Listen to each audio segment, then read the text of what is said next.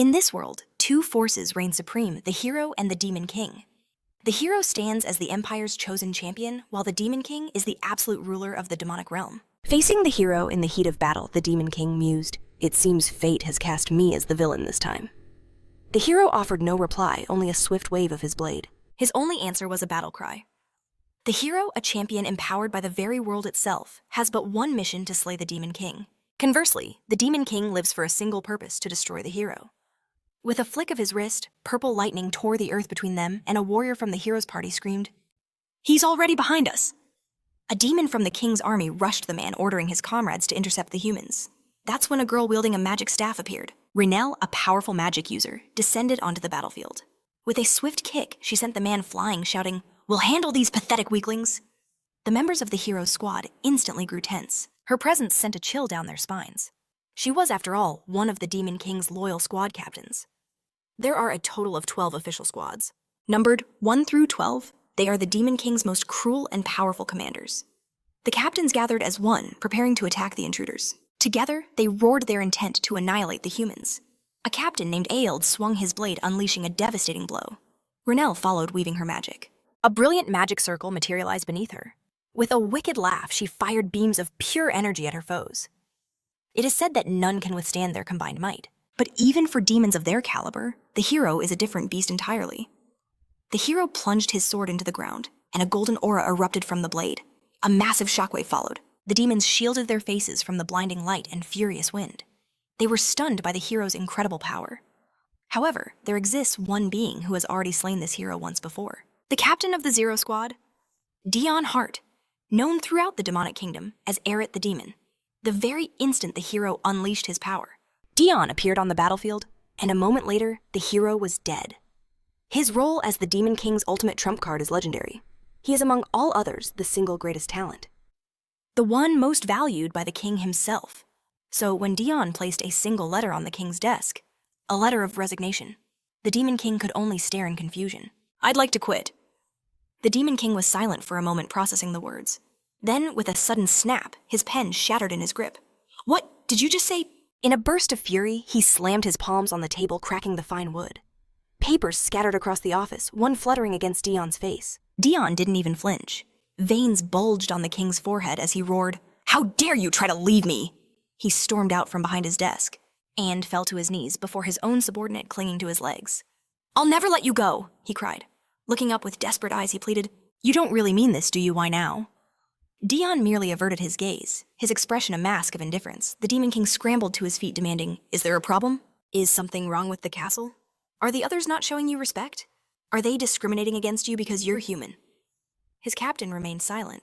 As silence stretched on, he frowned, thinking that was impossible. Erit the demon. His power is absolute, second to none, despite the fact that he is human. He wields a staggering level of strength that defies all logic. He is an object of worship, and fear the ultimate trump card in the king's hand. Who would possibly have the nerve to cross him? Dion finally spoke. "It's not that. My subordinates have done nothing wrong." The king relaxed slightly. "Then what is it?" he asked, peering into that unreadable face. He could never tell what was going on behind those eyes. "If you don't tell me, then Will you kill me?" Dion interrupted flatly. The Demon King froze. The words died in his throat. "What did you say?" He grabbed Dion by the shoulders, his voice shaking. "Of course not. I would never do that. I just need to know why. Why would you say that when you know how much I value you?" He began to shake him desperately. "Is it because I haven't sent you to the front lines? Is your body itching for a battle? I understand that urge, but you can't." "That's not it," Dion replied calmly. The king's panic only grew. "Then wait. Just calm down." Dion stated, his voice firm. The king instantly fell silent. But then his eyes widened in horror. Crimson trickled from his subordinate's nose. "You're bleeding again." Dion simply raised a hand to his face. "My apologies. I've dirtied the floor." The Demon King's concern exploded into a frantic roar. He screamed to the entire castle, "Doctor! Get the doctor in here now! Bring me the Zero Squad's physician!" What is he doing while his captain is in this state? Soon, Dion was seated on a sofa as Dr. Ben began his examination. The king paced back and forth, consumed by worry. Ben placed a hand on Dion's palm. A soft, magical light enveloped them. The king finally sat, demanding, "Well, how is he?" "As I suspected," Ben began. "These are the consequences of that battle. The wound he sustained fighting the hero." The Demon King cut him off, his voice laced with menace. I didn't summon you to hear things I already know. Find a way to cure him, now. If you fail, you know what will happen. Correct. Ben swallowed hard, a nervous sweat on his brow. Yes, my lord, I'll do everything I can.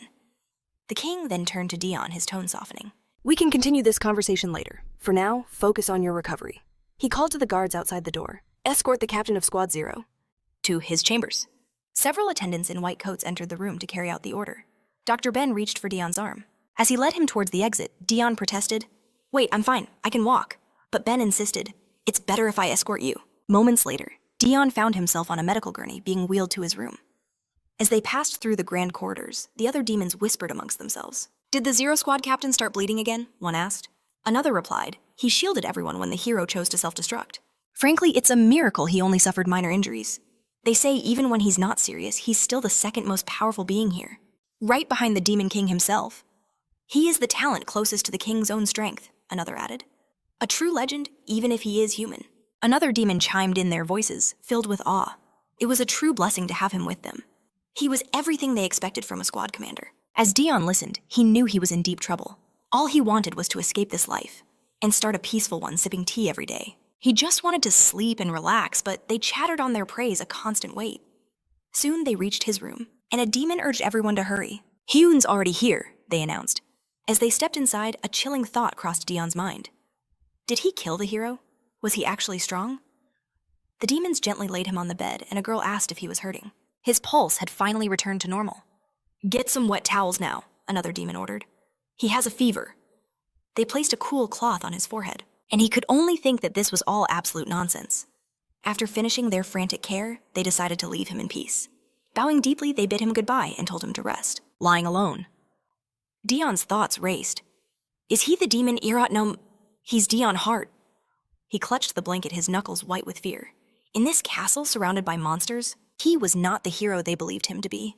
He was the weakest person here. A maid brought him a glass of water, saying she would take it back once he was done. He drank it down and handed the glass back with a word of thanks. But as he placed it on the tray, his fingers accidentally brushed against hers. She flinched away, causing the glass to tumble. She caught it just in time, apologizing profusely with a flustered look. But Dion remained silent. After a tense pause, he simply asked her to leave. She obeyed and headed for the door, a secret smile on her face. She was thrilled that their hands had touched. Dion waited for the door to close before letting out a heavy sigh. It seems like she hates me. It stung, thinking she was repulsed by his touch. In stark contrast, the Demon King's concern was overwhelming. He remembered another time he was sick. He'd left his room only to be found by the Demon King himself. Why are you wandering the halls? He boomed. When you haven't recovered? He ordered his subordinates to watch Dion constantly. Later, when Dion ate, the king saw his meager portion. How will you regain your strength eating only that? He demanded. With those words, he slammed a massive chicken onto the table. Dion could only protest that it was far too much. Every single time the king found him out of bed, he fretted endlessly, giving him no room to breathe. Sinking into his mattress, Dion sighed. The demons in this kingdom took everything to the absolute extreme. He was the only person in this realm born with a frail body, one that collapsed from the slightest stress. Yet he was mistaken for a legendary warrior. And because of that mistake, he was made commander of the Zero Squad, a direct subordinate of the fearsome Demon King. For now, he could blame his condition on the battle with the hero. But if anyone ever discovered the truth, that he was born weak, an image of the Demon King severing his head flashed in his mind. He shot up in bed with a strangled scream. Grabbing his neck drenched in a cold sweat, he was certain he was going to die. He couldn't stay here a moment longer. He pictured the other commanders and the king all laughing at him, treating him like a pathetic toy. He started biting his nails, his mind racing. He had to get out of this place as peacefully as possible, no matter what it took. He was determined to live a long, carefree life. The only way to do that was to flee the demonic realm. Suddenly, the chandelier above him swayed violently. His deputy, Ed, burst through the doors, his voice laced with concern. Dion, he called out. Surprised, Dion answered him, asking if he'd just returned from the human world. Ed strode to his bedside, confirming that he had. He then presented a small cube with a grin. I brought you something new, he said. It's called a mirror cube. Looking at that bright smile, Dion felt a rare moment of peace. Ed was one of the few demons he could relax around. He often visited the human world, bringing back strange trinkets to help Dion pass the time. His deputy handed him the cube. You can have some fun with this, he offered, but then stopped short. Wait, that's not what I came to say. Did you faint? He asked urgently. Dion looked at the cube, replying that he was fine now. Fine. What can we do to spare you from the consequences of that battle? Ed closed his eyes, his hand clenching into a fist as he cursed that hero. Dion thought to himself that they should probably just let him be reborn. But instead, he said he brought the trouble on himself. Ed's voice rose. Something is wrong. Weren't you the one who stopped the hero for all of us? Dion knew that wasn't true at all. Ed's face darkened with rage as he rubbed his chin. I'll find a way to cure you, he vowed, even if it means beating Ben senseless. Dion was speechless. What kind of nonsense was he spouting? Demons were truly terrifying creatures. After that, Ed wished him a good rest and left. Dion saw him off with a forced smile. When the door closed, he admitted to himself that no demon worried about him more than Ed. And for that, he could only be grateful. The Demon King cared too, though his methods were extreme. In fact, he had only survived this long thanks to the king's protection. Still, it was all too much. He just hoped no more misunderstandings would happen. Meanwhile, the king sat in his office holding a letter of resignation. He read the letter, recalling the unreadable expression on Dion's face. He couldn't ever tell what he was thinking. A smirk played on the king's lips. His actions can never be predicted, he mused. It had been that way since their very first meeting. He first laid eyes on Dion as he stood over the hero's lifeless body. The demons who witnessed it were in shock. Did he just kill the hero? One whispered.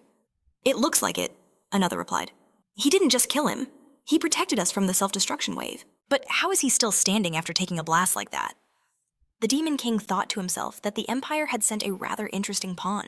He approached the lone figure and asked for his name. He had shown such incredible courage and loyalty, throwing himself into the heart of the battlefield for his empire. I can't believe they sent someone so useful to die here.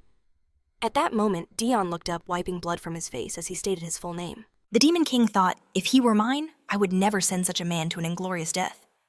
He extended a hand and asked with a charming smile, Would you like to join the army of the Demon King? Reflecting on the past, the king sighed. He's become far too free since joining us. It wasn't like he could just send him on any mission. Suddenly, his gaze fell upon an interesting document on his desk. He picked it up, his eyes scanning the text. A wicked smile spread across his face. He immediately summoned his subordinate. Announce a gathering of all detachment commanders, he ordered. Have her gather everyone right away. Obeyed and left. Gazing at the document, the king smiled, certain that Erit would be pleased. Meanwhile, Dion shivered under his blanket, a chill creeping over him, as if his name was being uttered in the shadows. Soon after he was summoned. Leaving his room, a wave of despair washed over him. A demon greeted him as Lord Erit, but quickly went silent, sensing the crushing aura around him. Dion stormed down the corridor, his fists clenched in fury. He couldn't believe it. His one chance for a real rest was shattered. The Demon King himself had told him to recover, and now out of nowhere, he calls a meeting of all commanders. He bit his lip, a dreadful thought striking him. Does this mean every living squad leader will be gathered in one place? The thought of facing them all at once was terrifying. Even low-level demons scared him to death. Was the king trying to get him killed? As he passed, demons whispered. One asked if he was feeling better. Another noted he looked furious about the sudden summons. Hearing them, Dion realized he had to control his expression. He took a deep breath, forcing his face into a mask of indifference. Conflict was not an option. In a real fight, he'd never win. A demoness soldier whispered, Is that the man from the rumors? It was her first time seeing him. What was his name again? The demon beside her chuckled, draping an arm over her shoulder. Newbie, you still don't know his name? Listen close. He spoke with reverence. He was there, the moment the hero fell. When the Demon King asked who he was, he turned slowly and declared himself.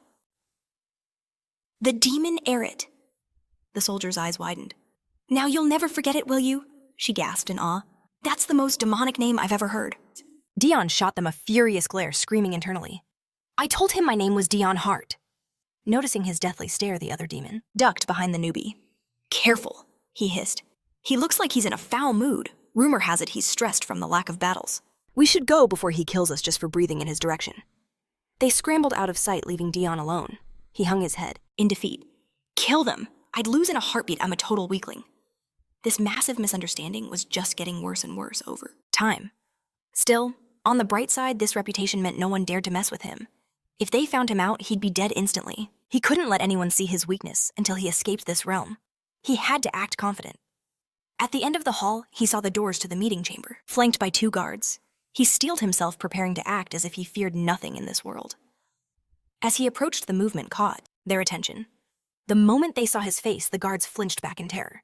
Dion maintained his cold, indifferent mask, thinking, I am Erit, commander of the Zero Squad. He stared down the guards. They greeted him with trembling voices, and he simply ordered them to open the doors. They swung wide, and Dion stepped inside. A voice announced, "And last but not least, the commander of the Zero Squad joins the meeting." Every eye in the room turned to him. The Demon King grinned. "You've come." Surrounded by so many overwhelmingly powerful demons, Dion's indifferent facade nearly cracked. He tensed up instantly. "What is this oppressive atmosphere?" Jar, commander of the first detachment, gestured. "Your seat is beside the king." Ale, another commander, sized him up. "He looks like a weakling," he thought. "I can't believe that's him. I'd love to test his strength." Velton, the 6th Squad commander, scoffed. "Did you think reaching your goal was an excuse to be late?" Adelia of the 4th Squad sat next to him and slammed her fist on his shoulder. "What the hell was that for?" he yelped. She replied coolly, "I'm sure he had his reasons." Renelle clenched her fists, glaring at Velton. "How dare that mountain of muscle disrespect Lord Erit?" Under their intense gazes, Dion nervously took his seat next to the king. "Why are there so many commanders here?" He panicked internally. "I'm terrified. I just want to go back to my room." The Demon King turned to him. "Are you feeling all right?" Dion managed a nod. "My apologies for being late." The king waved it off. "Don't be. It clearly wasn't intentional." Dion stayed silent. "Oh, but it was," he thought. "I didn't want to come here at all." A servant approached with a smile, holding a bottle. "For the commander of the Zero Squad." The servant placed a wine glass on the table and began to pour. Dion watched intently as the dark liquid filled the glass. Though his face was a stoic mask inside, he was ecstatic.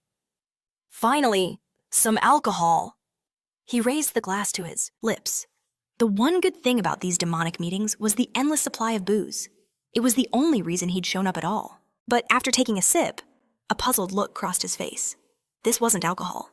In a firm, cold voice, he asked, "Is this grape juice?" Adelia flinched, looking at him with caution. The Demon King offered a strained smile. A heavy silence fell over the meeting hall, thick with tension. Dion set the glass down. His eyes drifted to another commander's drink. "The others seem to be drinking alcohol." His terrifying gaze swept across the room.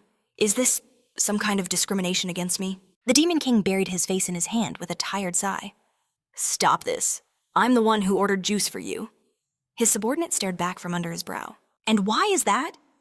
The king looked at him. "Do you truly not understand?" Internally, Dion screamed, "No, I don't. Is it because I'm human?" Suddenly, a horrifying thought struck him, making him shudder. Did he give me juice because he realizes how useless I am? Has he finally discovered the truth? In that case, was this meeting called to announce his execution? The Demon King smiled at him. "Before you get any angrier, listen. There's a reason I've gathered everyone." Dion froze. This is it, he thought. This is their plan. The king turned to the 6th Division's commander. "Velton, share the details from the documents I gave you." Velton nodded. "Of course. Despite the 12th Squad's efforts defending the settlement, the number of monsters has increased exponentially. At this rate, the unit can no longer hold them back. The line had broken. After demonic monsters ravaged half a small settlement, the survivors were evacuated behind the massive fortress walls of a city. But no one knew how long those walls would hold.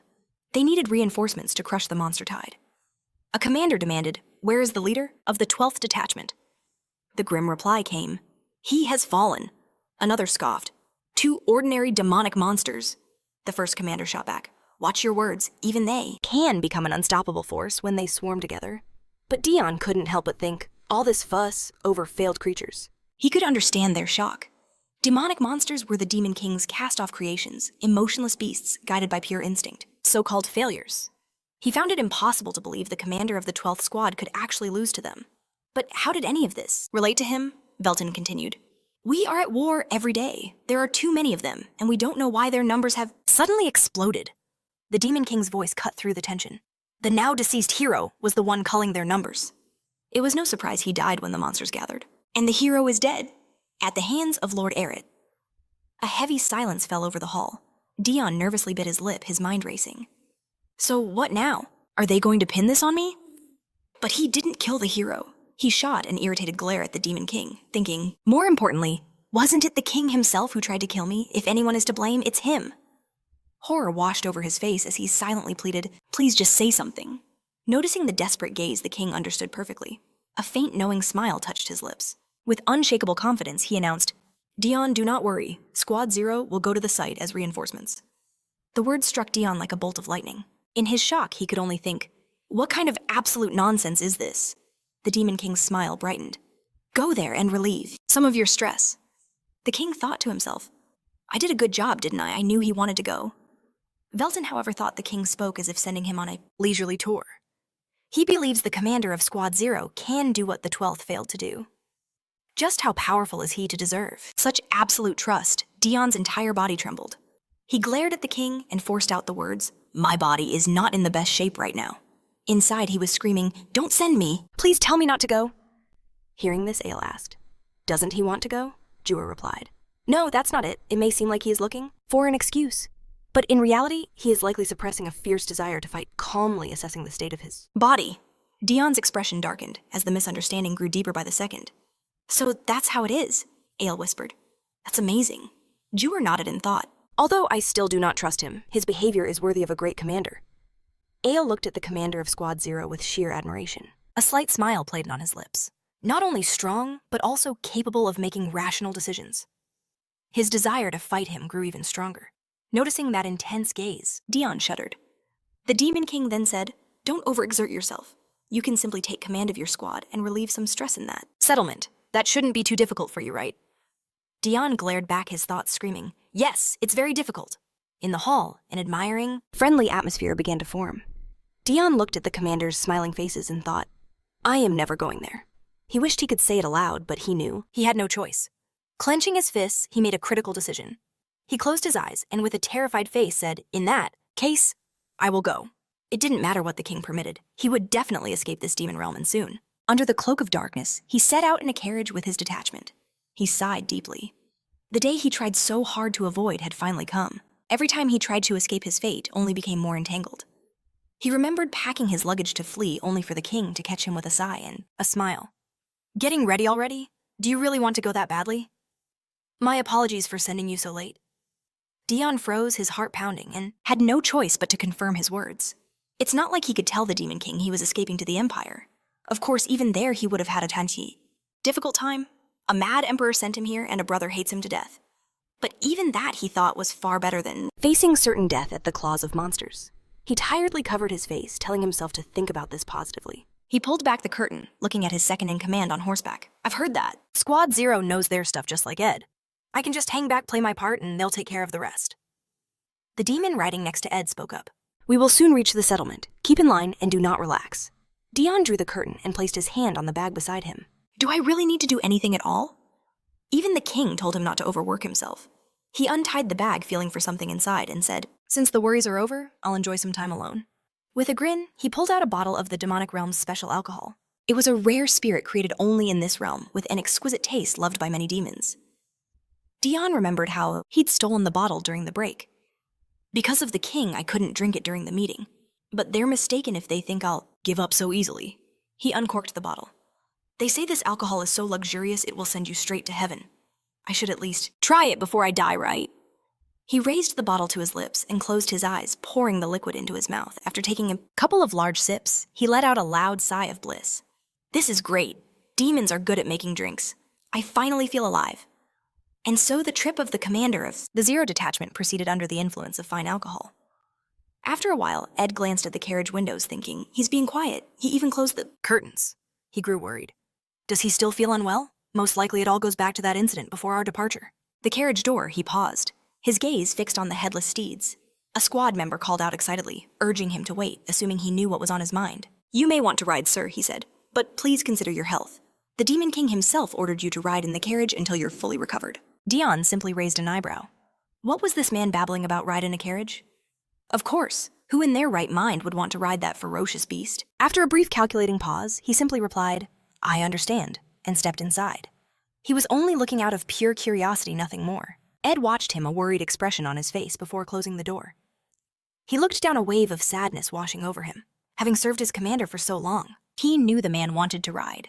He knew his commander suppressed so many of his own desires. He desperately wanted to tell him to just do as he pleased. But an order from this Demon King was absolute, and it was for Sir Erit's own good.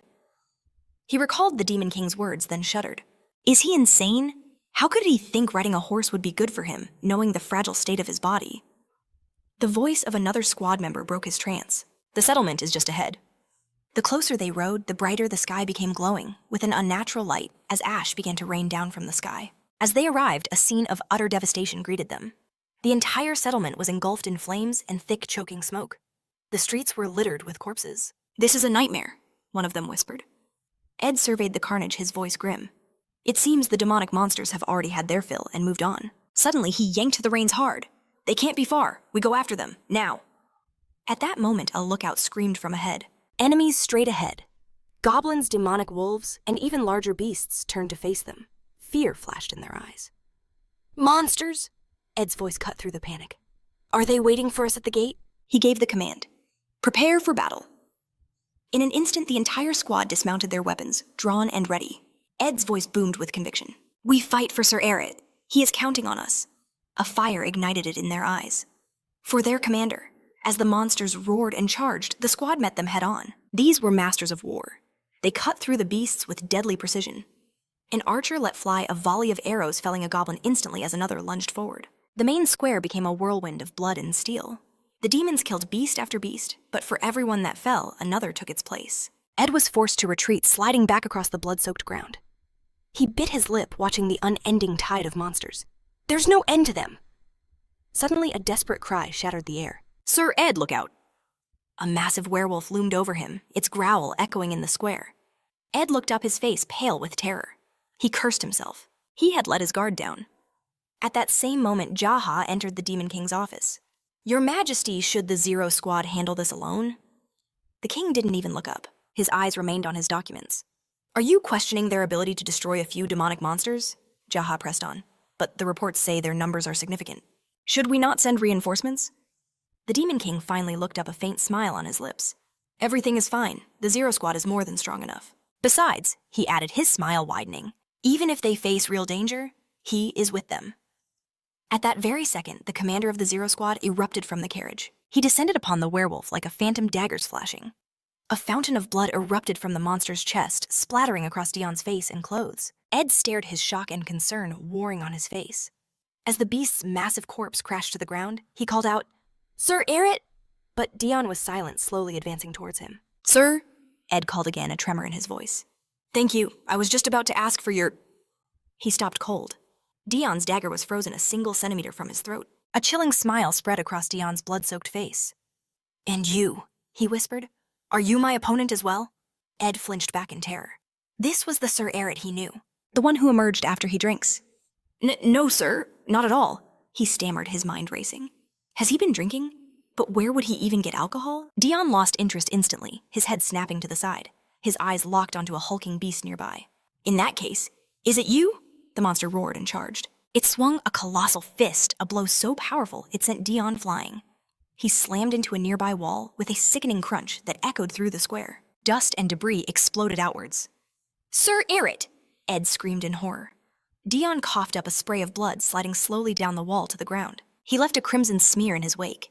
Yet despite the pain, a wide, predatory smile stretched across his lips. "So, you are the one," he rasped. In a blur, he was back on his feet. He became a maelstrom of flashing steel, his daggers weaving a deadly dance that left countless wounds on the monster.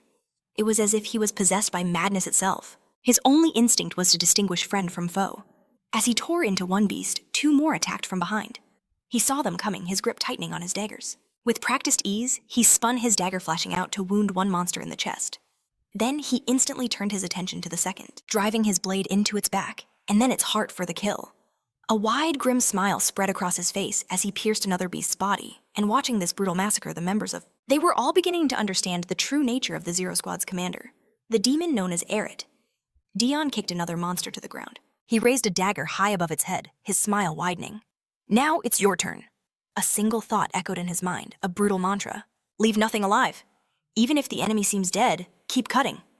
He plunged his dagger into the monster's corpse, the first blow, then the second, then the third. He had to carve fear into their very souls. Seeing this horrifying display, the other monsters began to falter, their courage finally breaking. They backed away in terror as Dion laughed, continuing to stab the corpse, its blood painting him in victory.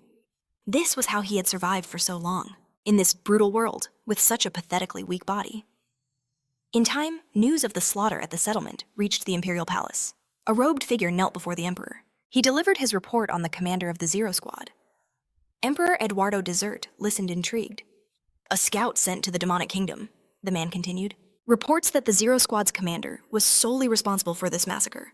According to the whispers, he displayed a level of strength and cruelty beyond belief. I have heard, Eduardo said, his voice thoughtful, that he is the Demon King's most valuable talent. The man bowed his head. Indeed, Your Majesty, the most valuable... The Emperor paused. Those words make me miss someone. To escape the demonic realm, they need a proper sacrifice. And he has the perfect candidate in his sights.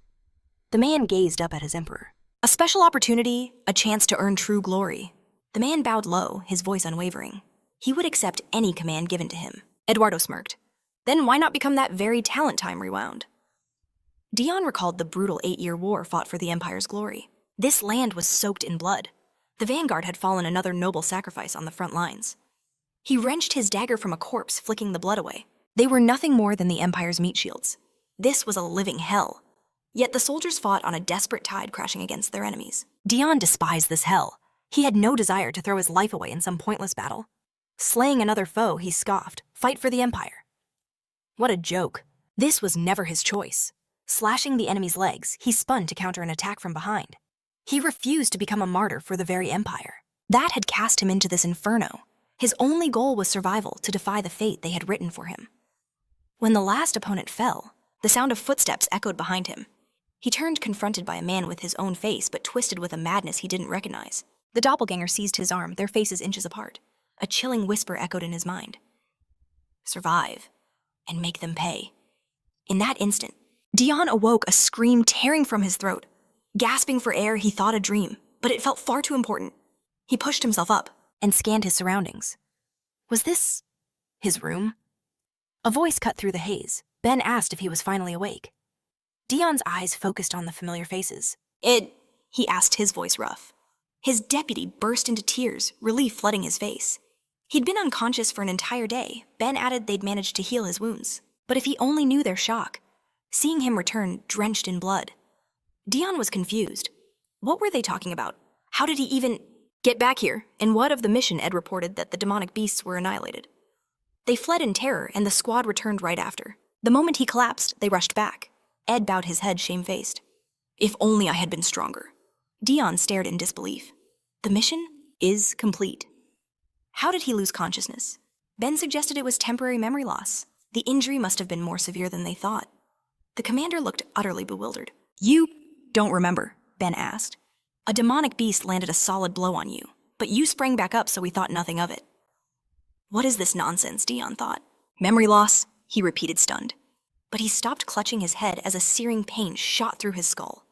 Flashes of the battle flooded his mind. He couldn't believe his own memories. What did this mean? His expression darkened. Was he just drunk and causing a scene? Maybe he passed out from drinking too much, not from some injury. Ben beamed with admiration. I heard Squad Zero completed the mission without a single casualty. And against so many monsters, it's legendary. Dion just smiled wryly. I didn't really do anything. Still so humble, Ben declared. Dion sighed internally. He literally hadn't done a thing. Did Ed and Squad Zero handle it all themselves? He apologized to his deputy. I just got in the way and caused trouble. Ed looked at him, completely baffled by his words. That's not true, Commander. You were a god on the battlefield. You personally slaughtered countless monsters on the front lines. You are the very ideal of a true commander, Ben chimed in. He's still underestimating himself. We know your power, but your body is weak from your battle with the hero. Ed nodded solemnly in agreement. Ben, dabbing his eyes with a handkerchief, pleaded with him to be more careful. Dion covered his face, mortified. What in the world are they talking about? How could he have possibly defeated those monsters? Ed looked crestfallen. I understand. You still can't fully trust us? He clenched his fist, his eyes burning with determination. It is because of you that we are alive. We will grow stronger. Commander strong enough for you to rely on us completely. Dion's stress levels skyrocketed. He felt like he was losing his mind. The pressure was suffocating. He doesn't have those kinds of abilities. He doesn't understand any of this. He just wants to get away. At that moment, the door slid open. The 3rd and 4th squad commanders entered his quarters. Adelia, with a hand over her chest, spoke with concern. We heard you had finally awoken. Ale glared at her. Keep your voice down, he snapped. The commander of Squad Zero is resting. You're much louder than I am, she shot back. Why did you even follow me? Did you want to play? Don't be ridiculous. I came to pay my respects. Dion stared at them, completely stunned. Why were they here? Since when were they on such close terms that they'd visit him? Then the 1st squad commander entered.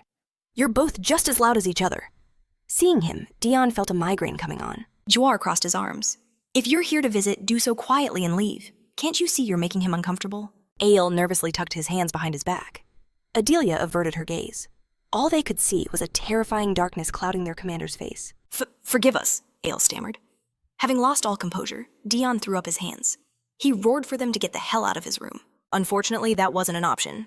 He shot them a venomous glare, thinking, how can I make them leave? Ael cursed internally. He must be sensitive to noise. After returning from a dangerous mission, he'd been too careless. War spoke calmly. I understand how you feel, but I must ask you to refrain from fighting. Within the walls of the Demon King's castle, we cannot kill each other here. Dion raised an eyebrow, a flicker of confusion in his eyes. He repeated the last words in his mind. Who could he possibly kill? That was laughable. He'd be lucky to land a single decent blow. If they discovered how weak he truly was, they'd show him no mercy. But then, a dangerous thought sparked in his mind. His head snapped towards the other commanders. Their nervous energy spiked under his sudden gaze. For the sake of his future survival, a wicked smile spread across his face. Perhaps it was time he taught them a little something about mercy. Even after they realized his weakness. But seeing that terrifying smile, Aziel declared that if he'd angered him, he begged for forgiveness. Dion's expression grew even more chilling. That's right, he hissed. I am angry. He knew he had to choose his words wisely, but his voice trembled. He couldn't afford to show weakness. His words sent a fresh wave of terror through the commanders. A heavy silence fell. Dion then suggested there was no need for violence just because he was upset. Sometimes showing mercy is not a weakness. He raised a single finger, asking if they truly understood the concept.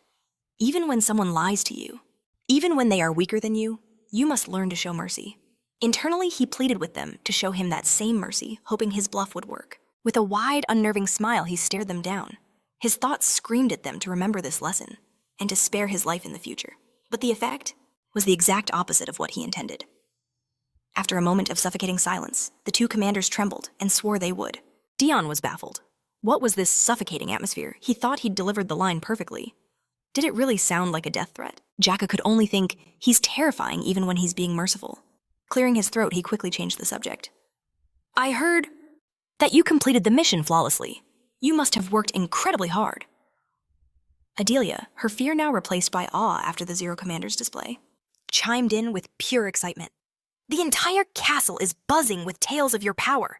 They say you single-handedly wiped out half the monsters. At this news, Dion's jaw went slack. They asked if he was all right. He slapped a hand over his mouth, confirming their story in a state of shock. Half of all the monsters? What kind of insane rumor is this? At this rate, he'd be taking credit for everyone else's achievements. He glanced at Ed with a guilty conscience, silently apologizing. But when he saw the man's face glowing with pure admiration, he was stunned. What is that expression? Azel then approached the bed, leaning in with a slight smile. I've also heard tales of your heroism, he said. I came to ask a favor. Dion instinctively recoiled. A favor? The conversation, he thought, was taking a very sinister turn. It is a simple thing, really, Asil continued. Once you have fully recovered, I would like to request a sparring match. A horrifying silence filled Dion's mind. This wasn't just a battle. This was a duel with the commander of the elite 3rd Division, the Demon King's personal shield. Sparring? With me? He asked, dumbfounded. Asil nodded eagerly. I hear nothing but praise for your unmatched brilliance. I wish for you to teach me a thing or two. Jaka's interest was piqued. Now this sounds entertaining. He mused that the Zero Squad commander had never sparred with anyone since taking his post. He too was eager to witness that legendary power. He wondered if the commander would accept. Adelia loved the idea. A wide grin spread across her face. The 4th Squad handles information right. I'll make sure to draw the biggest crowd possible. Azil clicked his tongue in annoyance. They can bring an army for all I care, as long as they don't get in the way. Dion tried to protest. Wait a minute. He had no desire for any sparring match, but looking at their excited faces, he knew he couldn't refuse. His nerves frayed as he thought, why are they deciding everything for me? This is insane. A single one of his blows would vaporize me into a million pieces. He grabbed his head in despair. I believe it would be quite difficult for me to accept, he managed to say. I haven't fully recovered from the battle. If I lose control, you could die. He trailed off, mumbling nonsense. What garbage am I even spewing? Asil's eyes narrowed, his expression turning sharp. Is he avoiding a fight? He thought. But why Dion saw the look in his eyes and knew his flimsy excuses wouldn't work. That gaze was full of suspicion. Suddenly, Jaka spoke up. This is incredible! Asil and Dion immediately turned to him. He raised a hand to his chin, deep in thought. Asil, he said, you were so confident even against the commander. Jaka had always wondered why the Zero Squad's leader never participated in duels, but now it all made perfect sense. He wasn't avoiding a fight. He was worried about his opponent's well-being. The two commanders stared at Jaka, utterly silent. Then they looked at each other. Dion pointed at himself with a questioning brow, and in that moment, realization dawned on Asil. "Is that true?" he exclaimed. Dion screamed internally. "What is true?" Jaka continued. "His refusal makes it even more clear. So little time has passed since his last great battle. It must be difficult for him to control his power." Asil finished the thought for him. "Once a spar begins, it will only end with someone's death." Realizing this, Asil clenched his fists. A nervous energy coursed through him. He had been confident in his own victory. But while he had the courage to challenge a fellow commander, he was never certain he would emerge alive. He looked at the Zero Commander's impossibly calm face. What is this insane resolve? This man is a legendary talent recognized by the Demon King himself. Asil bowed his head deeply. "As much as it pains me," he declared, "I cannot guarantee my own survival, nor am I ready to die here today. I do not have the resolve to face you in a battle to the death." He placed his hands behind his back and bowed again. "Though it wounds my pride, I am grateful for your consideration." Dion, completely stunned by this turn of events, could only think, did he actually accept my refusal? Jaka smiled, as expected of Sir Erit. So incredible. He made these hostile commanders yield to him with respect. Dion had no clue what had just transpired, only that he'd somehow dodged a fatal sparring match. But suddenly, Asil looked up, his eyes burning with a new fire. "I have not given up yet," he said with a grin. "When I have gained enough strength, and the confidence that I will not die, I will challenge you again." His intense gaze locked onto Dion for a few terrifying seconds. Dion's mind screamed at him, "Just give up already." But Asil was already surging with newfound energy. "This is magnificent," he roared. "I feel an unprecedented fighting spirit. I swear this vow to you, Sir Erit." Dion reached out a hand. "Wait, please listen to me." But Asil had already turned and left. With a final goodbye, he declared his training had begun. Jakar's words echoed in the room. When did he get so strong? Then the door slammed shut and he was gone. Dion's hand was still outstretched, grasping at empty air. The first squad commander watched him, a slow smirk forming. For so long, he had no fire. "But you finally lit a spark within him. This is good." Adelia simply commented on the noise. Dion's head sank in despair. "I'm going insane." He clutched his head, collapsing onto the bed. His deputy rushed to his side, catching him with a worried cry. Panic rose in his voice. His fever is spiking again. He looked to the commanders and pleaded for them to leave. "Sir Erit needs to rest." Jakar nodded in agreement. "I hope he recovers quickly." Adelia wished him a peaceful rest. Ben quickly brought Dion a glass of water. With trembling hands he took it and drank. A single desperate thought consumed his mind. How can I escape this demonic kingdom? Before leaving, Jakar turned back. "When you're recovered, could you spar with the third squad commander too? I'll be looking forward to it." With that final threat, he departed. Dion watched him go, then fell back onto the bed completely drained. "Sir Erit," Ben cried out in alarm. He covered him with a blanket. "Your heart! It's beating like a drum. Please calm down, sir." But Dion was silent. His mind was made up. He had to run. Time passed. He found a moment of peace outside, leaning against a pillar. He sighed. So exhausting. But I managed to get away. After that incident, a constant stream of visitors appeared. Ed arrived asking if he was ready to meet his squad. "They're all waiting for you, sir." Ben insisted that staying inside was no good. "To recover faster, you need light exercise." Even Ale, drenched in sweat from his own brutal training. And it came to see him. "Do you want to see the Zero Squad? I'll train harder to make it happen." "Just you wait." Their endless visits pushed his stress to the absolute limit. He finally snapped. "What do you all want from me?" he roared. He kicked a nearby rock with all his might. "Just leave me alone." The stone flew through the air and struck a nearby demon right in the head. A loud scream echoed. The demon and his friends spun around. Rubbing the new lump on his forehead, he snarled, "Who was that? What kind of freak did this?" But the moment he saw who threw it, his voice died in his throat. His face went pale with terror. Dion emerged from the shadows, his expression utterly blank. This is bad, he thought. Of all the heads to hit? He opened his mouth to apologize, but the demon beat him to it. "Sir, Erit," he stammered. He bowed frantically over and over. "We welcome the commander of the Zero Squad. We are so sorry for causing you concern." "Concern?" Dion asked, confused. He noticed a small incubus hiding behind them. "We were just teaching him some wisdom. He was blocking our path." "Being a lowly incubus, but it's all sorted out now. We won't bother you."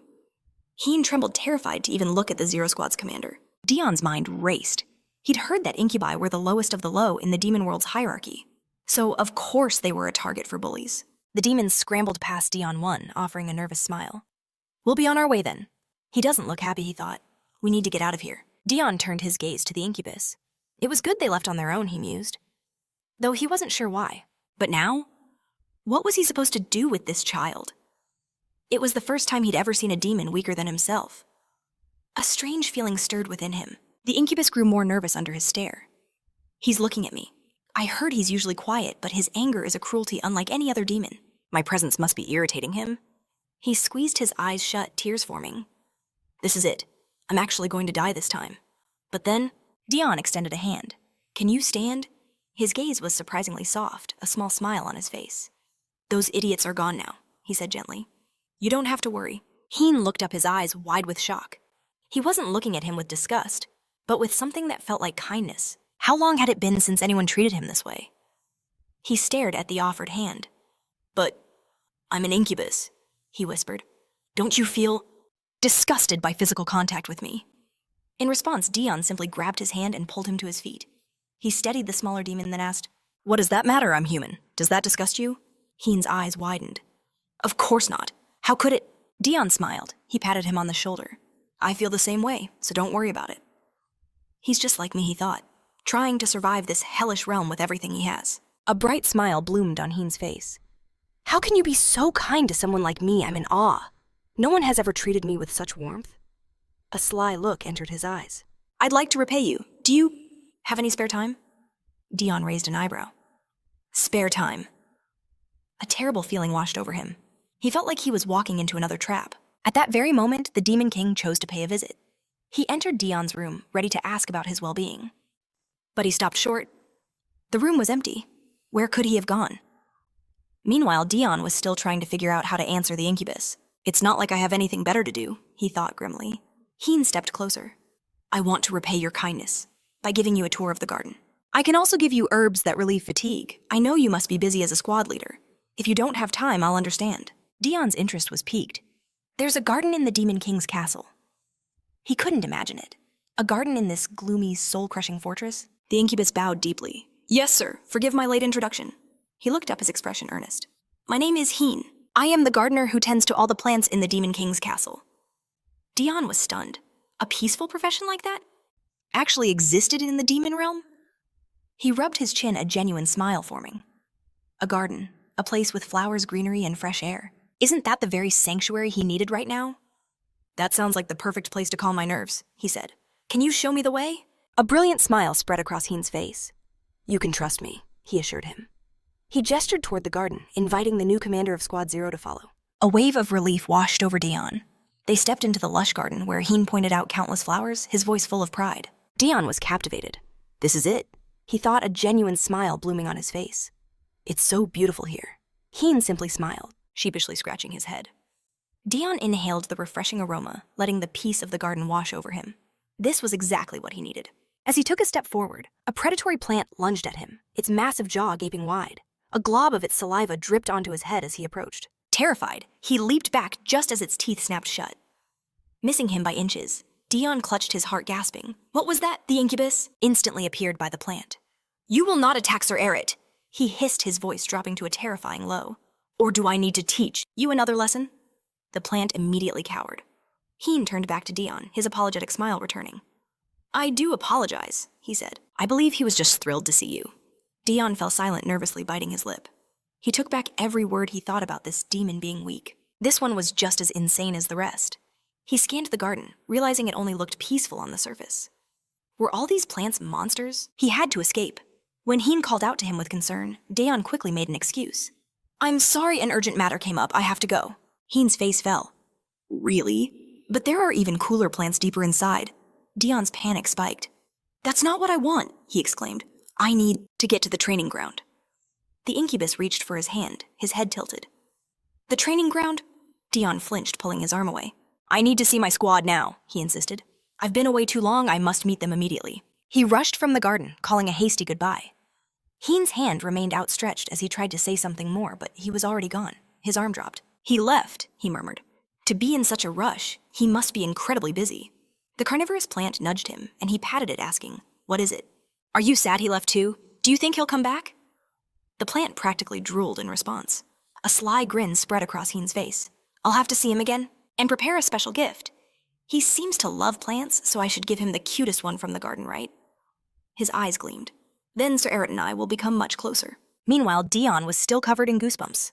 It was foolish to believe anyone in the Demon King's castle could possibly be normal. He ducked down a corridor heading for his room. It was the only place that felt safe from the dangers lurking everywhere. But then he stopped. Even though he'd used it as an excuse, he truly did need to see Squad Zero. He'd been avoiding them out of shame from his drunken rampage, but the meeting was something the Demon King and Ed kept insisting on. He recalled his deputy's words and clutched his chest. He couldn't just keep running. They were his squad fighting in his name.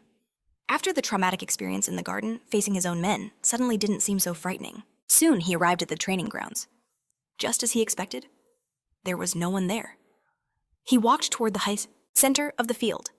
Well, I came like I was supposed to, he thought, so I can leave. But avoiding the problem wouldn't solve anything.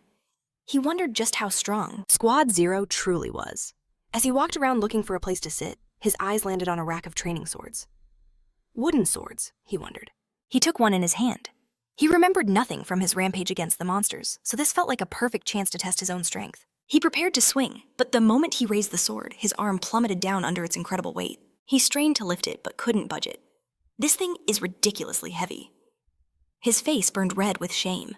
Seriously, he muttered with an awkward smile. He couldn't even lift a wooden sword, let alone a real one. He leaned the sword's tip on the floor, resting his hands on the hilt with an exhausted sigh. Cursing his own weakness, he resigned himself. I'll just have to get used to using a dagger. At that very moment, surprised gasps came from the entrance. Dion's head snapped up. At the doorway stood Squad Zero, staring at him with pure shock, their mouths hanging wide open. When did they get here? He panicked.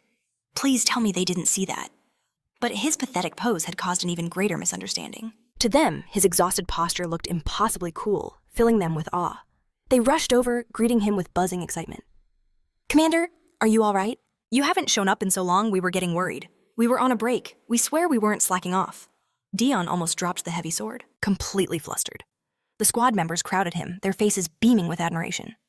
Commander, your performance during the last mission was legendary. What is wrong with them? He held his hands up, trying to quiet the endless stream of praise. Everyone calm down, he said. I'm fine, so just relax. As they settled, he heard them whispering amongst themselves. He still looks so tired, one said. He always says that, another replied. Dion frowned. What are they whispering about? One of the squad members then declared with tears in his eyes. He's definitely not okay. He pushed himself too hard for us last time. We will protect our commander, no matter what. Dion just stared back. Why are they all looking at me with such pity? Deciding to ignore it, he sighed. He just needed to finish this and leave. He turned away from them. I meant to come right after the mission, but due to certain circumstances I couldn't. I apologize. You all did well. A bit of encouragement should do, he thought. Then I can just watch them train. It was the classic tactic of a cool, aloof commander. He picked up the sword again, preparing to leave the platform. I just came to tell you all that. I'm sure you can manage just fine without me. But hidden within the ranks of Squad Zero was a stranger sent by the Emperor.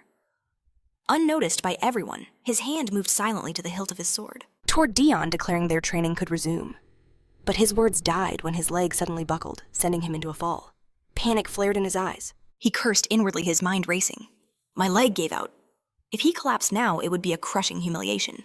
He had to do something fast. In a flash, he drove his sword into the ground, bracing himself. He dropped to one knee, settling into a perfect stable stance. In that same instant, a blade swung, with killing intent right where his head had been. But it sliced through empty air. Dion had been unbelievably lucky. That slip had just saved his life. The attacker froze in shock. How did you dodge that? He roared. Dion slowly turned a cold glare fixed on the man, which quickly melted into a look of pure dumbfounded confusion. His squad finally snapped out of their stupor. Commander, are you all right? One shouted. What kind of freak is this? What was happening, Dion wondered. Did this man just attack him? A jolt of fear shot through him. This was dangerous. He had to run. But as he turned to flee, his elbow accidentally slammed into the attacker's face with a sickening crack. The man went down hard, blood spraying from his mouth and nose. Dion himself was stunned by his own action. The man clutched his face, coughing violently. Dion stood frozen, watching in disbelief. Did I hit him? He thought. The man finally cleared his throat and spat. You're a freak. He lowered his hand, his face twisted in a sneer as he called Dion the demon Erit. But something about him seemed strange. He scanned Dion more closely, finding no demonic signs. He's really a man, he wondered. But how did he get inside the Demon King's castle? Members of Squad Zero swarmed around their commander. "Are you okay, sir?" The attacker cursed, realizing he was surrounded. Dion knew that if Squad Zero didn't recognize him, then he was an intruder. The man scrambled to get up, clutching his bleeding nose. "I have to escape," he thought, but suddenly froze. Dion stood over him, sword raised high. His gaze was steady cold and completely unreadable. The intruder cursed, his blood running cold. With a swift, decisive motion, Dion struck him on the head. "If I let him get away, he'll become a liability," he thought grimly. The man crumpled to the floor, unconscious. Dion tossed the wooden sword aside next to him. He silently stretched his wrists, and after a short pause turned to his subordinates. "Report what happened to the king, and lock him up." They obeyed instantly. He then turned and strode off the platform toward the exit. A demon from his squad sighed sadly. "Sir Erit must be so disappointed in us." Another demon agreed. "We allowed an intruder onto the training grounds, and our commander had to catch him himself." But another squad member was lost in thought. All his movements were so smooth and fast. Sir Erit dodged that attack with such unbelievable speed, and even launched a counterattack. He caught the intruder as he tried to escape and instantly seized control of the situation. The squad member tying up the intruder felt a wave of reverence. The status of the commander of Squad Zero was so immense. His presence alone outshone their entire squad. He clenched his fist, his lips pursed with determination. "I will train even harder, until I am recognized by him." But the commander's level was beyond all their expectations. "We aren't even worthy of his fingertips." With newfound resolve, he shouted to the others, "There's not a moment to lose. We all need to start training together right now. We will train until we become worthy comrades of Sir Erit, and no rest. Today, on..." Meanwhile, Dion was heading back to his room, nursing a bruised wrist. He flexed his hand a few times. "I guess I overdid it, with that wooden sword," he muttered. "Now my wrist hurts." He put his hands behind his head, humming to himself. "Well, that annoying task is finished. Time to get some rest." Time passed. Dion awoke from a deep sleep and sat up in bed. "I slept so well," he thought. "What time is it now?" Suddenly he heard the king's voice. "Did you sleep well? You must have been very tired." Dion looked toward the sound and saw him, sitting calmly in a chair, sipping tea with a faint smile. Dion stared, completely puzzled. After a long pause, he asked, "Am I dreaming?" The Demon King replied. "This is not a dream." His subordinate shot out of bed. "Your Majesty, what are you doing here?" The king placed his cup on the table and rose from his chair. "My apologies for disturbing your rest," he said smoothly.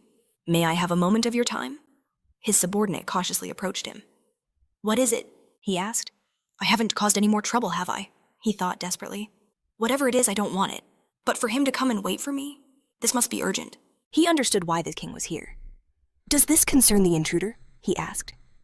The Demon King placed a hand on his shoulder and confirmed his guess. "Why don't you come with me first?" After that, they descended into the dungeons. The guards bowed as they passed.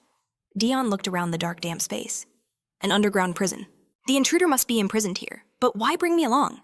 Did he say something strange about me, or is he really going to use him to set an example? The king ordered a guard to open the cell. She saluted and obeyed. The heavy door swung open, and Dion saw a man inside, completely covered in blood, his hands chained to a post. Hearing the sound, he looked up at them, with tired, defiant eyes gritting his teeth. They stepped inside. Looking at the prisoner, Dion thought, "This is terrible. What did they do to him?" That night, the Demon King crouched beside the man. Grabbing him by the hair, he pointed at him and told Erit, "Look at this freak. Doesn't he seem familiar to you?" The man wheezed in pain. "What do you mean?" Dion asked. The man screamed, finding a burst of strength. "Let me go. I'll finish you all." But the king ignored his words. His gaze locked on Dion. "He has the brute strength to defeat a demon despite being human," the king explained. "An ever-growing power. When it comes to him, the Demon King, after looking carefully at the man again, something clicked in Dion's mind. Is it possible, he thought, that this is a hero? A hero faced with death while fighting the Demon King can take two paths. Either they self-destruct, causing incredible damage to the Demon King, or they pay with their life to spread their power across the continent. This creates a hero fragment. Most heroes choose the second option, terrified that their powers will simply vanish. The Emperor then collects these fragments. People who keep fragments of a hero's power within themselves are also secretly called heroes. But officially, only those who have earned it through outstanding achievements receive the title. With such achievements came immortal fame. He frowned. Was this all just an abuse of the Empire's power? But the Demon King simply scoffed. He released the captured man, sneering that this wasn't even funny. To send a so-called hero to the demonic kingdom, it was more accurate to call him a disposable pawn. A hero candidate, not a true hero. Dion silently agreed. If this man was an officially recognized champion of the Empire, he wouldn't be this pathetically weak. Still, he was a hero, nonetheless. It would be a mistake to see him as a mere piece to be discarded. The Emperor wasn't that foolish. There had to be a hidden reason for sending him here. Something in Dion's demeanor shifted. He turned to His Majesty, who was casually dusting off his hands, and asked what was wrong. The king's gaze sharpened, surprised by the sheer determination burning in his subordinate's eyes as he stared at the prisoner. Dion requested permission to speak with the man alone. He strode past the king, tapping him on the shoulder, and promising to wait outside the cell. His Majesty agreed, noting his subordinate's haste. Dion's mind raced. There was no message. The target was only him. So what was the real mission? The captive glared up at him with pure hatred, snarling his real name. Dion, he spat. You damn traitor. The name echoed in the cell, and Dion's eyes widened in surprise. The man raged, claiming Dion had earned the Emperor's trust only to betray everything and join the demons. He thought that at the very least. But Dion cut him off. Covering his face with his palm, he erupted into loud, manic laughter. He never imagined the Emperor would deliver a message this way. The prisoner was stunned into silence. Still wiping tears from his eyes, Dion asked, So you're supposed to be my bargaining chip then? Lies, the hero candidate screamed. My mission is sacred. I am to eliminate the traitor to His Imperial Majesty. Dion sat down across from him, his laughter fading. No, that's not it, he said calmly. And the proof is that you call me a traitor. He extended a hand. What great sin did you commit? To be thrown away like this? The man flinched, his bravado crumbling. What are you talking about? Dion placed his hands on the prisoner's trembling shoulders, his voice a low whisper. His Majesty knows everything. The man clenched his teeth, trying to speak, but Dion leaned in closer, his words slithering into his ear. I know exactly why you were sent to the demon realm, and I know your true purpose. He pulled back with a chilling smile. Something you don't even know yourself. The horrifying truth began to dawn on the man's face. Dion pressed on. Why would His Majesty send you into the heart of enemy territory, just to eliminate one traitor? The man's entire body shook. He lowered his head in despair. He really abandoned me, he whispered in disbelief. Dion stood and walked to the exit. With a final wave, he said, You have time to think about it before you die. He left the cell, the sound of furious screams echoing behind him. The prisoner was cursing the Emperor, roaring that he would never forgive him, that he would kill him. Such superficial devotion, Dion thought. A complete waste of his time. As he emerged, the Demon King asked, Are you finished, judging by the look on his face? His curiosity had been satisfied. So what do we do with this scumbag? Can we use him somehow? Dion approached his reply cold and simple. The decision is yours, Your Majesty, but I believe it's best to just kill him. The king's eyes narrowed slightly. Is that your final answer? Well, no matter. He smirked. I'll figure it out.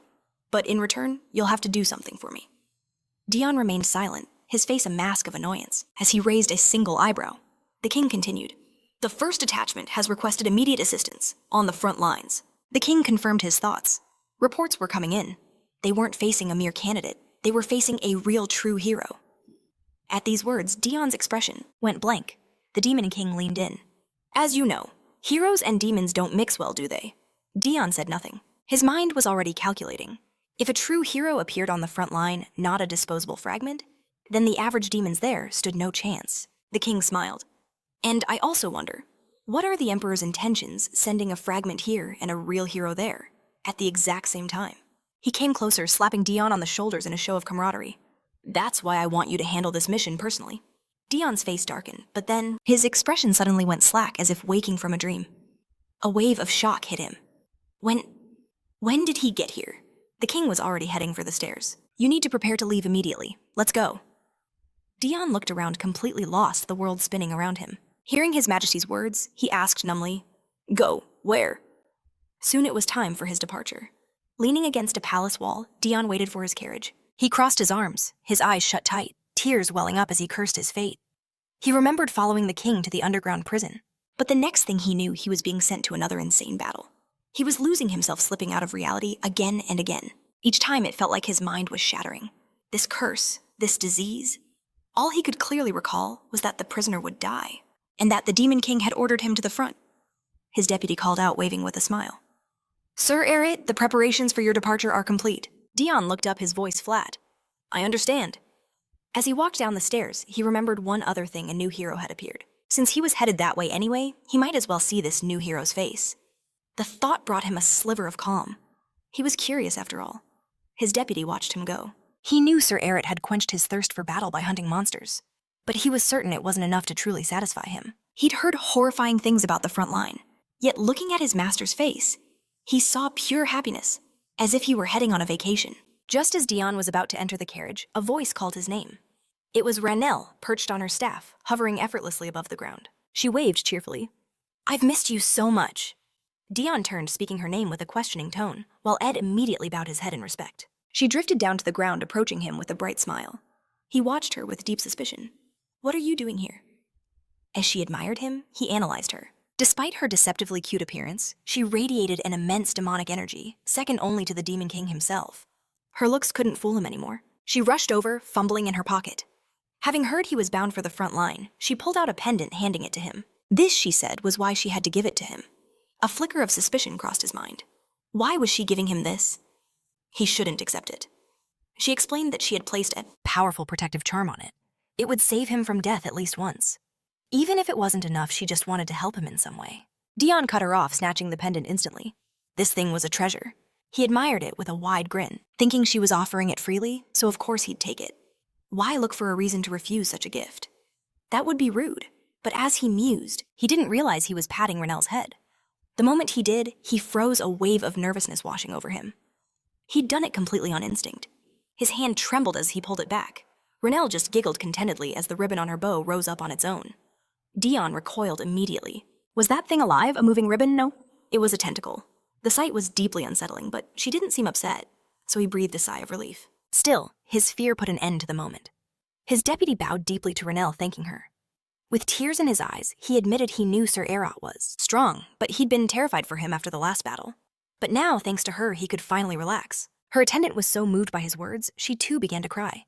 She gushed about how deeply he must care for his master. Sir Erit had a truly wonderful lieutenant, and she hoped he would continue to serve Sir Erit with that same unwavering loyalty. He clenched his fists, a confident smile on his face, promising she could count on him. Watching them, Dion's expression darkened. He turned to the carriage, telling them to do as they pleased. His lieutenant Ed called out in distress, begging to accompany him on the mission, but his commander refused, ordering him to stay and enjoy himself with her. Dion climbed into the carriage, settling in comfortably. He rested his head on his hand, gazing out the window, lost in thought about the consequences he now faced for killing the hero. As the carriage departed, Ranelle wished him a safe journey. He thought back, needing to clarify the memory. He hadn't stopped the hero from exploding, nor had he absorbed the energy From that self-destruction. Back then, he was just an ordinary companion to the hero.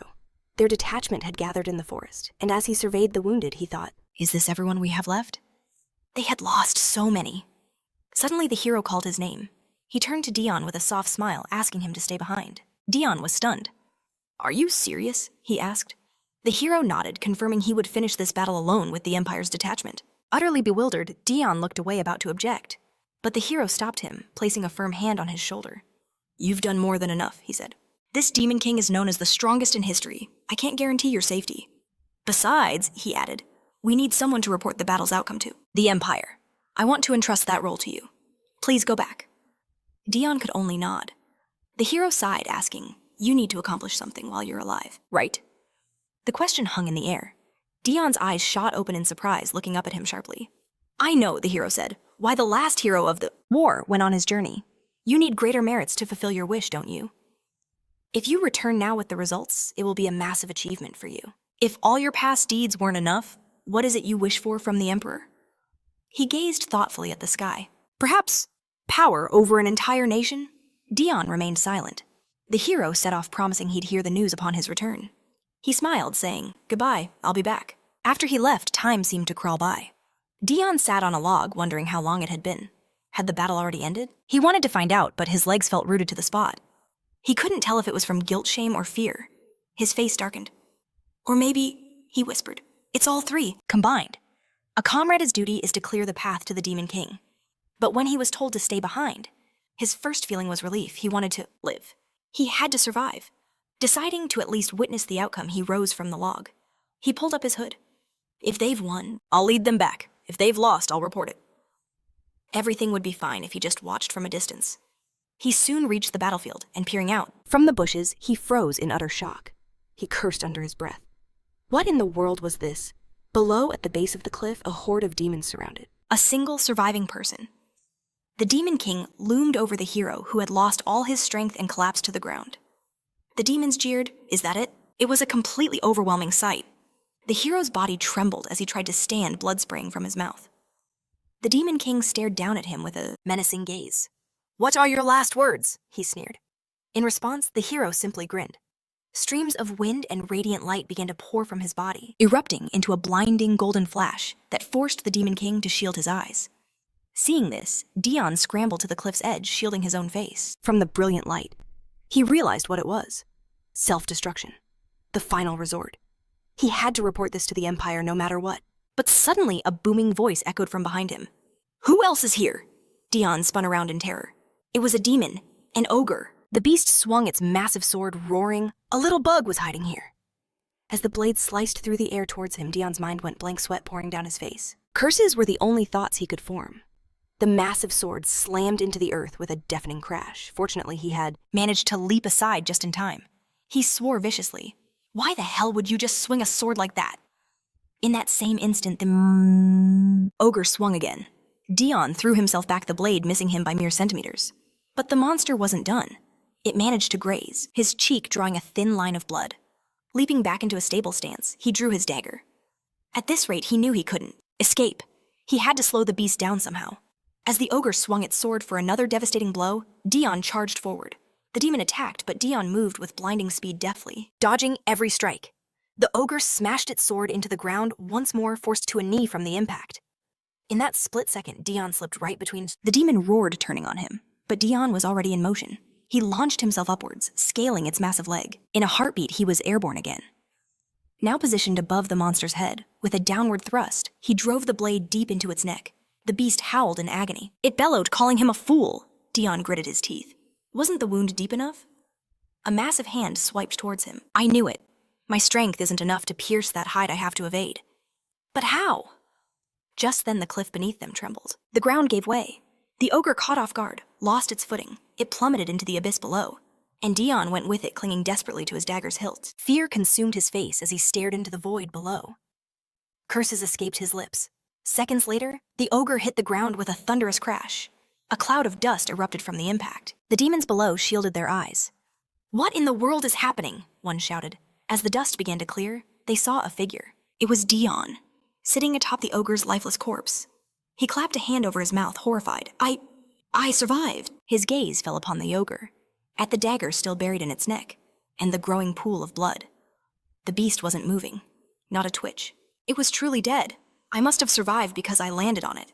Using my weight, I might have driven the blade deeper." But that's not important right now. I fell from the cliff, which means I'm right in the middle of the enemy camp. That chilling realization hit him. He whipped his head around, only to meet the stunned gazes of countless demons. One of them cried out in disbelief. That was the commander of the 7th Detachment. Who is that human? How is he so strong? Dion's mind reeled in shock. The commander, the 7th Squad's commander.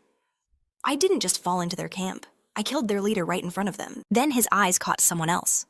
A demon that stood apart from the crowd. He watched Dion with a cold, displeased stare. His arms were crossed, radiating power. Is that the Demon King? That look, he could kill me with a single glance. Suddenly a voice cut through the tension. A weak cough and then his name. Dion spun around. It was the hero. "What are you doing here?" he asked. "I was about to self-destruct. Why did you come back? Why did you—" Dion leaped from the corpse and rushed to his side. "Forgive me. I only wanted to fulfill my duty." The hero placed a heavy hand on his shoulder. His head hung low. "I had hoped that you at least would make it out alive." Dion noticed the brilliant aura around the hero had vanished. Did he stop the self-destruction? Tears welled in the hero's eyes. The world sees a legend, but he's just a kind, loyal man. If only a man like him could be the next hero. With his final ounce of strength, he looked to the heavens. "World, are you watching? This is my final request. Let this man live." He grabbed Dion's shoulders with both hands. A new light began to radiate from his body, different from the light of destruction. He pressed his palms together, pleading once more. "World, allow him to inherit even a fragment of my power." Golden radiance poured from the hero. flowing like a river into Dion's body. It gathered in his chest. He looked down astonished. As the light erupted into a blinding flash, the Demon King shielded his eyes. This light, it's not self-destruction. Is the hero trying to pass on his power? But that's impossible. How can this be happening? Soon the flash faded. The light subsided. The hero's lifeless body slumped against Dion. He looked down at the fallen warrior.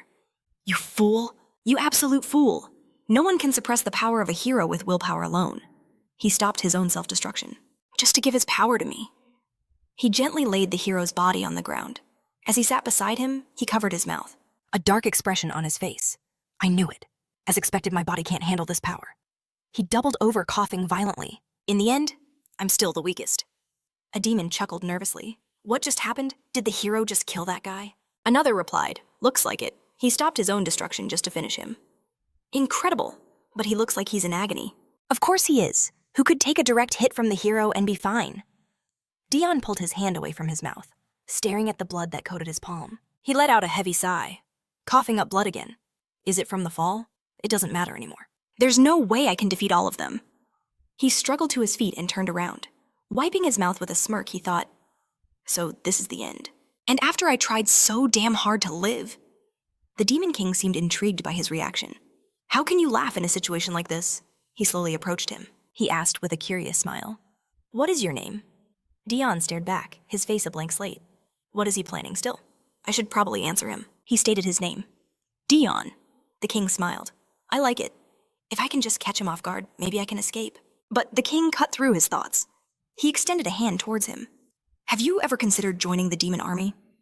At first, Dion didn't even register the words. His mind blankly agreed. And then it hit him. He looked up in utter shock. What does he want from me? The Demon King continued. Don't worry about the war between our races. Once humanity sees what's happening here, they won't even dream of fighting back. Dion glanced at the dead commander, then at the hero's lifeless body. He covered his mouth, a new wave of shock washing over him. All I wanted was to survive. But I never imagined it would be like this. Now remembering that day, a wry smile crossed his face. He stared out the window. Everything started on that day. Everyone in the Demon King's castle, even the king himself, has a ridiculously inflated view of my power. They really need to tone it down. It's gotten so out of hand. I'm genuinely worried about my future. The carriage door opened. We're here. They had arrived. The carriage halted at the border, between the human and demon realms. A sprawling camp was set up. This was the front line. In the endless war between the demon realm and the Empire, a new force arrived, led by the commander of the first detachment. Stepping from his carriage, Dion thought he had finally arrived. Jakar, looking worn and battered, reached out his hand, declaring he'd been waiting. Dion took one look at Jakar's condition and knew. The situation here was beyond dire. As their hands met, he thought he should refuse this madness. But refusal meant death. He had to agree. From the very beginning, he never had a choice. He glanced away with a cruel grin, thinking how twisted his life had become. Seeing that smirk, Jakar smiled, believing his expression had softened the moment he was free from the Demon King's castle. Jakar was sure he was eager for battle. He apologized to the commander of Squad Zero, knowing this might be a disappointment. But they were in a temporary lull. With no telling when the fighting would resume, he could use this time to prepare and advance. The grin on Dion's face vanished. His mind raced. What was he talking about? Prepare for what? Are you referring to the squad? He asked. Jakar confirmed it, but his eyes were fixed on Dion. He wanted him to join the fray the instant the Empire's forces appeared. The words struck Dion with sheer terror. He wants me to fight. Meanwhile, at the forefront of the human world inside the Empire's barracks, a hero named Cruel questioned his men. You're saying the commander of the Zero Squad is here? A soldier confirmed it, adding that their intelligence was certain. The commander was taking the field. The Demon King's army had been in high spirits since yesterday. He tried to report on the Empire's reaction, but Cruel cut him off. That was enough. He wearily covered his face, sighing heavily. This was a massive headache. Why had that notorious monster come to the front lines? The commander of the Zero Squad, the Demon King's Joker, a being said to be even more exceptional than the first squad's commander, the one who was supposed to be the strongest of all 12. A nearby officer asked nervously what they should do. Against such a foe, victory was not guaranteed. Kroll fell silent, deep in thought. After a moment, he gave the order. We will send an assassin. The commander was stunned. An assassin? For the commander of the Zero Squad, he'll never succeed. Cruel calmly replied that if the commander truly existed, this was their only move. He'd heard unbelievable rumors, but none had ever been confirmed. Perhaps the commander's very existence. was nothing more than an illusion, a phantom created by the Demon King to raise morale. If one assassin could expose that truth, it would be a monumental victory. Their priority was simple: get information on the Zero Squad's commander. At the same time, Ed was preparing Dion for battle, wrapping his hands in bandages. Dion's leg twitched nervously. He pressed his lips together, wondering if he really had to do this. He never wanted to be the Zero Squad's commander. In fact, the misunderstanding was useful. Everyone was mistaken about his power, so they kept their distance. But today he felt utterly trapped by his own reputation. His deputy Ed asked if he was all right. His shaking was making it hard to apply the bandages. Dion forced a nervous smile. "Everything's fine." Ed accepted it, saying he would continue. As he resumed his work, Dion spoke again.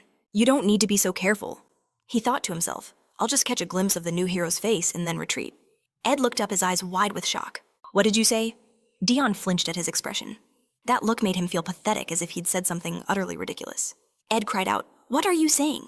"We don't know when the battle will begin," Dion quietly agreed. Ed continued, his voice filled with worry. "The human world is right before us. The sun will rise soon." Because of that, he had to wrap the bandages much more carefully. Calming slightly, Ed sighed. "You truly don't take care of yourself." "You have no idea how much I worry about you." Dion thought, he cares that much. He just couldn't understand why Ed continued to follow him, without a single complaint. He raised a hand to his chin, wondering what was so appealing about him. He vomits blood feints at the drop of a hat, and burns under the open sun. A useless weakling. The thought depressed him. Why was Ed still his deputy? Was he not a demon, but an angel? As Ed finished the bandages, Dion imagined him with snow-white wings. But Ed shattered that illusion with a bright smile. "Now, we can wipe those humans off the face of the earth without any trouble." Dion's thought was blunt. Definitely not an angel. Ed chirped happily. This cloth was specially crafted by the Demon King with magic. You can fight to your heart's content. It will reflect the sun and keep your body temperature stable. After wrapping Dion's entire face, he added, "And as long as the fabric is intact, it can be reused." Dion sighed. He'd heard this all before. The Demon King even cast a spell so his eyes, nose, and mouth would show through the cloth. He never got tired of boasting about his creations. Ed draped a cloak over him. "Seeing how freely you use your magic, His Majesty must value you greatly. He even enchanted this to keep your vision clear." Dion thought just because the Demon King is overflowing with magic, he uses it on everything. Magic disrupts the world's order. Demonic energy spent on it cannot be recovered. They even say the more energy a demon expends, the faster a hero appears. He pulled up his hood. If he's using this much magic, he mused, he must be confident he can defeat the hero. Not that it was any of his business. Ed announced that he was finished. Dion adjusted his sleeves. So annoying, he thought, but so convenient. His expression darkened. Life was pure agony. Ed, however, was beaming. "As long as we have Squad Zero and you, Commander, I don't think we have anything to worry about. Ever since that fragment invaded the training grounds, everyone in the squad has been training like men possessed." Dion gave a slight empty smile. He had no one else to rely on. "Let them take care of me," he thought. He announced, "I'm going to check on the 9th Squad Commander's corpse and scout the area." Ed looked surprised. "Wouldn't it be better to conserve your energy before the battle?" Dion replied with false confidence. "I'm already strong enough." Ed just watched him go with admiration. Filled with admiration, Sir Erit was a man of pure passion. Pushing the tent flap aside, Dion knew it was just an excuse. His real plan was to find a good hiding spot. But the moment he stepped outside, every demon in the camp froze. His mind raced. Why are there so many of them here? Their voices filled with awe. "It's really him, the commander of the Zero Detachment."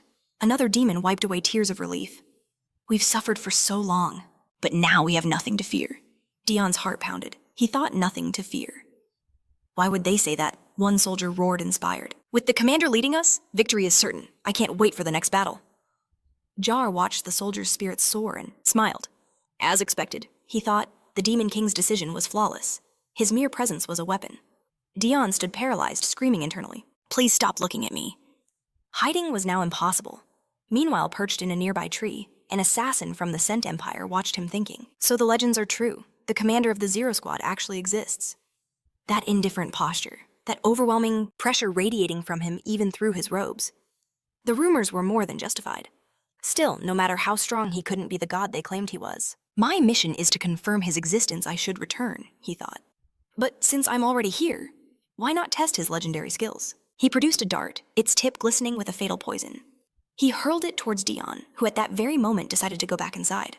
It seemed he'd seen it coming. Just as the dart closed in, Dion stumbled narrowly, avoiding the projectile as it whistled past. The assassin's eyes widened. He dodged it! Dion turned his head in the assassin's direction, a dangerous glint in his eyes. The killer froze.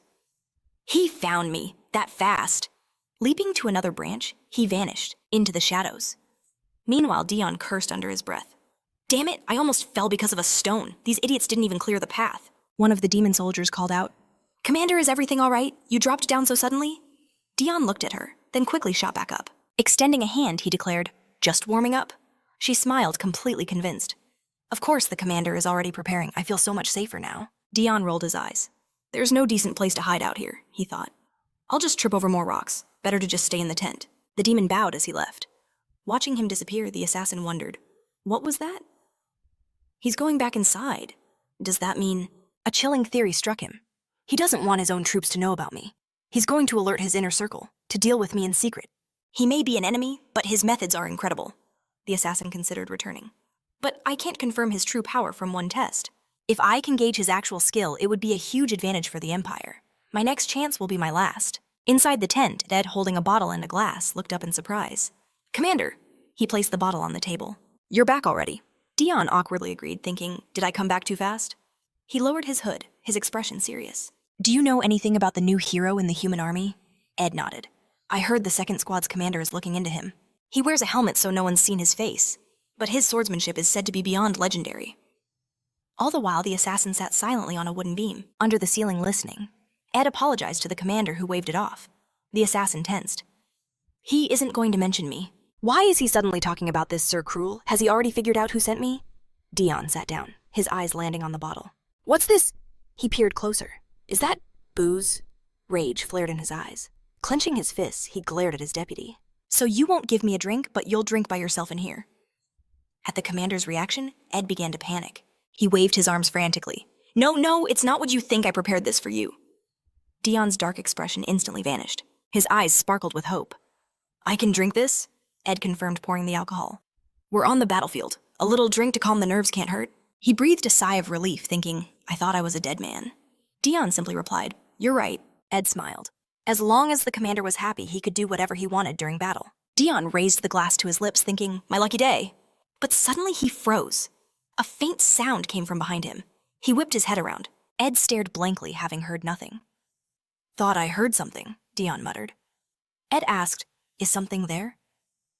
In that moment, neither of them saw a tiny object plop into the glass. The color of the alcohol shifted slightly as Dion told his deputy it was nothing. The assassin watched the glass, a smirk on his face. Fool, distracted by the stone I threw. He hadn't noticed the poison being slipped into his drink, a lethal concoction that would bring death in a single sip. Dion raised the glass again, thinking, did I just imagine it? The poisoned liquid was just about to touch his lips. The assassin's heart raced. This is it, the end of the Zero Squad's commander. But just as he was about to die, Dion's hand stopped. He noticed something. Seeing his commander's grim face, Ed grew worried. Is something wrong? In the next instant, Dion hurled the glass to the side, shattering it against the floor. Fear gripped the assassin's heart. He finally understood how terrifying the commander truly was. With a horrifying expression, Dion declared, A pest is hiding among us. Ed spun around in shock, staring at his commander's empty hand. He was baffled. Why did he throw the glass? The truth was, Dion had just been trying to wave away an annoying fly right as he was about to drink. The fly kept buzzing around his face, and it was starting to really get on his nerves. He tried to swat it away, but he accidentally swung the arm holding the glass too hard and let go. He stared in surprise at the broken shards on the floor, realizing what he'd just done. How could this have happened? He glanced at Ed nervously, insisting it wasn't on purpose. But his subordinate's eyes were glued to the shards and the spreading puddle on the floor. From that single gaze, Dion knew something was terribly wrong. He looked again just in time to see poisonous fumes rising from the spill. Ed bit his lip, his voice thick with rage. It's poison! So that was it, Dion thought. His drink had been poisoned. His deputy spun around, his gaze piercing the space above. But the assassin was already gone. Even so, he knew an outsider had been here and immediately reported the intrusion. The assassin, meanwhile, was already fleeing back to his camp. He had already crossed the border, deftly leaping through the trees. He had to report this to the Empire, or better yet, to Cruel himself as soon as possible. The rumors about the Zero Squad's commander were no exaggeration. That man's power had to be accounted for. Pushing off from another branch, he thought with a grimace, he's incredibly dangerous. Jakar soon learned of the incident and gathered the demons. He declared that someone had dared to infiltrate their territory, their target. The commander of the Zero Squad. A wave of unease spread through the demons. They tried to kill the commander, but how did they even get in here? Besides the commander, no one had sensed a thing. Jakar's voice boomed. Punishment for this failure will come later. For now, sweep the entire territory. Make sure not a single enemy remains. They immediately obeyed, scattering throughout the camp. Dion, standing just behind him, watched them go with a look of pure annoyance. He was sweating, realizing just how close he'd come to death. Ed approached, bowing his head in shame. My deepest apologies, he said, his voice laced with guilt. Because of my carelessness, I failed to notice the intruder until it was too late. Dion simply replied, I never thought anyone could get past you. It just shows how skilled that assassin truly was. He sighed. I should quit being the Zero Squad's commander. Because of this mess, even those idiots from the Empire think they can take me out. And thanks to that killer, I couldn't even enjoy my drink. His gaze drifted to a nearby demon, who was holding a fresh bottle of alcohol. Dion called out to Ed, who bowed his head again, ready to accept any punishment. But Dion wasn't interested in that.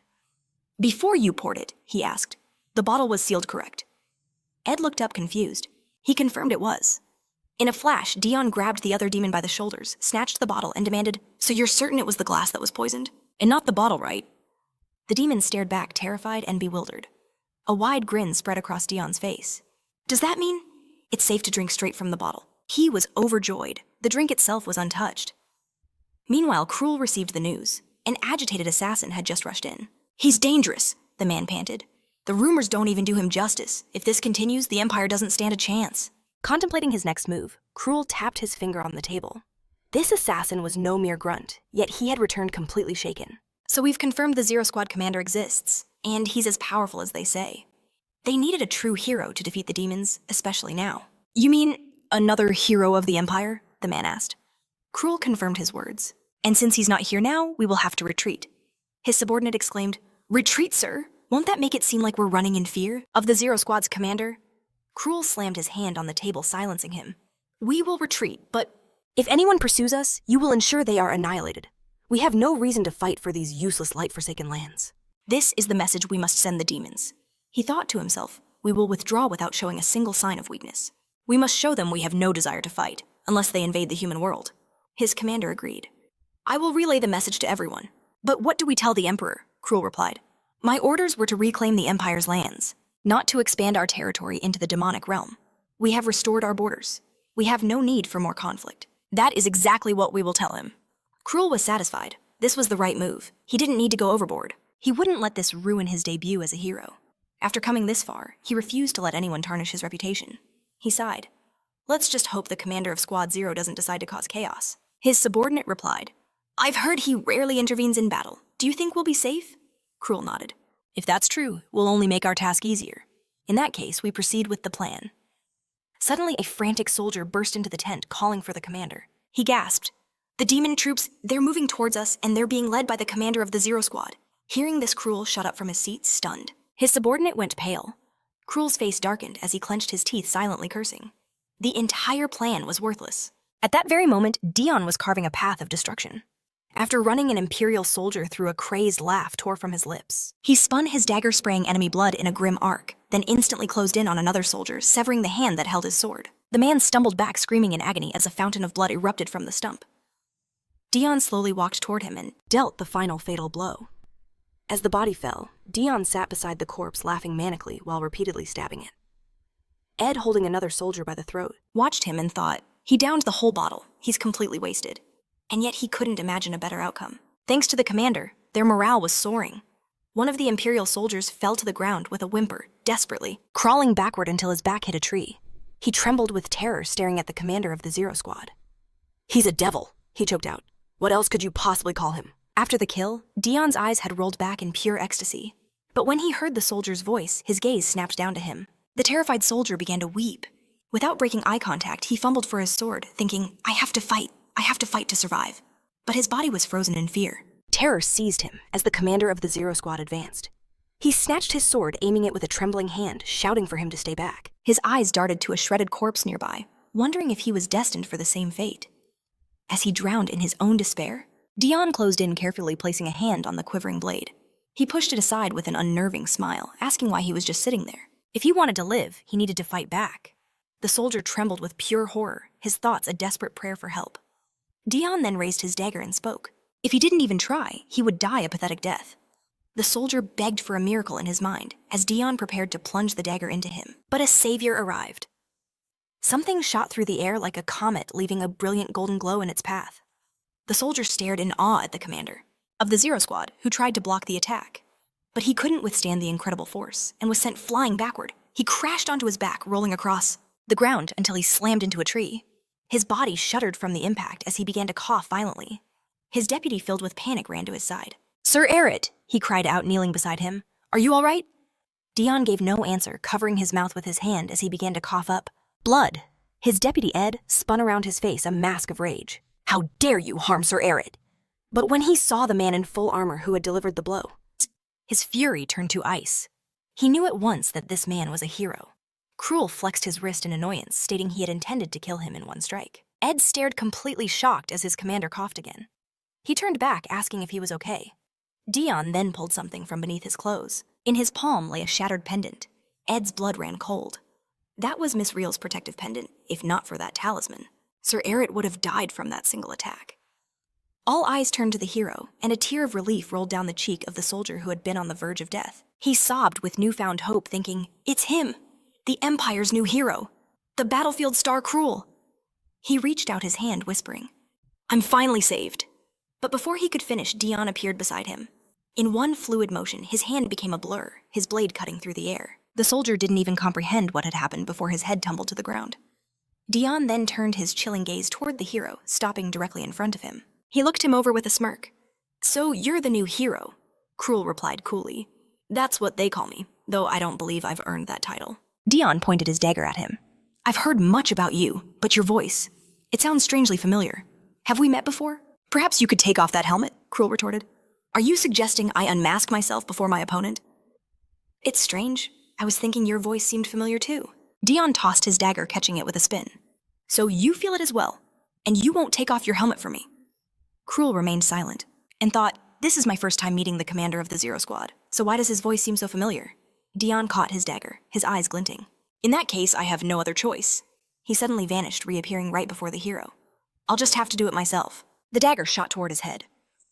Seeing this, Cruel reacted on pure instinct, ducking sharply and dodging the lethal blow. He looked up, thinking, he's fast. For a split second, he had completely lost sight of him.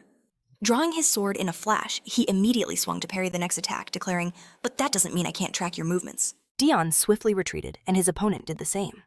They stood opposite each other for a moment before Dion charged forward again. He asked with a smile, "You dodged that. You must be good." Cruel rushed toward him, and as they met, their weapons clashed, parrying each other's blows. Pressing down on the hero's sword, Dion asked, "You mentioned you didn't feel worthy of the title of hero, right? Should I confirm that for you?" he replied. "I don't believe I have any reason to confirm such a thing." As soon as he spoke, his blade sent Dion's dagger flying with a deafening clang. After that, both of them unleashed a storm of attacks on each other. Cruel realized that while his speed was annoying, his strikes lacked any real power. The moment he noticed this, he was able to disarm his opponent by striking his arm. Dion released the dagger and it spun through the air, piercing the ground behind him. His hand trembled as he turned, looking at the dagger with displeasure. Cruel immediately decided to attack, thinking that he would triumph if he continued to overwhelm him with pure strength and endurance. Noticing the attack, Dion snapped his attention back to him and grabbed the dagger. That was on his hip, managing to block the blow. Their blades collided, showering sparks. Dion's hands trembled as he held back the hero's sword, pressing down on him. He then lashed out with a kick to the stomach, sending Cruel sliding back across the ground. The distance between them grew as Cruel once again pointed his sword at the enemy, thinking, why are his attacks so weak? He's not fighting at full strength. Is he hiding his true nature, or is he simply not in the mood to fight? It doesn't matter, it gives me an advantage. Dion grinned and asked if he had already noticed. He raised 2 hands in surrender and said with a smile, "This is not bad, but that's all for today," Cruel exclaimed indignantly. "How dare you? The war is not over yet. You were the ones who first crossed the line." Dion spread his arms wide and replied, "That's not so, it's already over.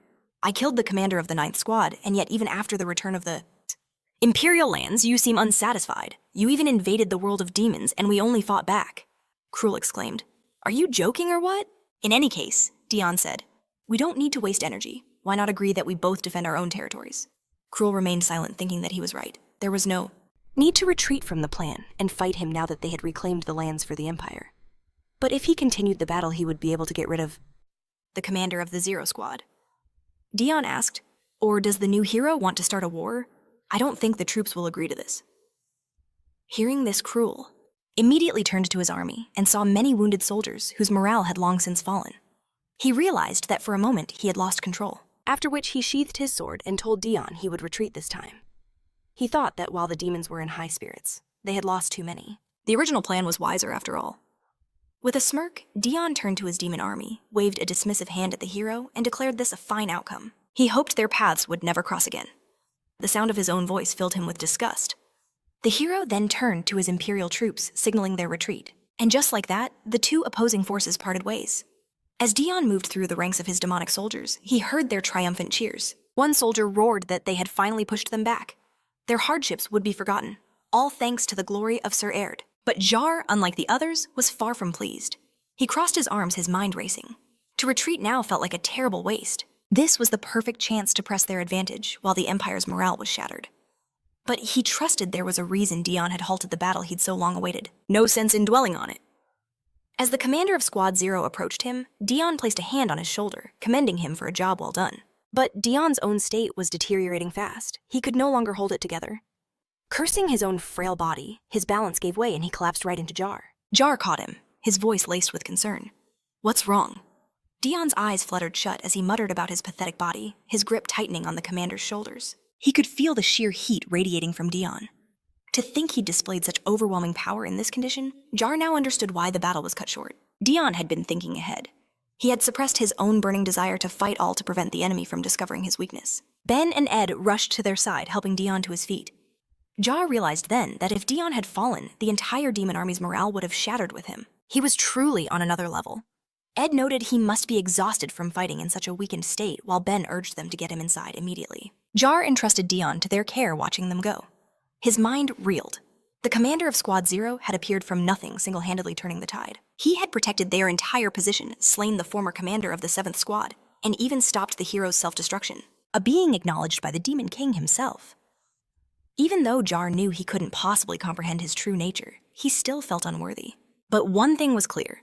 Today, Dion had shown them all precisely why he was the commander of the Demon Realm's Zero Squad. Jar smiled, ready to handle the rest.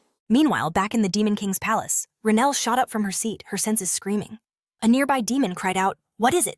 "It shattered," she replied, grabbing the demon's robes. "It shattered?" he asked frantically. "What did the barrier—" If the barrier was down, it would be a catastrophe. Demonic monsters could flood the palace. Renelle smacked him on the head, exclaiming that was impossible. No mere monster could break her barrier. "It's the pendant," she cried, "the one Erit gave to Sir." A wave of dread washed over her. "He's in terrible danger." "What should I do? I have to go to him." The demon was stunned. "Go where?" he stammered, reaching out to stop her. "His Majesty ordered you to guard the barrier." But his words fell on deaf ears. Glowing with resolve, she declared, "Don't worry, sir. Erit, I'm on my way." Soon after, Dion arrived back at the palace, met by the Demon King himself. "Congratulations on your return," the king said warmly. "You've done well." Dion gave a slight nod as Ed bowed deeply. The king stepped closer, patting Dion's shoulder. "I've already heard the whole story from Jar. You did something spectacular again, didn't you?" "You never disappoint." He then asked, "So how was your meeting with the new hero?" Dion's gaze met his. "I have something to report." Seeing that serious expression, the king knew he had regained his composure. "Then let us speak inside," he offered. He added that the commander of the 2nd detachment also had news about the hero. At the mention of her name, Dion's face instantly darkened. He recalled how she relentlessly forced him into different outfits. The Demon King chuckled. "From that look on your face, I take it you're not her biggest fan, but she's buried in sorting intelligence right now.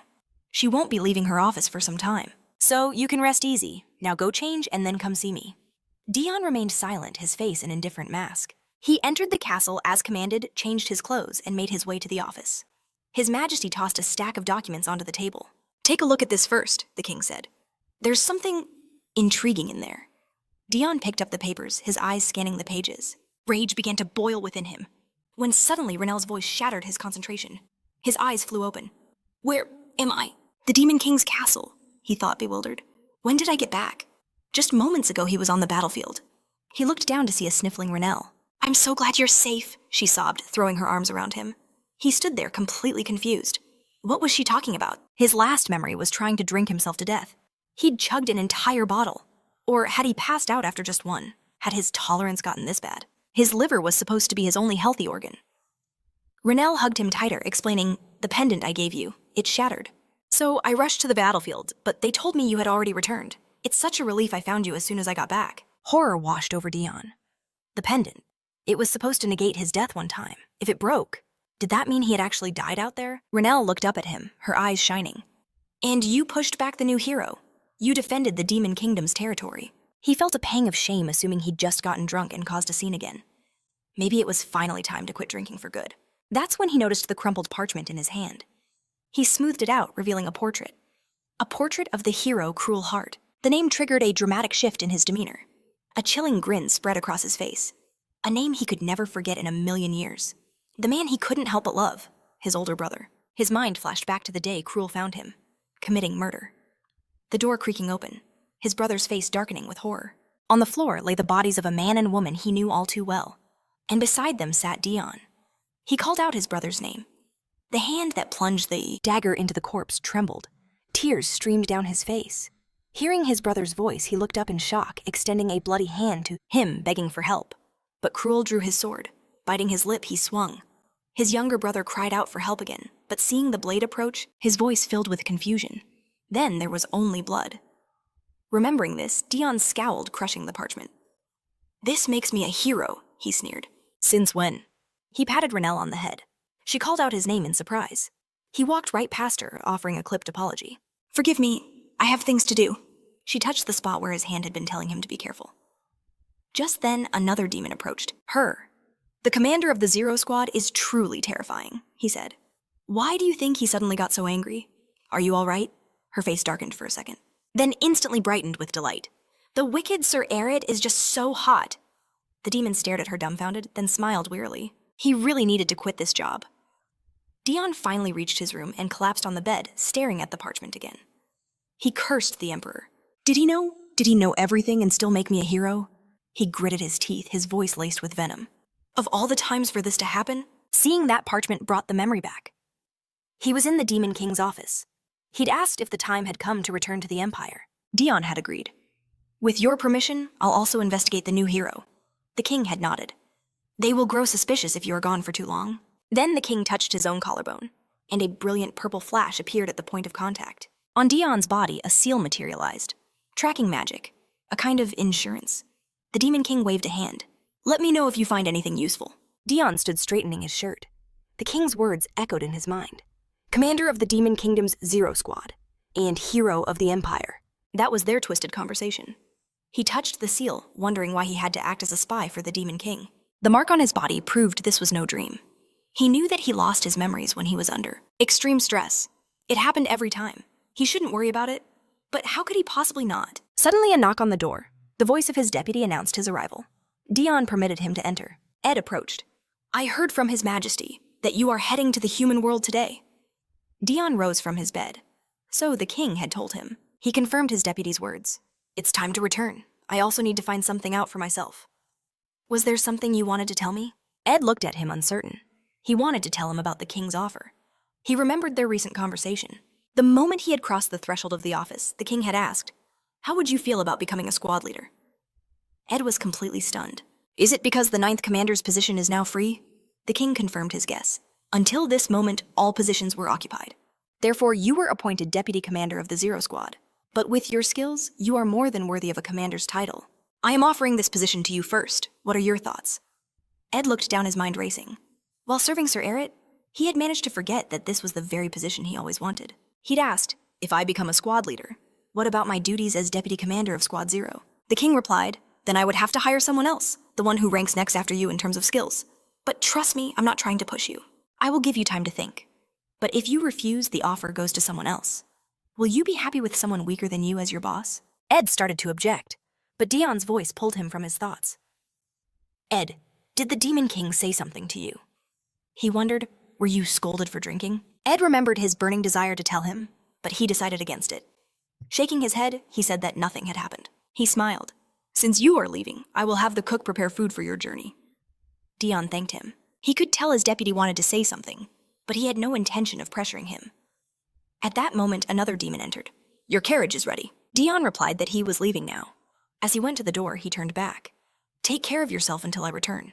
Ed bowed. Have a good journey. A thought crossed Dion's mind. Did he ask for a demotion because serving him was too difficult? That thought made him stop. He turned around again. Is there anything you wanted? Ed didn't understand what he meant. His commander hesitated. Since I'm heading to the Empire, perhaps you'd like something that can only be obtained there. He put a hand to his chin thoughtfully. I believe you liked the snacks from the Empire. I could bring something with a long shelf life. In fact, I can bring whatever you ask for. Ed laughed. He thought, is there any other boss in the world so concerned about their subordinates? He replied with a wide smile. I don't need anything like that. Are you sure? Dion asked. Then I'll just bring something to suit my own taste. He changed his clothes and put on his cloak. As he left the room, his deputy called out, always wear the pendant that Ben gave you, and keep your cloak on while in the world of men. I understand, Dion replied. I'll be waiting for you, Ed shouted. His commander silently waved his hand and left. Ed thought to himself that there was no commander in the world who needed so much help. But the fact that he needed it wasn't upsetting at all. It simply showed his respect for Sir Erit. When talking with the king, his answer was firm. I do not want to become a detachment commander. I enjoy being Sir Erit's second in command. Moreover, I want to help him in every way I can. Remembering this, Ed bowed toward the door. Have a safe journey. Came to a single conclusion. Wherever the commander of Squad 0 went, he would be there waiting as his deputy. During his journey, Dion managed to slip across the Empire's border, soon arriving at the estate where 2 guards stood watch at the gate. One of them yawned, complaining that not a single soul had passed by all day. His partner, however, spotted a figure on the road. Someone was approaching. Dion emerged from the forest, heading straight for them, but as he drew near, the guards ordered him to halt. This is the estate of Count Hart, they declared, pointing their spears at him. The Count is not in residence, and outsiders are forbidden. Dion's voice was ice as he ordered them to open the gates. One of the guards scoffed internally. What is this arrogance? Does he not fear making an enemy of Count Hart? He warned that if Dion came any closer, they would be forced to use their weapons. At that moment, Dion threw back his hood, pulling down his mask to reveal his face. I am trying to enter my own home, he said coolly. Do you dare to stop me? The guards, who clearly never expected this, cried out his name in shock. Word of his return spread like wildfire, and the servants abandoned their duties to greet him. Soon, the main doors swung open, and Dion stepped inside, handing his luggage to a servant. The entire staff was lined up before him, their heads bowed low in a silent welcome, grimaced thinking she had told them there was no need for such formality. He shed his outer coat as a familiar butler named Remember approached, stating, You have finally returned. The butler placed a hand on his chest and bowed deeply. Dion mused that he had been here since the day he inherited the estate. His presence was what truly made this place feel like a home. He smiled warmly. It's been a long time. Remember agreed. A very long time indeed, 6 months. Did you successfully complete the disposal of the trash? Dion paused at first, not catching his meaning, before confirming. He remembered the official story that he was on an imperial expedition to exterminate monsters. The mission is complete and I have returned. But he fell silent as the butler reached a hand toward the plaster on his cheek and noted, You've been injured? Dion glanced up surprised as the old man added, I'm afraid I'm too old to deal with those monsters myself. Dion gently pushed his hand away from his face, looking away in embarrassment. It's fine, he muttered. I'm not a child anymore. Remember nodded. Of course not. You are now an honorary count. You must be weary after such a long journey. Shall I have your room prepared? Dion started towards the stairs and refused, stating he was going to see the Emperor immediately. As he began to ascend to the 2nd floor, the butler fell in step behind him. You will go right away. Dion confirmed it and asked him to prepare for the journey. He thought to himself that all he wanted to do was lie down, but he was certain the Emperor already knew of his return to the Empire. Reaching the top of the stairs, he stopped, his gaze fixed on a massive portrait draped in a blood-stained torn fabric. Through the rips, he could see the faces of his family, especially the image of him and his older brother, standing together. After a moment, he told the butler there was also the matter of Cruel that he needed to ask about. Remember noticed his master's intense stare at the portrait. After a heavy silence, he nodded and replied, I understand. Meanwhile, Duke Osterstar had already learned of Dion's return. So, he sneered, the Emperor's dog has finally come back to see his master. What should be our next move?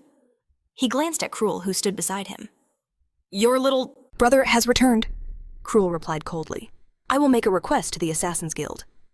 The Duke questioned, and what if they trace it back to us? We still have another card to play. He turned to Chien. Isn't that right? She asked. Do you mean the Revolutionary Army? He confirmed it. If that group of fanatics makes a move to assassinate the Emperor, it won't matter if we leave a trail or not. He gave Cruel a sly, knowing look and said, "I didn't think you would miss something so obvious." Cruel looked away and apologized. "I will contact the Revolutionary Army." Oster smiled. "I wonder, just how skilled is the hero of the Empire, Honorary Count Dion Hart?" Meanwhile, at the Hart estate, Dion's preparations to meet the Emperor were almost finished. The maids looked at him with admiration. "Everything is ready, my lord. It suits you perfectly." They had dressed him in clothes, befitting his station, and were now wrapping his hands in fresh bandages. He sighed wearily. This was complete chaos, bathing, changing clothes. It was finally over. One of the maids gushed that his outfit was amazing, but wouldn't he look even more heroic in his military uniform? They imagined him in various attire, but the second maid disagreed, saying that a stern look was the current fashion. Dion thought, who decided all my clothes had to be white? What are they even talking about? As the maids started to argue, Remember approached Dion and said, "The sun is still high. You should put on your mask." Dion took it and thanked him, adding, "I know this is late, but I'm grateful you took care of the estate in my absence." The butler dabbed at a tear with his handkerchief. "Even if I were to die now, I could do so without regret. The young master has grown into such a magnificent count. It is an honor to receive your recognition." Dion adjusted the mask on his face and told him not to say such things, that he was still in good health. Remember replied, "That's not true at all. Nowadays everything hurts." He then added, "I was planning to discuss my resignation as soon as you returned." The news hit Dion like a physical blow. What does that mean? This couldn't be happening, he thought. Personnel, property, finances, all of it was under Remember's perfect control. Where on earth could he find another person with such talent? He stared at him in utter confusion, about to protest, but suddenly the butler said, "I was joking." Dion was stunned into silence. Remember let out a hearty laugh. "My only joy is seeing that confused look on your face. Please don't be angry with this old man." Dion felt a vein throb in his temple. That old fox. Remember gently pushed him toward the exit and said, with that, the carriage was declared ready for his departure. As they left the estate, they found a contingent of knights already assembled. Before stepping inside, Dion declared he had no need for such heavy security. A small escort would be more than enough. The knights started to object, but Dion revealed that few in the Empire knew of his return, but word would spread soon enough. The knight understood, confirming half the troops would follow his lead. "We're leaving shortly," he commanded, "so conduct yourselves with the dignity of your rank." With that, Dion settled into the carriage, lost in thought. In the demon world, he'd bent the knee to the demon king. Here it was the emperor. But this ruler was just as fearsome as any demon. The current emperor, Eduardo Desert, had usurped the throne, eliminating every single one of his rivals. He was the 9th prince who slaughtered his own siblings to crown himself. It was said his coronation robes were soaked in their blood, a topic still whispered about even 10 years later. At the end of that blood-soaked ceremony, he took the throne and declared that he had earned his station through bloodshed. Therefore, he would cast aside the kingdom's old name and forge a new one under his absolute rule. This state, he proclaimed, shall henceforth be known as an empire. He renamed the entire country with a single arrogant decree. Naturally, the neighboring nations couldn't let such a challenge stand, and so it began. A war that would scar his entire life. An unbelievably brutal 8-year-long war. He remembered those days, closing his eyes in exhaustion. It was a living hell. Though some memories were mercifully erased by the sheer horror of it all, he had no desire to recall what was lost. After all, ignorance is bliss. But the empire, which had devoured a third of the continent, had truly been born, ruled by a true emperor. For his deeds in that war, he was granted the title of honorary count. He couldn't remember the effort, but he remembered the mission he'd given his life to. And because of that mission, he was now forced to shuttle between the demon world and the empire. Suddenly, a violent jolt ripped him from his thoughts. He threw open the door. What was that? But the sight that greeted him was chaos. They were under attack. "What in the hell is going on?" he demanded. "Ishin and Nancy." Blue armbands marked with a white bird. He recognized the insignia instantly. The Revolutionary Army. How did they know he was here? This was bad. He had to join the fight. But in that split second, a soldier from the Revolutionary Army appeared at his side. The moment the soldier saw him, a hand shot out, grabbing him by the throat and slamming him back into the carriage. Dion clawed at the man's fingers, choking. He glared at the figure leaning over him, who pulled out a menacing axe. "What is the meaning of this?" The man, barely suppressing his killing intent, grinned menacingly. Well, well, I've found the Empire's dog." This organization was born from the flames of that deadly 8-year war started by the Emperor. They called themselves the Revolutionary Army. In the Empire's conquest, these people had lost everything, their homes, their families. What do you expect? From those with nothing left to lose, they were fanatics driven mad with the sole purpose of destroying the Emperor and his empire. Remembering this, Dion cursed the Emperor internally while grabbing the man's wrist. He created these reckless monsters. Whatever they believed, he didn't care. but he refused to die by their hands. I was worried when they called you a hero, the man sneered, but you're just another pathetic corpse. Dion, breathing heavily, forced the words out. I am not the Emperor's dog. Hearing this, the man froze confused. He released his grip awkwardly, scratching his head. What's your name then? Dion stated his name. In an instant, the man seized him by his collar, hoisting him up. Are you mocking me? You are the Emperor's dog, Dion shot back. My name is Dion Hart, not the Emperor's dog, the man shouted, white hair, red eyes, and a foul attitude. Just like the rumors? But Dion had stopped listening. His mind raced. Where is my dagger? The moment he's distracted, I'll strike. He lunged for the hidden dagger and thrust it forward, only for it to clash against the flat of the axe. The man slowly glanced down. Blocked it, Dion cursed. With a shove, the man threw him to the floor again. Stop playing games! Dion's head slammed against the wood, and he coughed up blood. His lungs burned. The revolutionary stared down, a flicker of doubt in his eyes. Is this man really a hero? Are the rumors true? He raised the axe high. False hero, he snarled. Blame your emperor in the afterlife. The axe fell hurtling towards Dion's head, but a spear suddenly flew into the carriage, stopping it cold. The spearhead pierced the axe's handle, forcing the man to let go. It clattered loudly to the floor. He was stunned. Clutching his trembling hand, he spun around. What the hell was that? The knight who threw the spear smirked. Bullseye, he gestured with his hand. And behind him, 2 more knights appeared. Their cloaks bore the emperor's emblem, but the man looked closer, noticing a deliberate cut in the fabric. A cold dread washed over him. He knew who they were. The murderous ghost knights. Devils born from the 8-year war, led by Dion Hart. Fear seized him. How did you find us? He shrieked to his comrades. Don't let them through. But one of the ghost knights pulled out a small pouch. Did you really think we'd just let you go? He chuckled. Shall we put on a little show for them? He tipped several pills from the bag into his mouth.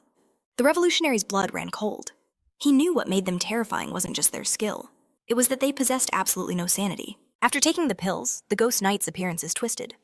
Their eyes blazed with pure madness, and chilling inhuman smiles froze on their faces. They charged as one, a knight roaring for all to hear, kill them all. Looking at them, the man knew. They were pure unrestrained power, just as unhinged as their commander. One knight's sword sliced across a revolutionary's back. There will be no easy death for any of you, he laughed. Another knight howled with glee as he drove his spear through an enemy. Who cares? Let's just have some fun. Meanwhile, Dion's escort knights simply stood back, calmly observing the insane carnage unfold. The revolutionary's nerves frayed.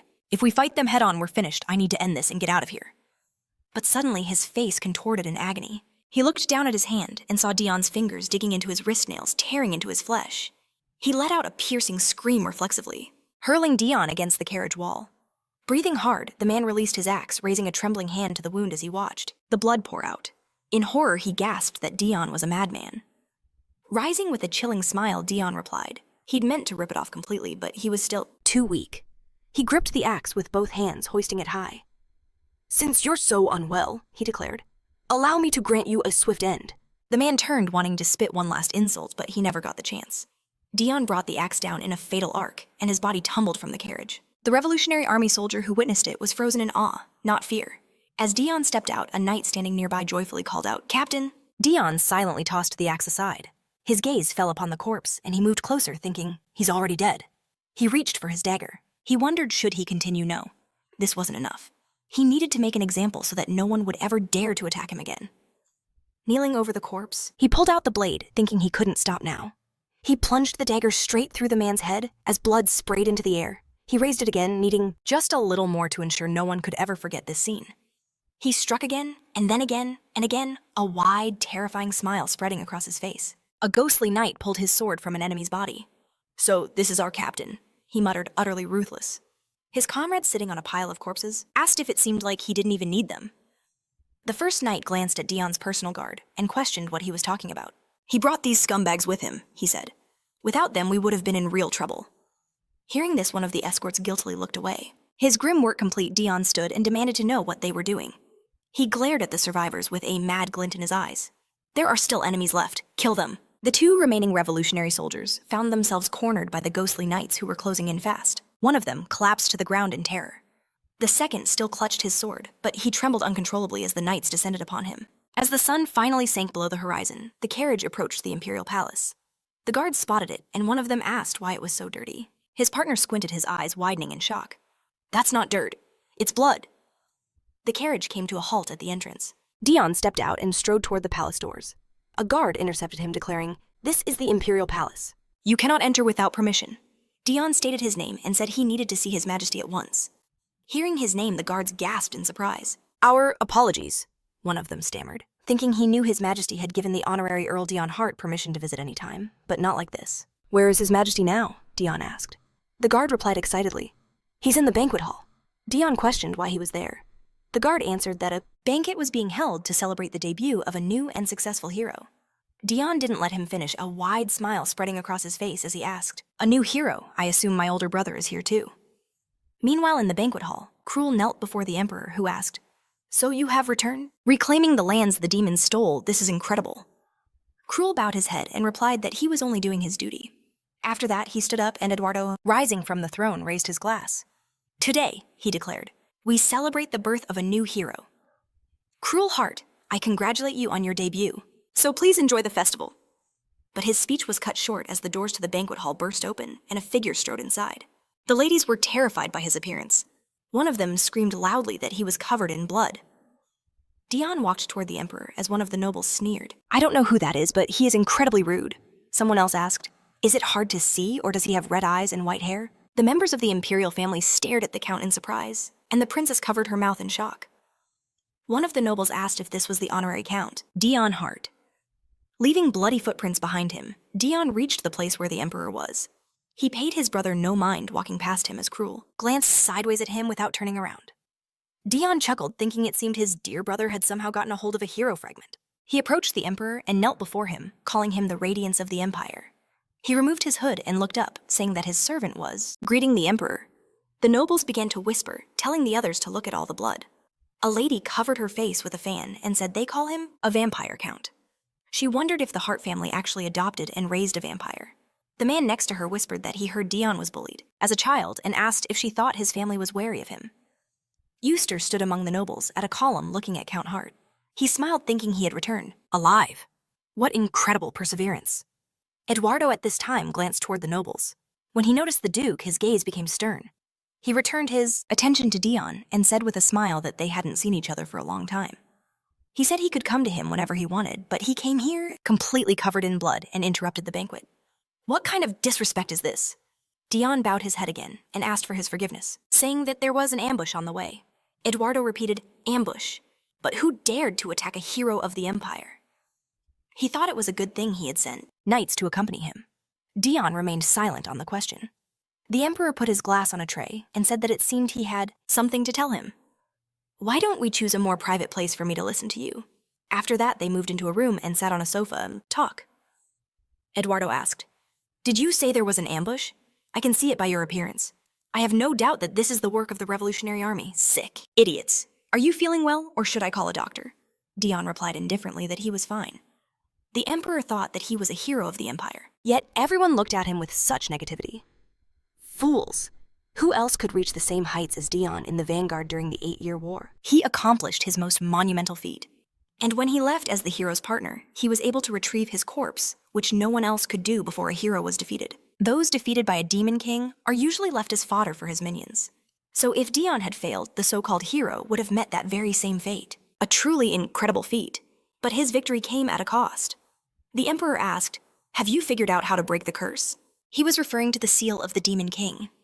Dion touched the mark through his clothes, a faint smile on his lips, as he replied that he hadn't figured it out. He knew it wasn't a curse, but a tracking spell. However, the emperor was convinced he had grown weaker from the demon king's brand. Seeing that smile, Eduardo assumed Dion still had a reckless disregard for his own health. He had summoned him because only the demon king could lift such a curse.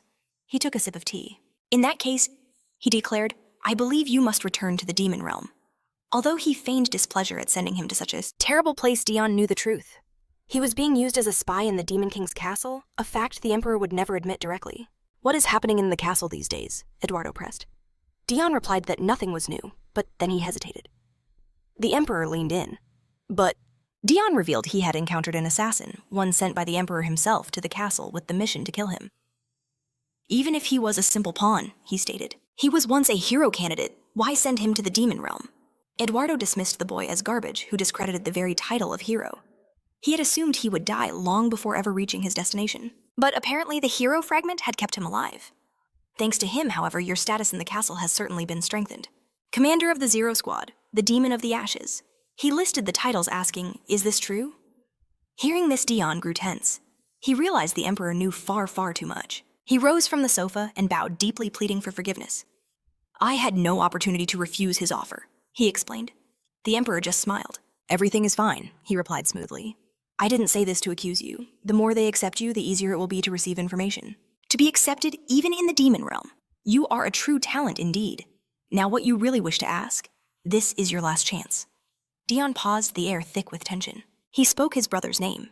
Then, with fire in his eyes, he asked, "Why did you put him in the role of a hero?" He already knew the Emperor's one regret was not killing him instead. He thought about being the only survivor of the Hart family besides the Emperor himself. No. The only one who survived him. Dion Hart. He remembered a day from his childhood. As usual, he had stopped on the second floor, his head tilted up to gaze at the family portrait. Cruel, his brother approached him from behind and called out, "Father and Mother are tired of waiting." Hearing that voice, Dion turned and called out to his brother, then hurried down the stairs to him. "Is it already lunchtime?" he asked apologetically.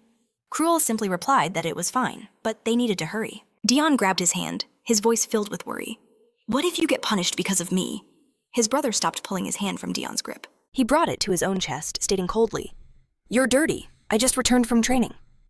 Dion gasped, looking at him in utter surprise.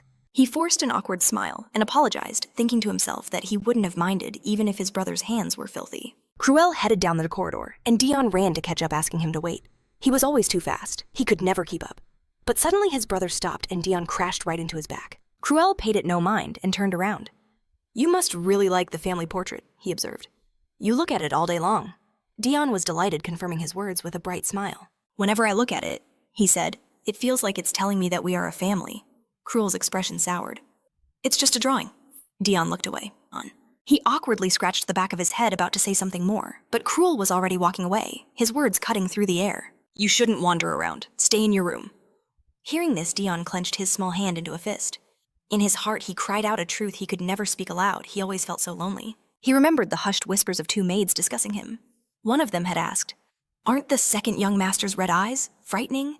"And his white hair," the other maid agreed. "Why is he so different from the others? I wonder if he's really from the Hart family."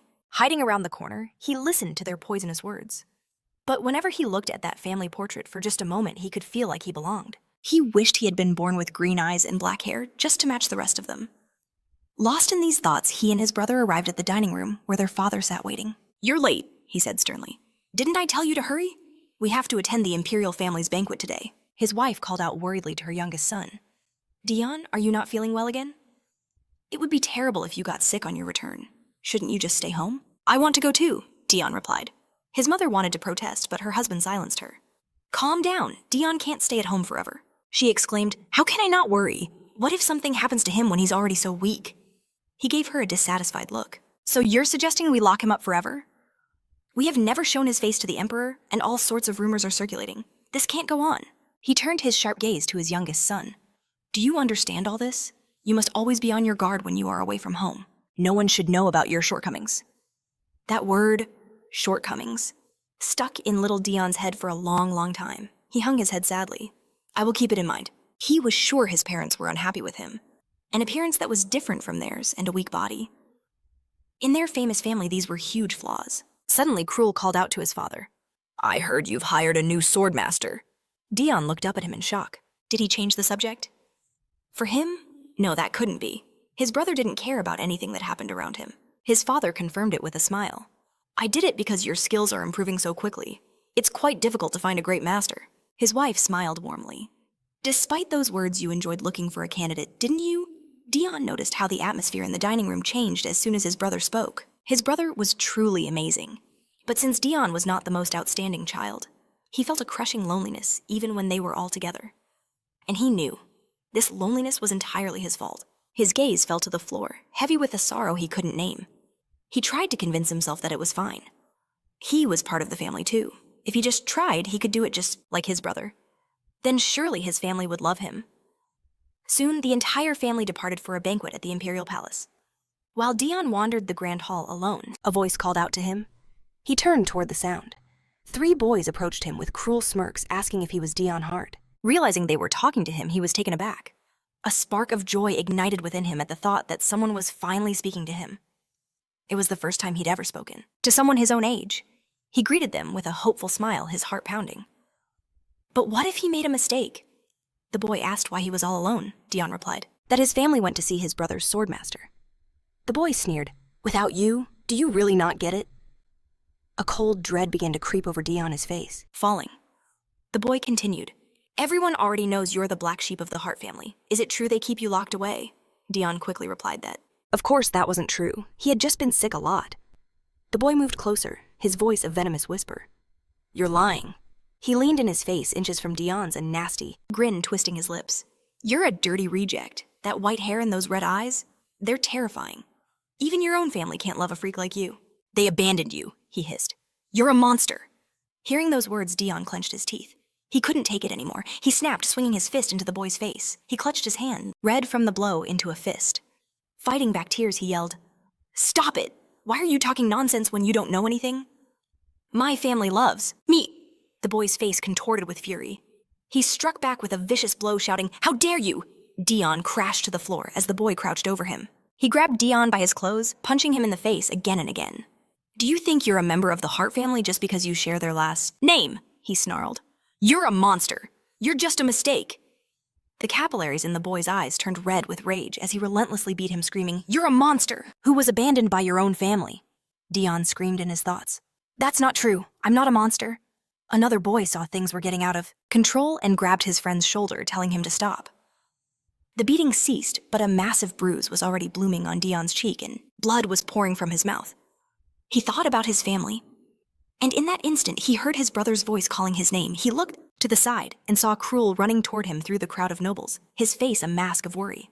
What the hell is going on? He yelled. He said more, but Dion couldn't make out his words. Tears streamed from his eyes, and then his world faded to black. He dreamed he was sick again. A doctor had arrived in his room to check on him. Dion's parents asked about his condition. The doctor's reply was grim. The second young master has a very weak body. He is extremely susceptible to stress and must avoid the sun. He needs special care. He added, although his liver is quite strong. His mother covered her mouth with her hand in shock and exclaimed, Is it really that bad? Her husband hid his face in his palm and lamented, Such children have never been born in our family. How could this happen? In his dream, Dion opened his eyes and silently begged for their forgiveness. He reached out a hand thinking, I'll try even harder. Just please don't hate me. But his brother took his hand instead. Dion looked up at him, and as Cruel stroked his hand, he said that everything was fine. Dion smiled and thought that if his parents saw this, they would understand that his family loved him. But suddenly his brother said, You don't need to do anything. No one expects anything from you anyway. Hearing this, Dion's face went blank. The word monster thundered in his head. He snapped his eyes open and shot up in bed, gasping for breath as tears streamed down his face. Outside the door, his mother's worried cries echoed through the hall. His parents entered the room and she demanded, What happened? How could you get into a fight at the palace? His father's voice was cold with disappointment. I told you to be especially careful outside the house. And what did you do? Even after seeing their son so ill, the first thing they did was scold him. He trembled with fear and apologized. Father, they started it first. He remembered the boy's cruel words and wanted to tell them, but he covered his mouth, silencing himself. He thought, Dad won't listen to me anyway. What if he thinks the same way as those kids? So he said nothing. His mother began to cry. His father hugged her and declared, I believe it was too early for him to go out into the world. He will spend some time without leaving the walls of this house. He gave Dion a displeased look and said, Think about your actions in this room. After they left, Dion plunged into dark thoughts. He doesn't want to be abandoned. He wants to be loved. But he is sure they are disappointed in him.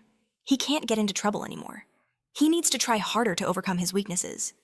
He must become someone who will not tarnish the name of the Hart family. Some time passed after that incident.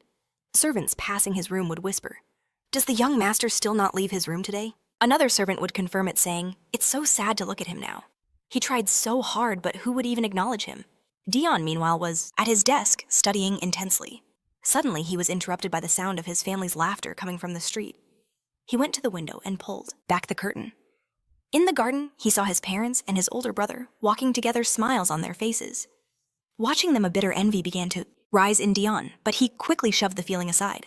He went to his chest and took out a wooden sword. He gripped the hilt with both hands and focused his mind, thinking, if I try, my family will definitely recognize me. He swung the sword with the singular thought that if he wanted this to happen, he needed to become stronger. Today, I'll train 30 minutes longer. He trained until it was completely dark outside. He continued to swing his sword diligently, and drops of sweat poured from his body onto the floor. It was agonizing. It felt like he was about to die, but he couldn't stop. just a little more. With that thought, he continued to train until Cruel ran into his room. Dion's nose began to bleed, and his older brother snatched the sword. "Stop it," he said worriedly. Dion looked up at him with a confused expression and called out his name. Cruel then grabbed him by the shoulders and exclaimed, "What?" What in the world do you think you're doing? He replied that he was training, trying to get stronger. But his older brother's face twisted with anger, shouting that he was told to do nothing but sit quietly in his room. Hearing those words, Dion was stunned. A shadow of despair fell over him as he wondered, was he not even allowed to try? Noticing the shift in his brother's spirit, Cruel called out his name. But in an instant, Dion looked up, a hollow smile plastered on his face as he promised he understood. He wouldn't do anything from now on. His brother's words cemented a chilling thought in his mind. He was a mistake. No one expected anything from him. He offered a hollow apology, suggesting his brother must need rest. Cruel was about to leave. But he paused in the hallway, turning to look back at his younger brother. Dion stared out the window, a single question echoing in his soul. What must he do to finally be loved? Years passed in that lonely room. Dion was now 14. The butler knocked, entering to ask if he would be dining in his room again today. Dion, sitting on the floor by the window, looked up and asked where everyone else was. The butler began to speak of the Count and Countess, but 17-year-old Cruel cut in his voice steady. He explained that their parents had left on urgent business. Dion, surprised by his brother's visit, asked if he shouldn't be training. Cruel simply entered, the room placing a chessboard on the table. He'd finished his morning practice. He invited Dion to come play a game. Ever since Dion had given up his brother, would occasionally visit for a game of chess. Dion agreed, saying he would be happy to play. Cruel glanced up, slightly confused. He noticed his brother had started using polite, formal speech. He asked if he was interrupting something important. In response, Dion just grinned. Is that a joke? What business could I possibly have locked in this room without a single visitor? He cursed inwardly, his own words sounding like a bitter mockery. He walked to the table and pulled out a chair. It's not like I'm busy. His brother explained that with the country in chaos, their parents were swamped with work. Dion took a step, realizing he couldn't even remember the last time he'd seen them. Everyone said they were busy, but he knew the truth. It was just their excuse to avoid him. He told his brother he understood, knowing it was a lie. But it was a lie he desperately wanted to believe. Sometimes late at night, his mother would visit his room. She'd apologize one last time, wish him sweet dreams, and leave. In the darkness, he would cry. Though he'd sworn off expecting love, he couldn't help but pour meaning into her fleeting actions. He couldn't stop himself from hoping. How pathetic. But what if they really were busy? As these thoughts swirled, his brother suddenly announced that he, too, wouldn't be able to visit for a while. The cruel flame of hope was extinguished once more. He forced a nervous smile, asking for forgiveness. It must be a burden always making time for me, he said. Cruel insisted that wasn't it at all. When the war starts, he began, at least one member of the family will be conscripted. But before he could finish, the door slammed open as 3 knights stormed inside. Cruel shot up from his chair. What is the meaning of this? Who are you to barge in here? The lead knight declared he was here with a message from the Empire. Which one of you is Dion Hart? Hearing his name sent a jolt of fear through him. The servant pointed. That is the young Master Dion. The knight approached his hand, balling into a fist. Dion watched him, his heart pounding in terror. In a grim voice, the knight ordered him to come with them. Without waiting for an answer, he seized Dion's arm and began dragging him away. All details will be explained on the way. He was pulled from the room as he pleaded for them to wait. The other knights muttered, "Is this kid Dion Hart? He's so scrawny. Can he even hold a sword?" Another knight scoffed. "They just want to get rid of him on the battlefield." Cruel grabbed the knight's arm, demanding he wait. "He isn't eligible. For military service, there has to be a mistake." The knight yanked his hand free. The Hart family filled out the official imperial document themselves. "We are merely following orders. If you believe this is a mistake, you should speak with your parents." As they led Dion down the corridor, his mind reeled. His own parents were sending him to war. But he was weak. A boy like him would surely die. He would be nothing but cannon fodder. Then he remembered his mother's late-night visits, her apologies. Tears welled in his eyes. It couldn't be true. He turned back toward the door, wanting to say something to his brother, but it was already closed.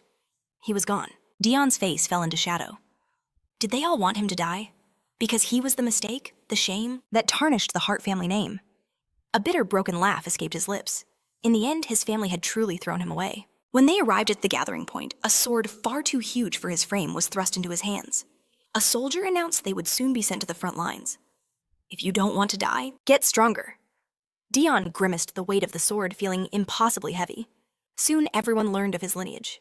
What's the son of a famous house doing here? They whispered. The other nobles were sent to safety. It seemed the rumors about his family were true after all. Anyone could see he could barely hold a sword. He'll probably die in the first battle. What a shame. He's so young. Hearing their words, Dion broke down quietly, sobbing that he didn't want to die. From that day forward, his life plunged into a new kind of hell. The sight of a dying comrade, his final scream echoing in the chaos, paralyzed him with terror. Endless battle, endless screams, and the sickening stench of blood. The Imperial soldier behind him was struck down, his corpse collapsing onto Dion, pinning him to the mud-soaked ground. He turned, seeing the soldier's face frozen in a mask of deathly horror, and began to scream. He struggled to escape from under the body, crying out that he didn't want to die. In that moment, an enemy soldier loomed over him, raising a sword for the final blow. Dion stared up in pure fear, thinking, I don't want to die in a place like this. But then, a commander named Nemesius appeared from the chaos. With a flash of steel, he slashed the enemy across the back, then roared at Dion to get himself together. How much longer would he cling to such thoughts? If he couldn't wield a sword, then let him choose another weapon. If he had no weapon, then he would tear his enemies apart. With his own teeth, a dagger landed at his feet. His mentor's voice boomed. So what if he's young and weak? Out here you fight to survive. After hearing those words, after time Mishas, Dion pulled himself together. Trembling with sheer terror, he gripped the dagger. As he rose, he knew the man was right. He couldn't die here like this. His gaze hardened with grim resolve. He would survive no matter what it took. He would kill and kill again, and keep killing until his own fear was dead. After felling his first enemy, he clutched, his head in agony as blood poured from his mouth. This useless body, he cursed. When could he go home? Oh, how desperately he wanted to go home. At that very instant, another enemy attacked. A sword swung for his life, but Dion was faster. He slammed the man to the ground and plunged the dagger straight into his heart. He pulled the blade free and sat on the corpse, wondering, was home even a happy place? He wanted to escape all this, but in the end, he had killed again and survived. Years passed like this. A new law was decreed. Gifts from relatives would arrive at the camp. A commander ordered the soldiers to go and collect their packages. Dion, sitting alone in his tent, with alcohol crumpled a parchment in his hand.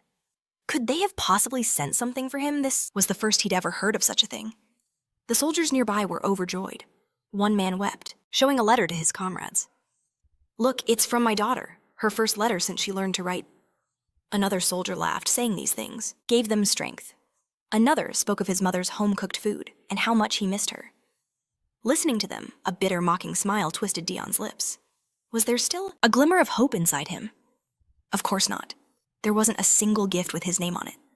Instead, he received a letter appointing him a frontline commander. In that moment, he swore an oath. The Hart family who cast him into this hell would suffer the very same fate. Soon after he returned home, entering the family estate under the cloak of night, he opened the doors to his parents' chambers, dragging the body of a servant behind him.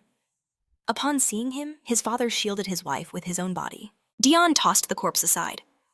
The time had finally come. He aimed the dagger towards them, a chilling smile spreading across his face. I've returned to give you my regards. His mother whispered his name in shock, but his father remained deathly silent. Without another word, Dion lunged forward and plunged, the dagger deep into his father's heart. He choked in agony, blood spraying from his lips as he collapsed dead to the floor. His wife rushed to his side. Dion loomed, over her raising his dagger. Goodbye, he whispered before mercilessly striking her down. The dream he had craved for so many years was finally a reality. Sitting beside the bodies of his parents, he let out a quiet chuckle that grew into a manic echoing laugh. Just look at you now, he seethed. You shouldn't have done this to me. When he had begged for their love, they should have shown him kindness. But then, even after achieving his dream, why did this agonizing pain remain? Why was he hurting so much? This was everything he wanted, everything he had hoped for. Just then, his older brother entered the room, calling his name in horror. Dion whipped around, his hand still gripping the dagger, buried in his mother's heart. Brother, he cried, tears streaming down his face, seeing the carnage. Cruel trembled. What have you done? Dion begged him, help me. reaching out a desperate hand. But then he froze. Would he really help him? Of course not. It was all just a sick joke. His brother flinched as Dion shot up from the floor. He drew his own sword, parrying the frenzied dagger strike. You just stood by and watched. Dion screamed. You abandoned me to my fate. Suddenly, a searing pain erupted in his head as voices clawed at his mind. One voice pleaded with his brother for help, while another screamed for his death. Dion wept again, convinced the agony would kill him. Then a new thought surfaced. The only way out was to die. If he died this pain? But another voice cut in, whispering for him to die now. And then silence. Blood gushed from Dion's mouth as he stared at his crimson palm. He collapsed to his knees, the dagger falling from his grasp. Had he finally reached his limit just because of this frail body? But he couldn't pass out here. He still had to kill Cruel. At that same moment, his brother bit his lip with grim resolve and raised his sword. Suddenly, a voice pulled Dion from his memories. It was like waking from a long nightmare. He opened his eyes, dumbfounded, staring into nothingness. Lean Reiner, the commander of the High Knights, called his name. What are you thinking about? You didn't hear a word I said. His gaze focused, and he recognized her instantly. He walked toward her. It's been a long time. She bowed in greeting, and he thought to himself that she was the only sane person among these psycho knights. It was truly good to see her. But then he realized he was somewhere completely different. He scanned his surroundings. Is this the Imperial Banquet Hall? He remembered being ambushed by the Revolutionary Army in his carriage, but when did he arrive at the palace? He was even wearing different clothes. Lee noticed his confusion. You seem unwell. Did you receive bad news from the Emperor? Dion answered hesitantly. No, that's not it. When could he have possibly met the Emperor? If that happened, he must have been under immense stress. And how did he even defeat the Revolutionary Army? He decided to push the thoughts aside. What is this banquet for? He asked. Lean looked at him, in surprise. Are you joking? He raised an eyebrow, confused. She exclaimed, You really don't know? It's a banquet to honor a new hero. Just then, Cruel approached them, his voice smooth. It's a celebratory banquet honoring the birth and debut of a new hero, Cruel Hart. He turned to Dion. So this is where you were. Seeing him, Dion's entire demeanor shifted, his face becoming a mask of cold fury. He cursed under his breath. So that's why he had that nightmare. It all made sense now. Brother, Cruel said. It has been too long, Dion studied him. Unlike himself, Cruel had the green eyes and dark hair of the Hart family, features he never thought he'd see again. This was the one person he never wanted to face again. He crossed his arms over his chest as a heavy silence fell between them. After a tense moment, Cruel broke it. On my last expedition a few days ago, he began, I encountered the commander of the Demon Army's Zero Squad. Dion's hands tightened. A single glance from his brother silenced him. Cruel's voice was low. So what's next? Did he finally understand, seeing you raise the army's morale so easily, it brought something to mind? Their spirits soared under your command. Dion's eyes narrowed, sensing where this was headed. His brother continued. I've heard the tales. They say you command the battlefield with effortless grace. If you were on our side? Dion didn't let him finish, cutting him off with a sharp chuckle. Cruel froze. A moment later, a loud, mocking laugh erupted from Dion. My apologies, he said, dripping with sarcasm. I just couldn't help myself. That's the most ridiculous thing I've ever heard. His eyes burned with cold hatred. There is no world where I would fight alongside you. So stop wasting your breath on such unrealistic fantasies. Cruel simply replied, I understand. Dion stared into his brother's eyes. They were the same, as always, filled with a chilling indifference, showing no genuine interest. He bit his lip in a surge of rage. What an idiot. Turning his back, he gestured to the banquet hall. Shouldn't the guests of honor be on their way? I intend to enjoy my evening before leaving, so you needn't worry about me. He thought to himself. Chatting with this fool is a waste of time. I'd rather be eating pudding. That would be a far better investment. Besides, all this anger was making his blood sugar drop. He grabbed a cherry pudding from a nearby table and took a bite. This whole banquet was absurd. He would just kill a little time before heading back. But Cruel didn't leave, ignoring his brother's clear desire to end the conversation. I heard you're leaving for a monster subjugation mission. Dion sighed in exhaustion. Why does he keep talking to me? He fumed internally. I refuse to give this psycho even a shred of attention. Just leave already. Then Cruel asked something completely unexpected. Are you hurt? The question caught Dion completely off guard. He squeezed the dessert bowl tighter. Why are you being so annoying today? He snapped. I can take care of myself. He paused. To be more precise, I don't need you to pretend to care about me. Even if I were injured, you would be the last person I'd let know. Cruel's expression faltered slightly. You can continue to be a spectator just as you've always been. just like you were when you simply watched as they dragged me off to war." An oppressive silence fell between them. Dion shoved the rest of the pudding into his mouth. He shouldn't have come to the palace. It had only ruined his mood. Cruel looked away, about to explain himself, but another voice intervened. Duke Euster clapped his hands as he approached them, a wide smile on his face. My, what a touching relationship these two brothers have. Dion knew exactly who this was, the man who led the opposition against the emperor. Cruel bowed his head in greeting. "Your Grace," but the Duke waved it off. "No need for such formalities." He turned to Dion. "Honorary Count, I believe this is our first time meeting in person." He extended a hand. "I've heard a great deal about you. It's a pleasure." Dion thought, why is this man talking to me? He stared at the outstretched hand with an indifferent gaze, then slowly turned his head away. A gasp rippled through the onlookers. "Did he just ignore the Duke?" one lady whispered in shock. "What was that? He completely snubbed the Duke." Another lady scoffed. "That's to be expected from Count Hart. Such an attitude towards the Empire's only Duke, when he himself is just an honorary count." Euster's smile never wavered, but Cruel looked utterly stunned. Lean watched on her heart pounding with worry for the Count. Dion noticed her expression. He knew how this looked, but his mouth was full of pudding. He couldn't say a single thing. He tried to chew as discreetly as possible, thinking, first I need to swallow. He could see the smile on the Duke's face becoming terrifyingly strained. His irritation was palpable. Dion thought he's about to explode with anger. Whatever he decided, I'll just shake his hand. But just as he was about to reach out, Crown Prince Elpus Dessert approached them. "Duke," the prince said with a smile. "It has been a long time." Dion grew nervous. "Is there honey smeared on me? Why is everyone swarming over here like bees?" Regardless, he had to show his respects. He gave a silent bow to the Crown Prince, who had positioned himself directly between Dion and the Duke. Elpus addressed the Duke. "You haven't been to the palace in some time. I suppose you've been busy."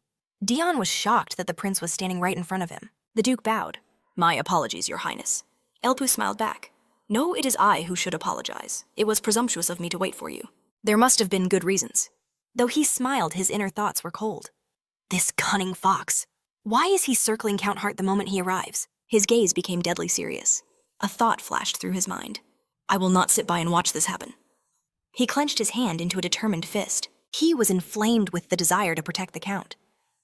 Meanwhile, said Count was still trying to chew his pudding, thinking, whatever is happening here, this is my chance. I just need to swallow it now. But at that exact moment, Princess Althea Desert ran up from behind and wrapped her arms around him in a hug. She pressed firmly on his stomach. A spray of pudding shot from his mouth. Oblivious, she hugged his arm, chirping, "Brother, you should have called me." I missed the Count so much. But before she could finish, Dion coughed violently. Her happy expression instantly turned to one of fear. Hearing her scream, Elpus spun around. "Althea!" he cried out in concern. Dion fell to his knees in front of the puddle of chewed-up pudding. He covered his mouth with his hand. The princess knelt beside him, her eyes wide with horror. Thinking it was blood, she became terrified for him. "He's bleeding from his mouth," she shrieked in fear. "What's going on?" Elpus exclaimed.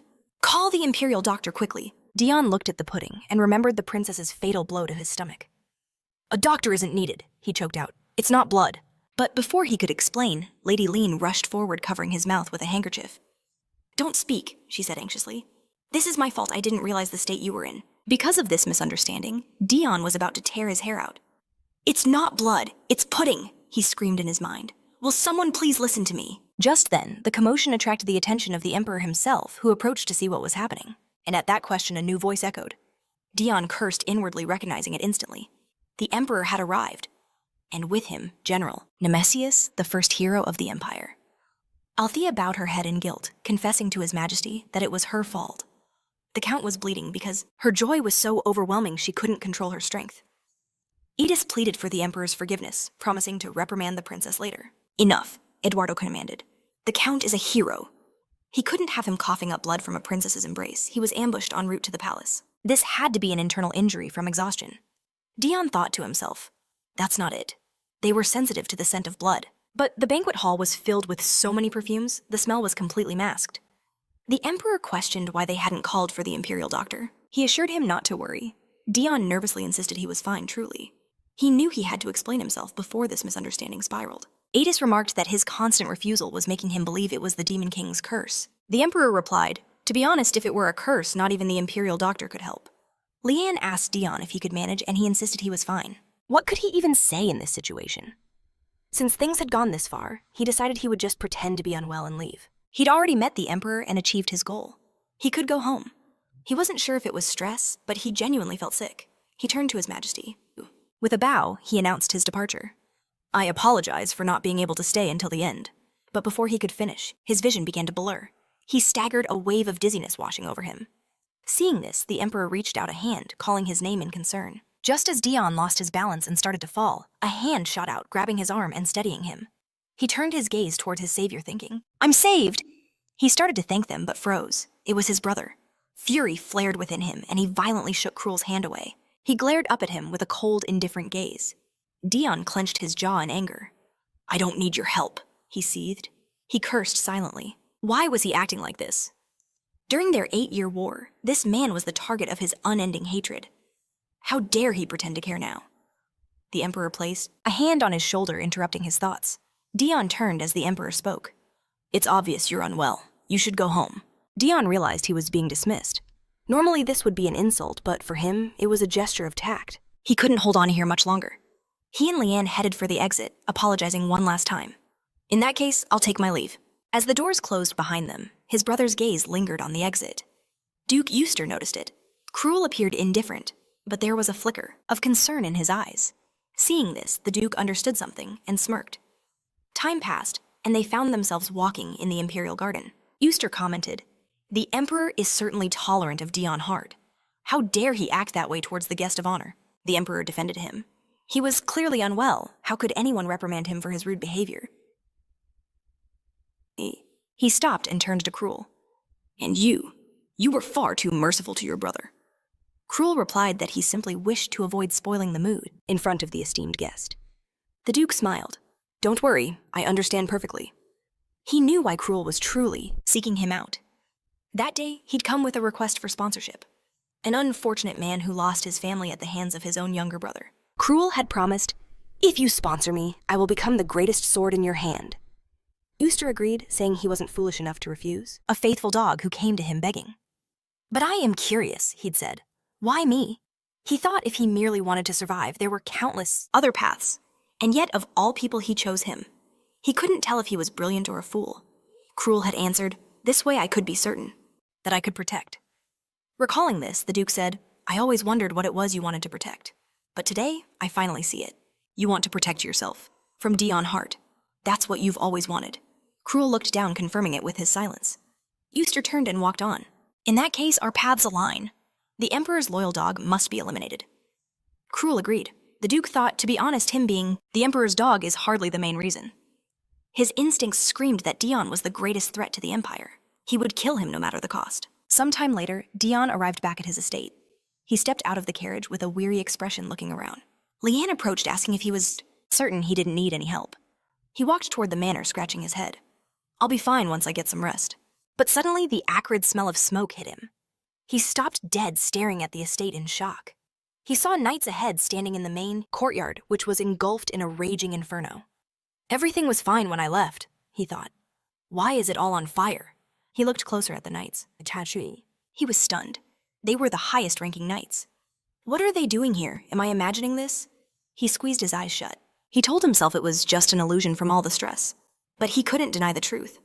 The blistering heat on his skin was definitely not an illusion. He marched toward the knights, pointing a finger. What the hell is going on here? He demanded. What are you doing here? The knights greeted him as captain. One of them corrected. You idiot! He's not a captain anymore, he's a count. Dion sneered. Since when did my home become a zoo for mad dogs? Just then, a lit bomb fell right into his outstretched palm. He glanced down at it. What is this? It looks just like a bomb! Leanne screamed his title in horror. Finally realizing what he was holding, he spun around and hurled it away. The bomb landed in a flower bed. A few seconds later, the fuse burned out completely.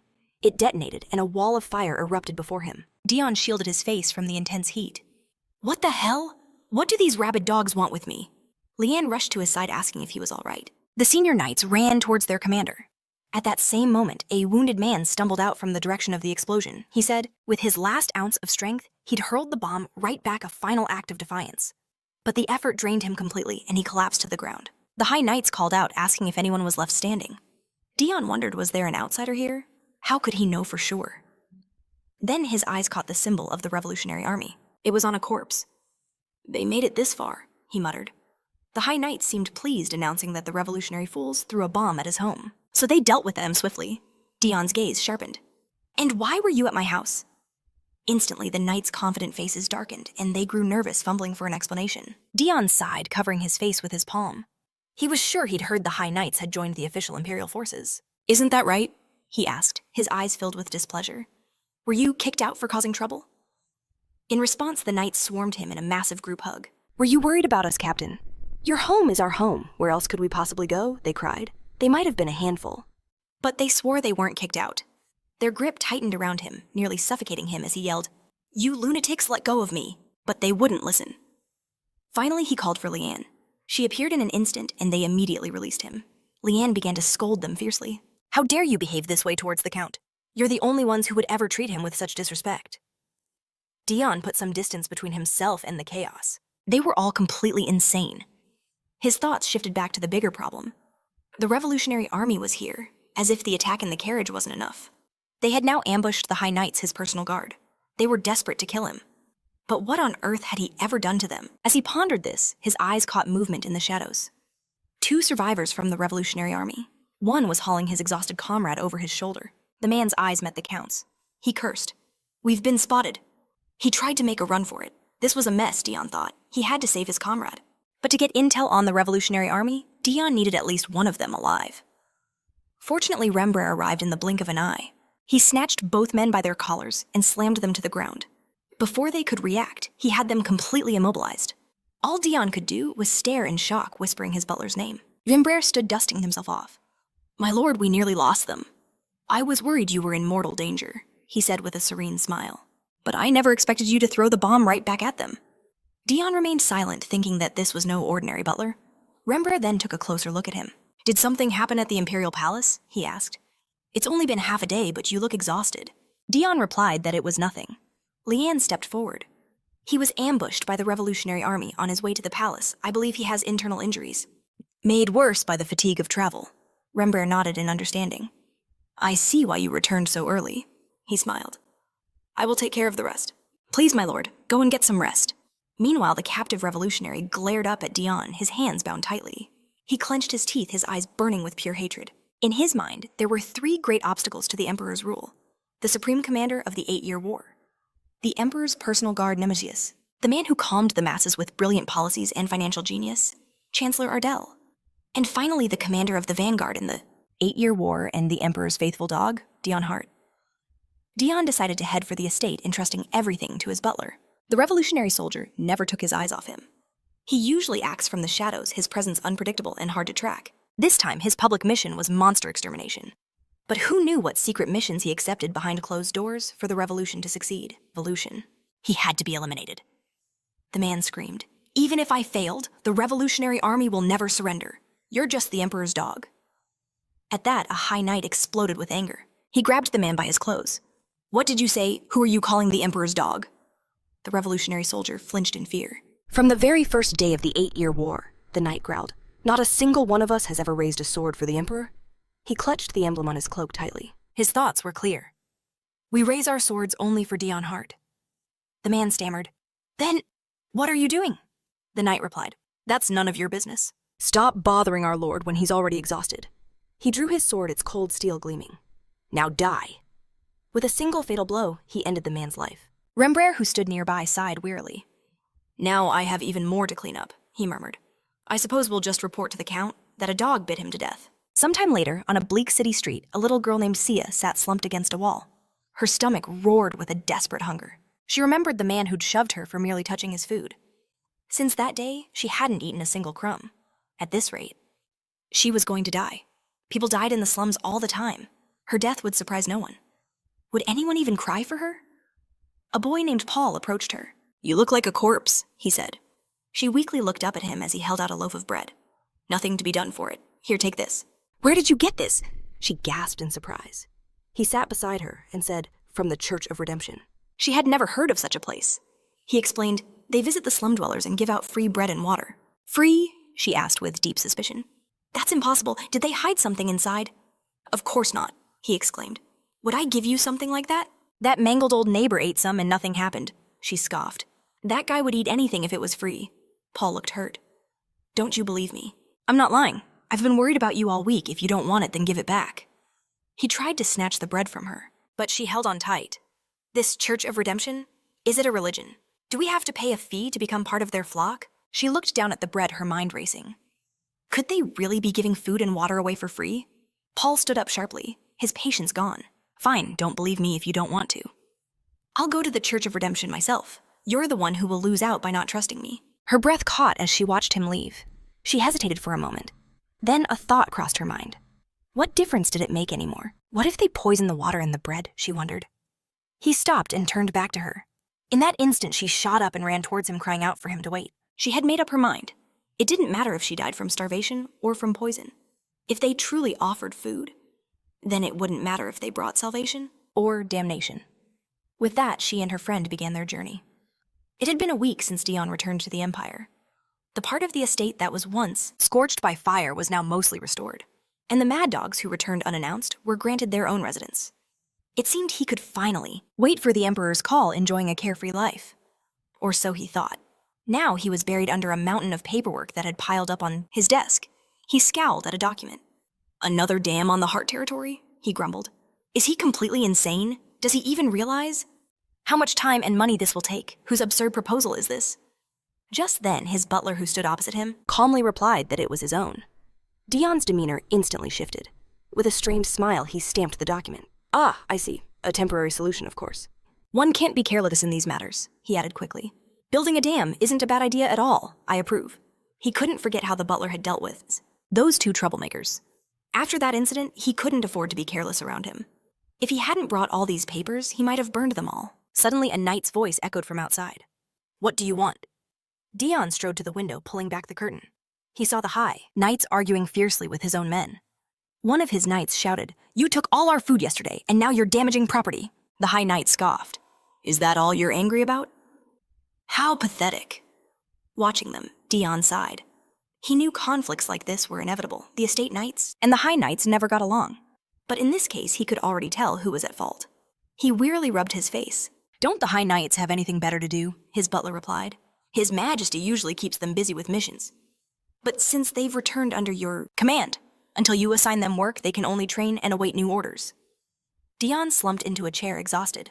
Why did His Majesty even send them back to me? He almost missed the demon realm where he had nothing to do. Who would have thought he'd ever feel that way? The butler asked, Is it because you were worried about me? Dion looked up incredulous. Worried about you? Are you tired? Just let me know if you need time off. The butler looked wounded. Please don't treat me like a frail old man, it's upsetting. He continued, Isn't it standard practice for family knights to return even after becoming imperial troops? It's a measure to prevent treason. He wouldn't have sent them back if he didn't trust your loyalty. Dion was stunned. So that's how it looked from the outside. But he knew the truth. The Emperor simply couldn't handle them. The mad dogs wouldn't become tame just because they served a new master. His eyes fell back on the mountain of paper. Why are there so many overdue cases from the day I handed the Hart estate over to the Emperor? He scanned a few files. I'm only supposed to be managing things temporarily. Why is there so much work? The butler looked genuinely surprised. Dion pressed on. If you're so worried about me, then why don't you finally take these lands for yourself? The butler replied, It seems you are unaware, my lord. His Majesty has already transferred the title back to your name. Dion stared at him speechless. This is the first I'm hearing of this. The butler gestured around the room at the stacks of paper covering every surface. The official document is somewhere in here. Dion was completely fed up. He rose from his chair determined. I need to find a way to give this estate back to him. He bit his lip in fury. He had let the Emperor get away with giving him the title of Count All to protect the borders. But he never wanted the estate itself. He had no good memories here. In fact, only the absolute worst were tied to this place. His hands clenched into fists. He looked at the butler. I won't let this go so easily. I need to pay the Emperor a visit. At that moment, a servant's voice came through the door. My lord, the Crown Prince and General Nemesis have arrived. Dion froze. The Crown Prince? And the General here, but why? Especially the General who clearly despised him. Meanwhile, in the main hall, the Crown Prince and the General waited. Nemesis stared at a cloth-draped portrait on the second floor. A family portrait, he mused. Even after moving to the new Hart estate, he still brought it here. A servant approached them. Thank you for coming. He then led them to the living room. Elpis apologized. Forgive us for arriving, without warning. I needed to speak with the Count. Some time ago he had been drinking tea with his sister Althea. He mentioned, I heard that Count Hart captured the revolutionaries who ambushed his estate, alive. Her face fell her thoughts clearly on Dion, Elpis noticed. Why the long face? She covered her face with her hands. He doesn't want to see me anymore, does he? She whispered. It's over. All my efforts were for nothing. Her brother replied coolly. I didn't think your efforts were very serious to begin with. She shot up from her seat, slamming her hands on the table. Admit it, I'm beautiful, am I not? I'm a princess yet. I've never tried to seduce a man before. I may be inexperienced, but... Her brother looked surprised. She continued, I never wanted to cause such trouble. He even started vomiting blood. Elpis smiled nervously. He said, that wasn't because of you. In his mind, he added, even if you did jump on him with all your strength? She pleaded, I should apologize, right? He asked her, do you want to see him in person? When she eagerly nodded, his expression hardened. You can't. He thought I wouldn't stop anyone else. But this is absolutely forbidden. He explained, whether you go to him or summon him here, it will cause a massive scandal. She shot back. Even better, I'll use that scandal as an excuse to marry him. In response, her brother slammed his teacup down on the table, the saucer down, sternly cutting her off. He saw her as nothing more than a naive, simple-minded princess. But that was just the image. She had crafted to deceive everyone. He declared that she couldn't possibly love Count Hart. A flicker of surprise crossed her face, followed by an ominous smile. Even if she didn't love him, she said, for the good of the imperial family, she would do what was necessary. Leaning back in her chair, he smirked. If she acted so logically in his presence, her facade as a foolish princess would surely crumble. But if she wished to stop this charade, he was all for it. She sighed, saying it was fine, no matter what they had to present a united front. The nobles were already whispering about who would inherit the throne. In any case, her plan regarding the count was still in motion. She had made her feelings for him public. Everyone with eyes could see it. No one would dare make a move on him now. If they could bind such a powerful talent to the imperial family, or more specifically to the emperor. Elias silenced her, gently patting her head. A surprised look flashed in her eyes. He knew she had her reasons. Her intuition was never wrong. He knew he was repeating himself, but he reminded her she could stop this at any time. She let out a small laugh, thanking him. By the way she asked, could he find out what Count Hart truly thinks of her? At her question, his hand froze mid-air. He told her she was misunderstanding, but she simply winked. It would be a terrible shame if the Emperor's most precious talent was upset by this little incident. Wouldn't it? Recalling that very conversation now. Sitting in Count Hart's own residence, Elias knew their purpose was twofold. First, to gauge if the princess's behavior had truly bothered him, and second, since they were already here, to press him into service for the Emperor. Just then, Dion walked in, his mind racing. Why in the world were they here? He bowed deeply, his hand to his chest, welcoming the future of the Empire. Alita smiled, gesturing to the sofa. He asked for forgiveness for the sudden visit and invited him to sit. Dion took a seat, thanking him and asking what brought the Crown Prince all this way. He replied that he had something to discuss. The general added that he too had business with the Count. And since they were all busy men, they would make it brief. Dion felt the piercing gaze of General Nemesis and quickly agreed, thinking the man looked ready to tear him apart. Was he truly hated? That much by the general. His thoughts were shattered by the Crown Prince's voice. First and foremost, he said he wanted to apologize.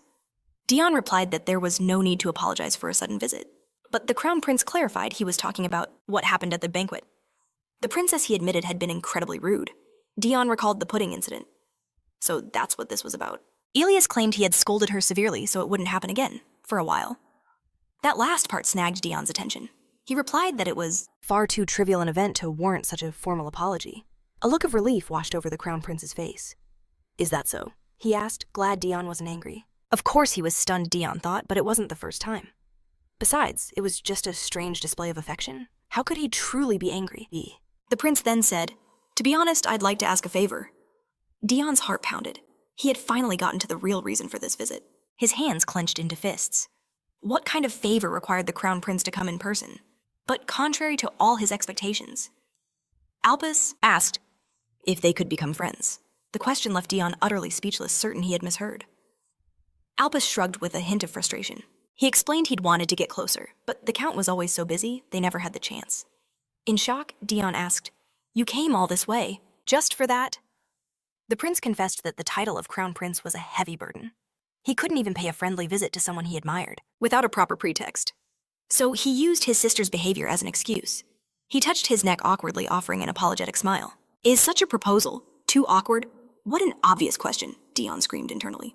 How could he possibly accept such a ridiculous offer? His face darkened, and the words of refusal were on the tip of his tongue, until his eyes met the terrifying, murderous gaze of the general. He immediately fell silent. Shuddering, he averted his eyes and said it would be an honor to become a friend of His Highness the Crown Prince. That man looks like he'll kill me if I refuse, he thought. What terrifying loyalty. Alias, however, was overjoyed. He grabbed Dion's hand, declaring that, from this day forward, they were friends. He would do everything he could to foster their bond. To think he would become friends with the very man the Emperor valued most. He was ecstatic, but Dion did not share his joy. His face was a mask of despair as he muttered what a great honor it was. It was obvious this was a huge burden for him, Elitis thought, but he didn't refuse. He knew that contrary to the rumors, the Count had a good heart. He would genuinely be happy to get along. He then insisted Dion visit him whenever he was at the Imperial Palace. They could spar, drink tea, and talk about life. The image of this forced friendship sent another wave of horror through Dion. He tried to protest that it wasn't so simple, but the Crown Prince stood up, cutting him off. Now that he had the answer he wanted, he had to leave. Dion tried to speak again, but the prince waved him off. No need to see me out. I still have matters to discuss with the general. He strode out of the room, waving to Nemesius. I'm heading back. The general wished him a safe journey. Dion shot up from the sofa, his hand outstretched. Your Highness, wait. Alitis simply smiled. I look forward to our next meeting, my friend. Dion screamed in his mind. Wait, don't leave me. Alone with him. But the door slammed shut, leaving Dion in a dreadful silence with General Nemesius. What could he possibly say? Count Hart, the general's voice cut through the tension. It has been some time. Dion turned, agreeing numbly. He was about to ask how he'd been, but the general interrupted.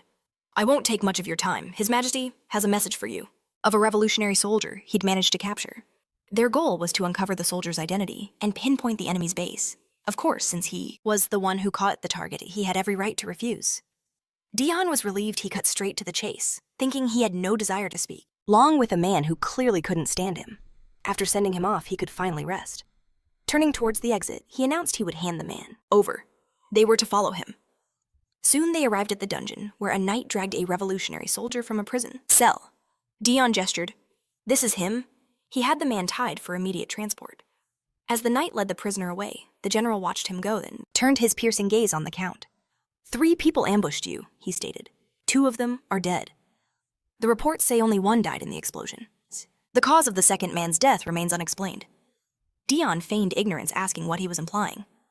Nemesius's eyes narrowed. Do you know how that man died? Dion fell silent. He knew this man didn't despise people without reason. By watching him during the grueling 8-year war, he had discovered the truth about Dion Hart and the sudden terrifying change in his personality. For the first time ever, a nobleman was conscripted as a common soldier. And since he was assigned to his unit, Nemesius had no choice but to observe him. He entered the tent to find Dion surrounded by empty bottles and asked if he was all right. A boy too weak to survive the battlefield had chosen violence as his shield. To keep from being killed, he decided to kill first, and the choice was driving him mad. He sat beside him, patting his shoulder. You've been holed up for 3 days. It's time to pull yourself together. Dion thought about how he had barely scraped by until now. He finally spoke. This is how I survive. No one will blame you, Nemesius said. But since you made that choice, you must also accept the weight of the guilt that comes with it. Dion finally snapped out of it. He looked up with an innocent expression, asking what he meant. The boy, tormented by guilt after every single battle, finally decided to split his own identity. Dion spoke first. If you're worried about my injury, I'm fine. Nemesius looked stunned. I was talking about the battle before. But Dion cut him off, feigning confusion. I'm afraid I don't understand what you're talking about. His mind could switch between personas as needed. It was less a skill and more his terrifying nature. The battle-mad persona emerged during bloody, brutal fights driven by pure survival instinct. His ordinary persona handled the rest, remembering only those tamer battles. These were the 2 parts of his soul. Dion smiled faintly. I was probably too tired to recall the details. But if I survived without killing a single soul, then I must be incredibly lucky. Nemesius thought, lucky. No, this man couldn't bear the guilt inherent to being human. He just chose a more extreme method of survival. Remembering his wartime behavior, he rephrased the question. Do you remember how the other man died? He wondered how much longer Dion would deceive himself, turning a blind eye to his own atrocities. The general found him disgusting for abandoning his own humanity. As Dion began to speak, the general thought, if he decides not to ignore it like he always has, then... But at that moment, Dion shattered his thoughts. I wasn't at the scene, he stated calmly. So I can't say for sure. Based on the reports I received, he was torn apart by a pack of wild dogs. Hearing that blatant lie, Nemesius understood everything. He turned to leave the dungeon. In that case, I'll be going. I know you're busy, so there's no need to see me out. Dion gave a slight bow, wishing him a safe journey. He thought to himself as expected, nothing had changed. Wild dogs in Hart County. Utter nonsense. He was certain Dion himself had dealt with that fool. He had surely used his more convenient nature to get the job done. Leaving the estate, Nemesius reflected that weakness in one who carries such immense responsibility can lead to disaster. That is why Dion Hart is a truly dangerous variable. He glanced back at the estate one last time, wondering why His Majesty kept such a man by his side. Time passed. Dion's eyes fluttered open. It seems I passed out, he murmured. I only meant to take a short nap. Suddenly he remembered the person beside him. Did you wake up? Dion flinched, startled. He thought that scared me. He asked, have you been waiting all this time? Was I asleep for long?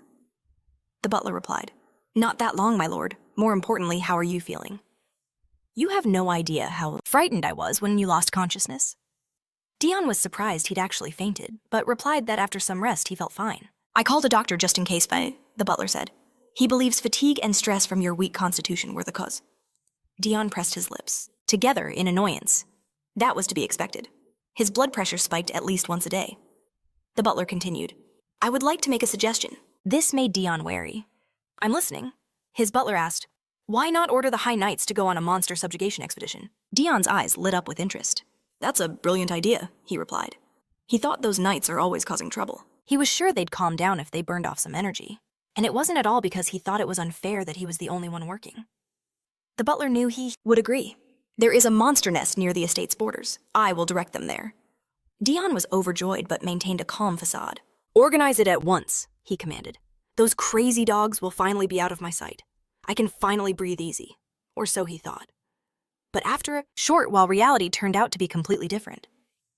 Lady Leanne, riding at the head of the formation, turned back and called out to the count. We are almost at this border. Dion, riding miserably amongst the other High Knights, lowered his gloomy gaze, thinking in pure shock. Why did they drag me? Why did they? Along. He glanced at the smiling Leanne, then purely out of curiosity, he asked another knight why his presence was required. The knight smiled back and asked, what? What was he even talking about? How could he possibly miss such a glorious task? The other knights chimed in, saying he must be weary of sitting in his study all day. They knew he was tired of just watching them, since all they ever do is unleash their rage. Doesn't he feel stifled?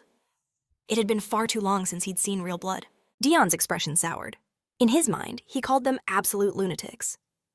Not seeing blood is a good thing. What kind of nonsense were they spouting? He was ready to refuse, but when the knights heard about the expedition, one of them threw himself to the floor, hugging his leg and begging him to come with them. Dion demanded to be let go, but at that moment, the other knights swarmed him. They argued that he was one of the High Knights. Why would he send them off to have fun without him? They absolutely had to go together. Dion's nerve frayed. Were they completely out of their minds? Taming monsters at the edge of the Empire. What part of that sounded remotely fun? He wanted to tell them he had documents to handle. But remember, the butler interrupted. The butler declared that he could go. Dion was stunned, not understanding what he meant. He retorted that Remember had been mocking him for the past week, saw this brief rest as a punishment for his own conduct. Hearing this, the High Knight's heart shattered, realizing he was too swamped with duties to even join their expedition. A wave of guilt washed over them. They were the only ones who could redeem him. With newfound resolve, they declared that even the butler had given his blessing so they could all go together. Dion disagreed, thinking he shouldn't be lumped in with these madmen. But Remember changed his mind with a single question. If you go, won't the rat who's been hiding finally make his move? Go catch that rat and get some rest. Hearing those words, Dion knew he could no longer refuse. He was right. They had to catch the spy. He recalled how he'd almost died twice at the hands of the Revolutionary Army. He knew if they didn't catch the spy this time, he might actually die. One of the knights noticed his grim expression and said, "We're the only ones here. You don't have to be shy." They had already heard the rumors, how he recently went on a solo monster taming expedition and returned with a massive grin on his face. That's only because I had a nice rest at the Demon King's castle, he thought. The knight continued, let off some steam this time too. But at that very moment, another knight pointed. A horde of monsters had just appeared before them. Everyone to your positions, he roared. They leaped from their horses, charging into the fray with joyous screams and wide smiles. Dion watched them completely aghast. "They're insane," he muttered. He already missed the demon realm. At least there he was physically comfortable. Time passed. Leanne approached him, catching her breath after the brutal battle. Her disheveled state proved she was a fierce warrior. She was the knight personally recommended by the Emperor when he'd requested someone capable of reigning in the bloodthirsty phantom knights. She was the very standard of what a knight should be. Unlike those crazed dogs, Lady Leanne could easily join any knightly order she wished. He felt an awkward sensation like a parent whose children bring nothing but chaos. She asked, "Will you not participate in the battle?" He watched his knights mercilessly tear the monsters apart and replied, "I think it's better to let them have. They're fun." "How very tactful of you," she said. But in reality, Dion simply didn't want to fight among these psychos. He just wished they would finish the slaughter, so he wouldn't have to be a part of it. In the middle of the carnage, one knight grabbed his comrade. "You idiot," he yelled. "I saw that monster first." He showed him the middle finger and shot back. "Like I care, I got to it first." Another knight called out to Dion, "Will you be joining us?" They seemed to be enjoying their vacation far more than he was. Dion just waved his hand. "Don't let me worry you," the knight grinned. "Well, hurry up, we're almost finished." Anger flared in Dion. He wasn't going to participate in this madness. Just get out of my way, he thought. He had a feeling that if he got involved, something would be utterly destroyed. But in that instant, a strange chill ran down his spine. He froze for a moment, then whipped around. An arrow fired from the forest pierced clean through his shoulder. He grit his teeth against the searing pain. "Are you all right?" Leanne cried out in worry. But he didn't hear her. His mind was already racing. If he hadn't turned, that arrow would have hit him in the throat. Where did it come from? An ambush. But who would dare agents of another country? They wouldn't risk starting a war, if not them. Then they were assassins, sent by someone who wanted him dead. His gaze hardened as he stared toward the forest. Between the trees, he saw two mercenaries, an archer and a swordsman. "He dodged," the archer growled, seeing the arrow had missed its mark. He knocked another. "Vile creatures," Dion snarled. The worried Leanne looked at him in horror. He turned to her, his voice cold as steel. "Cut it off, as close as possible." She replied, "If I do that, you'll suffer more when the tip is removed." Dion remained silent, his gaze unwavering. She realized from his dark aura that he would not repeat himself. She sighed heavily. "I'll do it now." With a swift motion, she cut off the shaft of the arrow. Dion gripped his wound, knowing the arrowhead would now dig deeper, causing excruciating pain with every movement.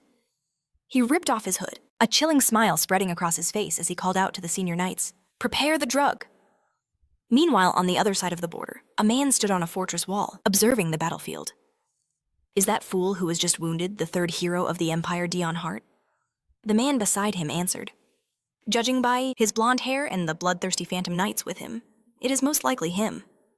The first man asked, "Who is he fighting? I thought he was just calmly taming monsters." "What is going on down there? An internal conflict.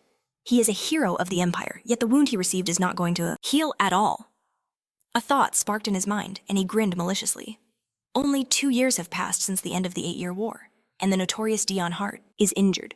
I'm certain the Empire doesn't want another war right now. If we blame these fools for attacking our kingdom, we could get hefty reparations from the Empire.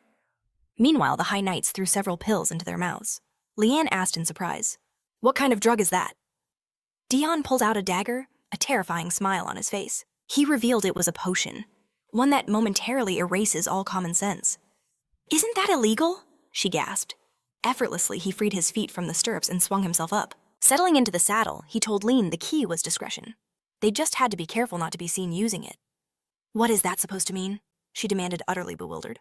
Emerging from their hiding spots, one mercenary growled, "What are we waiting for? Let's kill them already." Instantly, Dion's warhorse surged towards the enemy line. He vaulted from the saddle, launching himself directly above a rushing foe. With a flash of his dagger, he declared, "You're first." Panic flared in the mercenary's eyes. "He's too fast," he gasped.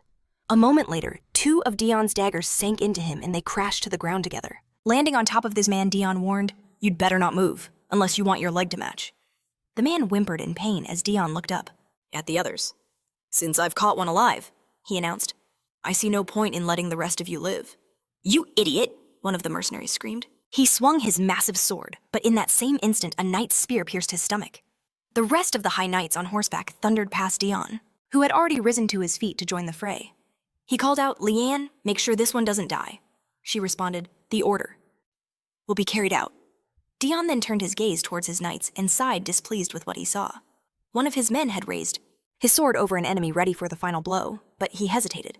He saw the man's wretched state and thought, he'll die anyway, even if I don't finish him. In that split second, Dion blurred past, piercing the enemy's heart with a dagger. What are you doing? He demanded. Captain, the knight stammered in confusion. Dion sneered. On the battlefield, we were mad dogs. Now that you're knights, you think you can afford to be generous? A chill went down the spines of the other knights at his harsh tone. Did you not take the elixir? Are you still this weak? If you're not even capable of this, none of you will survive. You don't have the luxury of forgiving your enemies and living to tell the tale. Haven't I repeated this endlessly? Cast aside your guilt. All you need is the ability to distinguish friend from foe. Let the madness consume you. Hearing their commander's decree, the knights' faces twisted into manic smiles as they fell upon their enemies. Dion watched a grim smile on his face. All of this is for the sake of survival. A murderous aura flooded the battlefield. A mercenary thought in terror. We chose the wrong enemy. Why were we so greedy? But the offer had been far too sweet to refuse. Some time ago, the man had asked Cruel, will everything really be all right, even if we only injure him? You'll still give us half the reward, Cruel had replied. I'm just adding a small condition to the assassination mission. It's nothing to worry about. The man pressed on. The order was to kill Dion Hart. Why pay from your own pocket just to add conditions? He worried if the Duke finds out about this. Cruel cut off his thoughts. Don't worry, I will take full responsibility. The man mused. He must despise Dion more than anyone. In the entire world. But from time to time, he does these strange things. What does he truly want from him? As he was lost in thought, he glanced at Cruel, who began sorting papers on his desk. His eyebrows furrowed slightly as he thought of his little brother. In the present, Dion and the High Knights clashed with hardened killers. It was a ferocious battle filled with curses, screams, and dirty tricks, an incredibly brutal fight. The man at its epicenter, his eyes shining as he tore his enemies to pieces, with a laugh resembled a bloodthirsty ghost, the last surviving mercenary could only watch. The death of his comrades and wonder, is such a person a hero of the Empire? He cried, we never should have interfered. How can anyone remain sane after facing such psychopaths? At the end of the battle, the knights approached their commander, and the mercenary understood. It was no wonder they were called the Ghost Knights instead of the High Knights. Dion, whose gaze had been turned to emptiness, suddenly snapped his head towards the mercenary. The man thought, they're closer to demons than people. Dion came up to him and said, I don't know if you were blinded by money, or if you were just stupid. He plunged a dagger into the man's shoulder. Perhaps it was both, the mercenary screamed loudly in pain. Dion kicked his legs and planted his foot on the hilt of the dagger. He smiled faintly. I don't enjoy torture, so I'd rather... You just tell me who's behind this. He pressed the dagger deeper with his foot as the man clenched his teeth, cursing under his breath. Soon word of what happened reached the imperial palace.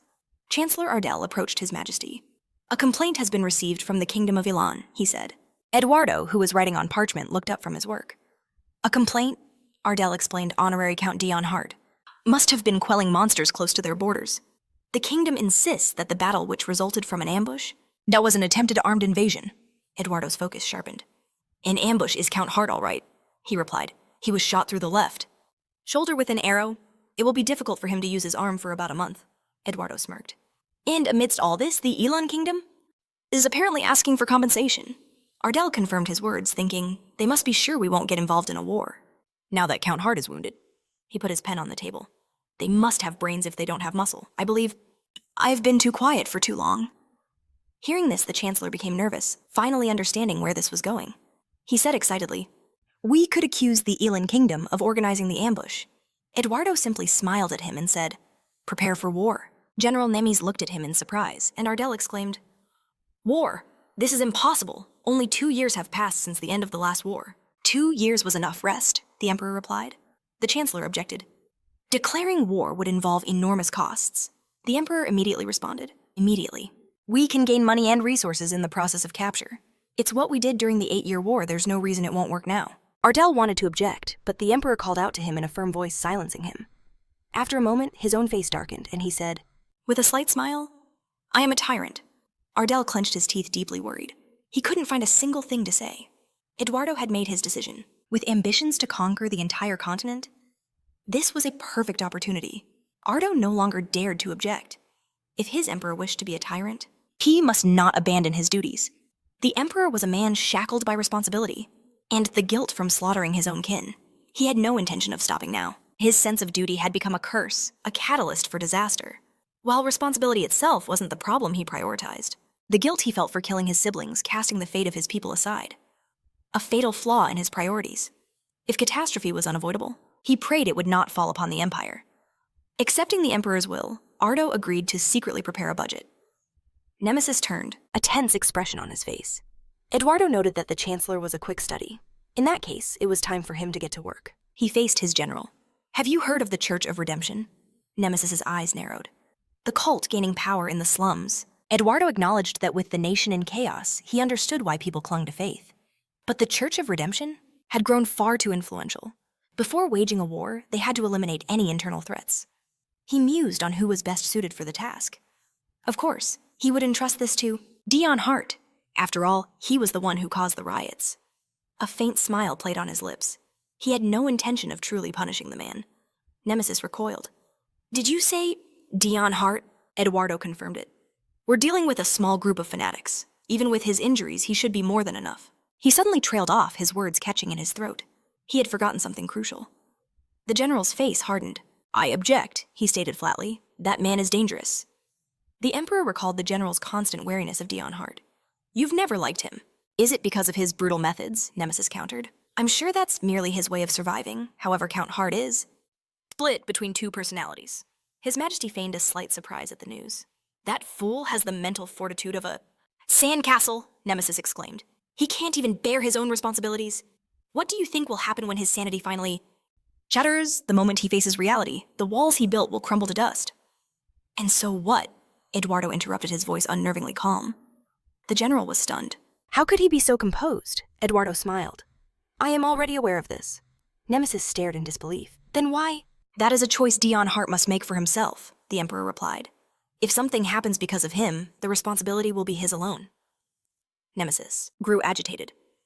How can you say that if the sword breaks, the one who wields it is also affected? The burden of his actions will fall upon you. Eduardo lazily propped his head on his hand. Nonsense. Isn't that precisely the role of an emperor? The general called his name in disapproval, but he was silenced with a raised hand. I know I have chosen the path of a tyrant, but for those I value, I can be a great ruler, and I will forgive. Your current disrespect. I am not so incompetent that I cannot overlook the mistake of a loyal subordinate. Nemesis gritted his teeth, then took a calming breath and bowed. My apologies. He opened his mouth to say more, but the emperor's smile stopped him. It's not that I understand your fears. Don't worry. Do you truly think I would keep such a dangerous weapon by my side without a leash? He recalled the day Dion had come to him kneeling. He begged for permission to annihilate his own family. In that moment, the emperor saw it all. Crystalline hatred, murderous intent, a burning rage. A hatred he had nurtured for 8 long years, ever since he was sent to the front lines at the age of 14. Now, finally recognized for his deeds, he stood before the emperor and wished only for revenge. To the emperor who had staged a coup for the throne, this was a familiar and welcome sight. He had no reason to refuse. Instead, he decided to use this man, to forge him into the perfect sword. Hearing the request, he asked, Is your cause so valuable that I should allow the destruction of a respected family? What must I do? Dion asked. Eduardo replied, The hero is embarking on an expedition to slay the Demon King. Why don't you join him? He gave the order, face the Demon King as the hero's ally. The result was beyond belief. He returned with the corpse of the fallen hero. Later on a dark and rainy night, they met again. The emperor's voice was filled with awe. Do you still feel that same burning hatred? Dion confirmed it. Eduardo thought with such an achievement, everyone would have to acknowledge him. He was a hero even without the hero's fragment. A cruel smile spread across his face. I imagine Hart County will be quieter than usual tonight. What do you think? Dion's brow furrowed as he stared, understanding the hidden meaning.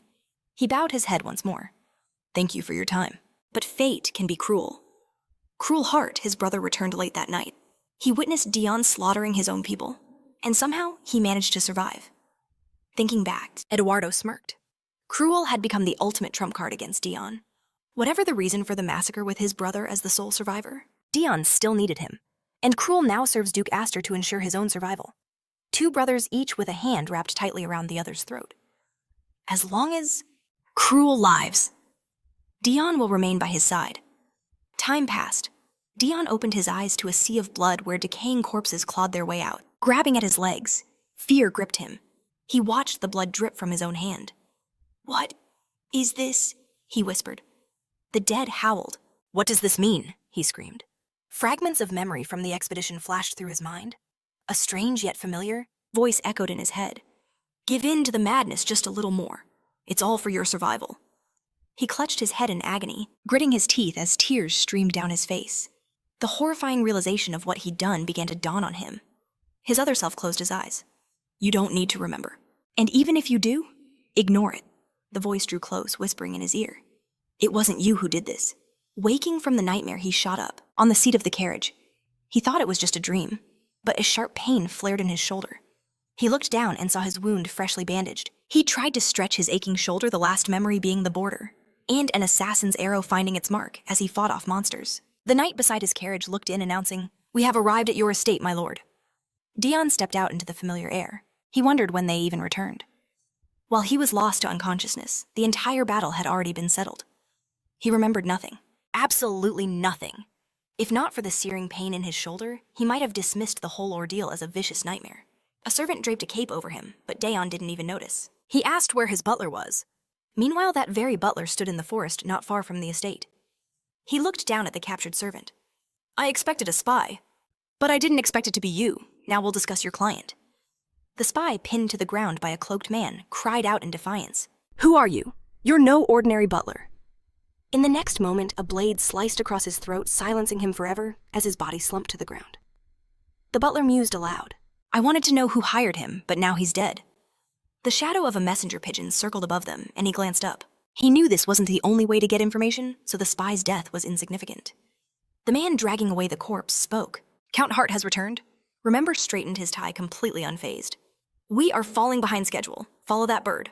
Find out who it reports to and who is pulling the strings behind this. He started back towards the estate, but paused, tossing a dismissal note onto the dead servant. With the authority of the head butler, he declared to the corpse, I hereby terminate your employment contract. Soon he returned to the estate and entered the count's room. Dion was sitting on the bed, resting. My lord.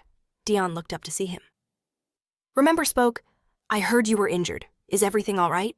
The arrow hit my left shoulder, he replied, so it won't affect my daily routine. The butler smiled. You are right-handed, yes, what a blessing.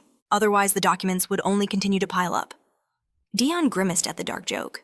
But weren't you also injured? I smell blood. Remember brought a gloved hand to his face. You can smell it, he asked calmly.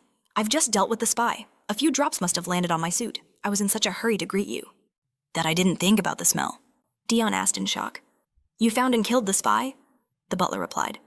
I wanted to catch him alive, but something unexpected occurred. For that, I ask your forgiveness. Dion waved it off. You don't need to apologize. If it was unintentional, then nothing can be done. He thought to himself. He killed him with his own hands. What kind of butler is this? All he knew was that the man came from a small settlement on the central continent. Remember? Continued. I heard you also dealt with the assassin. Were you able to find anything out? Dion looked away, answering hesitantly. They all died there as well. It wasn't possible to identify the mastermind. I can't remember anything he thought, but based on the situation, that must be what happened. If you were unable to find out, the butler analyzed, then it means our enemy is being exceptionally careful.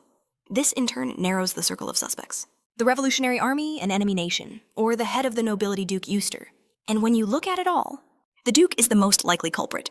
In any case, you cannot face this opponent on your own. Why not ask the Emperor for his assistance? Dion stared in silence, completely surprised. This butler is far too useful, he thought. Noticing his master's gaze, Remember lowered his eyes. If I have overstepped my bounds, then I apologize. Dion rubbed his chin thoughtfully. On the contrary, I'm grateful to you. He figured he was planning to visit the Emperor to return the Hart estate anyway. He might as well get this over with before he got into any more trouble. Trouble like getting rid of bloodthirsty ghost knights and losing his job.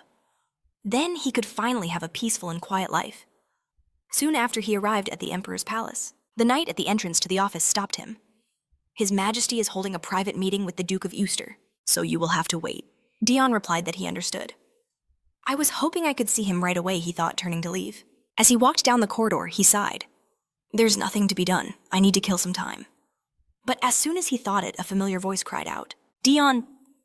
Ahead, he saw the Crown Prince holding back his sister, Princess Althea, to keep her from lunging at him. She looked up at her brother, Prince Albus, with a dissatisfied glare. The prince just waved at Dion with an awkward smile. Please excuse her. Dion raised a hand to his chest and bowed low. Greetings to the future of the Empire. Albus approached him and winked. There is no need for such formalities. Are we not friends? Dion felt a wave of nausea at the word. The Crown Prince, calling him a friend again, continued. I heard while walking down the corridor that you needed to occupy yourself with something before meeting His Majesty. Before Dion understood the hint, he suddenly found himself in the garden, with no idea how he got there. Albus took a sip of his tea, while Princess Althea sat close to Dion, hugging his arm tightly. He wondered in shock. Why am I here? The Crown Prince smiled. I am so glad we had this opportunity to have tea in the palace. Dion nervously took a sip. It is a great honor for me. He thought, if only I had known they would be here.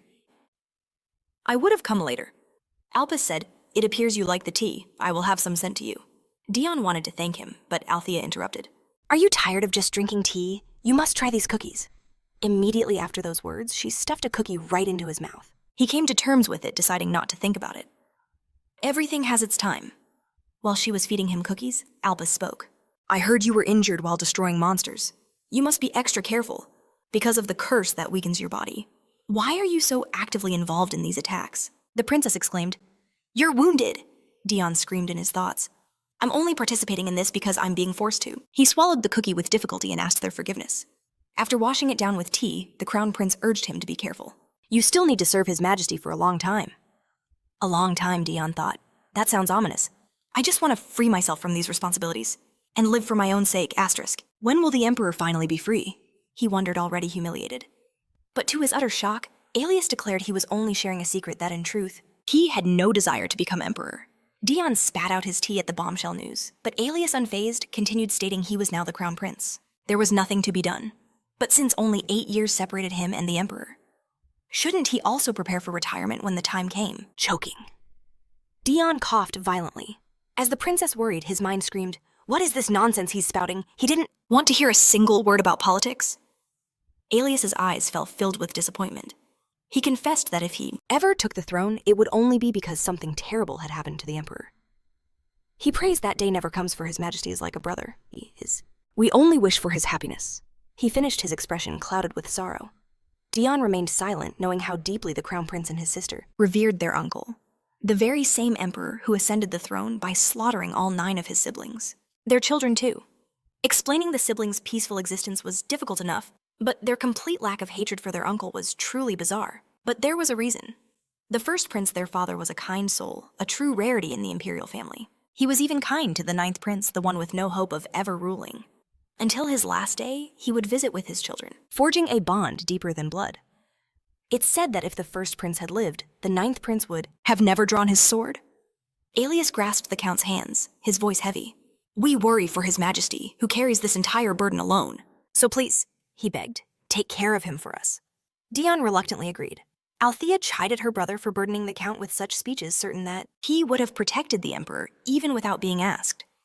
Aelius laughed, admitting it was true. Amidst their talk, Dion's expression darkened as he asked, May I use the restroom? They glanced at his empty cup, noting he'd had plenty of tea, and waved him on. Dion headed for the garden's exit, thanking them as they watched him go. After a beat of silence, Aelius murmured, He escaped. His sister agreed. This conversation was too much for him. He offered her a faint smile. I was being honest, he mused, knowing that something dangerous lurked just beneath the water's calm surface. The tip of his sword had always been pointed at their uncle, the Emperor. Everyone around him whispered that if things continued this way, he would never claim the throne. They urged him to help them get the supreme ruler's seat. The nobles were growing restless, demanding he take action against the Efes tyrant. He hadn't given in to their foolishness, but in 2 years their pleas had sharpened into threats. He turned to his sister. We don't know when they'll make their move. We must be prepared. Althea nodded. His Majesty needs someone who will stand by his side without question. Dion Hart is an extraordinary man. Having him alone could turn the entire tide in our favor. That's why you're trying to win him over, isn't it? She asked, knowing full well this didn't contradict the sincerity of her feelings. Her brother laughed. Indeed, he agreed. I hope the honorary count becomes His Majesty's faithful ally. So faithful that no matter who stands in his way, even if it's the nobility themselves, he will cut them down without a moment's hesitation. Meanwhile, Dion was completely lost in the palace. He'd always left immediately after seeing the Emperor, so he had no idea where he was. He walked past an office just as a man scurried out clutching a stack of papers. Dion called out to him. The man jumped as if he'd been caught, his body rigid with fear. As Dion approached, he wondered why the man was so terrified. He was used to people fleeing at the sight of him, but this time he couldn't let him get away. He desperately needed help.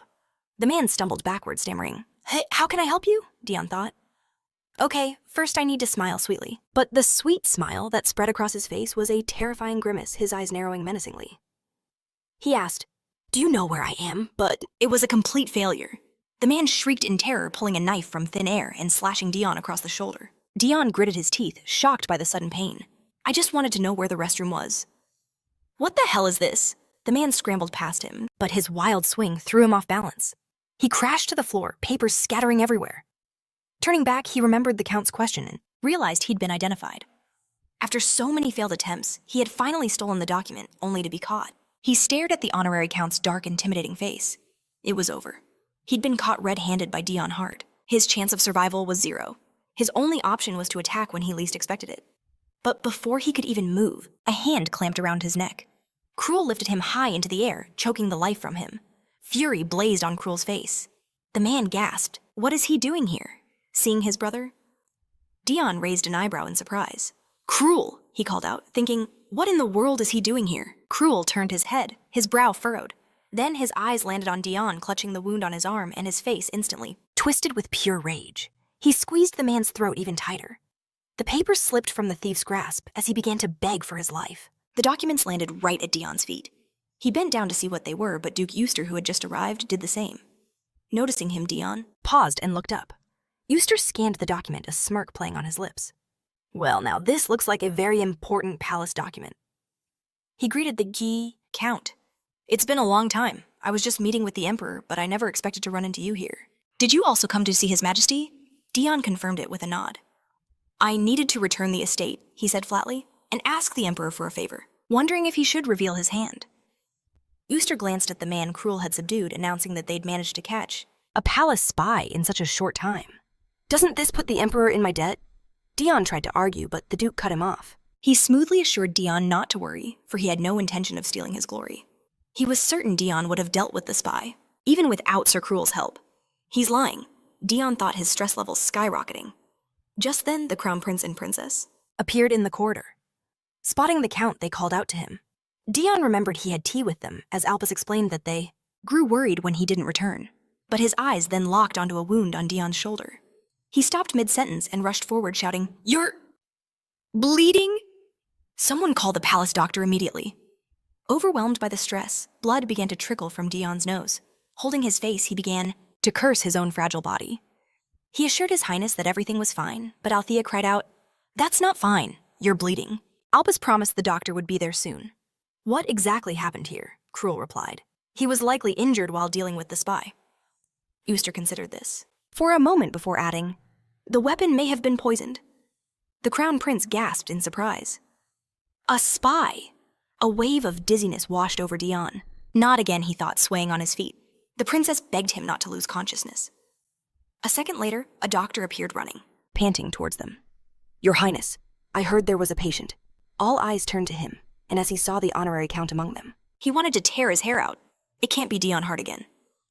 During the banquet, he had rushed over because he heard that Count Hart needed an ambulance. But when he arrived, there were only high-ranking officials glaring at him with condemning eyes. His whole body began to tremble as he examined the Count's wound. Why am I shaking so much? The doctor wondered, thinking that these powerful people were so worried about the Count's health. So please just stop getting injured. He felt like every emergency call took 10 years off his life. The Crown Prince asked worriedly, Doctor, how is he? Is it poison? He answered in a trembling voice. There is nothing wrong with him, fortunately. The wound isn't deep. Albus grabbed him by the collar and yelled, He's bleeding. How is that possible? Are you sure you examined him properly? The doctor confirmed his words. Dion tried to say that he was fine, but no one listened. At this rate, he thought the number of his enemies would only grow. General Nemus approached them. Having heard the conversation, he announced, This must be a manifestation of the Demon King's curse. He greeted everyone, and Dion thought, Why are more and more people gathering here? The general looked at him displeased and said he had come to deliver a message from His Majesty. The Emperor has summoned the honorary Count Hart. Noticing his burning gaze, Dion thought, He's looking at me as if to say, him again. He could have just sent a servant if he didn't want to come himself. After this, he said, Since His Majesty is waiting, you should go. But before he left, Dion turned to His Highness. I am grateful for your concern, but you need not trouble yourself over me. After these words, he headed towards the Emperor's chambers. Albus silently watched him go, his hands clenching into fists as he replayed those words in his head. His expression turned grim. He thought he probably believes he's a burden to others because there's no cure for the curse. How can he keep misinterpreting my actions when he is so considerate himself? This is truly unfortunate. Meanwhile, Dion thought he doesn't look happy. Was I too arrogant, asterisk? Soon the Duke and Cruel left the palace in their carriage. Euster looked out the window thinking, this is definitely a war budget, despite his assurances that there will be no war. I need to be extremely cautious. He touched his chest with a thought. In order to achieve my goals this time, I will fully support His Majesty's plans. Meanwhile, Dion met with the Emperor. You don't look well, Eduardo observed. I heard you captured a spy. Did you truly receive a serious wound? Shrinking in his chair, Dion looked away and replied that it was not so. You're sweating. Profusely, Eduardo pointed out. Dion still insisted that everything was fine.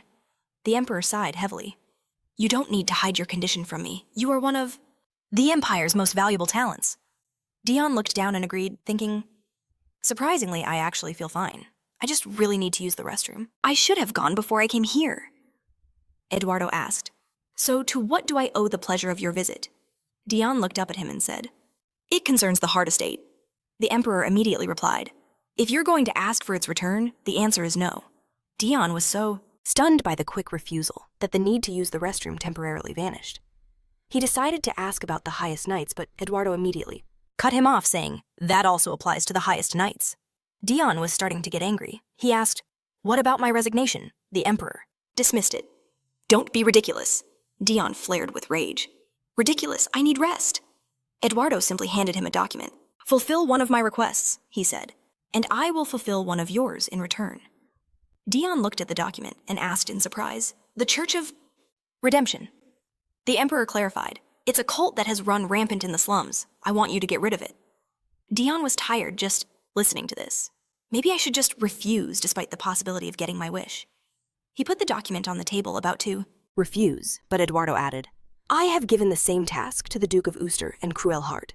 If Cruel completes the task, I will grant one of his wishes. Dion didn't let him finish. He shot up from his chair exclaiming, I'll do it. Eduardo smiled slightly and agreed. Only then did Dion realize he'd blurted this out from pure emotion. He had fallen for the provocation. But who knows what cruel desires I have to stop him? At any cost. Eduardo looked at him satisfied and thought, in fact, the request to eliminate the Church of Redemption came from the Duke himself. Though he understood the motive, he couldn't let that plan succeed. He declared that between Dion and Cruel, he would grant the wish to whichever of them completed the mission first. If a reward was to be given, shouldn't it go to Dion, who stood with the Emperor? More specifically, with Eduardo Desert. Dion folded the document, his confidence absolute. He would be the first to finish this task, no matter the cost. Now that it had come to this, he would utterly crush that fool Cruel. Later, as Dion handled affairs in his office, the butler presented a familiar cup of tea. He scowled, noting that this was the only tea he'd been served lately. Remember, the butler asked if this wasn't the very same drink he'd enjoyed with the Crown Prince. Dion lifted the cup. The aroma was pleasant, but he knew the truth. After every cup, a powerful urge to visit the restroom would follow, because of that last incident. Remember? Gestured to another cup. He must not forget to drink his elixir as well. Staring at the murky green liquid, Dion asked, is this truly necessary? Beside it, a note from the case? Doctor urged him to drink it for the common good. Remember assured him that the elixir would have a beneficial effect. A message from the palace doctor himself. If he feared poison, he shouldn't. The drink had already been thoroughly checked. Dion sighed. It wasn't about poison. He simply hated bitter things. As if reading his mind, the butler produced a candy.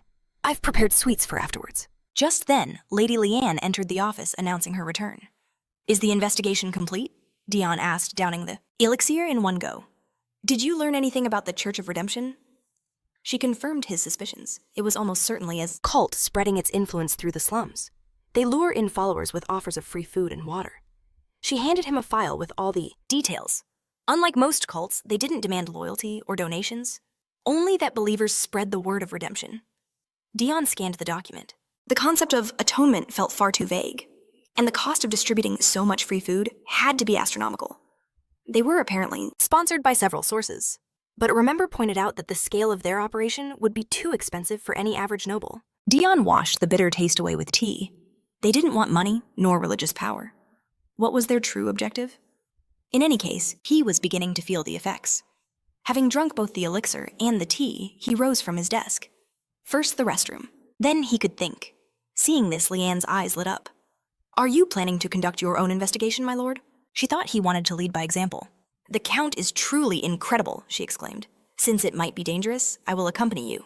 Dion froze solid. Her words echoing in his ears, he asked in confusion. Where did you think I was going? To the Church of Redemption, of course, she replied. And just like that, without even realizing it, Dion found himself standing at the entrance of an alley with her. He stared around in shock.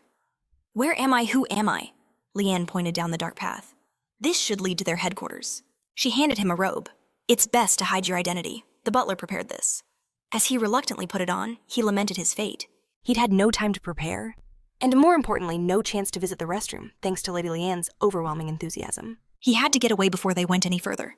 Stepping into the alley, he told her, I'll be right back. Stay on your guard. He wouldn't repeat his past mistake. He vanished around a corner, leaving her to wonder, will he be all right alone? She called out for him to wait, then dashed around the corner after him. But he was gone. He disappeared, she exclaimed, her mind racing. He didn't look well, so where did he go? She remembered his sickly appearance. The pale face, the cold sweat, the way he bit his lip. A terrible thought struck her. Could this be the curse of the Demon King?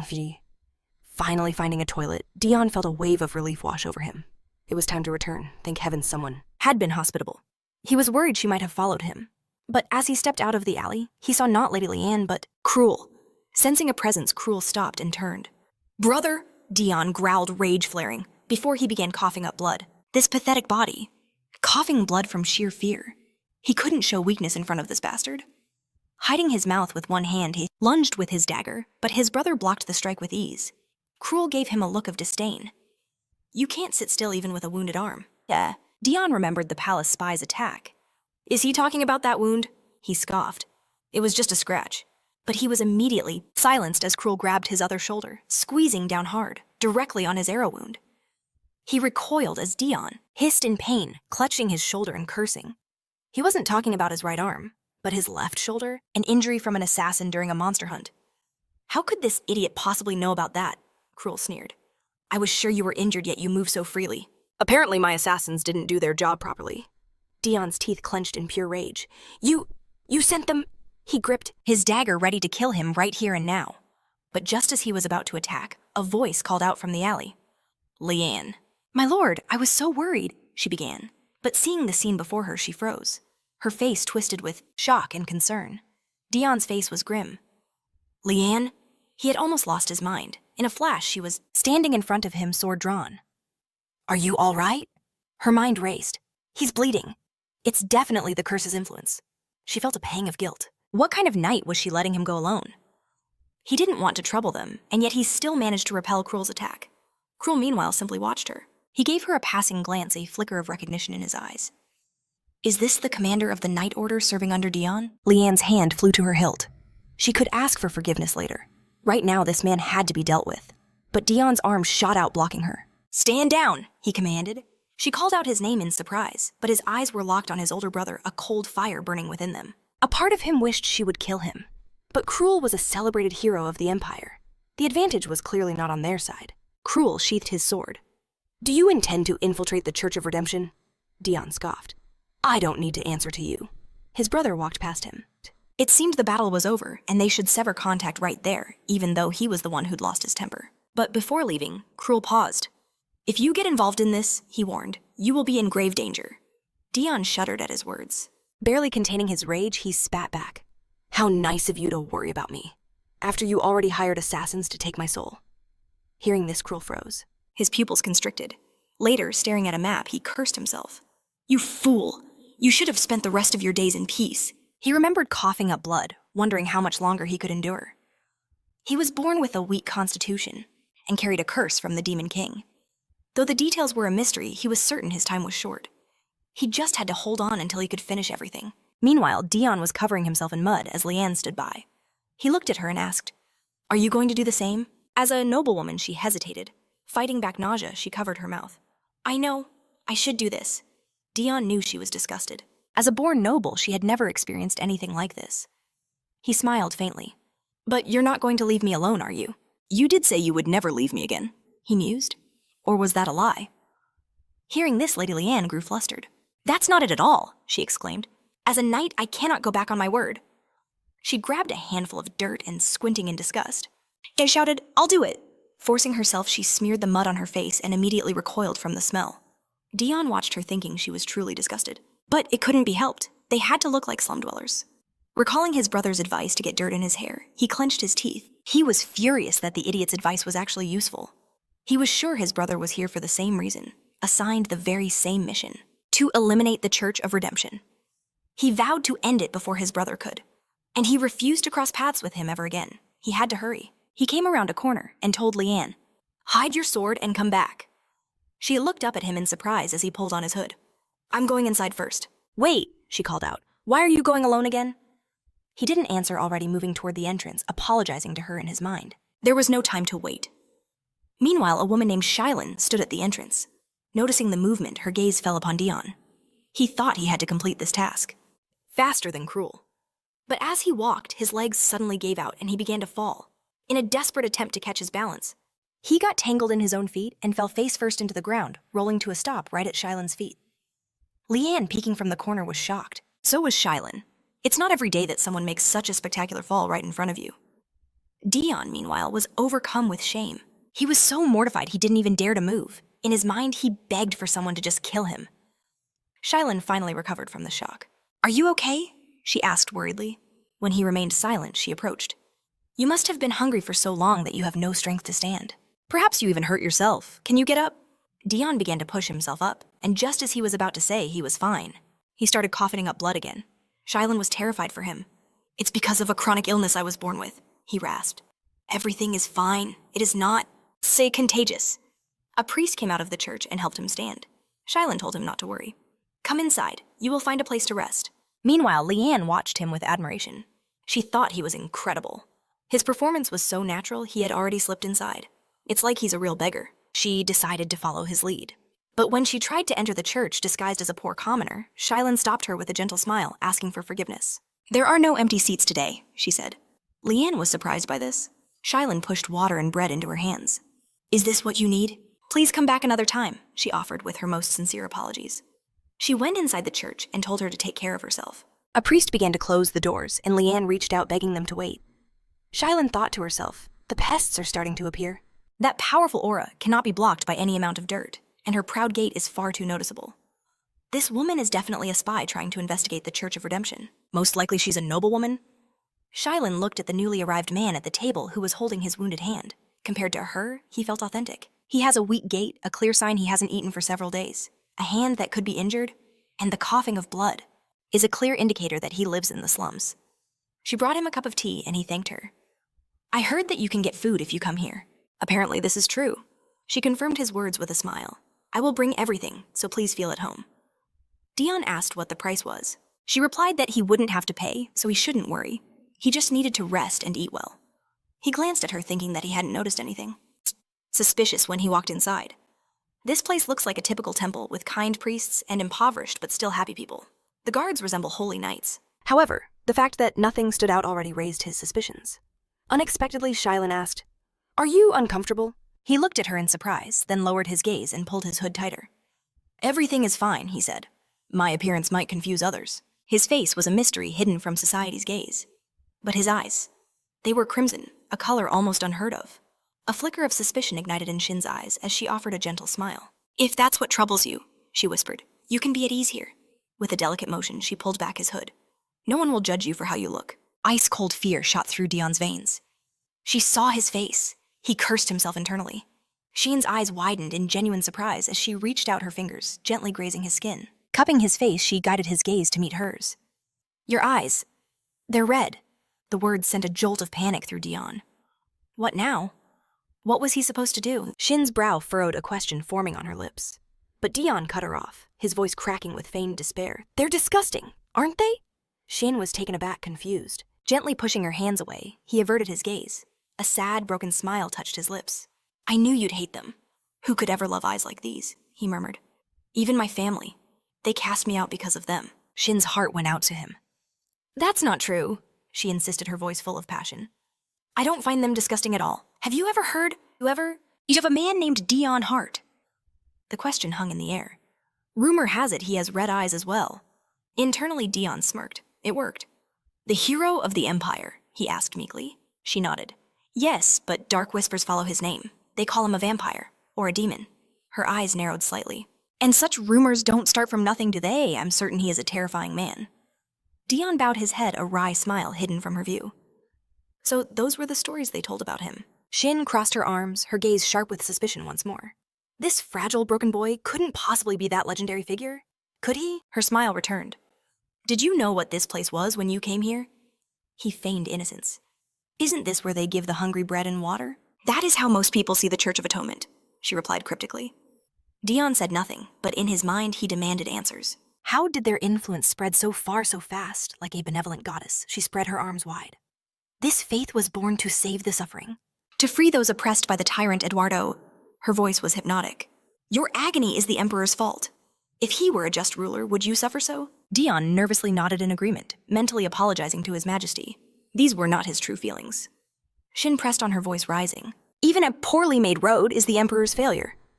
Dion's mind raced.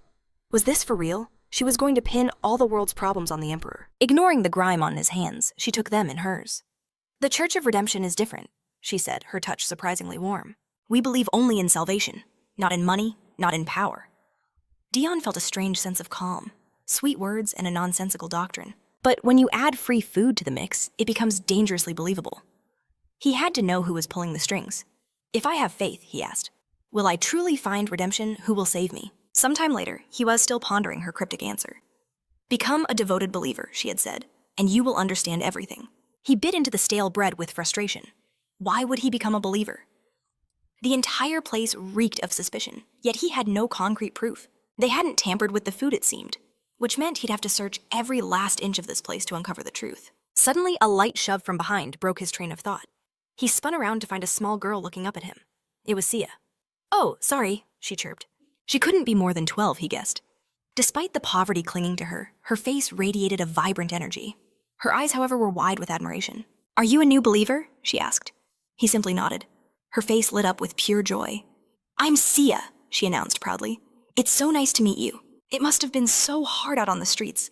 Her words made Dion wonder if he looked that pathetic. He stayed silent, and she continued trying to comfort him. But don't worry anymore. You're with the Church of Redemption now. They'll give you food, and they never ask for anything. Is that really true? He asked. That's incredible. Judging by the genuine light in her eyes, she wasn't brainwashed. So why did she defend this church with such fervor? He gently patted her head. I really want to believe in redemption. Her smile was blinding. I knew you'd like it here, she cheered. On the surface, nothing seemed out of place. But that in itself was the most suspicious part. His eyes drifted toward the guarded doors. He had to find a way into those restricted rooms. Oh, it looks like you're seeking redemption too. That's wonderful, Sia beamed. Suddenly a sharp voice called her name. Sia, what are you doing?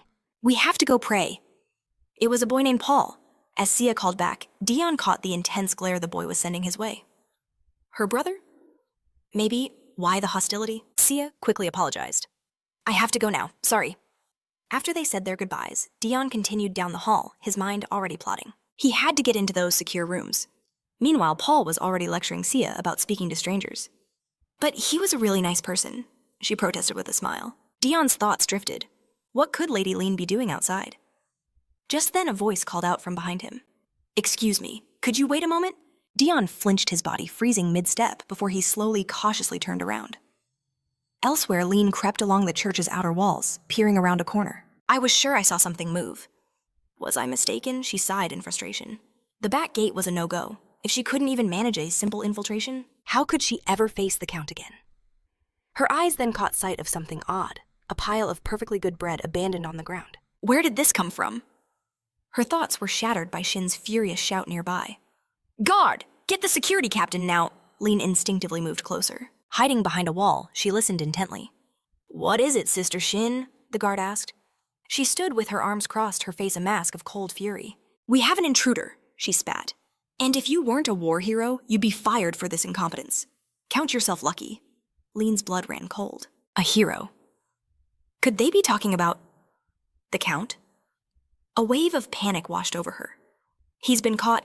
My lord, she thought desperately, just hang on. As promised, she came to his aid, shattering the window with a single powerful kick. The priests inside froze in terror as she entered with an unyielding presence. With a confident stride, she demanded to know where their lord was.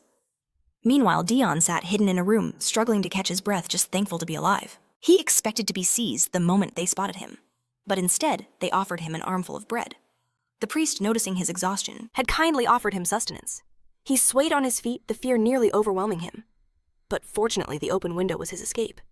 He slipped back inside, looking around the chamber he had landed in. A prayer room, perhaps, he mused.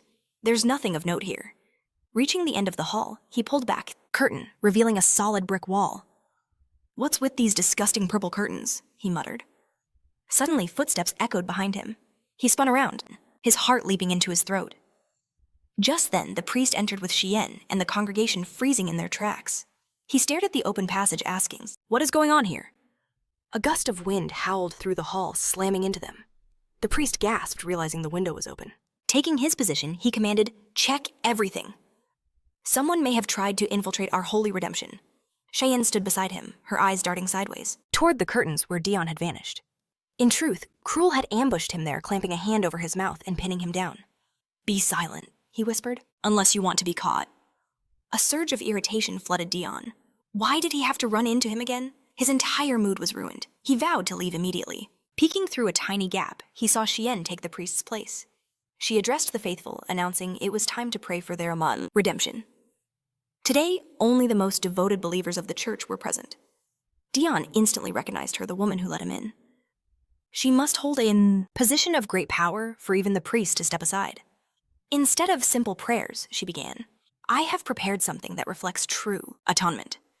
Dion's interest was piqued. True redemption, he wondered. A joyous murmur spread through the hall as the people began to praise her, and she beamed with delight. Xian pulled the curtain aside, announcing they would now enter a room reserved only for the most devoted. A room where the true explanation would be revealed. She touched the brick wall. "This may seem like an ordinary wall to you." Her hand then phased right through it, emitting a magical ethereal glow. "But only the chosen may pass through," she finished. Dion's eyes widened in disbelief. "What is this?" Xian invited the people to enter, and one by one they walked through the wall, disappearing to the other side. "Is this magic?" Dion thought. It was Sia and Paul's turn. They held hands as Sia excitedly pulled him forward. They passed through the illusion together. Xian was the last to follow, but she cast one last suspicious glance towards Dion's hiding place before vanishing herself. An eerie silence fell over the hall. Once Cruel was certain they were alone, he released Dion. Throwing back the curtain, Dion stumbled away, gasping for air. He caught his breath and wiped his mouth in disgust, cursing under his breath. After a moment, Cruel emerged calmly from behind the curtain, staring at his brother with that same infuriatingly indifferent gaze. "Stop interfering," Dion snapped. "I can handle my own affairs." Cruel simply replied, "It would be far more troublesome if you were captured. They would double the security. I could have hidden without your help." Dion shot back irritably. Cruel merely agreed, and seeing that detached expression, Dion felt his sanity slipping. He took a deep, calming breath. He would just finish the mission and get out of this cursed place. He walked to the wall, his mind racing. He ran his hand along the surface. "She touched it somewhere. Here." His fingers brushed against something, and suddenly he saw it. A gem embedded in the stone. He was stunned. It was an enchanted object. For a certain price, these items could replicate effects similar to true magic, a method created by humans to wield the power that only demons should possess. But not just anyone can use them. And the sorcerers who create them are incredibly rare. How could the Church of Redemption get its hands on such a high-quality enchanted item? He burned with curiosity to know who was behind this. But what a headache. He just wanted to grab the target and leave. But if he quits, that idiot will get the credit. He couldn't allow that. In that instant, a priest burst into the hall, shouting about an emergency. Luckily, Dion and Cruel dove into hiding just in time. The priest ran to the wall, frantically trying to communicate. "We must notify Madame Xian at once," Dion, now crouched under a table, tried to silence the frantic drumming of his own heart. Couldn't the man knock before barging in? The priest stared at the magic stone. "Can you hear me? We have an outsider. Someone is looking for their lord and causing a disturbance." Dion's mind raced. "Another intruder!" A second later, the prayer hall door was blasted off its hinges, and the priest Froze, paralyzed by sheer terror. He turned, his voice trembling with fear. Who are you?" Leanne stood there, furious. "Where is my lord?" Hearing her voice, Dion groaned. "That girl." He'd told her to follow him quietly. Why was she causing such a scene? She grabbed the priest by his robes and hurled him to the floor. "Wait," he yelped. Who exactly is your lord? She hesitated. He was the one for whom a knight would give her life, but she had no right to call the Earl her lord while under contract to his majesty. But calling him Count Tyro felt wrong. Finally, she answered confidently. He is my lord. The priest grew frantic.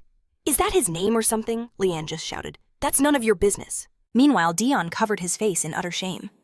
Why was she so reckless? He thought she was the only sane one. But now he understood How she got along with those other madwomen. His eyes fell on the glowing magic stone. The connection wasn't complete. he'd be caught if he moved. What could he do? On the other side of the wall, Xian heard the entire commotion. Leanne demanded, "So you don't know where my lord is?" The priest screamed back, "How am I supposed to know if you keep calling him lord?" Hearing that voice, Xian's eyes narrowed in realization. It was that strange knight from the main gate. A knight, searching for her lord. And there was a poor man, with scarlet eyes. It was Dion Hart. She knew the Emperor had given him a task, but she had let her guard down. The moment Cruel Heart appeared, they should have reinforced everything. Some time ago, Xian discovered Cruel in the church a window left ajar. She demanded to know how he'd infiltrated the building when every single window Was sealed shut. He simply turned, offering no reply. Leaning against the doorframe, a smirk played on her lips as she told him she saw right through his plan. She wasn't falling for it. She was certain the Duke sent him to scout the area. After all, he'd already received crucial information from the Duke, hadn't he? She recalled how Euster handed him the blueprint ordering him to clear this stage as safely as possible.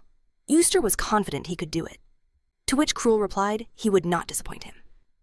Xian, now exiting the room, remarked that as one who serves the same master, she would spare him the guards. But she would reinforce the security before Dion's arrival, so he'd better figure out his own escape. Thinking back, she noted this secret room wasn't on the plans yet. Here it was. She hoped he wouldn't let their master down, since he desired his victory. Still, she never imagined Dion would simply stroll in through the main entrance. She returned to her post, apologizing to the people. With the Church of Redemption's goal achieved, all that was left was to cleanse the area. She could only pray that it would be Cruel, not Dion, who would purify this place. Everything was unfolding according to his will. She smiled serenely and proposed they continue their prayers. Elsewhere, Leanne sent a priest crashing to the floor with a single strike, rendering him unconscious. With a sigh, she muttered that she thought she was finished here. Where in the world was her lord? She'd have to search elsewhere. Just then, Dion emerged from under a table, calling out her name and startling her. Her face lit up with joy as she rushed to his side, relieved he was safe. But she'd questioned why he had left their post. Dion glanced at the M-stone, thinking its glow had faded. The connection must have been severed. He told her they'd talk later. First, they had to escape. Unexpectedly, Leanne dropped to one knee before him, causing him to call out her name in surprise. She explained that she addressed him as her lord because she was unsure what words were appropriate, and for that she apologized. He assured her it was fine. They were in a dire situation, so there was nothing to be done. Her gaze, now filled with conviction, met his. She declared her intention to take full responsibility. Confused, he asked what she meant. She admitted that when she first met him on His Majesty's orders, she hadn't realized. But after serving by his side, she now understood. He was meticulous enough to willingly trudge through filth, sacrificing all his pride for a mission. And he was brave enough to face any opponent head-on. From this moment forth, she, Leanne Rear, vowed to serve him for the rest of her days, so long as it did not conflict with the will of the Emperor. Dion was stunned by her sudden declaration. She continued vowing to serve him as her true master with all her heart. Dion was floored. He never imagined she would swear a knight's oath in a place like this. He wouldn't refuse. Her loyalty would only benefit him. Still, it was so strange. But she made it clear her oath would hold, as long as it didn't contradict the Emperor's will. Her first priority would always be the Emperor and the Empire, not her lord. He placed one hand behind his back, pressing his other fist to his chest. He swore he would do everything to prove himself worthy of her devotion. She looked up at him and offered a small smile, asking if it was time to fall back. He agreed. Today was a retreat. If they wanted to conduct a proper investigation, they would need high knights and a talented sorcerer to unlock the secrets of this room. 3 days later, Dion sat in his office frustrated. Was there truly not a single skilled sorcerer in the entire empire? He'd heard that 99 out of 100 sorcerers hailed from the south. Did that mean the north was completely barren of talent? Hiring someone from the south would take far too long. He just hoped Cruel didn't find a sorcerer before he did. At that moment, a subordinate burst into his office with good news. They had found a sorcerer. Dion's spirits soared. This was truly excellent news. They had to begin preparations at once. The aide reported that the sorcerer's village was only a day's journey away. A day later, they arrived at a small village nestled among the mountains. Surveying the settlement from a high cliff, they confirmed their arrival. Leanne noted it was a rather tiny settlement. They descended into the village. Wiping sweat from his brow, Dion explained that sorcerers often live in seclusion with a few comrades. He wondered why they all Had to live in such untamed wilderness. Leanne noticed his fatigue and asked if he was all right. He confirmed that he was, and she urged him to speak to her. without formalities. After all, he was her lord now. But he refused, thinking to himself that he was an honorary count while she was a noblewoman of pure blood from a powerful Family. Who knew what trouble informalities could bring? He insisted they hurry and find the sorcerer. But when he saw Cruel on the road ahead, The words died in his throat and a loud curse escaped his lips. Cruel immediately turned, fixing him with an indifferent stare. Dion asked, irritably, "Did I say that out loud?" He quickly apologized, claiming he was just surprised. Cruel remained silent, and Dion wondered if this idiot was stalking him. Probably not. Since they shared the same mission, their paths were bound to cross. Suddenly, a stone flew through the air and struck Dion right in the head. It fell to the ground, followed by drops of blood from the fresh wound. Seeing this, Cruel whipped around, looking in shock at the person responsible. Dion touched the gash on his head as Leanne asked with worry if he was okay. The old woman who threw the stone shrieked that disaster had Come upon them. They had to throw him out. Or better yet, kill him. Men grabbed her arms, trying to restrain her and begging her to calm down. but she ignored them, screaming for them to get out of her village. Leanne's anger flared. "How dare you disrespect the Lord?" she shouted. To everyone's surprise, Dion let out a cold laugh. He looked up at the old woman, his eyes blazing with fury. "A disaster, you say?" He took several steps toward her, making the villagers tense up. "That's not quite right." He stopped right in front of her, staring into her eyes.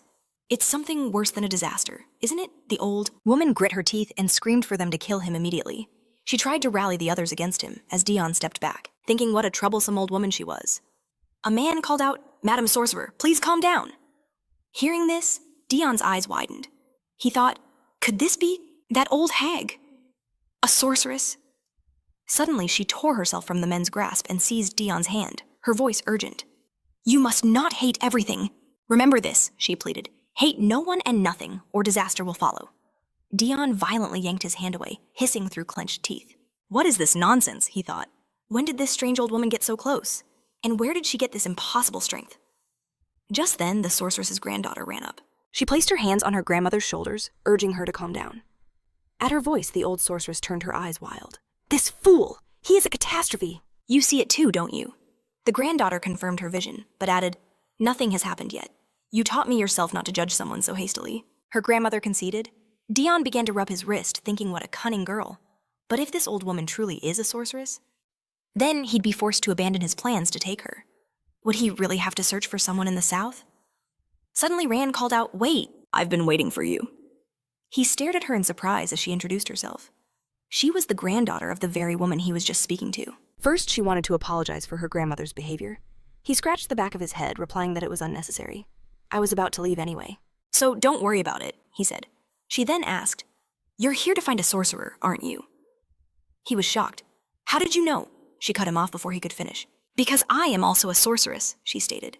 "I know you came here seeking one, to deal with the Church of Redemption. If he takes her with him, she promised he could achieve all his goals." Stunned Dion couldn't utter a word. He realized she knew everything. But this was classified information. He was suspicious of her youth, but her skills were undeniable. He shot a sideways glance at Cruel, who stood waiting in silence. He thought, if I don't take her, that fool Cruel will. This was far better than searching the entire South. Besides, he'd be thrilled if he could ruin Cruel's mission. He shook Rand's hand. "In that case, I'll be counting on you." Inwardly, he smirked. "I was first." With that, Dion and his knights left with the new sorceress. Cruel watched them go in silence, thinking it was fine if he didn't secure her. Even though the Duke ordered him to prove his worth, his own victory was the top priority. He would simply find another sorcerer, or devise a different plan. Still, he wanted to ask the elderly sorceress something. Unexpectedly, she touched him, a gentle smile on her face as she called him my child. "You were here too." She hugged him, leaving him utterly confused. "What is the meaning of this?" "You've been through so much," she whispered. "But don't you worry, I don't hate you. Because if I were to hate you, no one in this world would ever love you. And an unloved creature lives a short life. You must live long, and win the battle right the battle, to see who can live the longest." Hearing this, Cruel froze. She continued, "I hope you win. You are a child who heralds destruction. But if you win, that will not happen. The catastrophe will be over. However, if you stand on the verge of death or wish for it, make sure you kill that child before you leave this world." At her words, Cruel's anger flared. He drew his sword, placing the cold tip directly against her neck. She merely grinned. The villagers cried out in alarm, asking what he was doing. Cruel's face darkened with rage as he told her, "I will handle everything myself. Don't you dare go to hell." I had already made my decision without your words. My death will only come after Dion's. Meanwhile, Dion and the others were on their way back. He thoughtfully asked Ran, "Your grandmother said she saw it too. Was she talking about my future?" Ran confirmed his suspicion. "She still sees it." He asked how they could predict his future before he even arrived.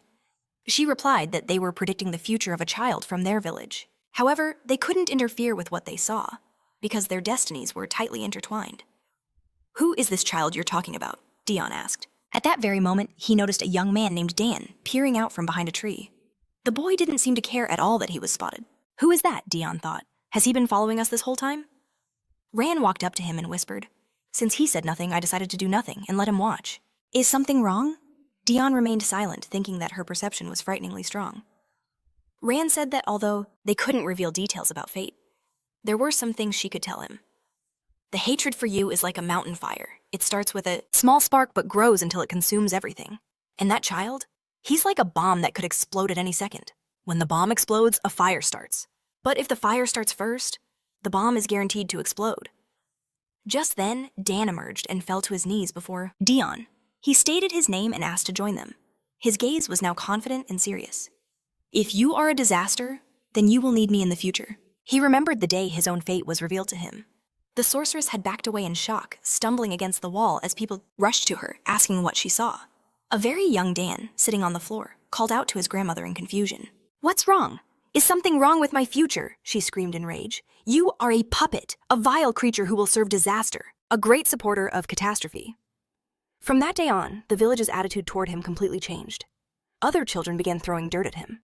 "What does that mean?" he cried. They shouted, "You're a puppet of disaster. Leave our village." Dan couldn't understand what was happening. He couldn't get used to the sudden hatred. Ran begged them to stop. You can't punish someone for something they haven't done yet. But friends and neighbors with whom he used to have fun now turned their backs on him as if their shared past was a lie. One villager told Ran, "He's a supporter of disaster. What if we get drawn into it just by being near him?" Anger burned within Dan. They had all turned away from him because of a single prediction. "If you're all so sure," he resolved, "then I'll live up to your expectations. I will become the right hand of disaster, since my fate and the fate of the... He knew that destiny and disaster were intertwined. If he just waited, their paths would surely cross. And there he was, the man he had been waiting for all this time, drawn by the sorcerer's voice. The sorcerer was screaming at Dion, calling him a disaster. A wide grin spread across the man's face. The moment he saw him, he knew. He had finally found his disaster. Time passed. Dion and the others returned to the Hart estate. The butler greeted the count, but his eyes drifted past him, asking, "And who is this child?" Dion turned around. And looking at Dan, he realized the butler was talking about that idiot. Leanne smoothly replied that he was a villager the Lord had decided to take with him. Dion thought to himself, when did he ever say that Dan introduced himself? And Dion scoffed internally. He'd told the boy to do as he pleased, and he actually followed him home. Dan confidently clenched his fist, declaring that while he lacked education and battle experience, he would never let his master down. Dion's expression soured. He was tempted to send the boy packing right then and there. Why on earth did he call him his master? But with his mission taking priority, he pushed the thought aside. "We'll talk later," he said. "We leave the estate as soon as preparations are complete. Be ready." He then turned to Lady Leanne, ordering her to bring 10 volunteers from the highest-ranking knights. Dan called out, asking if he could join them. Dion's reply was firm. "You will wait here." He had no combat experience after all. What help could he possibly be? With his guards around, everything would be fine. He couldn't allow the boy to die just because he cared for him. Dan pursed his lips and looked away, murmuring that he understood. Dion could see the disappointment in his eyes. Did he really want to come along that badly? His motives were suspicious, but Dion couldn't say he disliked the boy's spirit. Night fell, and the acrid smell of smoke began to fill the church. The women cleaning the hall noticed it first, whispering that something was burning. At the same time, a fire erupted in the main hall. One of the high knights gave a chilling order. "Leave the building without a fuss, and we'll let you live." A scream pierced the air, and his mind flashed back to his recent conversation with the Count. Dion's orders were clear. "Start a fire in the Redemption Church while I infiltrate. Assess the chaos and kill every suspicious person. Not the ordinary believers, but the truly rotten ones. No drugs? It won't be good if They lose their minds. One knight questioned the order. Why not? Wouldn't it be easier to just cut them all down? Another agreed, saying. he was being too soft. How could he survive in this world? Soft, Dion repeated the word in his mind, irritated. Stop bickering and do as you're told. But Leanne suddenly interrupted.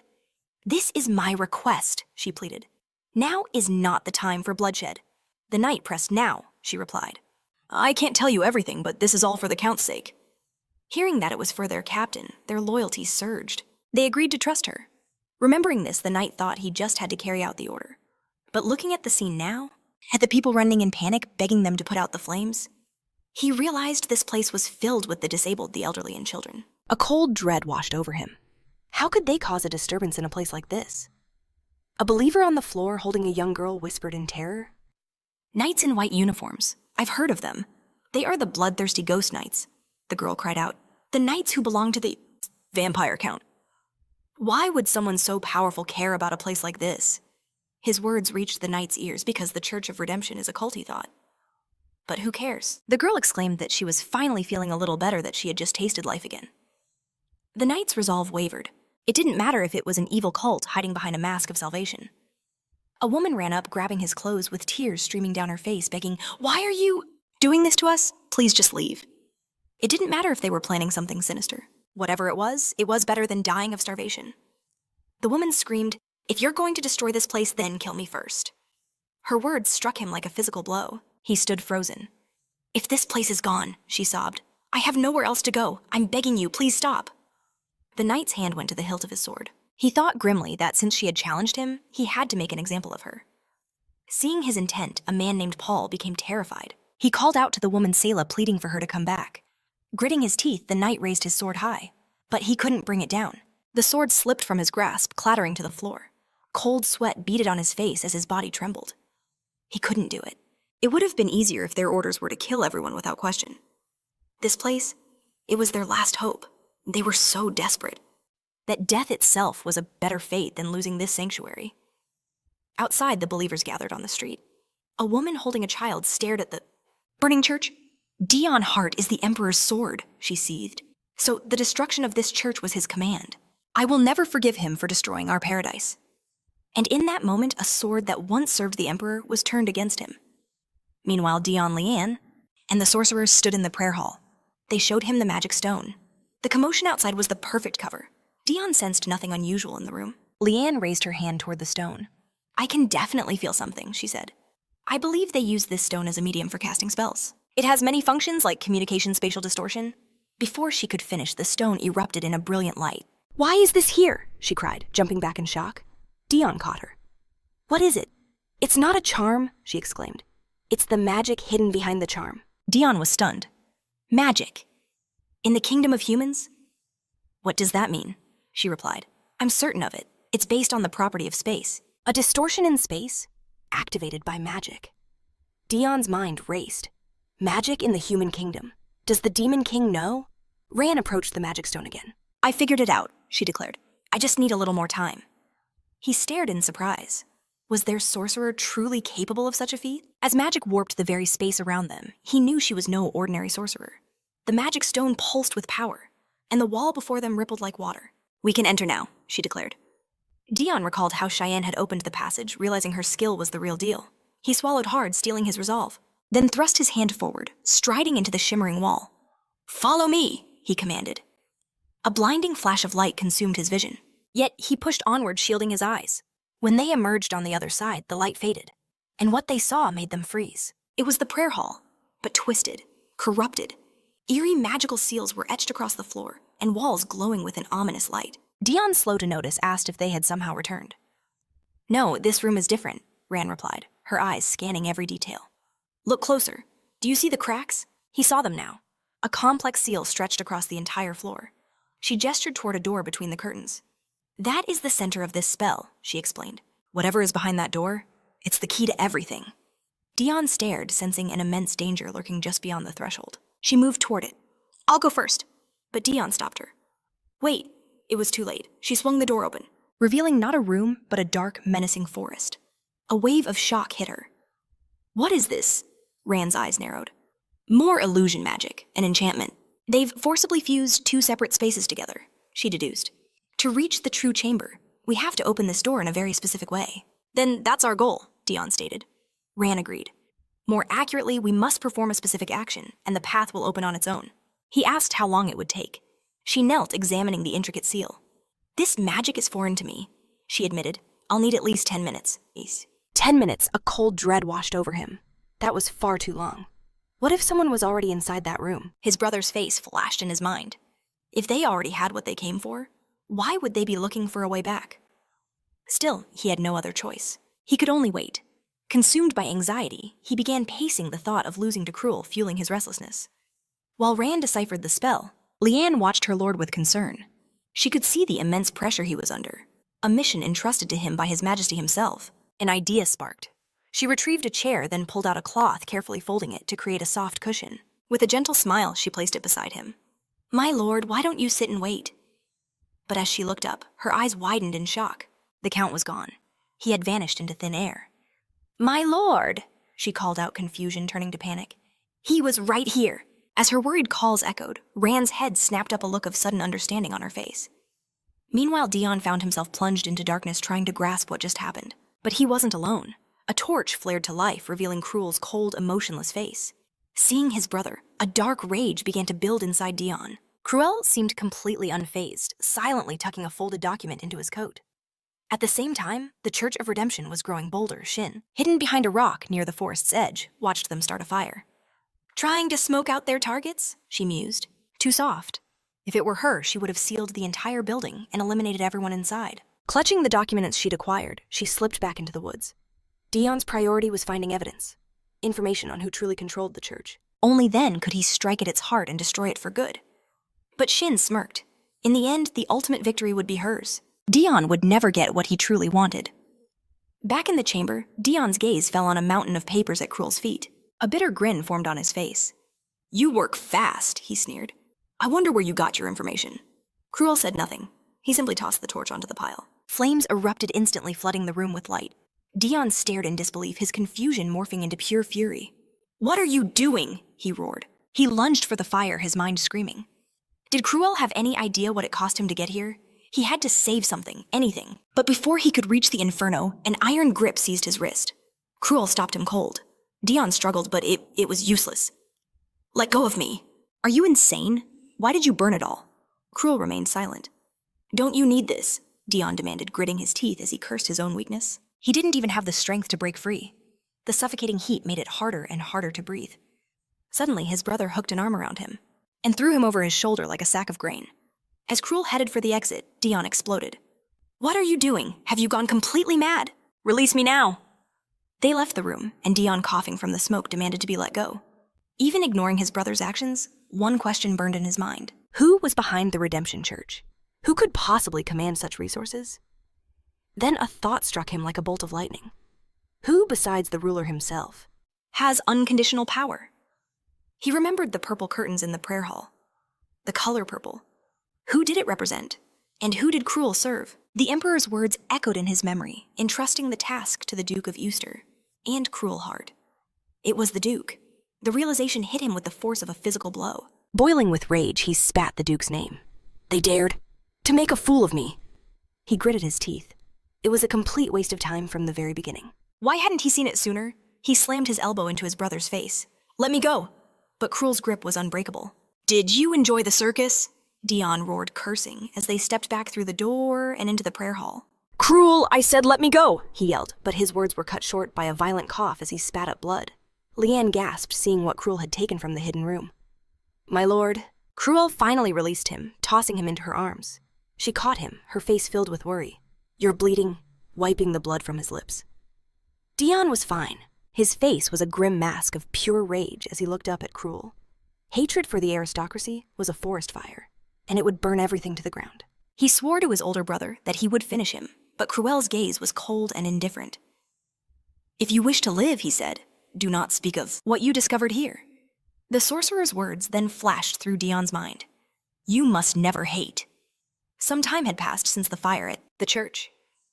Resting in his bed, Dion stared at the ceiling, replaying the events of that day and cursing under his breath.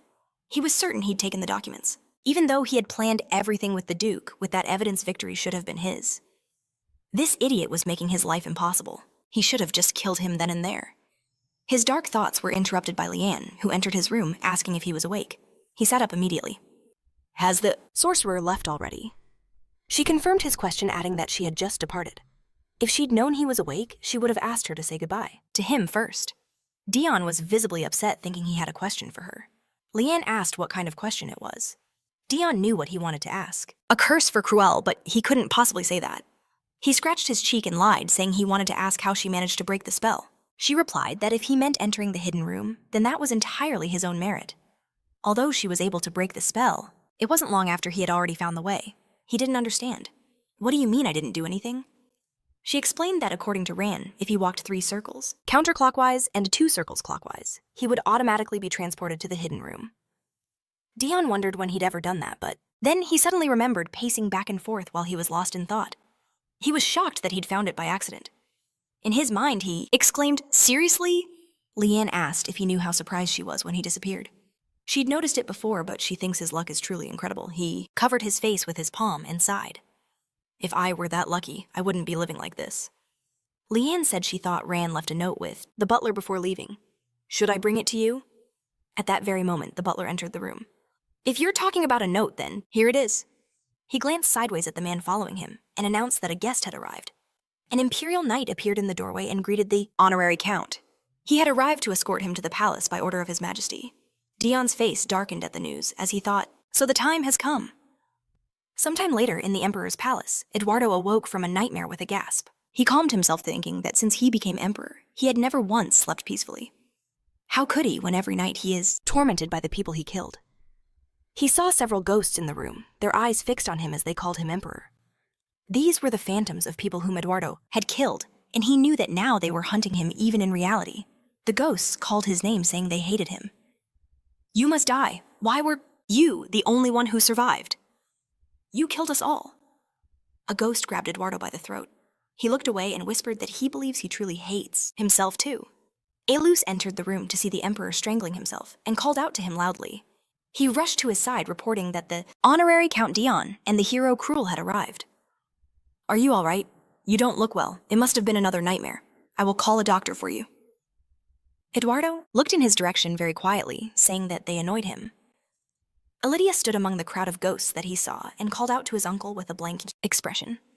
He looked around and wondered where he was looking. Apparently, someone other than him had entered the emperor's chambers. He asked in a worried voice, "Are you hallucinating now?"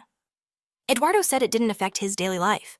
Elus argued that wasn't the problem at all, and that he would immediately call a doctor. Eduardo called him by name, thinking that even though he felt sorry for him, he said he was quite busy preparing for the war, and that because of fatigue he began to hallucinate. He thought that he had no intention of getting rid of these nightmares and hallucinations. Would he believe him if he said he was happy? Patted him on the shoulder and said it was nothing, so he shouldn't worry. Elus gritted his teeth and asked why he called this nonsense when he was clearly hallucinating. He turned around and asked loudly, "How much longer do you intend to carry the burden of guilt? You have already compensated the heirs of the families enough, and still you remember everyone who died." Eduardo was going to change his clothes and said that he knows he is sick, but if it weren't for him, then they would all be alive. Elus wanted to say something about this, but the emperor didn't listen, saying that he made the decision to start an 8-year war. Whether my enemy or my allies, they all lost their lives because of my choice.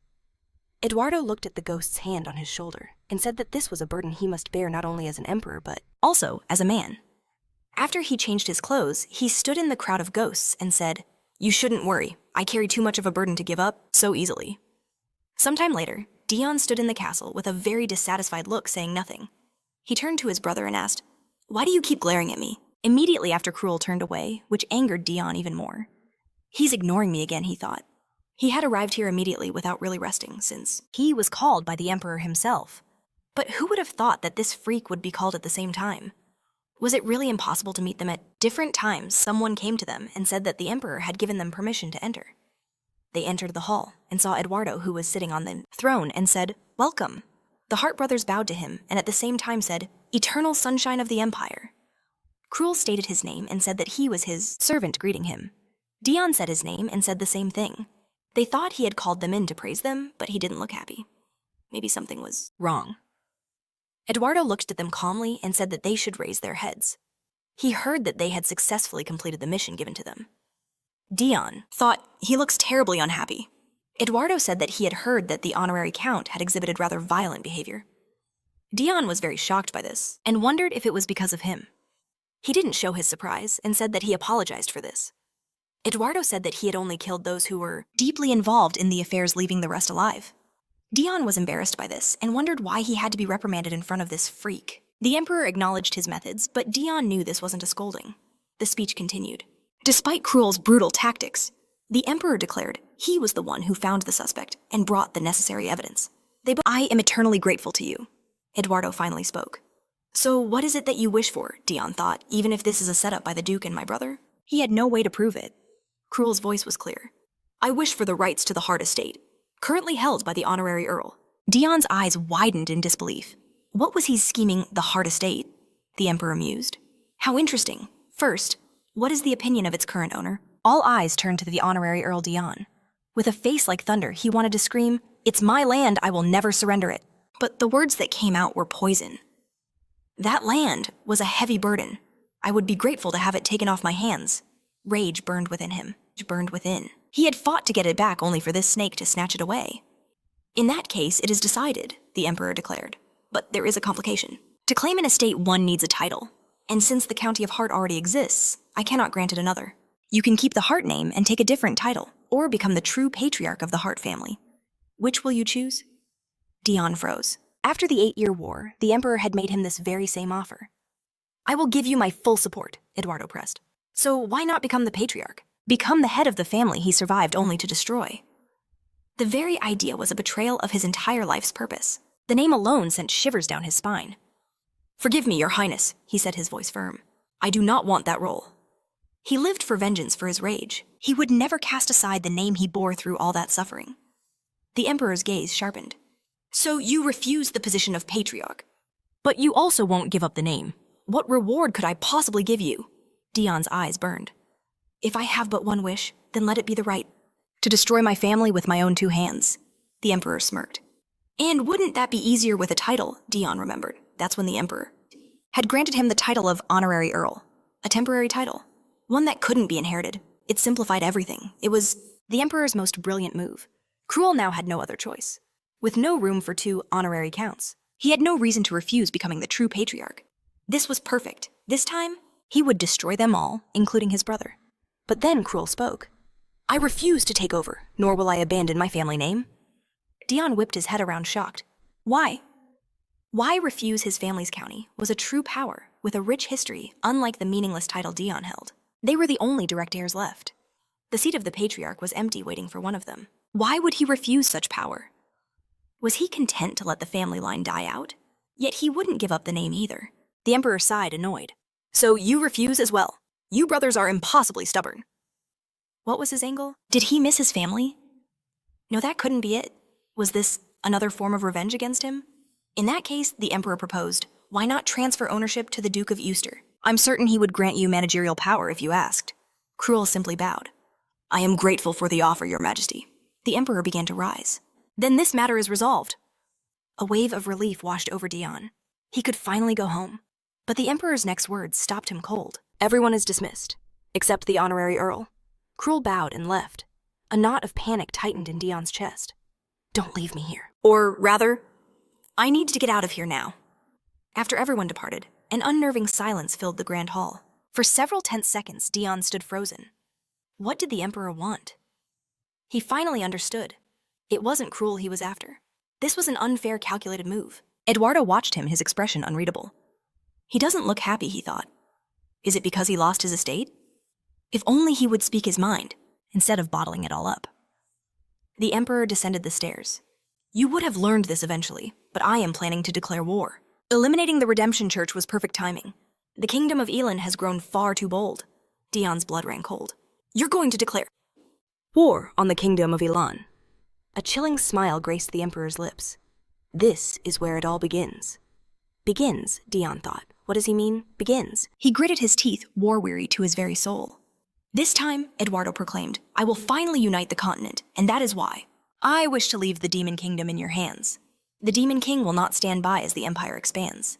You are the only one who has ever earned his trust.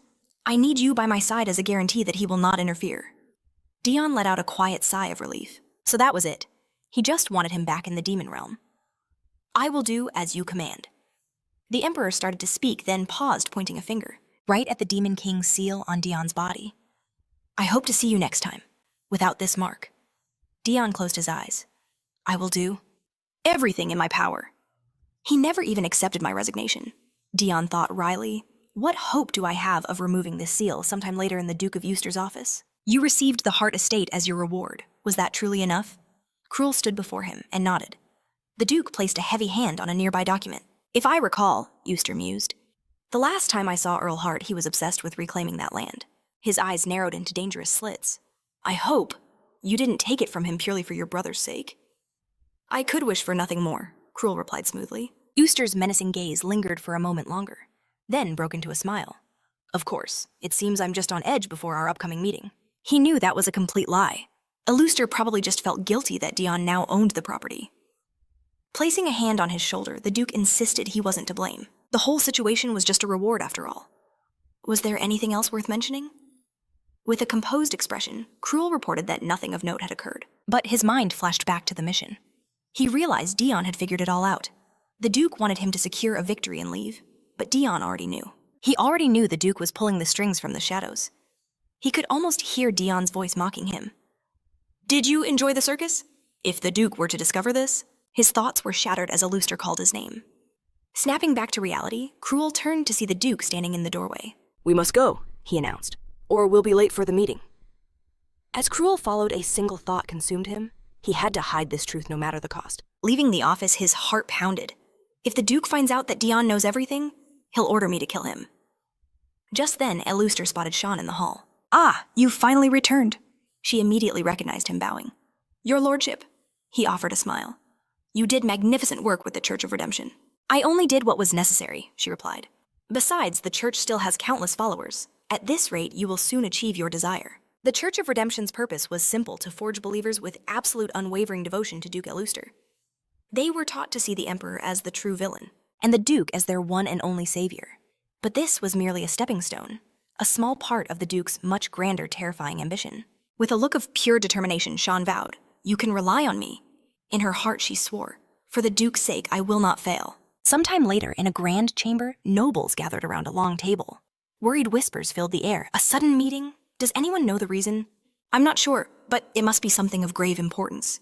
The Emperor would never summon us all for a trivial matter. Eluster sat among them, a smirk playing on his lips. Fools, he thought. At a sudden Grand Council meeting, there was only one thing the Emperor could possibly announce. He knew exactly what the Emperor did to prove his own worth. A declaration of war. Just then, the grand door swung open. Emperor Eduardo entered, followed by Nemesis. Has everyone gathered? He asked, taking his seat at the head of the table. The nobles rose as one, chanting, Eternal sunshine of the Empire. Be seated, Eduardo commanded. First, I thank you for assembling on such short notice. Eluster watched him, sensing something was off. He looks agitated. Perhaps he isn't well. Let's get straight to the point, Eduardo announced. In 3 days, I declare war. A wave of confusion and shock washed over the room. What did he say? One noble gasped. It's only been 2 years since the last war ended, and now we're starting another. I have stood idle long enough, Eduardo declared, because no one dared to be openly hostile. But it seems some have forgotten the terror of the Empire in a mere 2 years. A man spoke up. If this is about the kingdom of Elan, their behavior has indeed been improper. But surely there are ways to resolve this without a declaration of war. It's not just Elan, the Emperor countered. Other nations have also grown complacent towards the Empire. Another noble chimed in. I heard that. Dion was killed, the Emperor's vampire. Now that the devil is gone, surely the Empire will know a moment of peace. Eduardo's eyes narrowed. When the hero was wounded, the lesser kingdoms saw an opportunity to strike.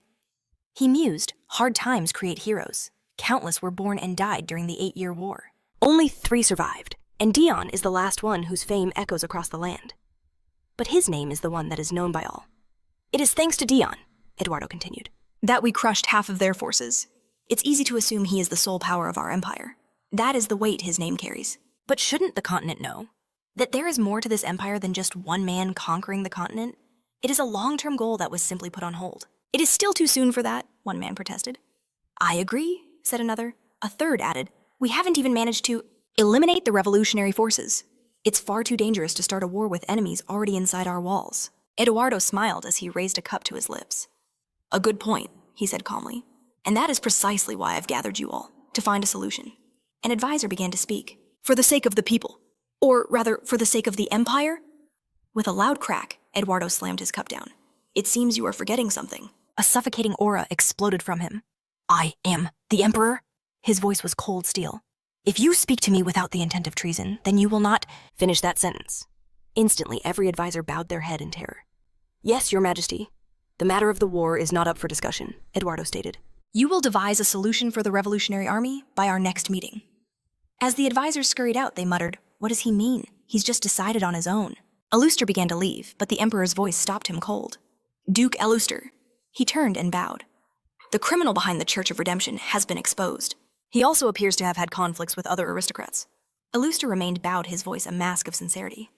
Your Highness, I apologize for failing to see through the strife among the nobility. He didn't get to finish his sentence. In a flash of steel, Eduardo's sword was free, its razor-sharp tip aimed directly at Aluster's throat.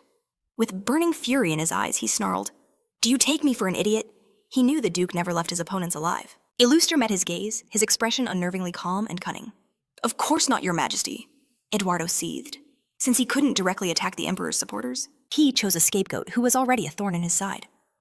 Lately, the Emperor said there are interesting rumors. That the Emperor is evil and the Duke is redemption. Have you heard them? Aluster showed no fear. Isn't that just the nonsensical chatter of the ignorant? It certainly is, Eduardo agreed. After all, I am more of a disaster than I am evil. Isn't that right? Aluster's mind raced. Does he consider himself a disaster? That's not right at all. Your Majesty, he said calmly, you cannot kill me. A disaster, he thought, does not discriminate. But the Emperor does. Eduardo's voice dropped to a lethal whisper. You seem to forget. I have already wiped one duchy from the pages of history. Do you truly believe I won't do it again? Would he hesitate to destroy the very ladder he climbed? Eduardo was certain it wouldn't. And yet he couldn't bring himself to strike. He knew it. Impossible to wage war against disaster. Not if the nobles pushed back. But even knowing this, his greed for that man's power was insatiable. So you call me evil? Eduardo mused slowly, sheathing his blade. Luster continued to watch him with a calm, unreadable gaze. Dion lowered his sword. You're looking for it. But in completely the wrong place. Euster's thoughts churned. He desires my position as Emperor. Sometime later, he stalked the corridors plotting. To take the Emperor's power, I must first get rid of them. The Emperor's loyal dog. A cruel smile touched his lips. It was time to make his move. Meanwhile, Dion sat stunned on the sofa. His face was a mask of disbelief. What? Did you just say? Across from him, Elias simply asked. You're heading to the demon realm, isn't that right? A faint smile played on the Crown Prince's lips. How could he possibly know? There's no need to look so shocked, Elias said, setting down his cup. I am the future Emperor. Did you truly believe your secrets were safe from me? I must always be prepared to rule. Dion lowered his head, asking for forgiveness. It seemed the Emperor himself was feeding the Crown Prince information. As you know, Elias continued, His Majesty has commanded your immediate return. Should the Demon King declare war? Dion's eyes were closed, his face unreadable. No matter the circumstances, you are to come back. Dion met his gaze, his expression grim. I understand. Elias rose from his chair. Good. He paused before turning to leave. I appreciate your service. Later, walking those same corridors, Elias's mind raced. Dion was a hero of the Empire, but also a commander in the demon army. What if the Demon King offered him something greater than the human realm could? He couldn't fathom his uncle's true intentions, but he had to be ready for betrayal at any moment. It was far better to keep Dion as an ally than to make him an enemy. Perhaps it was just his nature, but dealing with him was a complex game. Elias understood why people feared him. A strong bond was the only thing that could anchor him to the human realm. Just then, Althea appeared in the hall. Brother, she called out, how was your talk with the Count? He tried to brush past her, but she blocked his way. We needed to discuss something important, she insisted. It's why I refuse the title of Crown Princess. I refuse to take on such a suffocating role. It's better if you do it. Althea, Elias said sternly, after our uncle and I, you are next in line. Her next words stunned him. Brother, why are you in such a rush? You think I'm impatient? He asked. No, that's not it, she replied. You have your reasons, but all Father talks about is the Revolutionary Army and war. She grabbed his hand. Come with me. She led him to the garden where tea was waiting. I prepared this for us. You need to rest. She glanced at the nearby servants. You may leave. After they departed, she sat down. Sometimes you just need to breathe.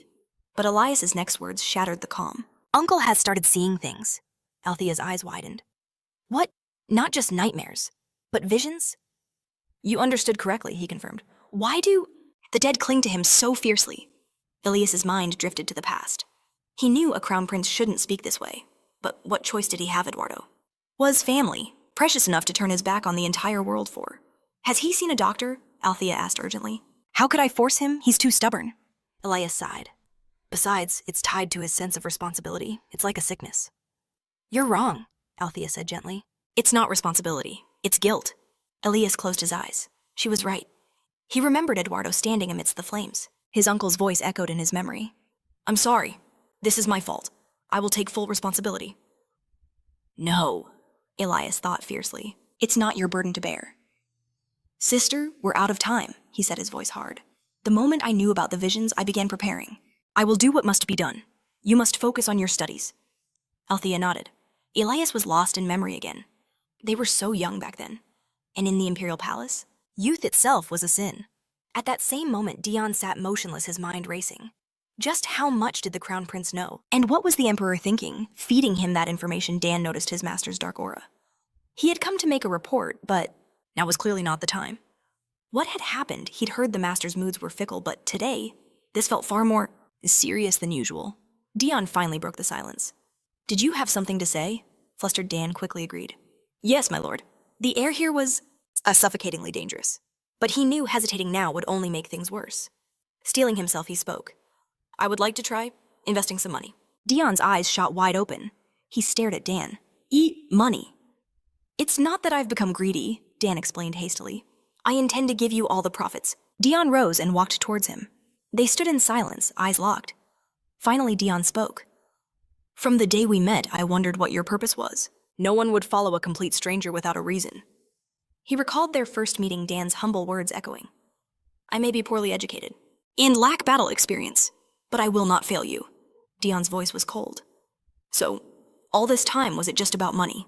And you plan to give me all the returns? I see only two possibilities. Either you're trying to earn my trust for something bigger, or your goal is simply to follow me for reasons I cannot yet fathom. Dan opened his mouth to speak, but Dion handed him a slip of paper. Whatever the truth is, it doesn't matter. Dan looked at the note. What is this? Show that to the retainer, Dion said, walking away. He will lend you the money. He turned back, his gaze piercing. I don't know what you're trying to achieve by my side, but do not get in my way. Later that evening, as darkness fell, Dion mounted his horse. The retainer approached him. My lord, I've packed everything you'll need in a travel bag. Dion looked down at him. You won't be. He wouldn't be in the Empire long, but his departure was abruptly halted when a thunderous shout echoed out. Count! His soldiers charged towards him. How could you leave without saying goodbye? Lean galloped after them, screaming, You idiot, stop this instant! One of the soldiers roared back. Are you truly leaving? Are you abandoning us? Remember? Spotted the commotion inside. It seems I've been caught. Dion flushed with embarrassment. The sight of his loyal fools chasing him down was too much. He spurred his horse on, shouting, Before I grant you this estate, I must first deal with these idiots. Remember, turned to the rest of the army, announcing, Once again, I am entrusting the old men with difficult tasks. The soldier leading the chase yelled back, We will go with you. But he never finished his sentence. In a flash, Remember snatched him from his horse, stating coldly, This is my order. You will listen, and you will obey.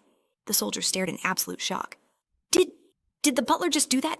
His panicked horse reared up on its hind legs. It let out a piercing shriek as the rest of the soldiers crashed into it, creating a chaotic pileup. Amid the screams, Remember looked down at the fallen men. Are you all right? Lean rode up beside them, apologizing for the mess. But the soldier, still in Remember's grasp, protested loudly. You should at least promise the Emperor won't take us back. Just then, all eyes were drawn to the sky, to the figure of Dion. Do as you wish, he called down. While they processed his words, a lone figure watched them from afar. Lean helped a soldier to his feet, ordering, Enough of this. Get up. The last one will receive 10 penalties. This observer wore a bandage on his hand, marked with the image of a bird. Captain, a soldier cried, we'll die like this. Remember stood beside them, his eyes flicking toward the hidden watcher, but he said nothing. The exasperated soldier finally gave up and called out for his lord. Lean rode beside them. We must return immediately. Remember quietly murmured, It seems they will not let my lord leave so easily. After some time on the road, Dion looked around thinking, so the demon kingdom is in this direction? He stood beside his horse completely unaware. He was being watched by several figures hidden in the forest. These armed men also wore bands on their shoulders, bearing the emblem of a bird. At that same time at the headquarters of the Revolutionary Army, someone was asking, "Are you saying we take no action until the Emperor captures half the continent?" Ooster sat calmly. With a cup in his hands, he simply agreed. The man seated before him was silent, his expression deadly serious. It was the head of the Revolutionary Army. His name was Daniel. "I don't dare doubt your decision," he began, "but may I understand the reason?" Ooster placed his cup down and explained. "Once the war reaches its absolute peak and the Emperor can no longer stop the momentum on his own, that is when we will have our chance. They will be desperate to make up for their losses. Forces will be gathered from everywhere, even from the Imperial Palace." Daniel smiled grimly. "Which means they won't be able to fight us back." "Even if we launch a frontal attack," Ooster smirked. "You are very perceptive." Daniel declared, "Your strategies are excellent, my lord. I will follow your orders." Just then, a man burst into the room calling for the head. "Dion has secretly left the county on the Emperor's orders." Daniel turned to him. "So he has finally made his move." Ooster's eyes glinted. "This is a perfect opportunity. We don't know how he will change the situation." "We need to send someone to monitor him." Daniel leaned on the table. "He has done a great deal for us." "I will send men from my side," Oster replied. "If you think so, I will gladly accept your gesture of goodwill." As Daniel left the room to give the order, Oster remained in his seat. His face held a kind expression, but it soon twisted into a cunning sneer. He thought to himself, "Unfortunately, the troops of the Revolutionary Army who go after Dion are all going to die." At that very moment, his prediction came true, and those men were killed. He mused, "The Emperor probably predicted this and sent someone for his protection." One of the Emperor's knights failed to notice the silent death of his comrade. He sheathed his sword. "The Emperor's order is done. We can return." He turned to leave, but he didn't have time to finish his question before he was instantly killed. Ooster thought, "However, the Emperor's people will not be safe either. After all, I foresaw this. And I sent Cruel to that place." Ooster continued to sit smiling to himself.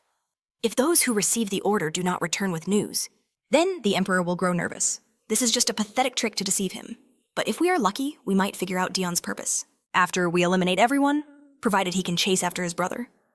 Cruel looked at his brother's back and began walking toward him. Ooster had given him orders to confirm where he was going.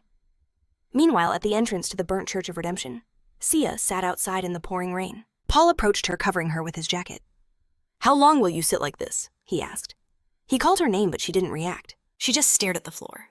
Paul clenched his fist, thinking what if he had never brought her to this church? They had to be constantly on guard to survive, but they never would have known such a hell could exist. It would have been better for them, especially now that their world has disappeared. They continued to sit in the rain for a while, saying nothing. Paul finally spoke. "CIA, I'm going to join the Revolutionary Army to take revenge on the Emperor who stole our happiness. Will you come with me?" He extended his hand to her, and Sia met his gaze with a lifeless look for several seconds. Paul imagined how things could have been. "The child I found in the slums, younger than me, is this what it feels like to have a younger sister?" Sia continued to sit on the ground, unresponsive, trapped in her depressed state. Paul clenched his hand into a fist. For several seconds, he said nothing. He turned to leave. "Fine, you can continue to live like this. It's worse for you if you don't go."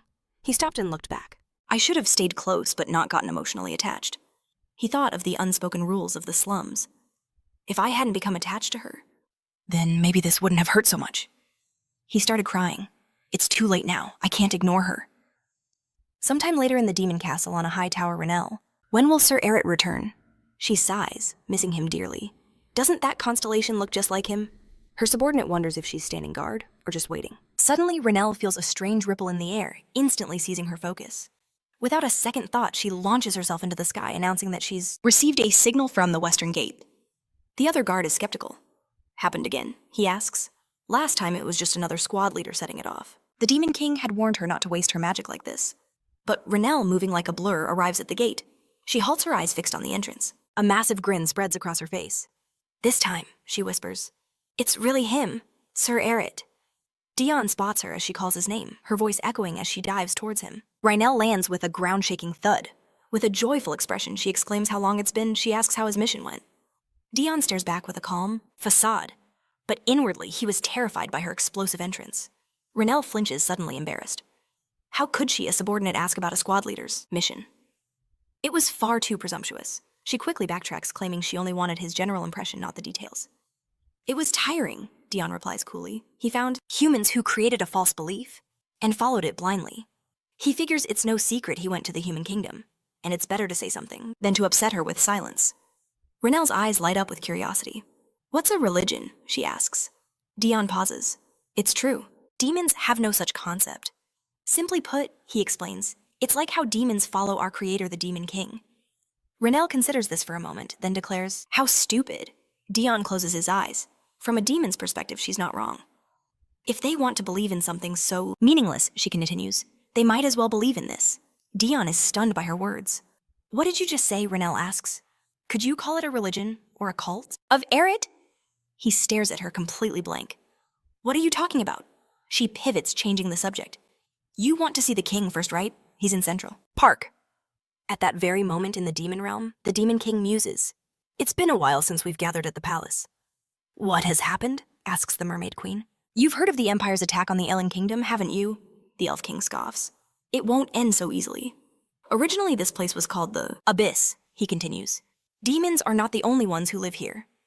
The dwarven chief sitting beside the silent vampire queen adds, the Emperor's goal is to conquer the entire continent. The human kingdom is just the first to fall. Since control of this dimension is mostly in demon hands, the Abyss is simply called the Demon Realm. The Demon King smirks. I didn't realize you were also interested in the human world. The Elf King glares. Are you joking? After conquering the continent, they will turn their eyes to us.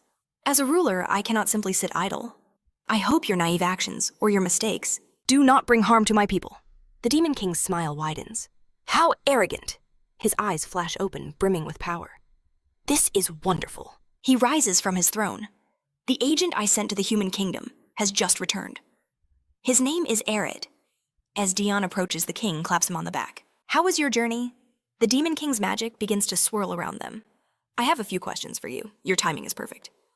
I heard the Empire is attacking the Elven Kingdom with the goal of conquering the continent. Is that right? Dion bows his head. Yes, Your Highness. The Emperor's ambition is to rule everything. The Elf King speaks up, his voice dripping with suspicion. I've heard tales of this agent. All the rulers glare at Dion. Do you truly believe? The Elf King asks that a mere human is trustworthy. Dion meets their hostile gazes with a stone-cold expression, saying nothing. The Demon King pats his shoulder, drawing everyone's attention. As long as Erit is here, he says, pausing for effect, I believe he can be trusted. Dion's eyes widen. While he's here, he thinks. In other words, the moment he turns his back on the demon realm, he will be eliminated. The Elf King presses on. So what is the Emperor's order? Dion considers the question. Is he allowed to reveal this here? But the king must have his reasons for asking now. He ordered me to watch you, Your Highness, Dion states, and ensure you do not interfere in the war. If you should decide to join the battle, I am to return no matter the cost. That is to be expected, the Demon King says, with a thoughtful gaze. On another topic, Dion continues, I have discovered magic in the human kingdom. While investigating a cult called the Church of Redemption under the Emperor's orders, I confirmed that true magic was being used, not simple witchcraft. The Demon King's face turns serious. Is that so? But just as quickly his expression softens. You're investigating the matter. You should go and rest. Dion is bewildered. A demon using magic in the human realm? Yet the king isn't enraged, not even agitated. The Demon King's hand remains on his shoulder. Before you go, show your left hand to Ben. The king's movements suddenly seem unnatural. Dion glances at his own hand. It's almost healed, there's no need to. He doesn't have time to finish. Ben appears from nowhere right beside him. Sir Erit, Ben says. The name hits Dion with such force that he chokes, coughing up blood. Utterly confused, he clutches his chest. What happened to me? It seems I overdid it, the Demon King says calmly. As I thought, you need rest. Dion's mind races. The king's presence terrified him. When did he even get that close? Ben, full of concern, insists. You must show me your wound. With a weary look, Dion repeats, I told you I'm fine. The Demon King just watches him, saying nothing. The Elf King lets out a cynical laugh. This is all nonsense. What could he possibly investigate there? What demon would dare use magic without his king's knowledge? It was most likely your doing. The Demon King just smiles at the accusation. I'm surprised you would suggest such a thing. A fist slams down on the table. Does any of that matter now? Another ruler roars. Are you not afraid of the consequences of using magic so carelessly?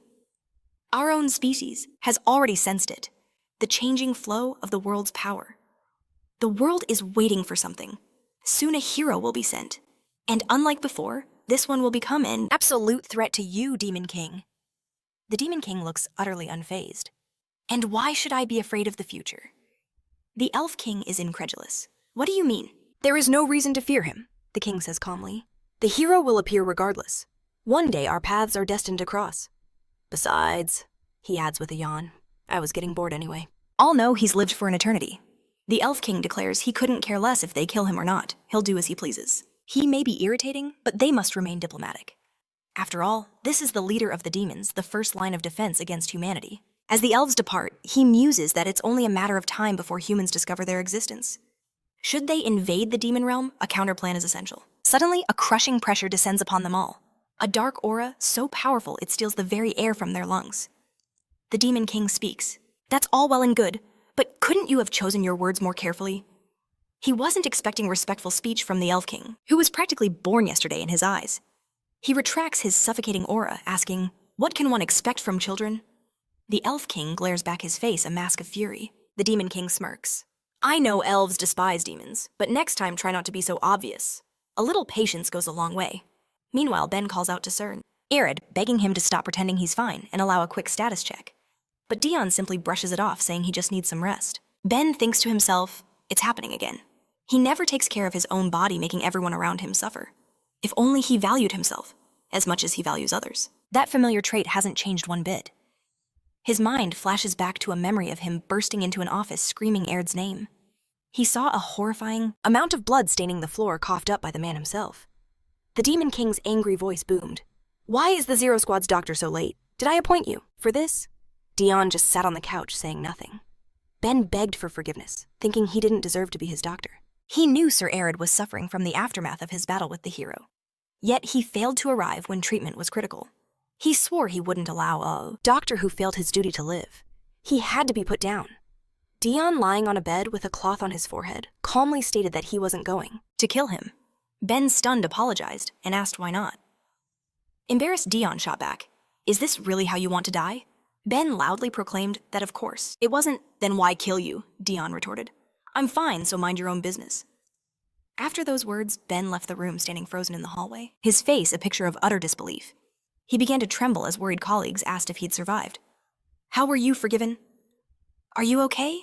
Ben burst into tears, declaring he was incredibly proud to be Sir Erit's doctor. He had always known he was the most generous commander, but he never imagined he would protect even those who failed their duties. That day, Ben made a vow to ensure nothing like that ever happened again. Back in the present, he insists loudly, I must give you a superficial examination at the very least. Dion turns to him, an annoyed look on his face, about to protest, but Ben cuts him off. He points to his glowing pendant. You should look at this. It's a magical stone created from a mix of his blood and the Demon King's magic. Dion demands to know what it means, wondering when Ben ever managed to take his blood. Ben explains that whenever his body has issues, be it poor circulation or impurities, the stone alerts him. It also reveals his location so he can be tracked down before it's too late. However, it's useless if he's injured outside the demon realm. After all, Ben is forbidden from leaving without permission. But with His Majesty's approval, I'll find a way to fix that. Dion's annoyed voice cuts in. Forget it. Ben apologizes, asking what he means. Since it concerns you, His Majesty will gladly agree. Just then, the Demon King notices them, a wide smile spreading across his face. I'm so glad you've returned. I've been waiting ever since I heard the news. But what are you doing here?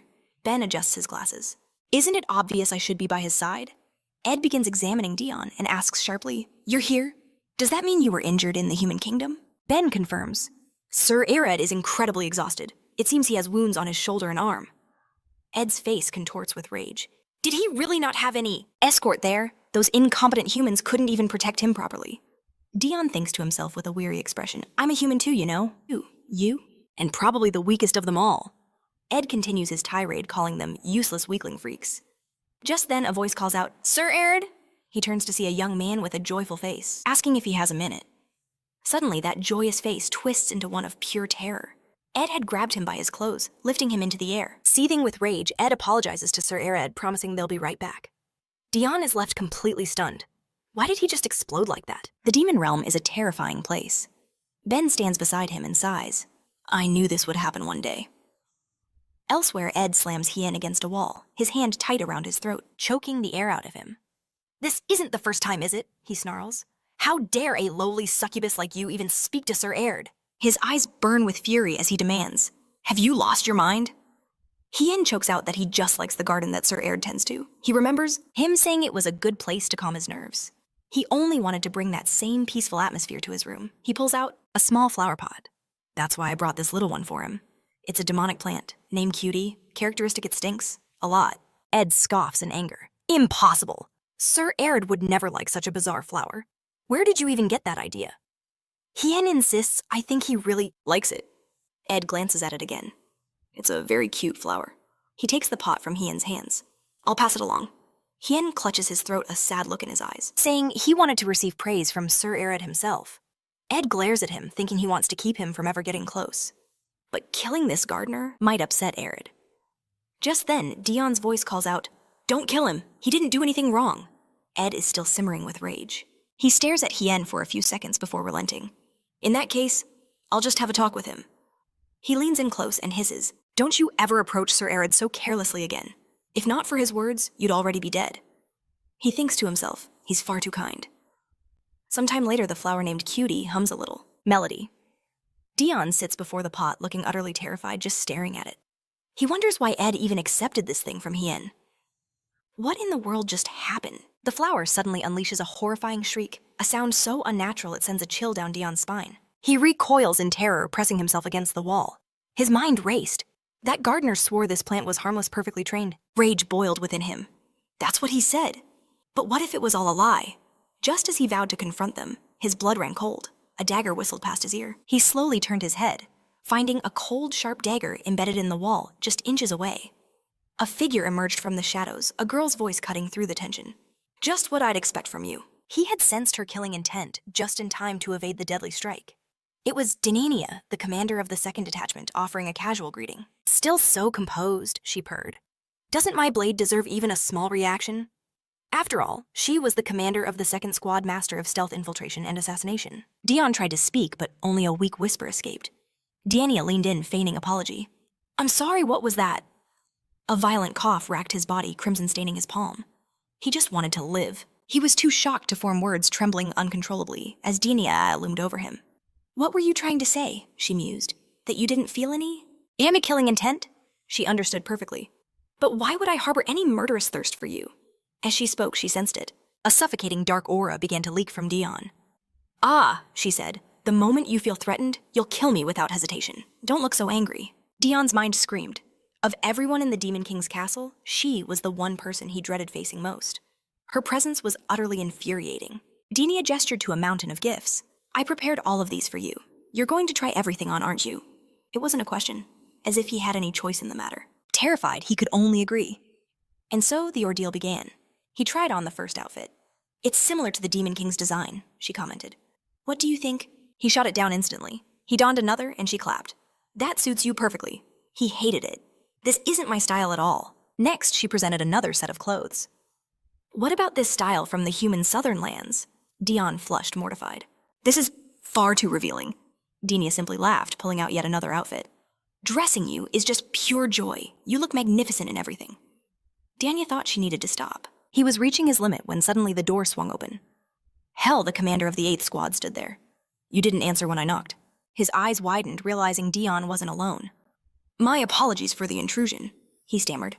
"I didn't realize you were here." Dinia shot him an annoyed glare. A wave of relief washed over Dion. He was saved. "It's all right," he managed.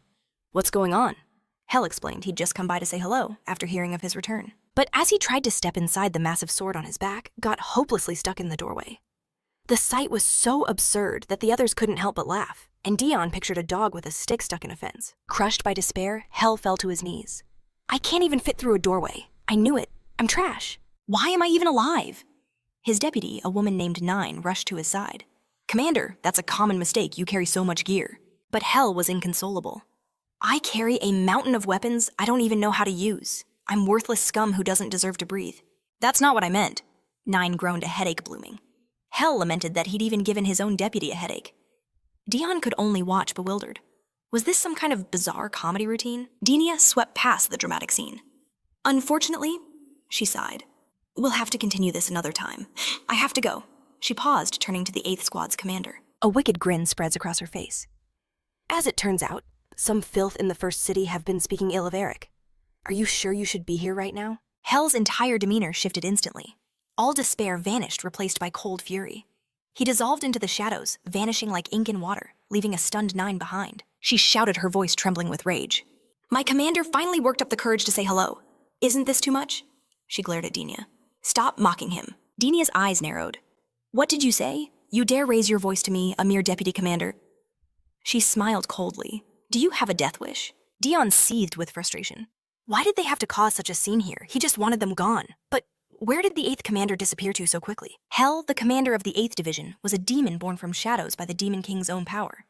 His official duty was to watch the cities. But he had a far more critical secret mission given to him the moment the Zero Squad commander joined their army. A terrified demon knelt before him, begging for forgiveness.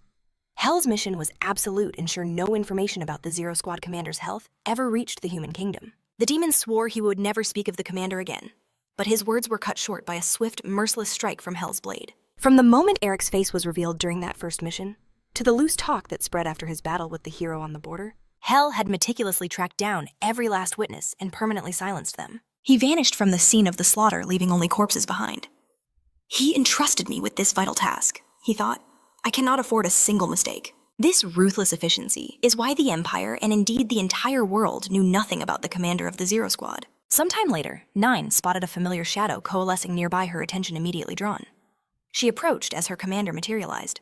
You returned so quickly. Hell nodded grimly. I had to correct my failure immediately. Nine offered a small smile. Everyone makes mistakes. What's important is how you fix them. Since you've already taken care of it, you've done wonderfully. Hope flickered in Hell's eyes.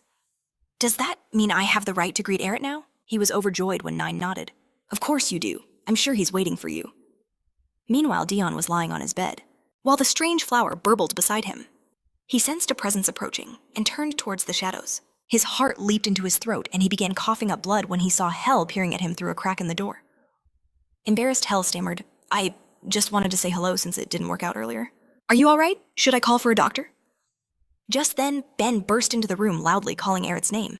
He rushed to his side and said that he felt a signal flares. Hell itself trembles in panic and he claims it's all because of him.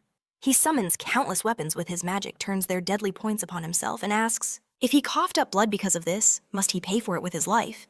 But Ben rushes forward to defend Dion, insisting that's not true at all. In fact, he's glad to see him. Dion knows he can't let him die here, otherwise who knows what his deputy will do. Hell dismisses the weapons, his face suddenly beaming with joy. Erit said he was glad to see him. How could he be so kind to trash like him, someone who couldn't even fulfill his duty? Nine stands behind him, quietly whispering, that everything is fine, he's doing great. Dion sighs internally. What an annoying personality. It's better to be kind and gently throw him out.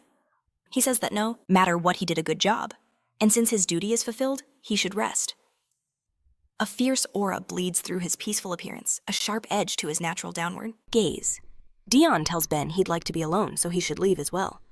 Hell watches in admiration, wondering if this is the behavior of someone who has been strong all his life. He yearns to know more about Erit. Can I come to you again? He asks, then adds, in that case, please rest. Ben agrees that he will go too, telling him to call if he feels unwell. Once they all leave, Dion slumps onto the bed, looking utterly exhausted, as the flower spirit strokes his clothes to calm him. He thinks that it's finally sinking in. He has returned to the world of demons. People must live among people. Since the Emperor ordered him to be a double agent, he has no choice but to fulfill his duties. He smiles grimly, thinking the Demon Kingdom's end is near. The flower is terrified by this, letting out a frightened sound. Sometime later, Dion decides that as a spy, he must start by stealing information.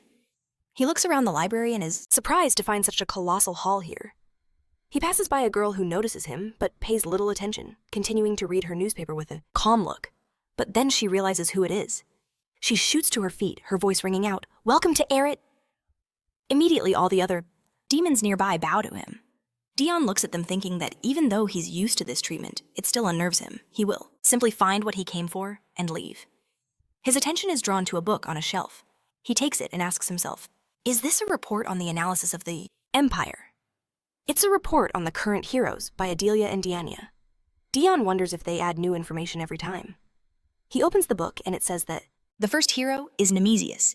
He provides active assistance to the current emperor and the former ninth prince, an ally of Eduardo Desert, awarded the title of Marquis after serving as supreme commander in the 8 Years' War, thus becoming the only aristocrat without a surname. The second hero, Stigma Primiero, the illegitimate son of Viscount Lille, was drafted during the 8 Years' War and received a new surname and the title of Marquis. He focuses on fighting the barbarians on the southern borders of the empire and possesses incredible physical strength. Dion looks at this and realizes if they have information about them, then they also have information about him. The book confirms he is the third hero, but thankfully they don't have a portrait. It is written about him that by order of the Demon King investigation is prohibited, as is showing any interest. Dion thinks it's unlikely the Demon King would miss something like this. He continues reading about the fourth hero. The book says that Cruel Heart is a blood relative of the third hero, and it's known that he serves the Duke, the enemy of the Emperor. Despite this information, Dion closes the book with a very loud slam and a displeased look. He's furious, thinking that he just wants to know something about this freak. It pisses him off. The demons nearby are startled by his outburst, whispering that he must be angry and that they should run away quickly. Dion then notices another book. He wonders, is this book authored by someone named Sieber Waite? This is the Demon King. He wrote this book himself. The book explains that a warrior is a chosen person who has been given the power to destroy the Demon King. Their talent, strength, intelligence, lifespan, and all other characteristics are superior to those of ordinary people. Dion thinks that he already knows this. Hero-warrior fragments are absorbed by humans without any reason, after which they become creatures known as heroes. Despite the fact that their abilities are not comparable to the warriors, their characteristics are still superior to average people. Dion thinks he knows all of this already.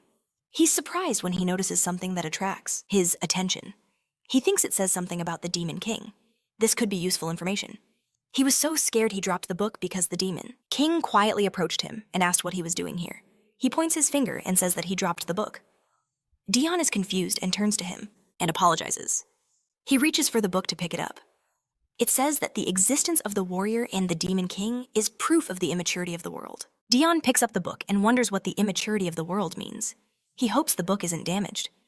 He turns around and asks His Majesty what brings him here. The Demon King smiles at the book he picked up. He snatches it from him and says that he just had to take the book. Dion is embarrassed by this, wondering why he needs this particular book. He looks at the Demon King and wonders why he is looking at him like that. He pats Dion on the shoulder and says he's sorry for taking the book he was reading. Dion hides his displeasure and says that everything is fine. The Demon King leaves and says that he has to go, so Dion shouldn't worry and should continue with his business. Dion wonders if he noticed he was collecting information. He most likely meant for him to keep reading, right? Sometime later, he leaves with obvious dissatisfaction, and the girl bows to him, wishing him a happy journey. Dion walks with a small smile and thinks he needs to go back to his room. What kind of spy am I? He muses. I can do puzzles in my own place. He then notices two demons communicating with each other. The first girl asks what the holiday is in honor of. The commander of the 5th detachment hasn't returned for a long time. So why is this not a reason Dion heard this and wonders if there will be some kind of holiday? The second girl asks if she doesn't know her character. She didn't return all this time because she was absorbed in studying all the rubbish outside. Dion remembers the commander of the 5th Squad O and thinks that this is a person with such heightened curiosity that even the Demon King put her outside the castle. The girl says it's not just a back-to-work party. Mrs. O and her deputy Sir Derevin are meeting. Dion recalled the deputy commander of the 5th Squad, picturing her in his mind. But a nearby girl, completely oblivious, blurted out, "What did she say? That man? Dating someone with the emotional range of a corpse?" Dion coughed, deliberately announcing his presence. The girls froze in shock, whispering, "Is that the commander? The commander of the Zero Squad? How long has he been standing there?" With a grim expression, Dion thought to himself, "So demons are dating each other. Isn't that completely obvious?" The girls, however, assumed he was deep in thought. He must have heard everything. As the realization dawned that they were caught gossiping, their imaginations ran wild. They pictured Dion exploding with rage, ready to silence them for their insolence. They saw his gaze lock onto them, a terrifying stare that promised death. Clinging to each other, they burst into tears. "We're so sorry, please have mercy." But when they looked up, he was already gone. Where did he go? Meanwhile, Dion stormed through the halls thinking, I couldn't care less who's dating who. But if a holiday was near, they'd surely break out that special Demon Realm wine. He threw open a door only to find an empty room buried under a mountain of trash. A look of pure disgust crossed Dion's face. What is the meaning of this? It's all gone, isn't it? He navigated the mess, scoffing, "This isn't even the special vintage. This is common swill you could find in the human kingdom." He picked up a bottle, inspecting it. It seems the old man brought this back. His little fascination with the human world. It was all a complete waste of his time. Just then, several demons carrying Brun entered the room and stopped dead in their tracks. They stared at him, utterly horrified. Dion eyed them back, wondering, what's wrong with them? One demon, his hand trembling, pointed a shaky finger. He's the commander of the Zero Squad, right? Did he really drink it all?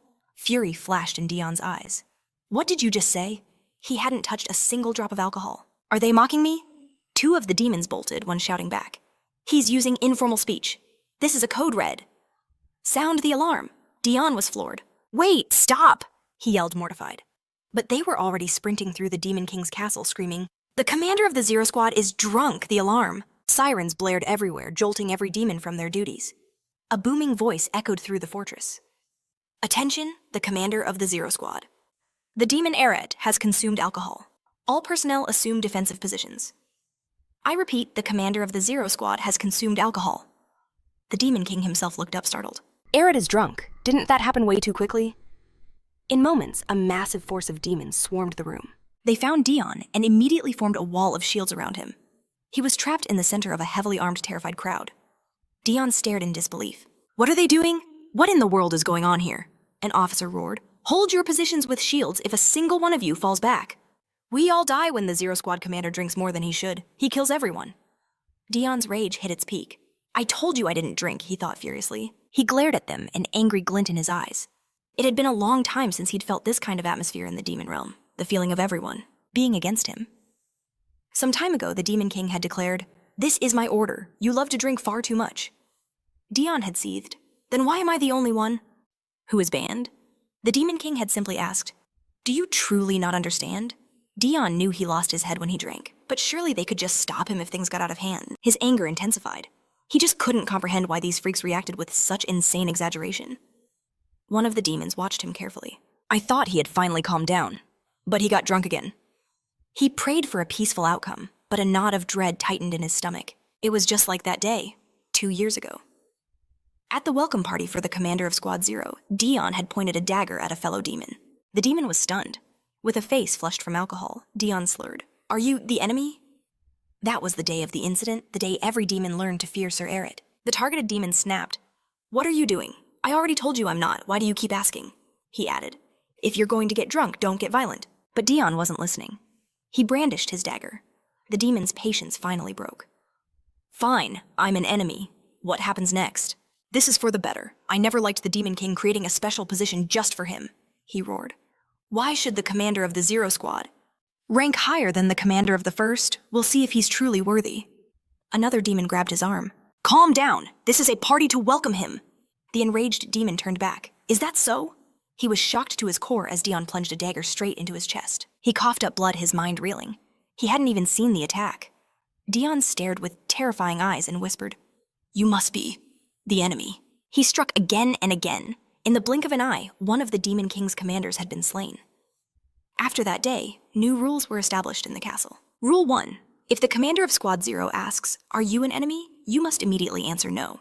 This is stage 1. Rule 2. If he starts asking for reasons, you must provide the clearest possible explanation. This is stage 2. Rule 3. If he expresses any suspicion about your answer, you must immediately assume a defensive position. A nervous demon whispered, "Why are we on defense? Shouldn't we attack?" The demon next to him hissed back, "If we so much as scratch the Zero Squad's commander, the Demon King himself will execute us." The first demon was stunned. "What kind of nonsense is that?" he yelled. A hand clamped over his mouth. "Idiot, keep your voice down, do not provoke him. The Demon King will handle it. Our job is just to survive as long as possible." Just then, Dion turned his head in their direction, and sheer terror washed over them. They ducked behind their shields. "Did he just smile at us? Are we going to die now? We can't retreat, we have to hold on." Dion was utterly confused. Why did they suddenly get more tense? I gave them my most innocent smile. He was about to speak when a powerful voice cut through the room. "Erit, that's enough." Good thing I wasn't far. Dion looked up. The Demon King himself had arrived, flanked by Ed and Ben. "The Demon King and the others too, isn't this getting completely out of control?" The Demon King's voice was firm. "Can you hear me?" Dion began to panic internally. "I can hear him, but where do I even begin to explain? How do I get out of this?" The Demon King can't believe it.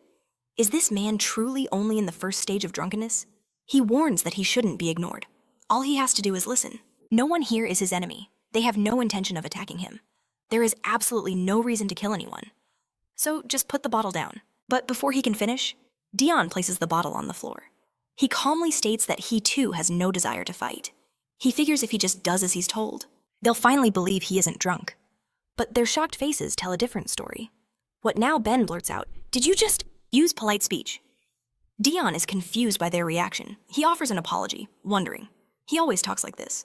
Why are they so agitated? The Demon King asks Erit, "Is he truly intoxicated?" With a serene expression, Dion denies it. He's not drunk, he was just admiring the bottles, because they came from the human realm. Finally, they seem to be listening. Two other demons fraught with worry believe that they're finally saved. The Demon King is silent for a moment, then asks Erit, "Is that boar?" Dion is bewildered. What does he mean by that? The Demon King scratches his head with a knowing smile. He should have guessed it, back when he saw him in the library. Dion realizes he must know he was trying to be a spy. In that case, the Demon King continues, "Would you like to visit the second city with Dinia? She requested permission for you to leave the castle." Dion apologizes, asking where and with whom. He's shaking with fury. This is the last thing he wants. The Demon King pats his shoulder, telling him that since war could break out any day now, he should take this chance while he can. As Dion walks away, he wonders why fate is twisting this way. Erit follows, saying he will prepare everything for the trip. "Wait," Ben interjects. "Shouldn't we check his health first?" The Demon King calls his name, stopping him in his tracks. Dion and Erit exit the room. He points to himself, asking with a slight smile, "Will you come see me before you depart?" Sometime later, the Demon King reads a report in his office. The kingdom of Elan has surrendered. The Empire is victorious. He muses that he planned to make his move once the Empire controlled half the continent, but it seems he has some time. He raises a glowing crystal to his face, his voice echoing, "This message is for the entire demon realm. From this moment forward, all use of magic is forbidden. No magic shall be used beyond sealed magical devices. The only exception is a direct threat to your life. Commanders of the 2nd, 4th, and 8th Divisions will ensure any violators receive the punishment they deserve. Lethal force is authorized." Diania smirks, having received the order.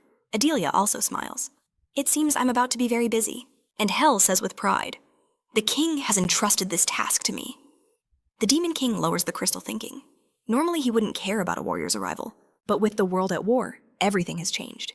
For now, the best move is to conceal its appearance as long as possible. Meanwhile, Erit asks, "Are you really going alone?" Ben reassures him, "Don't worry, I'll be with him." But Dion insists they don't have to follow. The Demon King gazes out the window, lost in thought. Although it's unclear if the world will unite, how can anyone possibly predict and stop a coming typhoon? In a serene garden, the Elf King sips his tea and feels it. With a grave expression, he realizes, in a single instant, all magic in the demon realm has ceased. A smile spreads across his face. Too late. Does the Demon King truly not know that the day of the warrior's advent is upon us? The world has already finished its preparations. It's merely waiting for the perfect moment. And the moment the world sends its hero will be the absolute worst time for the Demon King. At that very same time, Margrave Amiable informs His Highness, "Your Majesty, I ask for your forgiveness, but we've encountered difficulties continuing the war." Eduardo's gaze is terrifying. "What is it?" Amiable explains, "My lord, I understand you've accepted the surrender of nations and spared their citizens and nobles, a mercy you did not show during the 8-year war. But as long as the aristocrats of the defeated nations live, their country's spirit will never be broken, and the soldiers we've gained will never be loyal. If this war continues, we will face a critical shortage of manpower at the front. We can replenish supplies, but we cannot create more soldiers. For the sake of the Empire's people, you must stop this war." After speaking, he bows his head, thinking his life is over. But he had to say it for the good of the Empire. He has no regrets. He only prays for a painless death. Eduardo simply stares with a thoughtful expression. The lack of an outburst surprises Amiable.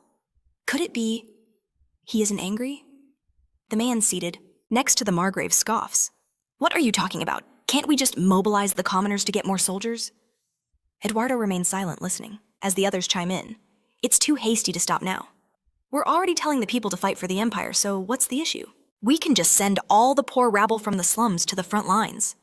With a deafening crack, Eduardo's fist slams the table, silencing them all. He rises to his feet. I was unaware of your hidden talents, he says, his voice dripping with ice. You bark so well. Do you truly believe you can fill our ranks by sending commoners to die? You don't dare offer your own personal soldiers. You don't offer to lead the troops yourselves. Yet without a second thought, you suggest sending our people to the slaughter. Do you know why you pay taxes? It is your payment for safety and prosperity. The citizens have a right to the Empire's defense, and the Empire has an obligation to protect its citizens. Amiable is stunned by his words, whispering, Your Majesty. Eduardo grabs his sword. We need to set the record straight. He points the blade at them. I will not stop the war, and if we lack soldiers, you will be ordered to participate. The standards will be the same as the 8 Years' War. If a family has more than 2 men, at least half of their personal soldiers and 1 man from that family will participate. If you refuse, you will send 2/3 of your private armies instead. Mobilizing citizens will be our very last resort. Is there something you don't understand? If not, then you will go and prepare for war model. Terrified of him, they bowed to His Majesty's will and quickly departed, leaving Eduardo alone in the office, sword still in hand. He sheathed the blade, thinking that he had no right to be angry. It was they who bore the weight of this war. But with their emperor lost to madness, shouldn't his subordinates at least try to be reasonable? They were all disgusting, just like him. Eduardo's gaze fell, noticing a large pool of blood forming at his feet, a figment of his imagination. A faint smile touched his lips. It seems his hallucinations were getting worse. They'd never bled into his daily life before. Then he heard it, the laughter of ghosts materializing in the room. Several wraiths drifted towards him, whispering his name, telling him he must die. Eduardo glared at them. Impatient freaks, he muttered. The ghosts only laughed, closing in, urging him to come with them. With a tired sigh, he asked them, It's not like I planned on living a full life, but why are you all in such a hurry? Meanwhile, in the southern part of the Empire, endless battles raged against the barbarian tribes with the silent permission of the Emperor for a complete massacre. Here, the second hero, Stigma Primero, fought tirelessly. He scanned a newspaper, his eyes lighting up. The Empire declares war on its next target, the Kingdom of Sarhan. An order from the Emperor himself, prepare for war. After battling barbarians and the harsh diseases of the south, Stigma rose to his feet. A wild laugh escaped him. So, that's our Emperor? This is fantastic news. Barbarians were fun to kill, but it's not even close to a real war, is it? A man beside him asked, Do you truly enjoy war that much? Stigma simply replied, It's not that I like it. He walked towards a still breathing barbarian on the ground. The Emperor rewards significant merit. He ended the man's life with a swift strike of his sword to the neck. Stigma mused, There is something I wish to ask of the Emperor. He recalled the 8-Year War, where he earned the title of Marquis and a massive estate in the south, along with the mountains of gold and jewels. He had been content until he heard what Dion had asked the Emperor for. Permission. Permission to destroy his own family with his own hands? A grin spread across his face. The thought struck him like lightning. How could anyone even conceive of such a thing? It wasn't just shock he felt. It was pure, unadulterated ecstasy. Stigma wondered aloud, Will he join this war? The man replied, If you're talking about the honorary count, then he will. Stigma's smile widened. I can't wait to finally meet him. It's time to prepare for war. Burn the rest of these bodies. They could be carriers of infection. He strode away from the burning village, his mindset. Just like that freak, he too would ask for the right to eliminate his own family. At that very moment, inside a carriage, Denia grumbled, I thought it would be just the 2 of us. Ben replied, These are the Demon King's orders. And even if I hadn't come, we wouldn't be alone. We brought the entire 2nd detachment with us. Dania retorted, What's strange is that we didn't bring any of our squad yet. We're heading to the 2nd city through the outskirts. Ben nodded. I understand. The 0 squad is elite. More troops would only hinder Sir Erit. Dion stared out the window, his face a mask of irritation. Why did he need to drag his squad along just to get to the 2nd city? And why did they keep mentioning the outskirts? Even the Demon King. Why was everyone so worried about this place? He couldn't understand why they were forced to take this route.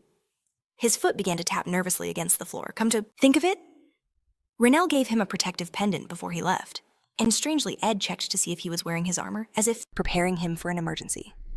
Was this all connected? A deep unease settled over him. Someone needed to get him out of here. As if on cue, the carriage jolted to a sudden stop. Dion's heart hammered in his chest. Please let everything be all right. The door flew open. A demon guard announced, We have an emergency. We're surrounded by a massive horde of demonic monsters. Dion watched as the warriors clashed with the beasts. He had to admit the second. Squad was fighting with dignity, but the number of monsters was overwhelming. He turned back thinking they couldn't just stand by. They had to do Something. Dania looked around disgusted. They're crawling out of the woodwork. Ben stretched his arms casually. Every city has a detachment commander for protection, but that rule doesn't apply to the outskirts. Dion stared at them bewildered. Why were they so calm? It was as if they were expecting this to happen. Diania added, at this rate, there are enough of them to invade other territories, not just demon lands. Dion began to panic. A walk around the outskirts. Damn that demon king. Demonic monsters were his responsibility. He was supposed to keep their numbers in check so they wouldn't threaten other species by ordering them through the outskirts. He'd forced them to walk right into the heart of the danger, and like a fool, he had willingly agreed. Someone please help him. Wake up from this nightmare. Diania turned to him. I'll go first. You need to save your strength. There are a lot of them. But Dion didn't want to do this at all. How was he supposed to handle so many demonic monsters? Ben called out Sarit. Dion had his back turned, but he noticed this and thought he might have something to say, especially since he's coughing up blood again. He turned to face him, calling his name. Ben asked, Are you in any condition to fight today? Dion's eyes widened in surprise. Had he really been so obvious about avoiding battle? Despite their loyal relationship, he was still a demon. If Ben discovered he was weaker, he would kill him on the spot. Ben recalled everything he knew about him. Think of it, you always try to avoid battle, unless you're drunk or your life is in immediate danger. Dion looked at him about to argue, but Ben cut him off. If an ordinary demon saw that, they would surely think you were weak. Dion's heart sank. Sooner or later, this was bound to happen. Demons weren't complete fools. He managed to stammer, I wasn't trying to trick you. Ben's voice suddenly boomed, I understand you perfectly. They both flinched at the volume and apologized. Dion asked, What did you want to say? Ben spoke loudly again. I understand that their numbers are countless, but they are only... As for the demonic beasts, he deemed them so insignificant he couldn't even be bothered to deal with them himself. Dion stared back, stunned by his casual dismissal. Ben explained that as his personal doctor, he naturally understood his master's thoughts. Fury ignited in Dion's eyes. This fool had just scared the life out of him. But then Ben produced a bottle of liquor, a wide grin on his face. He told Dion not to worry, for he had prepared something special, just for him. A joyful glint appeared in Dion's eyes as he asked if it was a specialty from the demon realm. A seed of suspicion was planted. Was Ben counting on him to say that? Offering him alcohol now, after forbidding it for so long? Something was definitely off. Ben, flustered by the intense stare, mumbled that, since it was all he had, he wouldn't stop him this time. Dion's eyes lit up, his suspicion growing ever stronger. Ben poured a glass, saying that all he needed was to relax and lift his spirits. He could drink without a care in the world. But Dion thought to himself there was no way he'd drink something so suspicious. And yet he downed the glass in one go. No need for a second invitation. He glanced at the others fighting. It seemed he couldn't avoid this battle after all. And if that was the case, he refused to die thirsty. He promised himself not to overdo it this time and took another drink. As he drank, Ben watched him with a heavy heart. He sighed, apologizing mentally to Sir Erit. He recalled a conversation back at the castle.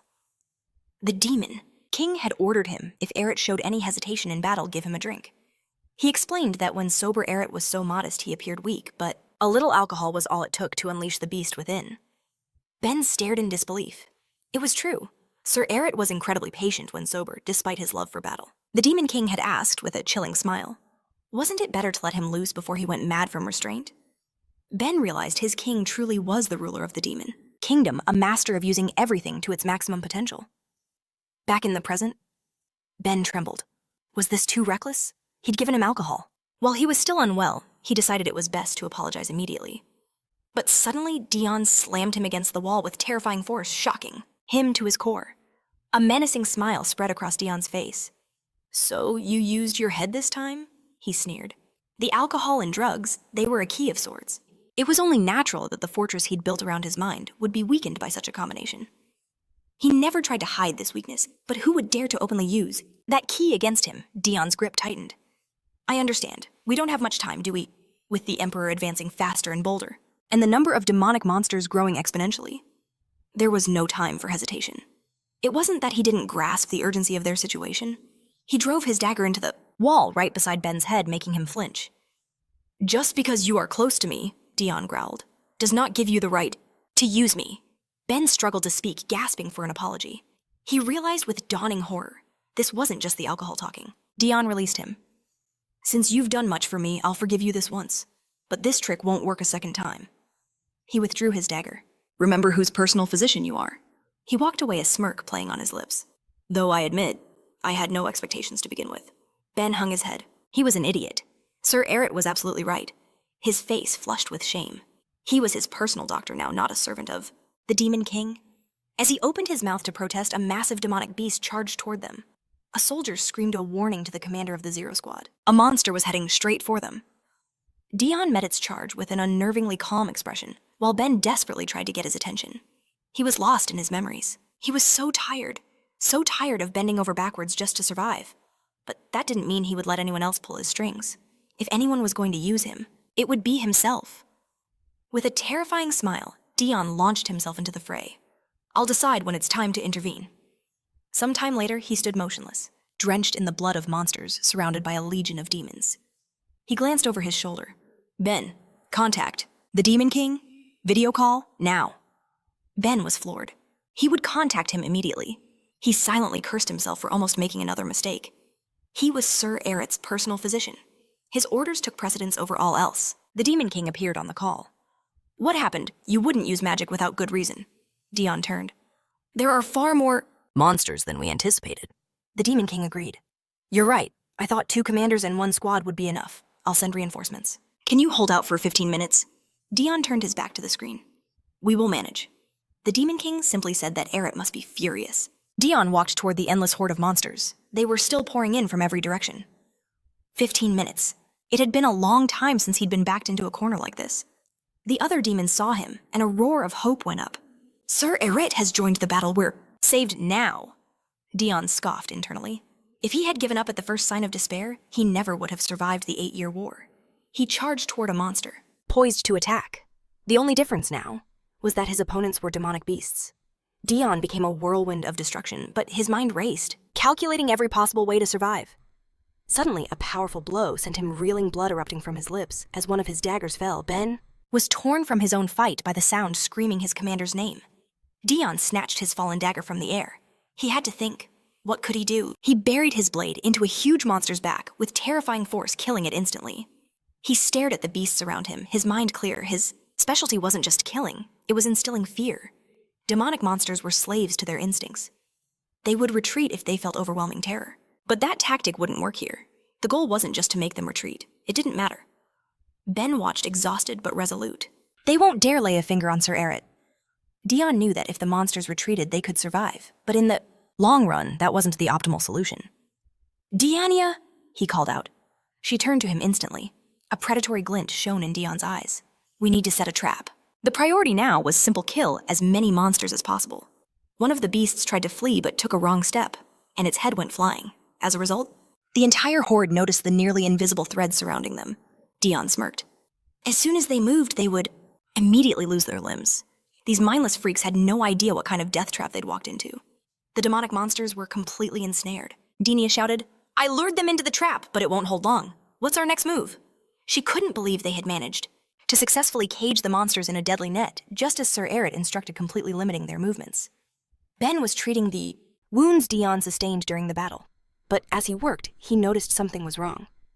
The treatment on your hand, he said gravely, is only a temporary measure. You must be careful. Dion merely grunted in annoyance. He started towards the trap, but Dinia cried out, You have to wait. Was he planning to walk into that web of death to kill the monsters himself? Without incredible skill, detecting the threads was impossible. Of course she didn't doubt his abilities. A chilling smile crept onto Dion's face. I'll figure it out on my own. Sometimes I get very lucky. With that, he burst forward, a blur of motion dodging every invisible thread in his path. He glanced up, spotting 2 monsters leaping down to ambush him with their weapons. They struck in perfect sync, but Dion dodged at the last possible second. The monsters plunged into the traps, and the invisible threads sliced off their limbs. Dinia watched in absolute shock. How is this possible? She gasped. He's luring them to where the threads are most concentrated. Can he actually see them? Dion became a whirlwind of death, using the traps and his own attacks to cull the horde. He spun around, a joyful smile on his face. He could see it all. The instant moonlight reflected from the threads, it created a faint, deadly flicker. He kicked a wolf that was about to pounce, sending it flying. That single attack sent the monster into a trap, killing it instantly. Dion mused, I don't know if it's because I've spent my life hiding from light and heat, but I've always been sensitive to light and more comfortable in the dark. Because of his unique condition, he knew he could handle this. He looked at something with a smile. Or perhaps, he asked the air, it's all about my luck. The monsters froze, staring at him in pure terror. Dianya whispered, the tide of the battle. He's changed. The monsters are too afraid to attack mindlessly now. But Ben saw the grim reality. There are still so many of them, he said. Something terrible could happen at any moment. Dion was already at his limit, and his hand was badly injured. He pleaded, when will the reinforcements arrive? Suddenly, Dion's wounded arm began to shake violently. He coughed loudly, spraying a mist of blood. Sir Erit! Ben cried out, but Dion cut him off. Stop! Embarrassed by his own weakness, he snapped. Cure me later? Didn't you expect this? Don't waste your feeble attempts on me and just act according to the plan. Sometime later, the desperate fight against the endless monster horde raged on. Dion was still fighting, but he felt like he could fall at any second. Though he avoided most direct blows, the shockwaves were building up in his body. Worse, his right arm refused to move. Ben fought back the crowd, swinging his heavy bag. Then his eyes widened in terror, and he screamed at the top of his lungs, Sir Erit! Dion was on the ground, completely defenseless, as several monsters charged him.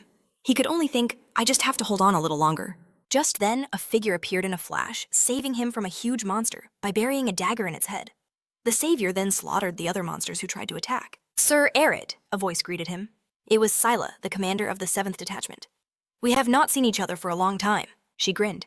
I ran as fast as I could because I heard there was a party. Dion slowly got to his feet and wondered, did she just say a party? He turned to her with a furiously angry expression. He was on the verge of death and she's talking about a party. He grabbed his wounded arm and thought, what's wrong with my hand? He saw the corpses of monsters everywhere. What even happened here? He remembered the alcohol. It's true, he thought, I drank the wine Ben gave me. And after that, I took part in the battle. Could I have done it again? Scylla's face, now filled with rage, was suddenly inches from his. You are not Sir Erit, she roared. Dion was confused. I beg your pardon? A frightening aura erupted from her. Just a moment ago, he was right in front of me. Why and how is this possible? What should I do to see Sir Erit again? Dion wondered what was wrong with her. She was stressing him out a little. Scylla picked up a monster's corpse and presented it. Sir Erit, it is a demonic monster. You must grant him eternal rest by piercing him with your dagger. Dion stared blankly, wondering what she was doing. What was wrong with this crazy woman? With a happy face, Scylla asked, what is wrong with you? It can't be that you're scared. The loud noises must have spoiled all the fun for you. Dianya grabbed her shoulder. Commander of the 7th Division, she said firmly. You need to stop this. You were sent here for protection. Scylla just shouted to the empty air. Sir, Erit, do not worry. My subordinates will grind all but your share into powder. Immediately after, several demonic soldiers rushed to attack the remaining monsters. Dianya could only watch in horror. This is pure madness, she whispered. These were the reinforcements the Demon King sent us. But how were they able to leave the border and come here? She hoped Scylla hadn't brought all her forces. The other squad members are here. Scylla beams, saying she left her deputy in command. Besides, aren't they the perfect backup? She figures that since they've pieced it all together, Sir Erik should too. But before she can finish, Ben approaches Dion, his voice laced with concern. In his condition, he shouldn't push himself any further. He pleads with Dion to rest while he handles the others, admitting he must have been a huge disappointment. But he begs for just one more chance. Dion draws a blank. When did any of that happen? Did he lose too much blood? His thoughts are a haze. He agrees, saying he'll leave the rest to them. Scylla's eyes widen in surprise. You're going to rest? She asks, urging him to show her his other side before they go. Ben then turns to the 7th Squad's commander, asking why she won't help the commander of the 2nd. Scylla's expression darkens at the misunderstanding. With the remaining monsters dealt with, Dini approaches her, stating that, aside from the ones that escaped, they've handled them all. Ben confirms the treatment is finished, and Dion can now move his arm freely. After a nod of thanks, Dianya turns, a cold look in her eyes. Everything seems to be settled, she says. Isn't it time for the 7th Squad commander to depart? Scylla fires back. You expect me to just leave after all this? She never pegged her as so heartless. Dianya offers a chilling smile. It's for your own good. We're heading to the 2nd city, and you know who's guarding it, don't you? The mere mention makes Scylla's blood boil. The 10th Squad commander. She clutches her head in frustration. Fine, I'll go. It's better than seeing that freak who doesn't deserve his rank. She bows to Dion. I will look forward to our next meeting. He watches her go, thinking he never expected her to back down so easily. Still, this outcome suited him better. They mentioned the commander of the 10th Squad. That must be Gaisel. Why does she despise him so much? Sometime later, their party arrived, at the 2nd city. They were greeted by the 10th Squad Commander himself, who bowed deeply with a wide smile. Sir Erit, it has been far too long. The townsfolk erupted in cheers, while Dion stood there with an exhausted look thinking, "Ah, now I understand everything." The residents were overjoyed by their arrival, throwing a massive celebration in their honor. Dion found himself on a throne made of flowers carried by several demons. Mortified by the spectacle, he could only listen as Giselle beamed. "How do you find it? I prepared it in a great hurry when I heard you were coming. It's called a Palanquin, straight from the human world. A ride reserved only for the highest status, which fits you perfectly." Dion covered his face with his hand. Thinking this was unbelievably embarrassing. He buried his head in his hands, speechless, which only confused Gazel. "Sir, do you have a headache? Is something bothering you?" Dion thought to himself. "Is something bothering me? I'm bothered by this whole ridiculous situation." In just a few moments, he understood perfectly why Scylla loathed the 10th Squad Commander so much. Gazel, with a deeply worried expression, began to say, "If you would only tell me what troubles you." But he never finished. A frantic Ben barreled through, knocking him aside. "Sir Erit," he cried out, "are you in pain? Please allow me to take care of you." As he made a scene, everyone stopped to watch. One of the onlookers asked, "So that must be the Zero Squad Commander?" Another chimed in with a grin. "I was wondering who'd be carried in such an embarrassing contraption, but when the Zero Squad Commander is involved, it just looks cool." The girl beside him agreed enthusiastically. "Of course, it's because of his calm and relaxed aura." "He must be human," another observed. "There's no demonic energy coming from him." But how can a human possess an aura like that? Even other commanders find it hard to look him in the eye. All the residents had gathered to see the legend, the commander of the Zero Squad. A man granted that powerful title by the Demon King himself. A presence accepted by the prideful squad leaders. And a being whose role and abilities were shrouded in complete mystery. Those who had seen him in action claimed he was second in power only to the king himself. Dion remained silent for a long moment. Then, mustering his strength, he uttered a single quiet word. "Away." Gazel leaned in. "Pardon me, did you say something, sir?" Dion repeated himself, his voice sharp enough to shock the commander. Gazel spun around to face the crowd and bellowed, "He wants you all to leave. Can't you see? All these demons are bothering him. Get rid of them immediately." Dion's mind screamed, "This absolute idiot Completely misunderstood me. I feel sick from all these flowers and their pollen. I wanted it removed, not the innocent demons." The soldiers began, shoving the citizens back. "You heard him? The Zero Squad Commander wants you all gone. He's angry now. Leave or you will die." Dion watched the chaos unfold. What if he keeps misinterpreting my words like this? He looked at the demons' faces, once filled with joy, now twisted with anger and fear. "Great! Now we're the enemy of every demon in this city." One resident muttered, "I didn't even see his face yet. Maybe if we find the right angle?" Dion sighed. It was far too late to hope for a peaceful festival in this town. Dinia walked beside him, thinking to herself that Erit was in for some truly difficult times. He then noticed several demons holding posters, with his face on them. "What in the world is that?" One of the demons called out, "Everyone let us pray for Sir Erit together." They all clasped their hands in unison, began praying loudly in his name. What is happening here? Dion thought, a memory striking him. He recalled Rinny saying, "If they want to believe in something so meaningless, they might as well believe in you." Could it be? He wondered in horror. Is this an actual cult in my name? This is her doing, isn't it? Rage flared within him. I even gave her cookies to stop her from pulling any more nonsense. He glared at the ground, fuming in silence.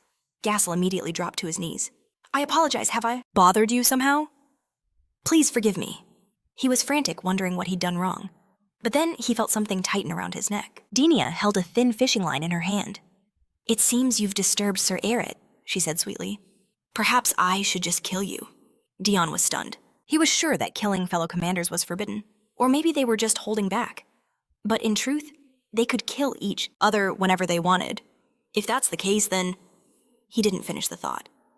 "Everything is fine," he said quickly, stepping to the ground. "There's no need to kill other commanders." He started walking away. "Let's just go shopping. Isn't that why we came?" He thought frantically. "If something goes wrong here, I could be killed on the spot." Dianya retracted her line. "As you command." Gazel, overjoyed, scrambled to his feet.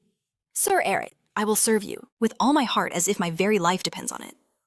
My life does depend on it, Dion thought. He had assumed he had protection, but he'd never been so wrong. A cold sweat ran down his back. He had to stay on guard at all times. Later on one of the second city's streets, Dinya sighed with delight. "I bought so many amazing outfits today." Dion, meanwhile, had changed. He felt like a dress-up doll, though he had to admit, anything was better than clothes caked in blood. Dinya tried to keep them on track. "What about accessories? But Gassiel suddenly appeared, interrupting her completely.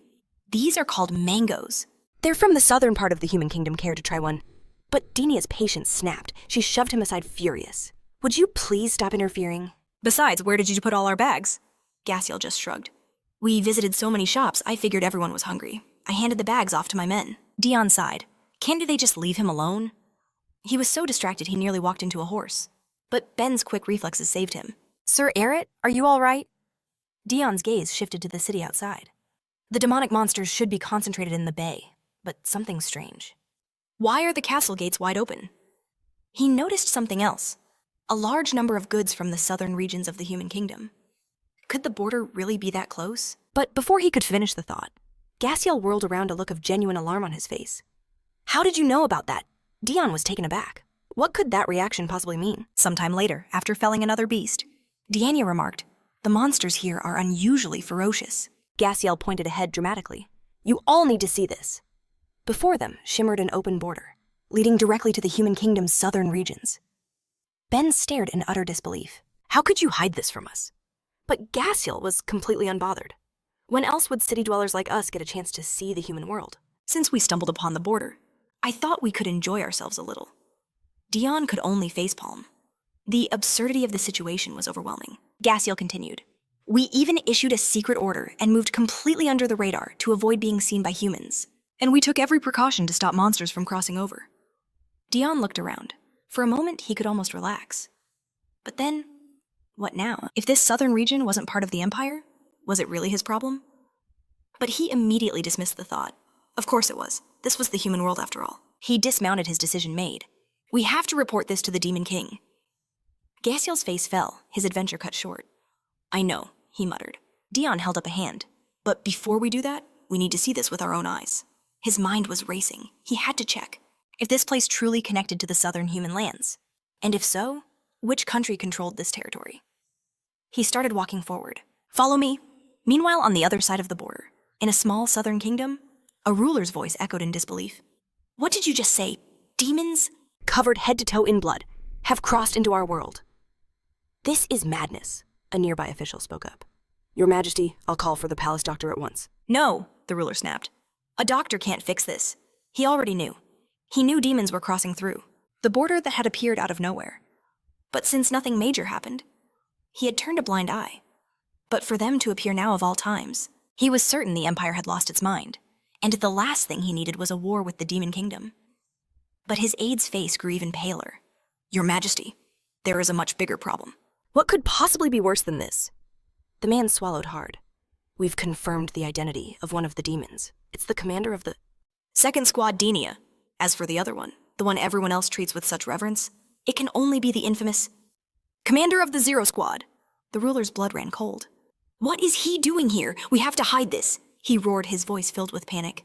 No matter what they do in our lands, you must conceal the fact that the Zero Squad commander and his entourage have crossed into our kingdom. At the same time, Ben advised quietly, Sir Erit, you must keep yourself covered properly. The sunlight in the human world is far more intense. Dion pulled up his hood. It was scorching hot. Why did they all have to follow me? He grumbled internally. Diania, ever practical, asked, where to first? The main streets where it's crowded, or somewhere quieter. Dion sighed. He'd wanted to explore the human world alone. They should have just stayed behind. Like Gassiel did, but Diania knows this world. That could be useful. He made his choice. Let's go somewhere we can observe. The daily life of the locals. We need to pinpoint our location. In that case, Diania replied, the market is our best option. But Ben suddenly held up a hand, stopping them. He'd seen someone approaching. What is it now? She asked. 3 men stood before them, bowing deeply. Forgive us for blocking your path. Dion studied them. Local knights. The man in the lead lifted his head. We've come to show our respect to the brave mercenaries who stopped in the monsters at the border. Thanks to you, countless lives were saved. On behalf of the Knight Order, we offer our deepest gratitude. Dion was completely thrown off. Mercenaries? He thought, bewildered. He'd been expecting a fight, not a welcome party. The knight then presented several items. As a small token of our respect, please accept this small gift, gold and fresh robes. We assumed your clothes would be damaged after battling the monsters, and stained with blood. The knight's words hung in the air. Ben and Dinia glanced down at their own blood-caked attire. Dion finally snapped out of it. He'd been so lost in his own thoughts, he completely forgot about their terrifying appearance. Wait a minute. anyone could see his companions weren't human. So why a warm welcome instead of swords and torches? The knight held out a bag of coins with a trembling hand. Please accept this. Dion saw it then. They were afraid, but not surprised. Apparently they've dealt with demons before. This southern kingdom, they already know about the border between worlds. And since the emperor hadn't said a thing, it means he's being kept in the dark. It made sense. In a time of war, revealing a new hostile border on your territory is a catastrophic political risk. So they do their best to hide the demons who come through and do as they please. A low chuckle escaped Dion's lips, startling the man before him. He thinks to himself, since they chose to ignore us, this is a huge relief for me. The terrified knights could only stare, wondering why this horrifying figure had laughed. Dion smirked. They were clearly hoping for a quiet departure. The three men bowed low, wishing them a safe journey. Dania noted that Sir Erit seemed to be in unusually high spirits. A chuckle escaped Dion's lips. It was amazing they'd even paid them to leave. They had nothing to fear from him, as he had no desire to cause any problems. The men held their bows as the two departed, but one guard suddenly lifted his head. He realized those clothes were impossibly clean compared to the blood-soaked attire of his demonic companions. And that aura, it had to be the commander of the Zero Squad. They had done everything they could for their master. The rest was up to him. Sometime later in a bustling market, Dion scanned the crowded streets. There were so many people here. A faint blush touched his cheeks. It was fun to just look around, but his mission was to gather information. He deliberately collided with a man passing by, grabbing his shoulder. Dania immediately rushed forward, crying out, "Sir Erit!" The man, clearly flustered, asked if he was okay. Had they really crashed that hard? Dania watched him puzzled. Why was he so agitated by a simple encounter? With an ordinary person, Dion, meanwhile, felt her suspicious gaze on his back. He feigned a wince, saying, "My right shoulder still seems to hurt a little." Dania replied in a deadpan voice, "Is that so?" Dion wondered if his act was convincing enough. But instead of playing along to heal him, Ben seized the man, roaring, "You imbecile, what do you think you're doing?" The man, utterly mortified, stammered out an apology. Dion was baffled. Why was she overreacting when he was supposed to be the calm one? They were both embarrassed. The plan was for him to be the doctor. She was the one supposed to react sharply. Their roles had completely reversed. He asked, "Sir Erit, are you all right?" But she had already grabbed the man, her face a mask of fury. "How should I deal with you?" she hissed. Dion sighed. This was getting out of hand. A crowd had already gathered, whispering among themselves. "What's happening over there?" someone asked. Then a man pointed, shouting, "Seize that fiend!" Another charged forward, yelling in agreement. Royal Knights, Dion thought. Now all eyes were on them. He knew it wouldn't be a trouble-free visit. He raised a hand. "My apologies," he said. "We didn't mean to cause a commotion." But to his astonishment, the guards walked right past him. They grabbed the man he'd bumped into, a move that stunned Dion completely. The man panicked, shouting, "What is this? Why are you grabbing me?" A guard bellowed, "How dare you cause a disturbance in the middle of the market? Take him away!" As they dragged the man off, he began to weep from the shock of it all. "What's happening?" he cried. "We just bumped shoulders." Dion watched, perplexed. The human world followed the laws. This strictly a short while later, a thief's hand darted for their money pouch, but Ben's grip caught it like a vice. He glared down at the small figure. "Hey, how dare you try to rob Sir Erit?" he snarled. "Have you prepared your will?" He squeezed the girl's hand until she cried out in pain. A guard, confused by the scene, rushed over, shouting, "Wait!" One guard took the girl away, while the other bowed deeply to them. "We will sort this out," he promised. Later, Dion tried a strange fruit, his face twisting in disgust. Why does it taste so bad? He wondered. The guards immediately swarmed the vendor who sold it. "How dare you try to poison him?" they shouted. "Capture this scoundrel!" Dion was dumbfounded. The fruit was obviously just a little spoiled. There was no need to arrest the man. It was uncanny. The moment trouble brewed, the guards appeared out of thin air. Sometime later, residents were pleading, "Have mercy, it won't happen again." What were the knights even doing? Dion's expression soured. It seemed the guards were desperately trying to resolve things themselves before their group could cause a scandal and attract the whole town's attention. The villagers began to whisper, warning each other. "Don't go near those people. Even touching their clothes will get you arrested." "Who are they, nobles?" Dion realized this was attracting even more attention. He sighed. "We can't continue our investigation like this," he said. "We need to go back." Just then, his attention was caught by a loud conversation nearby. "I told you not to sell DST leaves to every merchant you see." "Why are those freaks so persistent?" another man complained. "They introduced themselves as the Dan merchants. They're full of enthusiasm, having just arrived. And they insist on importing D sleeves." The first man scoffed. "The Dan merchants? Why don't we meet them and see what kind of freaks they are?" He stopped cold. Dion was standing right in front of him. The man broke into a sweat under his intense gaze and stammered, "What's wrong?" Dion replied coolly. I would like to inquire about purchasing some dihi leaves from you. The seller quickly turned away. A buyer? Of course. I'll pack some for you immediately. He glanced back, thinking he looks like an ordinary traveler. But that terrifying... Aura, he must be a nobleman hiding his identity. Dion stood perfectly still. Those tea leaves, they were days. Due to the limited number of plantations, finding this tea in the empire was nearly impossible. For that reason, its price among aristocrats was astronomical. What southern country was so wealthy that it could sell such a valuable treasure in a common market? The merchant finished packing the tea into a small box and handed it to him. Dion's mind raced. This was the same small country that exported tea.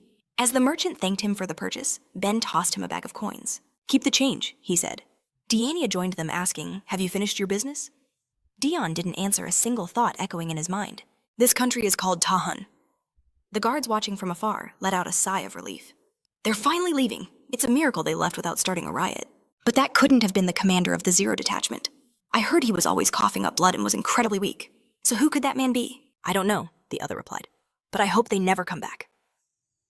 At that same moment, in an Empire camp within a non-combat zone, Eduardo sat at his desk. Oster takes a seat, explaining he sought this private audience to ask a simple question. A sly smile plays on his lips. He wanted to know if Eduardo remembered the first prince's death, the father of the current heirs, and his own older brother. Eduardo's command is sharp. Everyone leave the tent. After the outsiders depart, the air crackles with tension. He glares at Oster, who repeats his question. Does he remember the death of the first prince, a good man, the only one who had ever truly looked after him? He was killed by Duke Grady, wasn't he? That's the official story. Oster muses, a wicked smile spreading across his face. But the truth is, I killed him. And you already know that, don't you? Eduardo looks at him, pure venom in his eyes. This is madness. His mind races back. It was only after Duke Grady and his entire family were executed for the crime that he discovered the horrifying truth. Oster had been pulling the strings from the very beginning. But with an uprising brewing, the nobles had to let his crime slide. To think the villain himself would confess so brazenly. What are you plotting now? Eduardo demands. Oster explains it was always about one thing, climbing to the highest seat of power. With the rightful heir gone, every prince and princess would claw at each other for the throne. His plan was to place a puppet on that throne.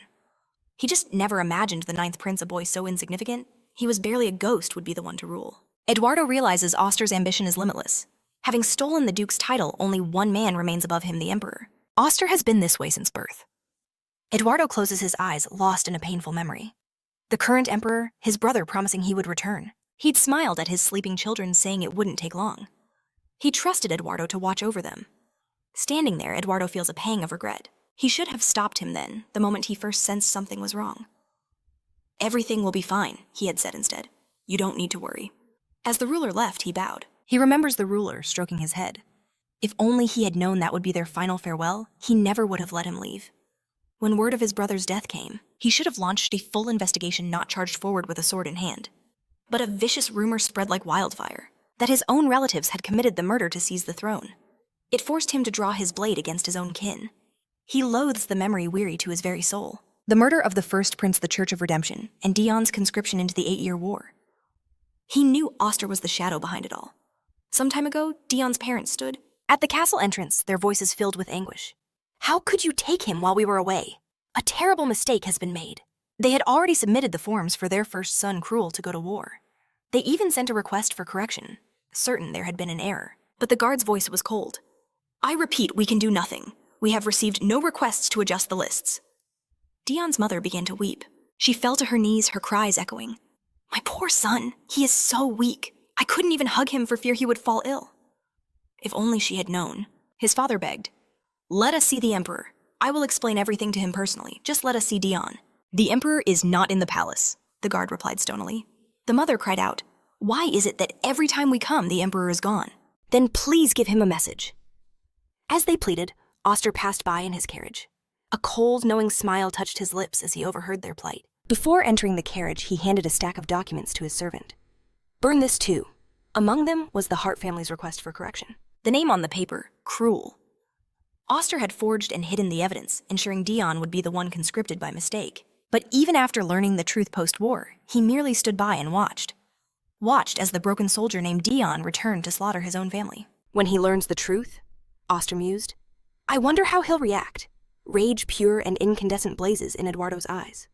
Oster, he roars. Are you begging for death? So you didn't know, Oster replied with a smirk. But you cannot kill me. If you take my life without proper justification, my glory will be cemented. While your reputation will be dragged through the mud, the legacy of a foolish tyrant awaits you. Eduardo interrupts him. Do you truly believe I'm afraid of tarnishing my name? Oster scoffs. Of course not, but the authority of the royal family would shatter. Its heirs would be disgraced. I'm certain that is not what you desire. His evil smile widens. Besides, you pretended to be ignorant all this time? Doesn't that make us accomplices? Eduardo glares his anger a palpable force. Give you an opening, and your tongue never ceases. His voice drops to a lethal whisper. So try to hold on as long as you can. I am eagerly awaiting the day I execute you with my own 2 hands. Oster leaves the tent, thinking that the Emperor only lives because he cannot yet be allowed to die. It's the same look he thinks. He can't let him die if he wants to see his own plans through. Eduardo clenches his fists, hiding his rage. He will not rest until he gives Oster the most miserable death imaginable. Oster mounts his horse, his mind on his own goals. I will not die until I kill him, he thinks. That's why he came. He has now gained influence over the Revolutionary Army. Everything is moving according to his grand design. Sometime later, Eduardo rides alone. He's being followed. Figures from the Revolutionary Army are shadowing him, flitting through the trees. He notices them, his expression unchanged as he continues on. Finally, he pulls the reins, stopping his horse. He stands perfectly still, listening only to the whistling wind. Eduardo looks back with a smirk. I merely wanted to cool my head, but it's terribly annoying when insects keep chasing you. After he speaks, the soldiers emerge from hiding. They draw their weapons. Eduardo looks upon them calmly. Did you come all this way just to see me? At the same time, the leader of the Revolutionary Army, Daniel returns home and calls for his mother. A woman knitting in a rocking chair tells her son she heard he was returning from his task. She touches his face gently. It looks like you were hurt. Daniel smiles. While moving to Elon, there was a small conflict with a bloodthirsty knight. The wound is not serious, so you shouldn't worry. He holds her hands, his voice soft. But I can't deceive you, can I? His mom says she won't say a word. She never questions his actions or his whereabouts. Her trust in him is absolute. For a world of equals free from the tyranny of social status, one man gathered an army, his singular goal to assassinate the emperor. His mother hands him a scarf she'd sewn, her kind smile a stark contrast to his mission as she tells him to be safe. It was this man who declared they would abolish the throne, creating a world fair for every soul. He risks everything for one reason: his mother. Daniel's mother was a noblewoman who cast aside her title for a commoner. She endured a simple life, the pain of her husband's death by a cruel noble's hand, and the sickness that followed. Even as her body weakened from the stress, her spirit never faltered. She always spoke of her dream, a world without kings or nobles. A world where social class meant nothing, where every person was the master of their own destiny. She believed that one day such a world would finally arrive. Daniel clung to those words. His mother embraces him, hoping her son could one day witness that beautiful world. Watching her fade day by day, he made a sacred vow. He would forge the world his mother dreamed of with his own 2 hands. Now, Daniel rests his head on her lap, confessing that he feels like a sinner. He fights for the revolution, but countless lives have been lost on his command. And soon a war will begin, threatening to consume everyone he knows. His mother gently strokes his hair, asking if he wishes to stop. Daniel looks up, his eyes burning with resolve. Never. For his fallen comrades, and for her, he would see this through to the end. He only asks that she wait for him. Her gentle smile returns. Of course I will wait. I believe in you, she says, but you must promise to return to me unharmed. In her hand, she clutches a small vial, hanging from her neck. If he is hurt, she would drink its poison to follow him to the afterlife. Daniel's blood runs cold. Don't ever say that. Just then, a soldier bursts into the room. It's an emergency. Aiden has led the troops to kill the emperor. Daniel leaps to his feet, stunned by the news. What did you say? They're moving on the emperor now? Meanwhile, Eduardo gazes at the soldiers surrounding him. It seems, he says calmly, we have company. The soldiers are confused. But in that instant, Eduardo sees what they cannot, the spectral forms of countless ghosts standing in their ranks. He dismounts, asking if they know how he truly claimed the throne. They remain silent. He was a hero of the 8-Year War, a legend forged in battle. He suddenly draws a hidden dagger, shocking the soldiers into high alert. Then he plunges the blade deep into his own hand. The men cry out, asking what madness this is. But as Eduardo pulls the dagger free, the ghostly apparitions vanish. Don't worry, he says. I was just chasing away the pests. He casually waves the bloodied hand. Much better. He tosses the dagger aside. Walking toward them, he continues. Now, do you know of the unknown hero who holds the fragment? Or why an emperor travels without his guard? One of the commanders shouts, What nonsense is this? We have no reason to listen to you. He raises his hand to signal the attack, but it's too late. In a flash of steel, Eduardo severs the man's head from his shoulders. He looks at them, his expression terrifyingly serene. Have you heard the saying, never forget the past? A girl screams, the Emperor must die, and lunges forward. Eduardo easily blocks her blade. They say that he continues because those who forget are doomed to repeat their mistakes. His sword becomes a blur, cutting down soldier after soldier. If you had remembered me during the treason, if you'd remembered my deeds in the 8-year war, or learned what horrors I unleashed on the battlefield, you never would have dared to challenge me with such a pathetic assault. Eduardo's onslaught is unstoppable. His raw power is overwhelming. Wielding his longsword with just one hand, his style is as ferocious and untamed as his spirit. But suddenly, he feels a tug and stops. He turns to see a man gripping his cloak grinning. Gotcha, who fights in such an annoying... The man's words are cut short. Eduardo yanks his cloak, pulling the soldier off balance, and impales him with a single effortless thrust. The sheer force he commands is said to be enough to cleave mountains. He smiles. Why would I ever discard the simple things that prove my status? The last soldier stares his eyes wide with absolute horror as the memory finally clicks. The terrifying talent hidden behind the title of Emperor and Tyrant. Eduardo approaches slowly. You all take me far too lightly. You're the last one, aren't you? I recognize that emblem. If I recall, your commander isn't a complete fool. Did you go rogue? He raises his sword. If that's the case, I suppose I no longer need to worry about the Revolutionary Army. The soldier trembles uncontrollably. He finally remembered the name that stood above all others. The owner of the hero's fragment. Eduardo Desert. Sometime later, after slaughtering the assassins, he stands beside his horse, bandaging the hand he'd pierced himself. He glances at the bodies. The Duke must have sent them. He knew they were no real threat. Does this mean he's simply testing him? The Revolutionary Army seeks equality, a world without masters. But the Duke, he only craves more power. In the end, their revolution would have to be crushed. At the same time, new recruits have been flowing in from the kingdom of Elon. Is the Duke trying to stunt their growth by sending them to die against him? Eduardo's anger boils. He clenches his fist. How dare he use me? Back at the revolutionary base, a soldier reports the devastating news. 1/9 of the entire Revolutionary Army has been wiped out. Their plans would have to change drastically. Paul, a new soldier, is stunned. 1/9, is that even possible? Daniel's face is a mask of fury. What was Aiden thinking launching a direct assault on the Emperor? You've done well gathering this intel. You're dismissed. As soon as their forces were replenished, they would strike again. Hold on a moment, he thought. Aiden had his doubts about the grand plan, but he wasn't reckless enough to act on his own. So why would he do this? Paul added that as the Emperor marched to the battlefield, his exact route was a closely guarded secret. How did Aiden possibly track him down? A chilling thought struck Daniel. Only someone with immense power could access such information. He recalled A-Luster, and it all clicked. Before Aiden departed, someone had spotted him speaking with Shainan. Could it be? Did she and the Duke conspire to throw the Revolutionary Army at the Emperor? Sometime later, Eduardo returned to his castle. Your Majesty, his servant cried out, you've returned on your own. Ardo rushed toward him, his eyes widening at the sight of blood. The sun has just risen. And they've already ambushed you, Eduardo calmly replied.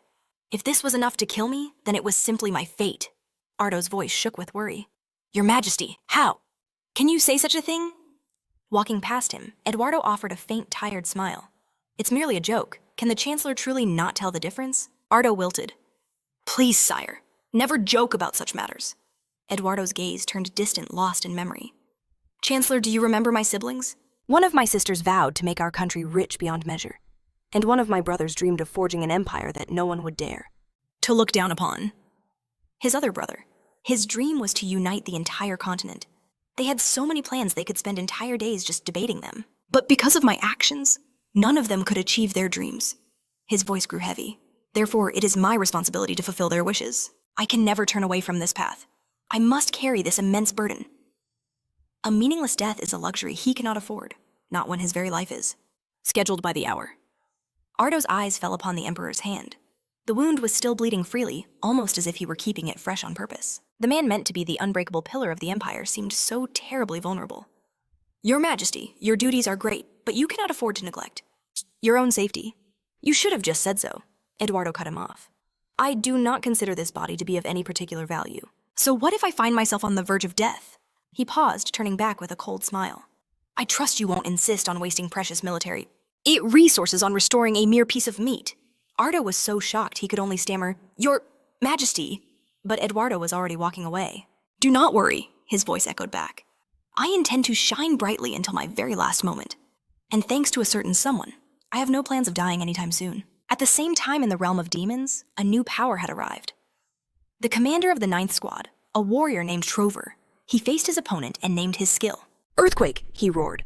He claimed magic was his forte, but in reality he wielded nothing but his overwhelmingly powerful body. His opponent, Dion, deputy commander of the 5th Detachment, dodged with ease. Just a blunt, straightforward blow, he thought, channeling magic into his fingertips. He unleashed several lightning-fast claw strikes, but Trover simply activated a shield skill. Nearby, Aeld and Jacker watched the fight unfold with Dina beside them. Dina sat next to Rel, completely unimpressed. Why does he shout spell names if he isn't even using magic? She wondered. But more importantly, why am I even here?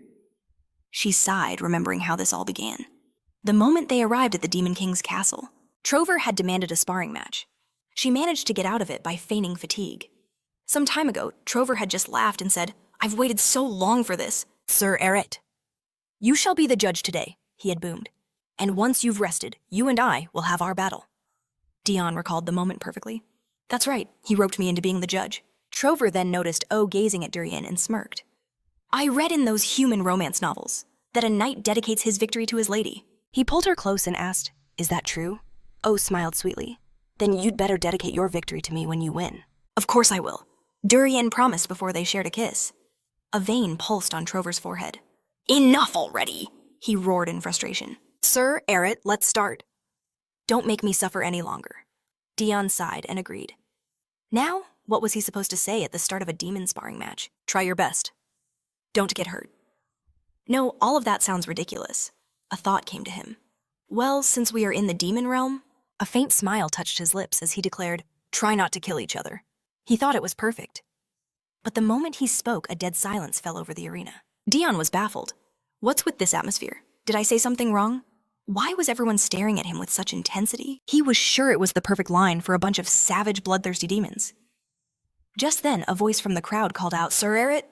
He turned towards the sound. He turned. It was Myers, the commander of the 12th Squad, pressing a fist to his chest in a salute. Dion was taken aback. "He's calling me." "I heard he was a quiet one, but he certainly has the presence of a commander." He asked, "Did you wish to tell me something?" Myers lowered his head, unable to find his voice.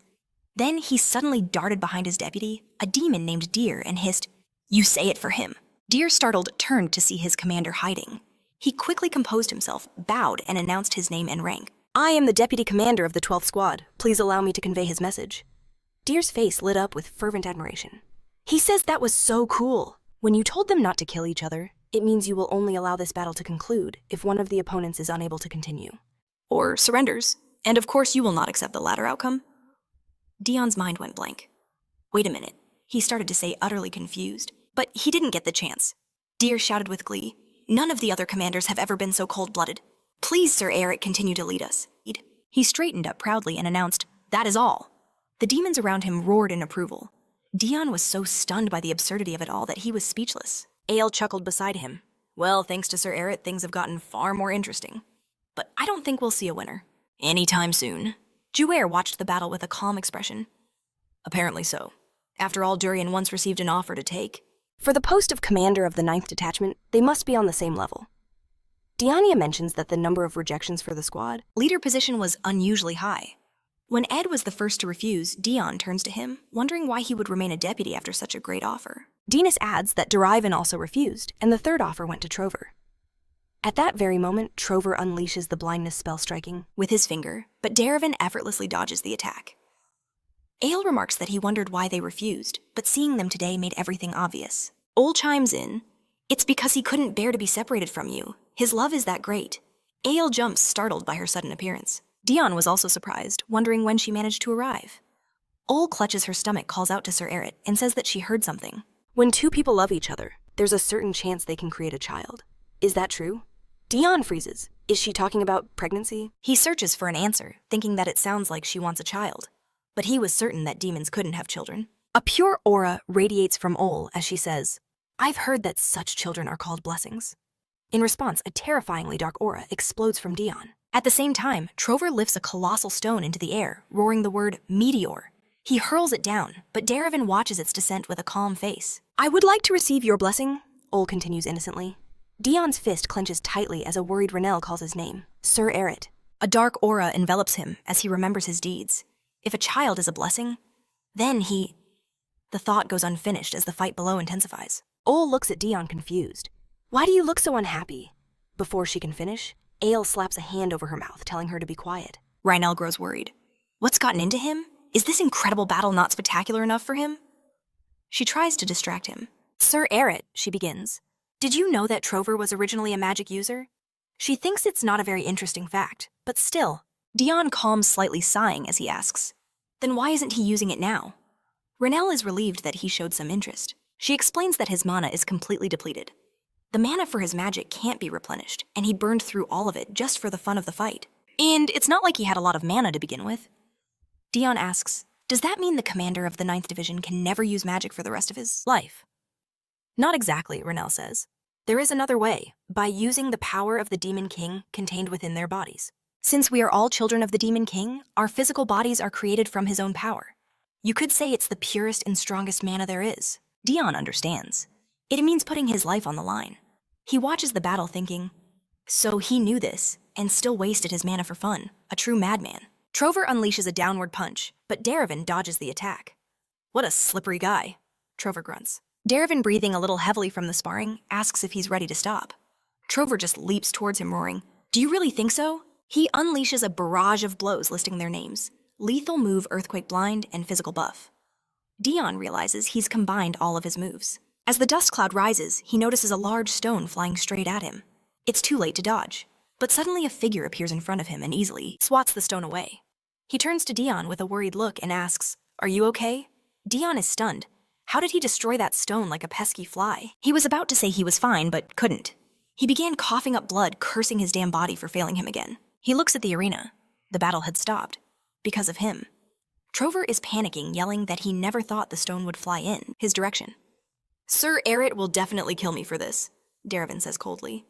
You are very brave, attacking the commander of the Zero Squad. Ed falls to his knees, lowering his head.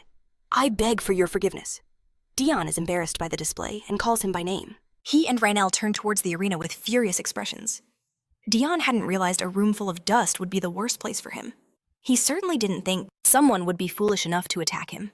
The killing intent radiating from them is palpable. What's wrong with them? Dion wonders. Daravan seems unfazed, but Trover is terrified. Dion pats Ed on the shoulder.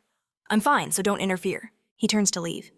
I should probably go and rest. We can consider this a draw for now and continue another day. Can't they just fight peacefully without him? Someone murmurs, he told us not to interfere, meaning he'll take revenge himself, and he declared a draw. It seems he's truly waiting for a battle to the death. Just then, Ben runs down the corridor shouting, Sir Erit! There was a reaction from your pendant. Dion looks at him. As expected, he is here. He is more merciless than any demon. A short time later, he's face to face with the Demon King. The Demon King smiles and tells Dion that it would be best for him to visit the Empire. He apologizes for calling him so abruptly. Dion thinks to himself. It's not surprising he put a seal on me as soon as he saw me. Aloud, he asks, did something happen? The Demon King lays a map on the table. Take a look, he says. It seems the story of the Empire's creation is not a joke at all. Dion is stunned by what he sees. They've already captured half of the continent, he exclaims. The Demon King points his finger at one area. They are now going to take over, the kingdom called Espanas, the smallest kingdom on the map. Given its size, it's only a matter of time before its gates fall. That name sounds familiar. Where had he heard it before? Suddenly a memory floods his mind. He's with Rembrandt asking, who are you really? Rembrandt replies smoothly, I am the butler of a true hero. That's not what I'm asking, Dion insists. What were you doing at that estate? By order of His Majesty. Dion is deeply suspicious. He is far too strong to be an average butler. Rembrandt thinks for a moment, then says, I came from the country of... Aesonas, was that the answer he was seeking? Dion was stunned. He had asked where he was from, not the name of a place. He wanted to know who he was. Back in the present, a bitter thought surfaced. In the end, he only learned the name of his homeland. But his true identity remained a mystery. And now the Empire was at war. With Remember's home. The Demon King's voice was grim. The Empire's ambition wouldn't end with conquering the human world. Sooner or later, their weapons would be turned against his own kingdom. The time for observation was over. A dark, oppressive aura flared to life around him. I will take part in this game, he declared, placing his hand on the card power crackling from his fingertips.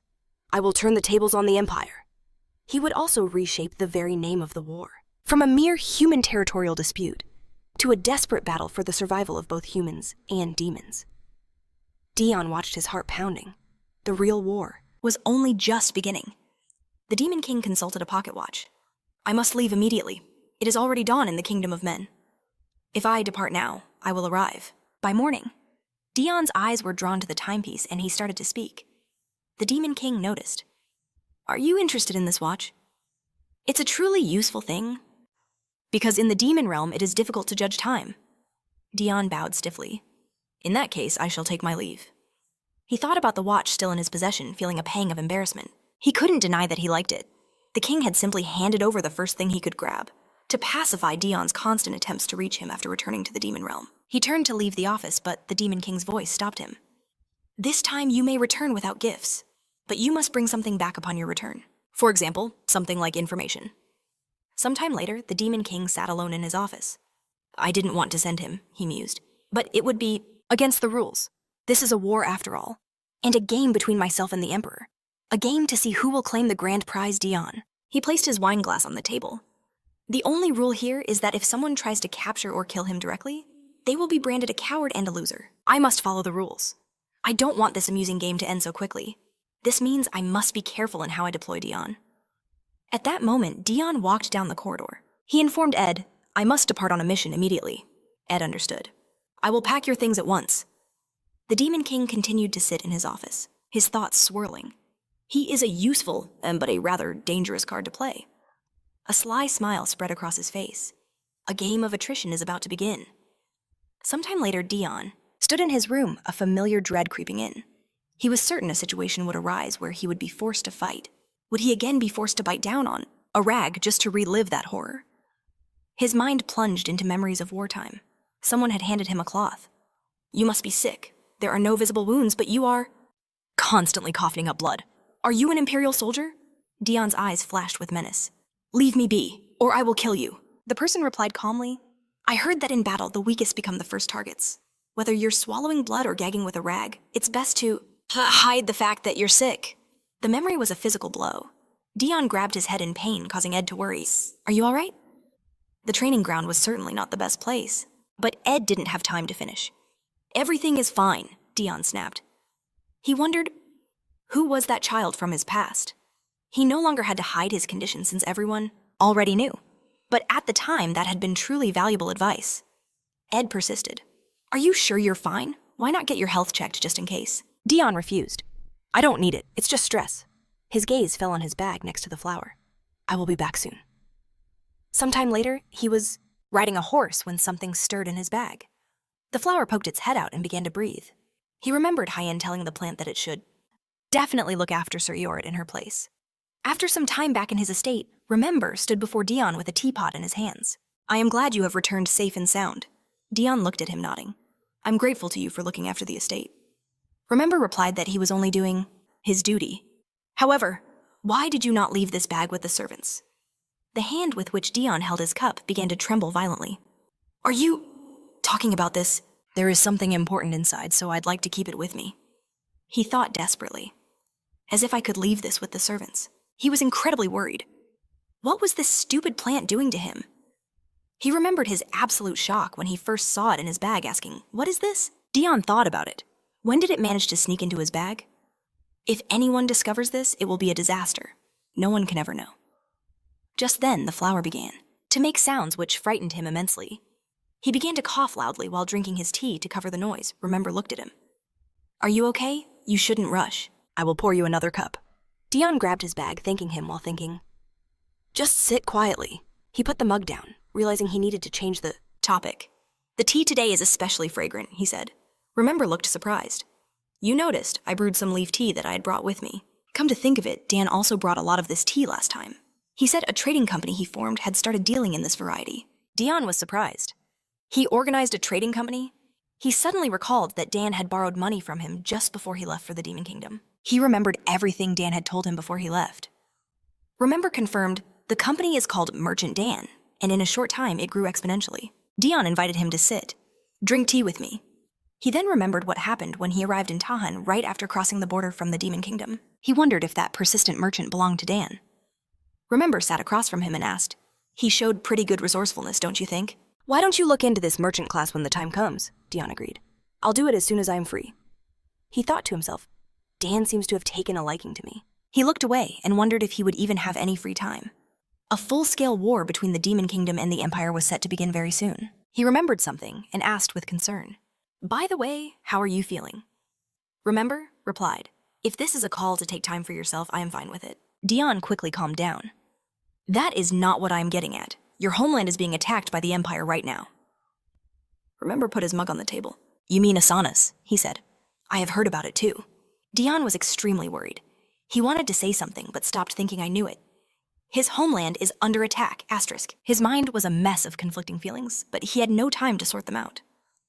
Remember shattered the silence, assuring him that all was well. They had only briefly touched on the topic of Asana's. Dion recalled it as a small kingdom deep in the continent's center. Remember agreed, explaining that this detail highlighted the natural fortress of mountains that protected the country.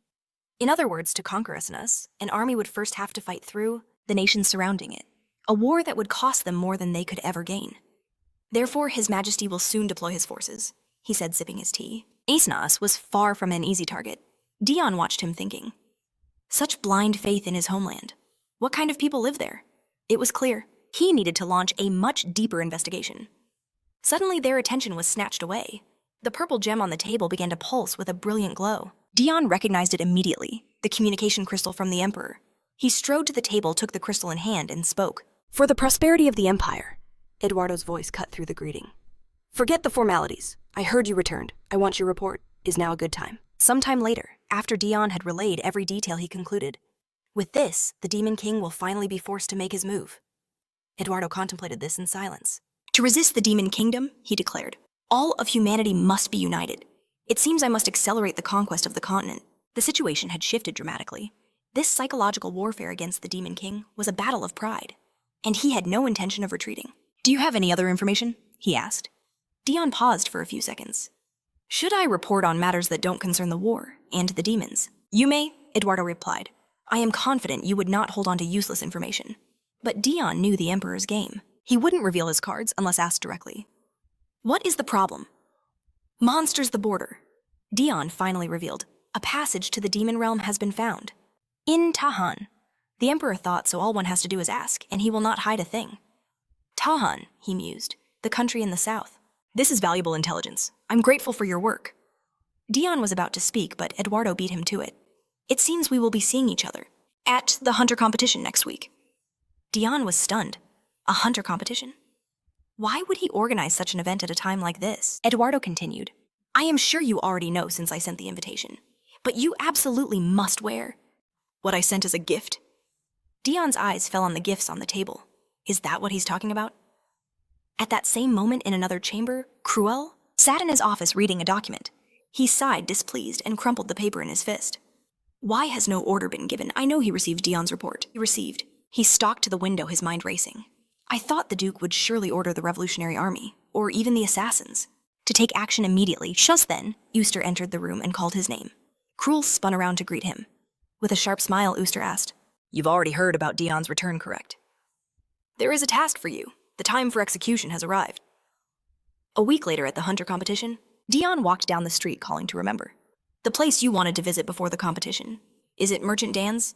He shifted, deeply embarrassed. Isn't this look a little too attention-grabbing? Remember, smile gently. Nothing can be done. We are required to be present at the competition. Besides, you can't wear anything else. After all, it is a gift from the Emperor himself. Dion's embarrassment curdled into anger. That old man is just toying with me. They both entered the building. Remember added, Besides, Dan will be thrilled to see you. After they stepped inside, they found a massive building teeming with people. A dissatisfied woman demanded, Are you joking? I'm an academy graduate? Do you really think I cannot distinguish one herb from another? The man calmly replied, Our merchants deal only in high-quality herbs. Dion took it all in. There are so many people. This merchant class is much larger than I thought. How can I possibly find Dan here? At that moment, he heard someone call for the master. He turned to see a man reporting, I heard the Great Chukun Bridge has collapsed. What should we do now about the goods from Reese? Dan looked at him calmly and said, The Great Pojin Bridge should be fine. Tell them to use a different route. Our merchants have rivals now. They must be more careful. And do not let some freaks deceive you. Dion watched him thinking. With such commanding behavior, he truly looks like the owner of a trading company. Dan was shocked when he finally noticed him. He immediately handed a folder of documents to his man, calling out, "My lord!" Did you come all this way just to see me? Dion agreed, wondering. Why is he so happy to see me? He searched for words and said, Your merchants are quite a large operation. Dan beamed with pride.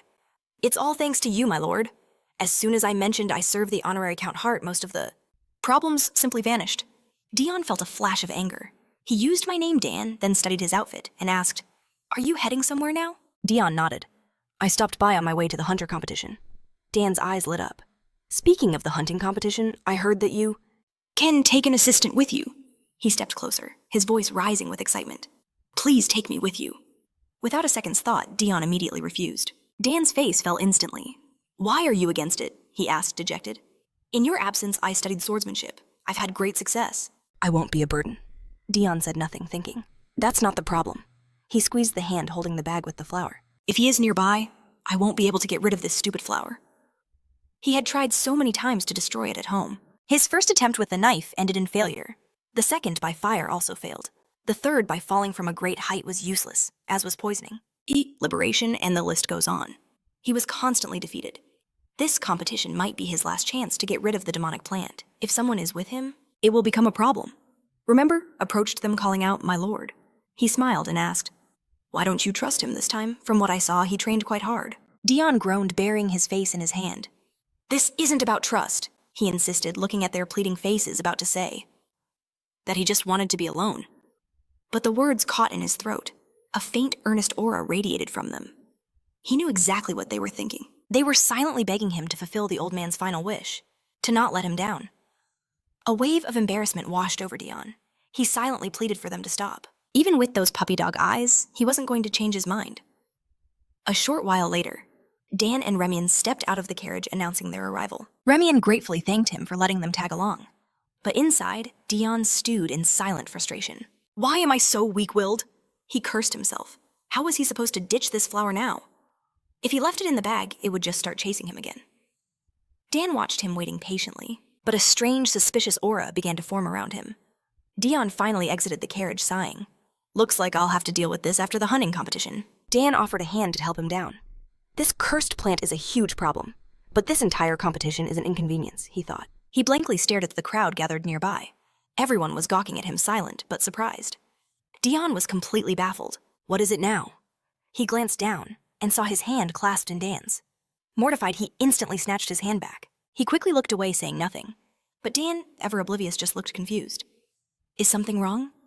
Before them stood a massive formation of soldiers. That's a lot of them, Dion thought grimly. Lian, however, was internally reeling in shock. My lord is not some damsel in a dress. Helping a grown man from a carriage is a grave insult. He must have known my lord's body was weak from the curse, and while the courtesy seems respectful, ignorance is a sin.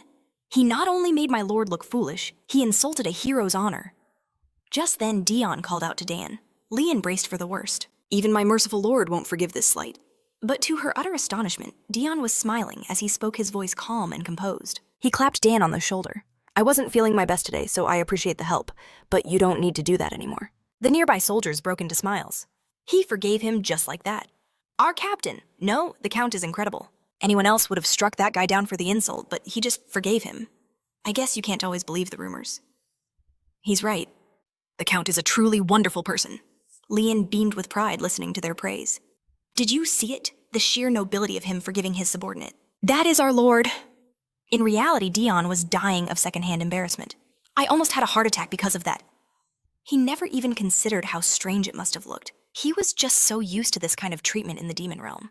Anything I say to Dan now will just make me look like a fool. So let's just drop it. He was sure Remin would give him an earful later anyway. Dan trailed behind him, a dark, serious aura still clinging to him. My lord, Lian called out. You've traveled a long way. Are you feeling all right? It has been a while, Dion replied coolly. Just then, a soldier approached the captain. What about this bag, sir? Shall I carry it for you? Dion instantly snatched the bag away. It's fine, don't touch it. His sudden outburst took the nearby soldiers by surprise, though they said nothing. Dion quickly changed the subject. Anyway, where is everyone else? It seems rather empty. Lian started to speak, but was cut off. A familiar figure approached. That's because I invited you early. Dion immediately bowed his head. Glory to the Empire! This humble servant greets the future of our nation. Elias clapped him on the shoulder. Count, it has been too long, Dion agreed. I heard this was to cull the growing number of monsters. He'd almost slipped and said demonic monsters. Of course, that was just the official story. The real reason was to show the Empire was powerful enough to host a hunting competition even in the middle of a war. Elias confirmed, as you said, monster numbers are on the rise. To prevent any accidents during the main event, we're planning a preliminary sweep. We'll clear out most of the beasts now, leaving just a few for the actual competition. And I was hoping your renowned High Knights could assist. He gestured to the side. Of course I'm not insisting. If you refuse, I can always assign the duty to the Imperial Knights. Dion met his gaze. It's not that I don't want to. Elias cut in smoothly. It's not that you don't want to. It's just that the Imperial Knights have suffered recent losses. And of course some of them pulled all-nighters cleaning up the mess they made. A few of the knights nearby started humming a tune. They muttered about feeling awkward. Dion eyed them with disdain. Disgusting beasts. He bowed again. I'm grateful for your generous offer. I will gladly lend you control of the High Knights. Although I doubt the Crown Prince can handle these wild animals, he thought. It's not my problem. He planned to get some rest before the competition. I'm not sure they can fix the problems you've caused, but feel free to use them as you see fit. Elias just stared at him. What are you talking about? Obviously, you must lead them. Dion's head snapped up, completely blindsided. He asked, What did you just say? Sometime later, an officer yelled, Imperial Knights hold the formation, do not retreat. The officer knew his men. The Imperial Knights had discipline and order, but the only person alive who could control the savage High Knights was Count Dion. Everyone knew it.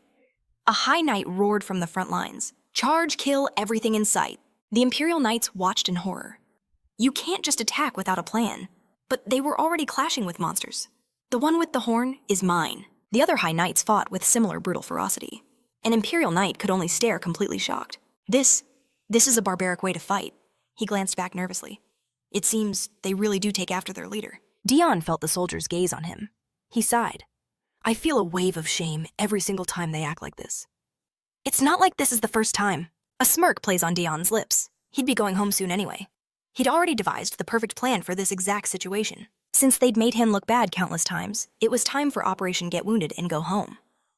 The knights watch him whispering that the Count looks so fired up. His eyes are already glazed over with focus. Suddenly a monster lunges for Dion. The knights scream a warning, but he calmly watches the beast approach. Even as his horse panics beneath him, he thinks, That's right, come to me. But in a flash, Leanne is there standing between him and the monster. She points her blade at the creature, her face a mask of fury. How dare you! She roars, attacking with blinding speed. You will not touch my lord! She tears through the nearby monsters in an instant. Dion calls out to her, giving a thumbs up. You protected me brilliantly. Leanne turns to him, a joyful smile spreading across her face. It was nothing, my lord. Dion realizes it wasn't a compliment to her. She vows to use her abilities to their absolute limit, ensuring he won't have to lift a finger in this battle. He grits his teeth. He doesn't need this kind of protection. At this rate, he'll be stuck in the hunt. Maybe he could just fall off his horse and injure himself. But in that exact moment, as if summoned by his thoughts, his horse rears violently. The strap on his bag snaps. This is what he wanted, but not like this. The bag holding that cursed flower crashes to the ground with a loud thud. The horse is acting strange. Dion wonders what's wrong. Could it have heard his thoughts? My apologies, my lord. It's Dan. He appears beside Dion, explaining that he accidentally brushed against the horse, because his foot got caught in the ridge. Are you hurt? Dion stares at him. Is he really asking for forgiveness with that look on his face? He dismounts, saying everything is fine, but tells him to be more careful. He glances at his bag, a flicker of suspicion in his eyes. Something feels off. But he won't say anything, just in case this is part of some scheme. And why isn't that little pest making any noise? He silently hopes it died. As if on cue, the flower pops its head out of the bag with a loud screech. Dion is stunned. Of course, a simple fall wouldn't be enough to kill this thing. He shoves it back in the bag, whispering for it to stay inside and not pop out again. But then, Dan calls his name right beside him. Dion turns sharply. We'll talk later, he snaps. But then he freezes, sensing a strange aura emanating from Dan. He calls his name again, this time with caution. Dan just looks at him and asks, Why do you never get angry? Dion is taken aback. What did you just say? Dan explains that he's made so many mistakes today, yet his lord hasn't shown a shred of anger. He'd follow Dion because of his reputation as a disaster. He thought such a title would be backed by a furious temper, but all he's seen is kindness and understanding. What if the Count isn't a disaster at all? Dion stares at him, realizing the boy wants him to get angry. He's about to speak when a knight shouts that the monsters are closing in. We'll talk after they hunt. Dion declares, charging into the fray. This he thinks is his real ticket home. Dan watches him go, his expression a storm of confusion. Could he truly be a disaster? Dion gallops forward, his resolve hardened. This time, he'll definitely get injured and go home no matter what it takes. He spots a massive beast. Perfect. It's huge, but not so big that he'll get seriously hurt if he's lucky. But just as he closes in, Leanne intercepts him again, slaying the beast he was aiming for. "How dare you!" she screams at the dead creature. Dion watches his eye twitching. Is this happening again? He spots another monster nearby. This won't work. He has to find a different target. He locks his eyes on another beast, his next ticket home. But just as he moves, a knight joyfully cries out as he slays it first. Another knight grabs him, shouting that he saw it first, but their argument dies in their throats as they both look back and see their captain's face. They stare at Dion, utterly creeped out. An immense anger radiates from him as he wonders why these idiots are trying so damn hard. He scans the battlefield frantically. What about the others? Where could he find an unclaimed monster? Just then, a knight turns and yells that he missed one. Dion's eyes snap to the target. This is his chance. He twirls a dagger in his hand and explodes into motion, rushing toward the monster. The knights gasp, shocked by his sudden movement. That's stance. It couldn't be. Is he actually going to use that technique? How could he use such a skill on a normal monster? Why is he so serious? Dion charges, a wicked smile spreading across his face as he thinks, I'm finally going home! But then he hears a noise and whips around. It's several knights charging right after him. We have to stop the captain, they yell, leaping onto him. They wrestle him to the ground, their faces filled with worry. Are you hurt, sir? Dion explodes with rage. What are you idiots doing? He roars. Because of them, his monster got away. Captain, one knight pants. You were trying to pull off a dangerous move. You were going to use that skill, weren't you? Dion blinks. What skill are they even talking about? The knight explains the legendary technique, a skill that temporarily grants the user maximum speed and power in one body part, turning them into the strongest and fastest warrior on the field, but in exchange for shattering their bones and tearing their muscles. The knights believed in that moment that their captain was about to make the ultimate sacrifice. They had survived countless brutal battles, but this was something else. A knight rushed forward, pleading with him. Don't destroy your own body, he cried. But Dion, seeking only a minor wound, shoved him aside. Leave me be, he growled, turning for home. But the high knights wouldn't let him go. With tears in their eyes, they shouted, Do you see yourself as just another soldier? His actions were tearing them apart. Dion coughed, a spray of blood escaping his lips. You're suffocating me, he rasped. Just then another knight appeared. It seems we can return to the competition area. The monsters are dealt with. Dion stared in disbelief, his voice booming. It's over. Already that can't be right. We have to find more. The knight looked embarrassed. As much as you'd like that, sir, we must leave some for the actual competition. Even after all this, does his thirst for blood remain unquenched? The senior knights murmur that the competition is about to begin, so he must hold back just a little longer. Soon he'll have his chance to slaughter as many monsters as his heart desires. They feel a sense of relief to have such a monster on their side. But as one knight turns, a strange sight catches his eye. It's Dan watching them from the shadows. Later inside the camp, Dion lies on his cot. So he really has to participate in this ridiculous hunting competition. A strange flower peeks out from his bag, making odd noises. He knows that once things begin, the Emperor himself will be watching. He recalls his talk with Eduardo. Bringing up the competition couldn't have been a coincidence. He's certain there's a message waiting for him. Could this all be connected to the coming war? Dion rolls over, a deep sense of loathing washing over him. He never wanted any part of this, especially not a war against the Demon Kingdom. The flower crawls closer, its noises growing louder, grating on his nerves. He whirls around, hissing, I told you to be quiet. Suddenly, a knight bursts into the tent.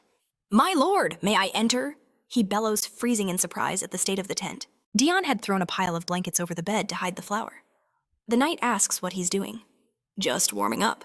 He lies smoothly.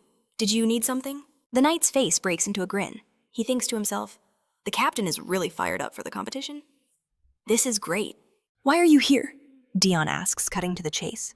The knight asks if he might consider taking someone other than Dan as his partner. And why, Dion presses, are you suggesting that? The knight shudders. Just watching him with you. It makes me uneasy. Seeing him tear through those monsters. How could he describe it? He looked enraged. Or was it suspicion, a burning hatred? Something like that. Dion's eyes narrow. Is that so? The knight's face lights up. Then you understand? Dion offers a thin smile, then calls out Leanne. Take this man away. Instantly, Leanne appears, grabbing the knight by the ear. As you wish, my lord. She nods. The knight yelps in embarrassment. When did you even get here? He protests. Wait, I was being serious. You just couldn't see my face. Please, just take one more person with you. Dion sighs internally. He can't risk bringing more people, not with this stupid flower to hide. One partner is already pushing his luck. Leanne releases the knight. "My lord," she says, "I don't know about the others, but I also believe you require another escort." The knight beams. "See, I knew you'd agree." In the same breath, they both point to themselves and declare, "I will accompany you." They glare at each other. "It is my duty to protect my lord," Leanne insists. The knight retorts, "That's not fair. It's my turn. You were with him last time." As they bicker, Dion rises and heads for the exit. "I'm not taking either of you." The declaration silences them both. They stare in stunned disbelief. "What did you say?" they ask in unison. Outside the tent, the knight pleads, "Captain, I swear there's something off about that man." "I don't care," Dion says flatly. "This is my decision." The knight grows frustrated. "Why are you acting like a child? At least give us a reason for this stubbornness." Dion thinks to himself, Dan is suspicious, is he? He remembers their recent conversation. The man certainly acted strangely. "But if it's just him," Dion muses, "I can handle it." Just then, Dan spots them and bows deeply. The knight whispers, "See, he's acting incredibly suspicious." "You have to take me," Dion mutters back. "Just drop it. He didn't get this far by pure luck." As they walk, another man steps into their path. "Are you the honorary Count Dion?" The man sneers, a wide, arrogant smile on his face. How dare they treat true counts and honorary ones the same? The world is truly coming to an end. The knight explodes with rage. "What did you just say?" Leanne, equally furious, holds him back. "Control yourself. Causing a scene will only damage our lord's reputation." Dion's eyes turn cold as he stares down the stranger. "And who are you?" he asks. The crowd around them begins to whisper.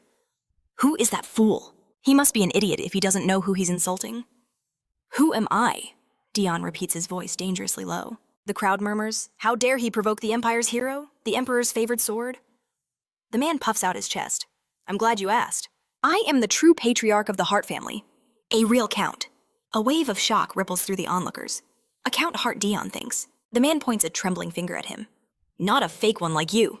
The whispers intensify. "The real Count Hart." I thought their line was wiped out. I've never seen him before. Perhaps he's from a side branch. A solid guess, as collateral branches of the Hart clan did exist, allowing some descendants to survive. The knight seethes. "How dare you let me teach him a lesson he'll never forget?" But then Dion begins to laugh. A low, chilling sound. He'd heard that Cruel rejected the title of Count. So in the end, some nobody from a forgotten branch took the seat. He steps forward until he's face to face with the man, his gaze terrifying. "Then you must accept my congratulations," he says, his voice dripping with mock sincerity. "I hope you do your best."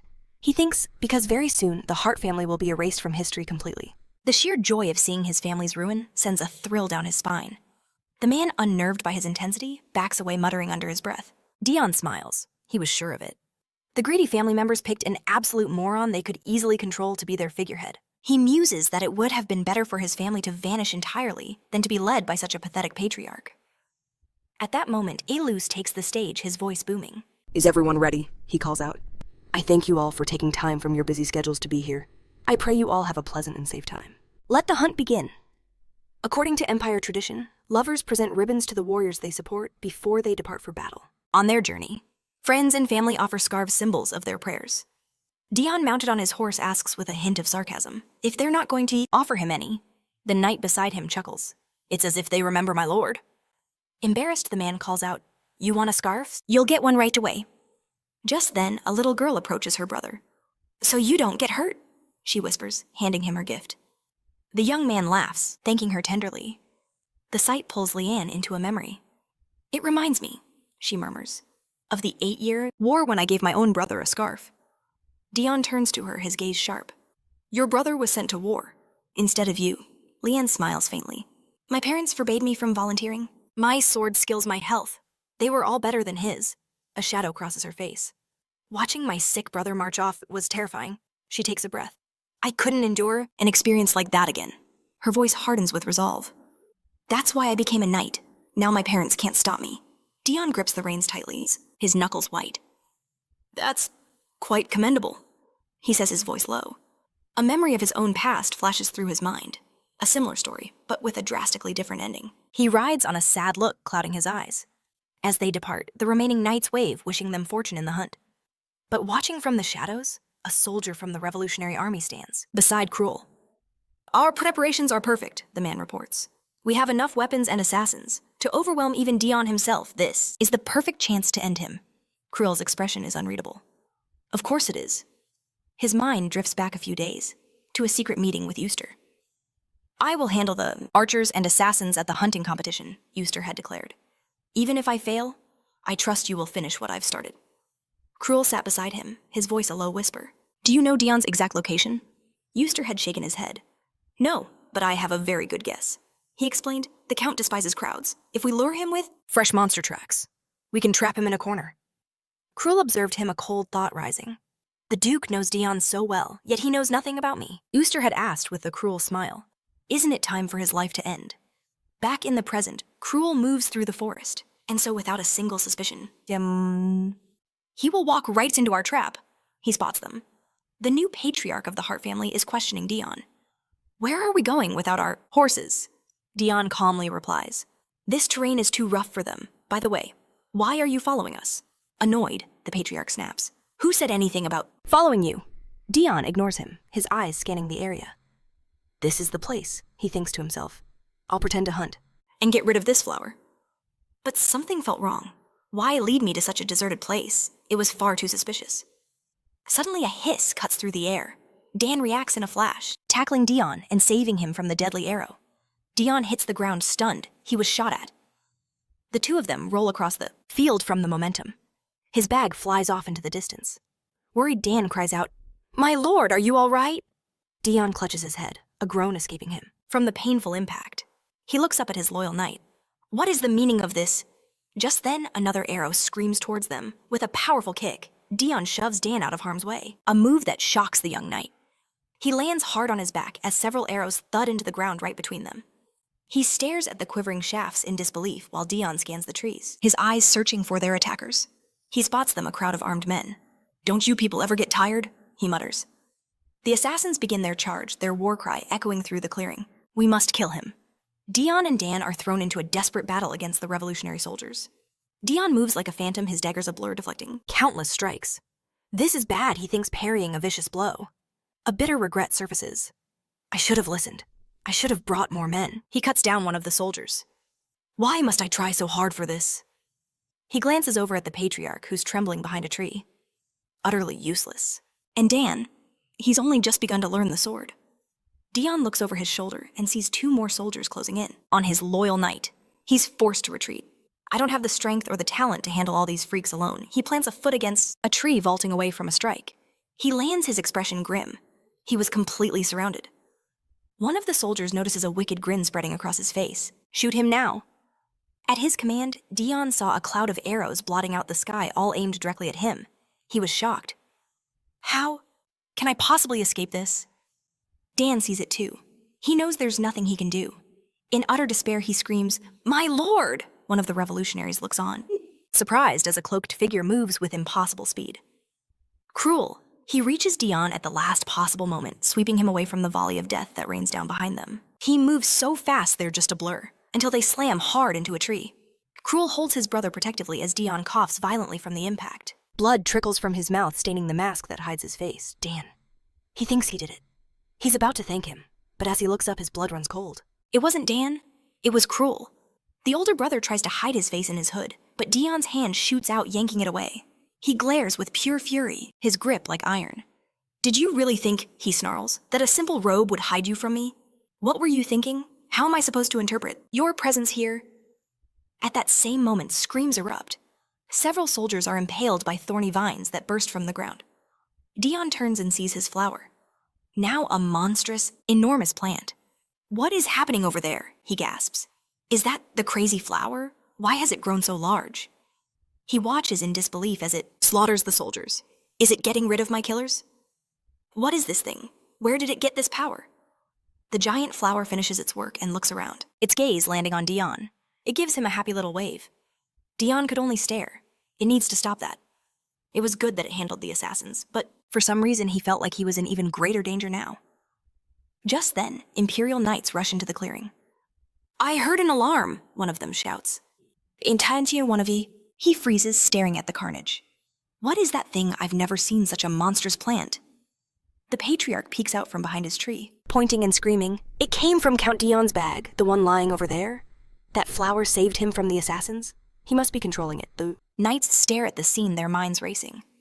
A monster. That belongs to the Count. It seems to be the case. Could it really be true? Dion slowly gets to his feet. With a frustrated sigh, his cold gaze landed on the patriarch. What nonsense was this distant relative spouting now? He had to be aware of the ugly rumors swirling around him. Was he truly that foolish, or just recklessly fearless?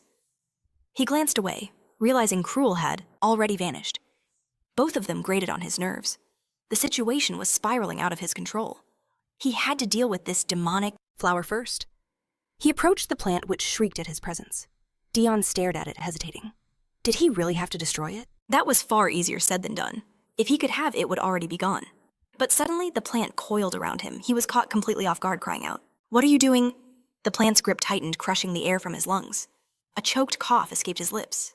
The knight stood frozen, weapons in hand, Watching the scene unfold in utter disbelief. Didn't he just say they were on the same side? One of them stammered.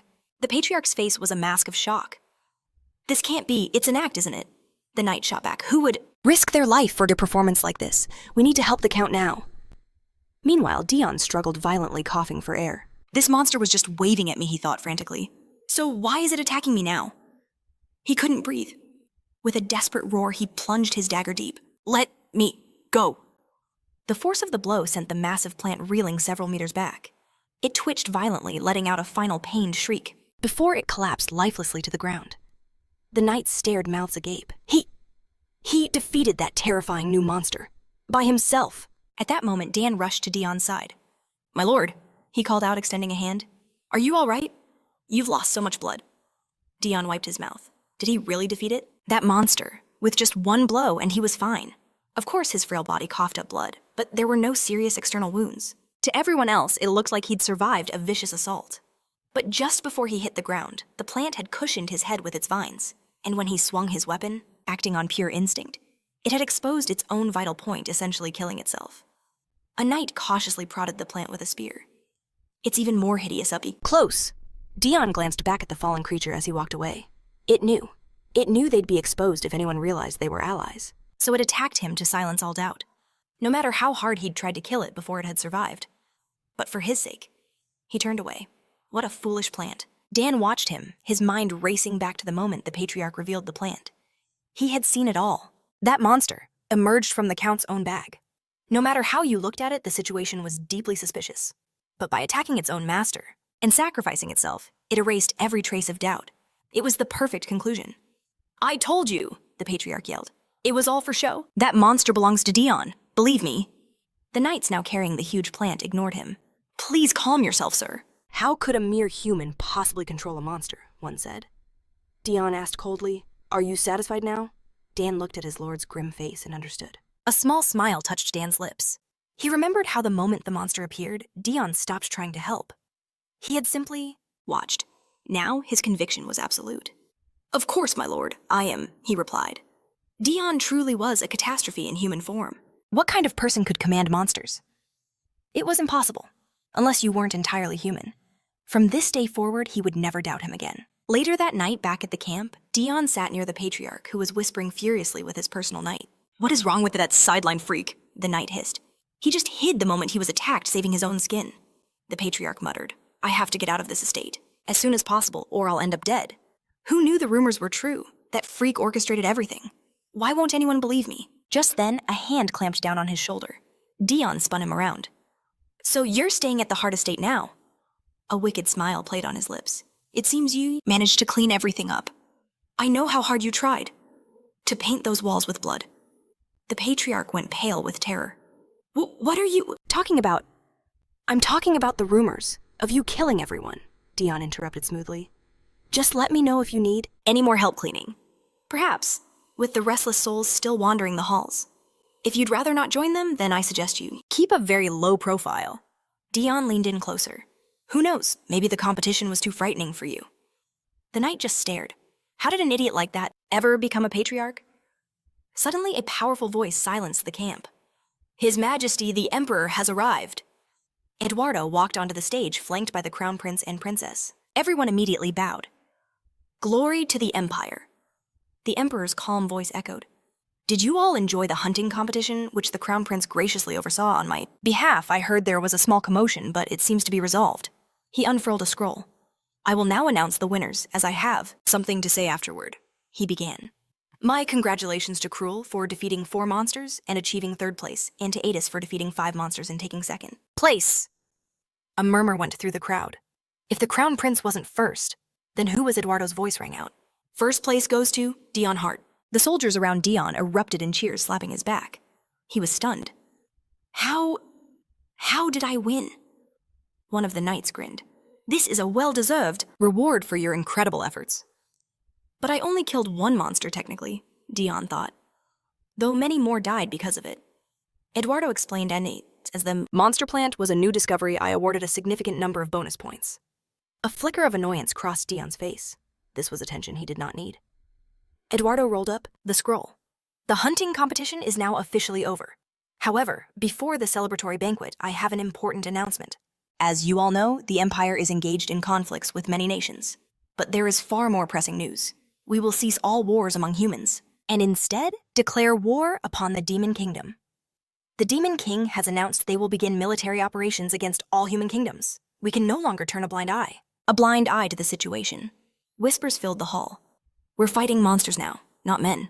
What of our losses? The cost in gold and lives. Voices rose in protest, begging for His Majesty's forgiveness. Do you truly believe the other kingdoms will simply accept this? They have no other choice, Eduardo declared. We are the only kingdom capable of waging war against the demons. Dion watched him, a cold thought taking root. This was incredibly naive. Did the Emperor truly not consider that some humans would side with the demons? The Demon King had accepted him a mere human. He'd even made him commander of the Zero Squad, showing no prejudice, no ill will. To the Demon King, usefulness was all that mattered. If a human could benefit him, he would be accepted.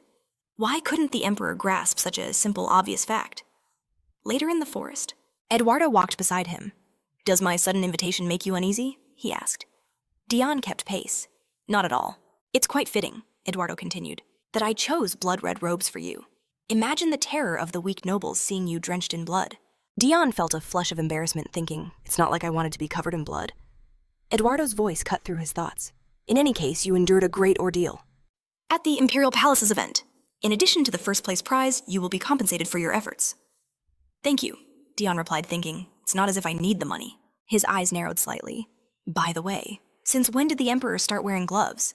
He'd always believed the man hated anything that dulled his sense of touch. I called you here for a specific reason. Are you even listening? Eduardo's sharp tone broke his focus. Dion. The name was a command. Dion snapped to attention. Your Majesty. He cursed himself internally. He'd completely forgotten he was standing before the Emperor himself. Eduardo's next words struck him like a physical blow. I will also be taking part in this war. Dion stared, his face a mask of stone. I knew it, he thought. The timing of this proposal, it's simply phenomenal. The Emperor's voice was low. So I believe it is time for you to make a decision. Whose side are you on? Their eyes locked in a silent battle. I hope, Eduardo said, that I have given you enough opportunities. Dion's mind raced. The man who went to kill monsters but returned with the hero's body. An incredible feat that had cost him dearly. He doesn't have a serious illness, Eduardo mused. And yet he coughs up so much blood. That seal on his collarbone? Is it the Demon King's curse? His mind flashed back. Have you found a way to remove the seal? He had asked. Dion's answer had been simple. I believe I must return to the demon realm. Back then, Eduardo thought I could never have predicted this. Sending him back was a risk. The information you brought on the commanders will be a great help. But you must return to the demon realm. Dion had bowed his head. My apologies, Your Majesty. I have not yet found a way to break this curse. Eduardo smiled grimly in his office. Who knew he would be so cunning? He'd gone to lift the curse but failed. And yet the Demon King sent him back unharmed. I can use Dion as a spy, he'd realized. I have nothing to lose, but still it's strange. Why did the Demon King let him go? Is he secretly aware he's a spy for the Empire? What could the Demon King possibly gain from that? The intel Dion provided was too perfect, too detailed. It could only have come from someone deep within the Demon King's inner circle. And the rumors of a commander of the Zero Squad only began after Dion started traveling between the realms. It wasn't just the Empire he was working for. It all became terrifyingly clear. The Demon King is also using him.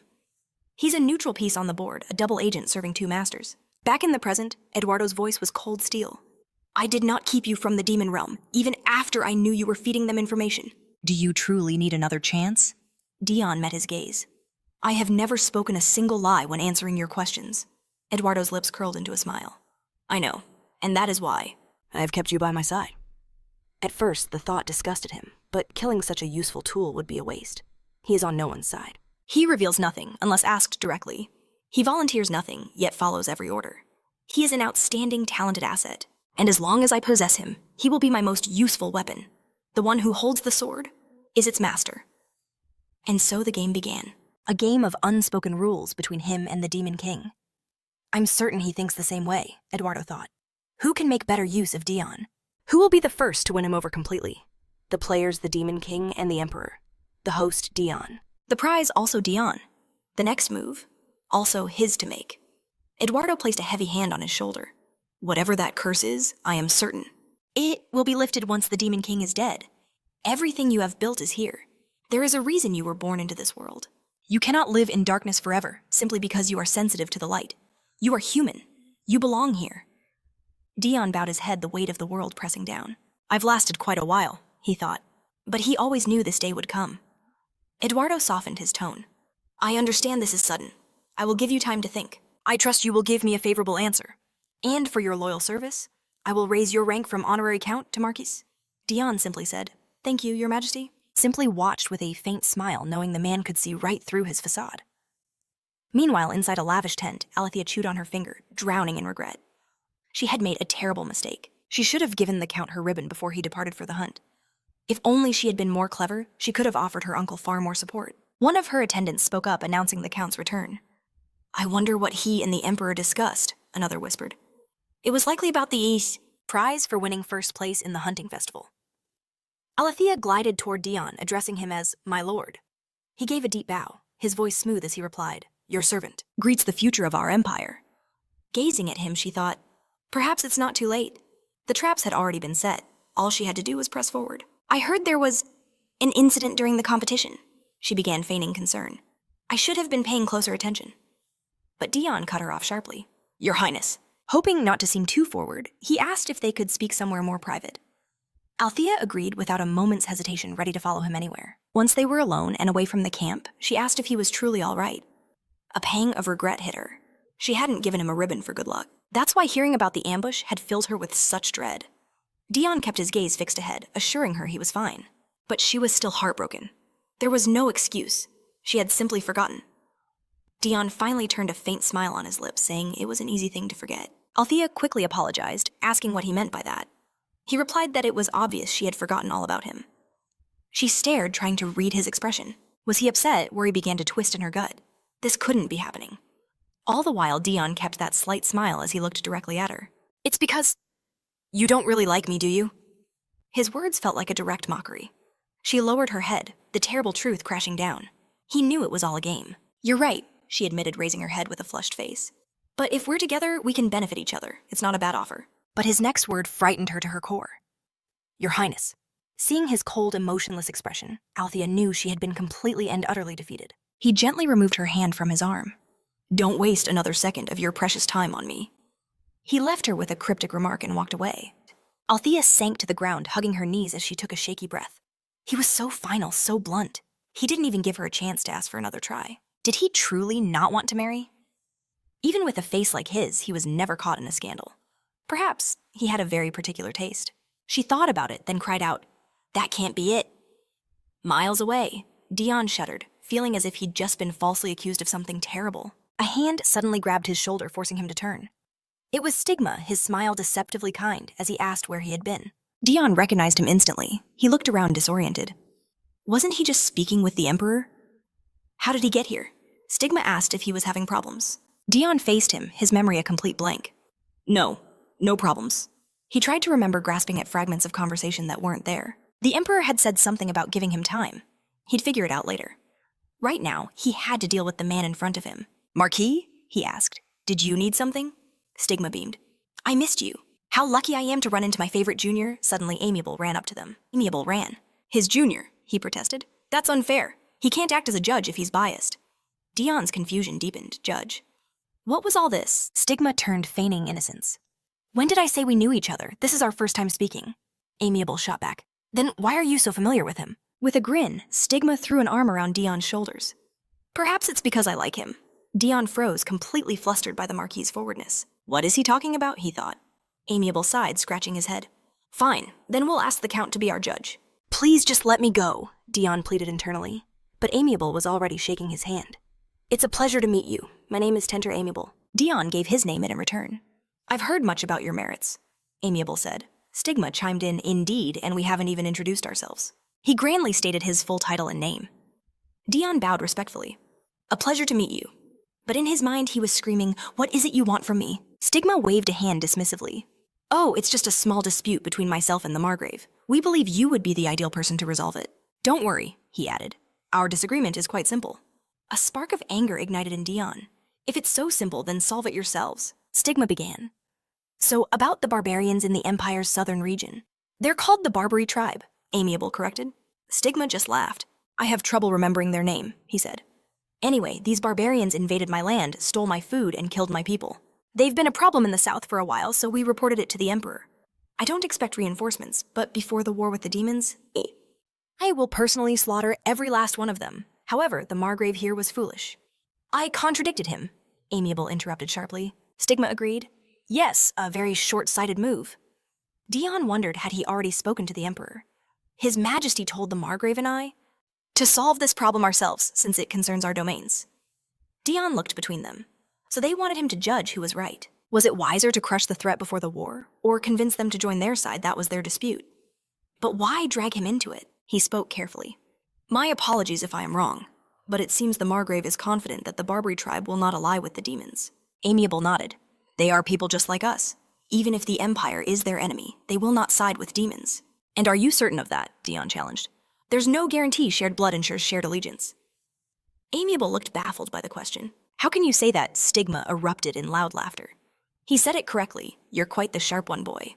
The Margrave's only flaw is his gentleness. He patted Dion's shoulder. People are guided by two things, absolute power and absolute hatred. If the demons prove to be overwhelmingly strong, people will flock to their side simply to survive. And those very same people are ready to sell their souls to the devil just to destroy those they hate. Species is not the determining factor here. Given their animosity toward us, there's a high probability the barbarians will join the demons. He clapped his hands. Then it's decided I knew you'd take my side. Dion was shocked. I apologize, he said quickly, but I wasn't taking anyone's side. Stigma completely ignored him. I will report our decision. To the Emperor. The Margrave can go. In that case, I will leave, Amiable said stiffly. I must go as well, Dion added. Stigma pointed at him. You will stay and talk with me for a bit. After the Margrave departed, he turned to Dion. Now then, what were you about to say? My lord, who he must obey. He feels the weight of countless eyes on him, and a desperate urge to escape the unwanted attention rises within him. A sly grin spreads across Stigma's face. It seems we've become the main attraction, he muses. Stigma's gaze hardens as he glares at the onlookers, then turns back to the younger man. This must be uncomfortable for you. At his sharp tone, the gossiping nobles flinch immediately, scattering their gazes in embarrassment. Dion watches in awe. Just one look was all it took. Such is the power of the Empire's second hero. Stigma's expression softens into a kind smile. Feeling any better now? He asks. Dion meets his gaze and denies it, saying he just noticed that the hero has brown eyes. Stigma's smile widens, becoming a predatory grin. Ah, these, he says, his voice dripping with false sympathy. Far too common and cheap, aren't they? But what can I do? They're the same eyes my mother gave me. A cold dread washes over Dion. He'd spoken without thinking, forgetting he was born of a common maid. He quickly changes the subject, calling out to the Marquis. Sir, what are you doing with that bottle? Surely you don't plan to strike someone. Stigma simply turns bottle in one hand, 2 glasses in the other. With a disarming smile, he says, Our conversation feels like it will be a long one. Why don't we share a drink first? Dion freezes, wondering if he'd just angered him. He accepts the offered glass of wine, thanking the Marquis. Stigma dismisses the formality. You can just call me by my name. Dion realizes it's been a long time since he's had a drink. In that case, should I call you Elder Stigma? The hero's face registers pure, unadulterated shock. For a moment, Dion thinks he's broken him. Then Stigma erupts into loud, booming laughter. I knew I shouldn't believe the rumors. They called you cold-blooded. But you're actually this naive. Dion is completely lost. What do you mean by that? Stigma agrees.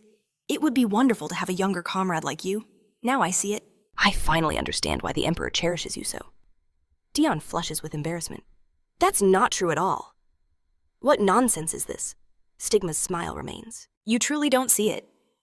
Listen closely. The Emperor values talent, especially talent that reminds him of himself. Those who claw their way up from the very bottom. Those who defy their given station, obsessed with proving their worth. And finally, he leans in his voice a venomous whisper. Those who have killed their own family. Dion stares utterly stunned by the shocking words. Stigma chuckles. That's why His Majesty likes you so much. But how did you manage it? It's truly incredible. Dion struggles to find his voice. I don't know what you're talking about. Stigma's face turns serious. You asked for this yourself, he states plainly, as the reward for your success in the 8-year war. The words send Dion spiraling, down into the depths of his memories. He sees his younger self joyfully watching his brother study. His father's voice asks if he too wants to become the heir. His father's words were always a little difficult, but his brother Crew would say it's fine because he was smart too. He remembers his father helping him train with a wooden sword. He remembers the simple happiness of eating together as a family. But then, the memories begin to twist and darken. He sees his father's disgusted expression. You are a disgrace to this family. His father's voice echoes in his mind. Go to your room and reflect.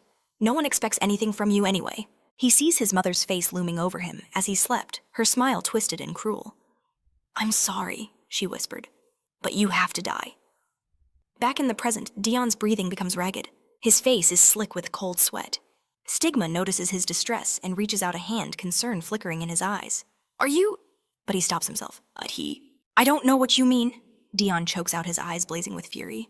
Didn't you hear me? Stigma just smiles, a knowing look on his face. I knew it, he thinks to himself. Aloud, he says, I understand completely. It seems you truly know nothing about it. He wonders if any sane person would make such a request. With a snap of his fingers, the tension breaks. Why don't we stop this heavy talk and drink? I have a fine bottle of Southern liquor. Do you enjoy strong spirits? If he refuses to talk about it consciously, Stigma muses, then perhaps he can just drink him into oblivion. Meanwhile, inside the Emperor's tent, Eduardo addresses the Duke. What brings you here, Ooster? I hope this won't take long. I have a banquet to attend. Since you're busy, Your Majesty, I'll be direct. Ooster's eyes are sharp. Are you having hallucinations? Eduardo turns, his voice chilling over. What did you just say? Is this some kind of joke? Did you demand my precious time just to spout such nonsense? Ooster maintains his smile. There's no need to deny it. Your left hand?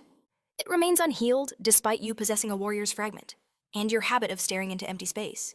These facts cannot be ignored. He thinks to himself, an emperor must always move forward, yet you are chained to the past, to those who are gone. How pathetic. He's drowning in guilt. How can anyone follow an emperor who cannot even bear the weight of his own crown? Eduardo's voice is low and dangerous. What are you trying to say, Duke? Simply that your position seems to be a great burden. Isn't it time you passed it to someone else? A humorless grin touches Eduardo's lips. Why waste time with empty threats if you want the crown? Try taking it, by force. Ooster lets out a laugh. What a terrifying thought. I merely wish you would pass it on. To someone with the proper skills. Surely you understand. A cunning smile plays on his face as he delivers the final blow. What I mean is, I've been turning a blind eye to certain things. Eduardo's mind races. Of course, Ooster leads the nobility, has one of the Empire's heroes under his thumb. He holds immense sway over the people through the church, and even has ties to the Revolutionary Army, and yet, he keeps the nobles in check, never overstepping his bounds. He even reins in the revolutionaries, preventing them from running wild. Why do you want the throne? Eduardo asks, knowing the Duke has never made a true play for power. Ooster smiles faintly. Must one always have a reason? It too desire power. The Emperor realizes Ooster is simply protesting, pressuring him to abdicate on his own. I highly doubt that is your only reason. You may not understand, Ooster replies smoothly. In that case, what if I told you I needed power? To protect something. Is that a worthy reason? The throne is the ultimate authority. Of course it is coveted by all. Eduardo smirks. And do you truly have someone to protect Duke? With a faint smile, he gazes at the Emperor, asking who could possibly know. But Eduardo declares it doesn't matter, he has no desire to find out. He was certain of one thing. Oster would never hand over the crown for a mere handful of words. As their eyes locked in a silent battle, Oster gave a dark, respectful bow. He agreed with His Majesty, asking permission to take his leave and enjoy the evening. As he walked away, he thought, the Emperor feels no sense of crisis at all. This war means nothing to him. He didn't even twist my words to his own advantage. The chance that the nobles might betray the Empire. The risk of them uniting with the demons, or even other nations joining their cause. The Emperor has considered every single possibility. It's late. Eduardo says, we should head to the banquet. Ardal asks His Majesty if he's feeling all right. Meanwhile, Oster strides through the forest, thinking how incredibly naive. He turns to his men. There's no other way. Deliver this letter to Shylin, immediately. With their help, we will begin to spread rumors about the demons. It doesn't matter what we say. Claim they betray one another. That they devour humans. We just need to ensure the people never trust them. His men immediately rush off to carry out his command. Oster mounts his horse, a sly smile gracing his lips. Since he wants another war during his reign, I suppose I should help him. After all, he mused, he can't afford to lose his empire so easily. At that very moment, the banquet hall was in chaos as people fled from the clash between Stigma and Dion. Stigma paused, sword in hand, noticing a fresh wound on his cheek. Dion, already flushed with the thrill of the fight, just stared at him and laughed. Stigma smirked. Ready to give up, Junior?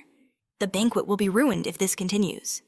But Dion, a fierce grin on his face, shot back. You're the one who called me an enemy. Stigma wiped his cheek.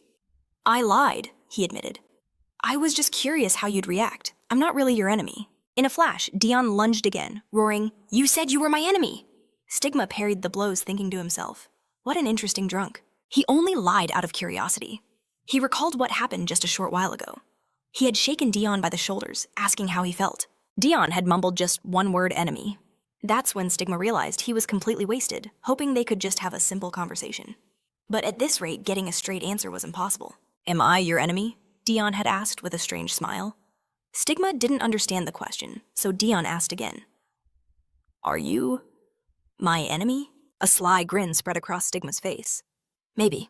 Now in the present, he blocks the furious strikes from Dion's daggers. He thinks with a wry smile, if I knew this would happen, I might have held my tongue. At first he was confused, but now he sees it clearly. Dion doesn't possess a warrior's fragment. He's just violent because he's drunk. A fight like this, he was unlikely to lose. They sprang apart, a tense silence hanging between them for a few seconds. Dion lowered his head and laughed, saying nothing more. He gripped his dagger tighter. All enemies must die. Stigma marveled internally. Who would have thought he'd be so fast, so brave, so skilled even in this state? He settled into a fighting stance. If it weren't for the alcohol, this would have been a difficult fight. It looks like you have no intention of calming down, he said. Then I'll just have to end this quickly. He surged forward. This will hurt a little, he yelled. Dion simply stood there, a calm expression on his face, watching him approach. But suddenly a figure appeared between them. Cruel had blocked Stigma's blow with his own sword. Stigma was stunned, about to question him, when Eduardo's voice boomed across the hall. That is enough. I came to investigate the noise, and what do I find? Heroes who should be role models for our citizens. He stopped short, his eyes widening in shock at what he saw. Dion, he yelled. But Dion wasn't listening. He slammed Cruel to the ground, plunging his dagger into the floor right beside his head. He glared down with pure fury. You are my enemy. Cruel struggled, thinking, I've only just figured it out. Dion raised the dagger high above him. I must kill them all. Enemies must die. He prepared for the final strike. You must die. I told you to stop, Eduardo roared, grabbing his arm. Dion was lost in a senseless rage. Give up. You can't break free with your current strength. With a sudden effort from Dion, everyone heard it. A sickening crack echoed through the room. Eduardo, stunned by what had just happened, pulled his hand back. What are you doing? He thought in disbelief. Did he just dislocate his own wrist by shifting his weight? Cruel stared at the broken arm with an expression of pure shock, unable to speak. Dion's eyes burned with hatred. All enemies must die. He repeated the phrase like a mantra, his gaze fixed on Cruel. He held him down with one hand. You must die. He squeezed his throat, a mad smile twisting his face. You must die. I said stop, Eduardo shouted, finally intervening. He grabbed Dion's arm with one hand and his head with the other, slamming him brutally to the floor. He looked down at the younger man, thinking, you arrogant freak. He shifted his wrist the exact moment I grabbed it. He knew I couldn't hold on if I feared injuring him. Didn't I tell you to take care of yourself? He's the enemy, Dion screamed. Let me go. All enemies must die. Cruel, clutching his throat, looked on, worried about Dion's wrist. Eduardo glanced at the mangled limb. You idiot. He realized Dion was using both his conscious and unconscious states to his advantage. He called his name sharply. This is not a battlefield. He grabbed the dislocated wrist and snapped it back into place, causing Dion to cry out in agony. A wave of violent coughs racked Dion's body as he finally came to his senses. He collapsed to the floor, gasping in pain. It's time to return to reality, Eduardo said coldly. He patted him on the back. Breathe. After a moment, Dion stood up. His gaze averted a look of deep dissatisfaction on his face. Have you come to your senses? Eduardo asked. I reset your wrist, but you still need a proper medical exam. A nearby man asked Cruel if he was all right, but Cruel ignored him, addressing the Emperor. Your Majesty, with your permission, I will take my leave. Eduardo kept a firm hand on Dion. I don't think he's fully recovered yet. Cruel gave him one last worried look before departing in silence. Sometime later, back at his horse, he thought to himself, "That was my mistake, model." His body reacted before his mind could comprehend it. How dare he raise his sword against his own dear brother, a brother he loved too much to ever truly hate. With a heavy heart, Cruel mounted his horse. He summoned Singer, giving him a command. "I'm staying here. Give this message to Dion the moment he wakes up. Tell him to return home immediately, not wander the streets." Sometime later, Dion awoke in a strange tent, his whole body screaming in pain. He wondered where he was, why every muscle ached, and what the imperial doctor was doing by his bedside. What did I do while I was drunk?" he muttered. The doctor replied, "His Majesty has already set your wrist, my lord. There is nothing more for me to do." Just refrain from using it for a while. A dislocated wrist. No wonder it felt like it was on fire. But that didn't explain why all these powerful figures were gathered here. Eduardo's voice was sharp. "I did not authorize strong alcohol at this banquet." Stigma simply nodded. "My apologies. I personally asked my men to bring it." Eduardo scoffed. "There are weak people who need alcohol to prop up their own existence." The doctor watched, surprised by the tension in the air. Noticing Dion was awake, Eduardo approached. "How do you feel?" Dion pushed himself up. "I'm fine. I apologize for my behavior." Stigma stepped beside him, a concerned look on his face. "I too must ask for forgiveness," Stigma said smoothly. "It seems I was carried away and offered you far too much." Dion brushed it off. "It is nothing, Elder. I just hope I did nothing terribly wrong while intoxicated." Stigma smiled. "Don't you worry, it was quite entertaining." He recalled Eduardo's words from the night before. Judging by His Majesty's tone, this was no ordinary drunken stupor. This was a condition where one suffers from hallucinations, hears voices, experiences depressive episodes, and becomes aggressive. A state where everyone becomes the enemy. A familiar affliction for those who have been scarred on the battlefield. Post-traumatic stress disorder. They say he went to war at only 14, Stigma mused. So despite the monstrous rumors, he is still human after all. Eduardo suggested, "Why don't you rest a little more?" But Dion was already out of bed. "I am perfectly fine." Stigma smiled to himself. In that case, he was an even more outstanding person than he'd thought. The fact that this side of him only appears when he's drunk means he suppresses the disorder completely when he's sober. What a charming little boy he is, Stigma thought. Suddenly, a trickle of blood ran from Dion's nose. He covered his face as Eduardo immediately shouted for the doctor. The man rushed to his side, his face etched with worry as he began his examination. Dion was mortified. "What is wrong with me?" he wondered. The doctor reported, besides his wrist, he has bruises all over his body. But these are far too minor to have caused the nosebleed. Stigma pressed, "Then what is the cause?" The doctor opened his mouth to answer, but Eduardo interrupted him with a grave tone. "It is the curse of the Demon King," he declared. "It is weakening his body." The doctor stared a shocked expression on his face, but said nothing more. Eduardo looked at him coldly. "You have done enough. You may go." As the doctor bowed and departed, Stigma's mind reeled. So it's because of the curse, he thought. He had completely forgotten. Dion seemed to have no problems at all. To think he makes such an incredible effort just to not appear weak. Stigma found himself liking the young count more and more. Dion, looking serious, knew he had to go back and rest. Sometime later, when Cruel returned to his office, he was taking off his cloak when a voice spoke. "You're a little late." He looked to the side and saw Oster sitting at a chessboard. "My lord, what brings you here?" Oster slid a chess piece across the board. "Before you say anything, you will kneel." Cruel was stunned. "What did you just say?" In a flash, a dagger flew through the air, embedding itself deep in his leg. The sudden searing pain sent him crashing down to one knee. Blood began to flow from the wound. Cruel noticed shadowy figures. These were not his guards. They were assassins. He pulled the knife from his flesh and knelt properly. Oster looked down on him. "I heard a rather interesting story. I have no time to spare, so let's get straight to the point." He tossed a chess piece towards Cruel. "Did you really think I wouldn't find out?" Oster's eyes blazed with anger. "About the fact that you defended Dion." The accusation stunned Cruel into silence. At that very same moment, Dion stood beside his horse, fuming. He said, "What did that cruel freak really say? That he asks that you head home immediately and not wander around." Singer stood beside him, bowing. "Yes, my lord." Dion swung himself onto his horse. "That's utterly absurd," he scoffed. "As if I would ever listen to that freak." Singer watched him with a calm face, saying nothing more as he remembered what had happened last night. When asked for the reason behind the message, Cruel had explained, "He never listens to me, so if he hears this, he'll try to go against my word. With his injured body, he's likely to get himself into even more trouble. And for us, this is for the best." Dion was seething. How dare he tell me to go home? What is his grand design? Does he see himself as some kind of protector? He galloped towards the carriage that was waiting. Lean saw him approach. "My lord, we have the carriage prepared for you."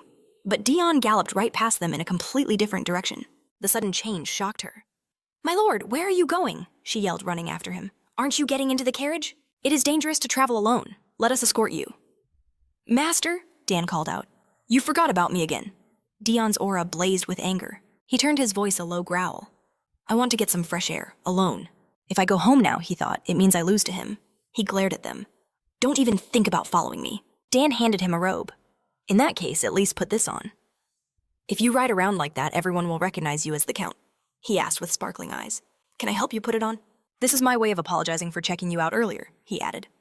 Dion, with a look of annoyance, snatched the robe. I'll wear it myself. He snapped, thinking, this idiot reminds me of someone.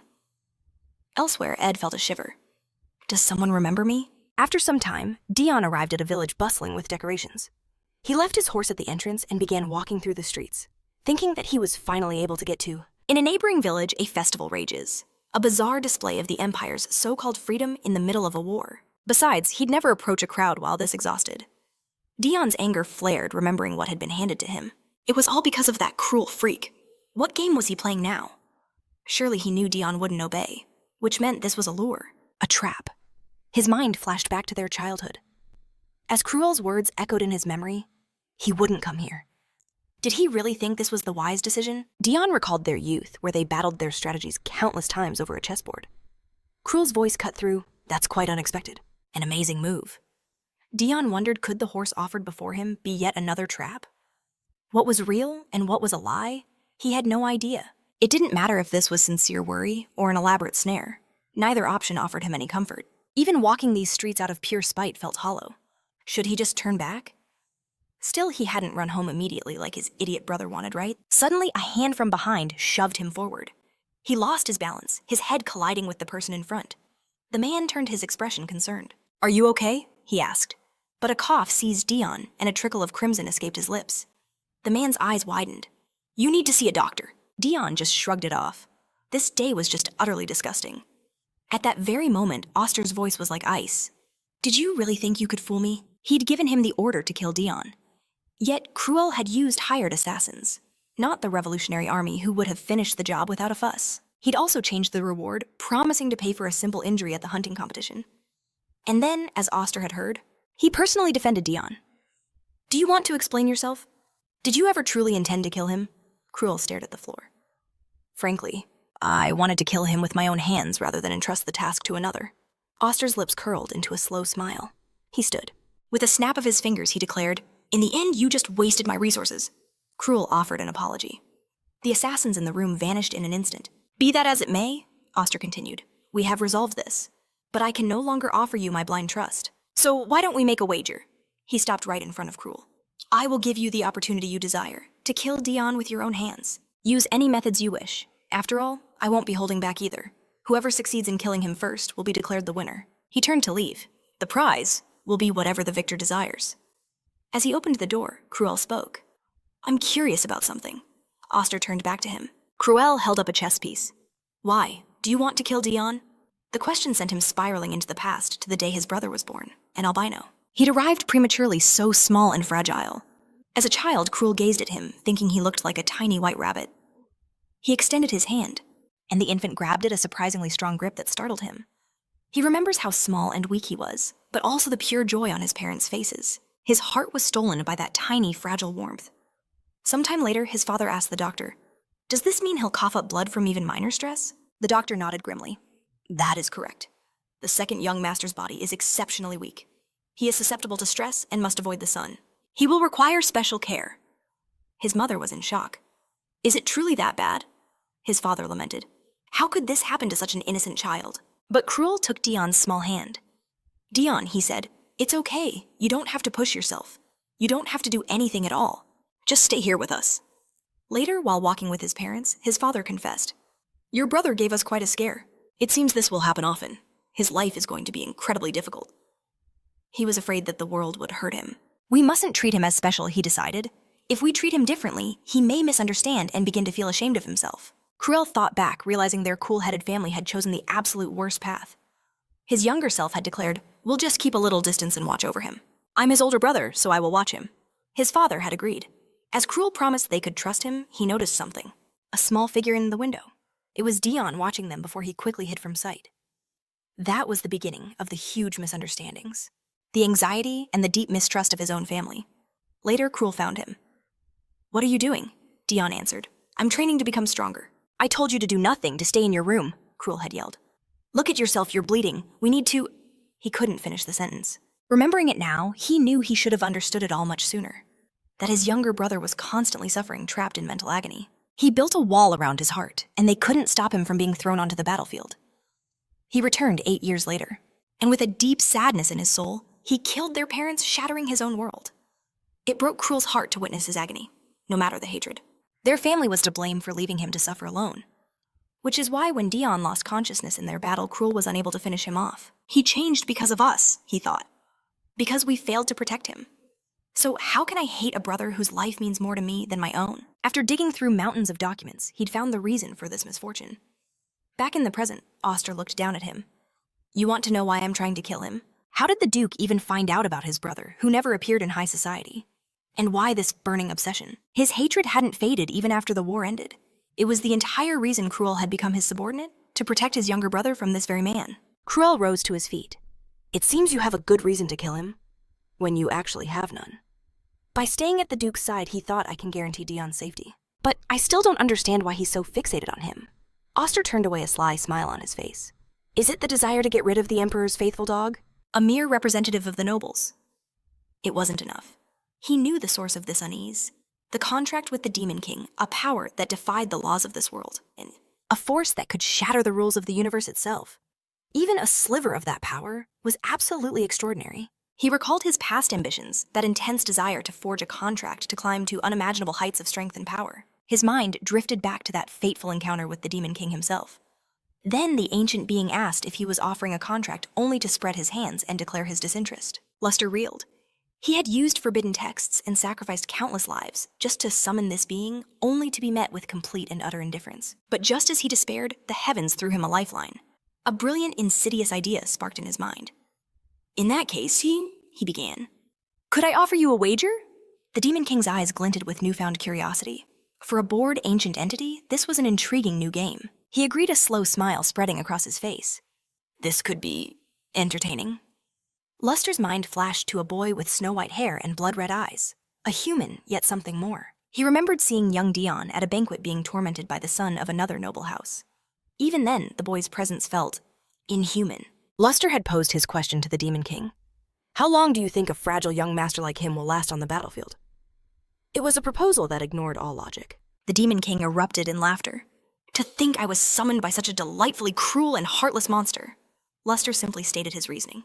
"You didn't want a contract, so I had to pique your interest somehow." The Demon King's amusement grew. "The human world grows restless," he mused. "It seems war is on the horizon. Very well. I bet that this boy will survive." Luster was stunned. Why would he make such a choice? Not just last, but survive. The odds of Dion surviving the coming war were astronomically low. Why choose such an impossible condition? "Don't overthink it," the Demon King chuckled. "It's always more amusing to bet on the underdog." This wager would end on the final day of the war. If the child dies, the victory is yours. If he survives, I win. And so their pact was sealed. Why did he send Dion to war 8 years ago? The answer was simple. He had to die. Why else would the child of a noble family be sent to the front line and appointed as a commander in the heart of the slaughter? It was because he had to die.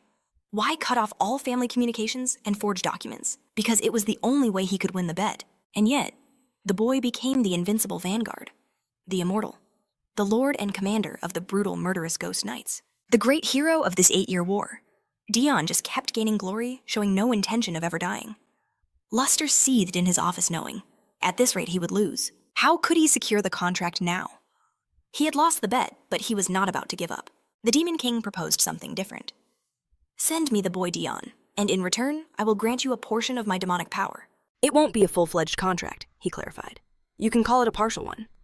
A slow, predatory smile spread across Luster's face. He thought that after 8 years, the Demon King had finally taken an interest in Dion. He never imagined it would be so simple. He mused that sending Dion to his palace was possible, if he used every available method. But the Demon King cut him off. "That will be your problem to solve."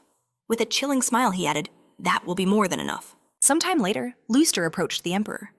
What if Dion himself took part in destroying the Demon King?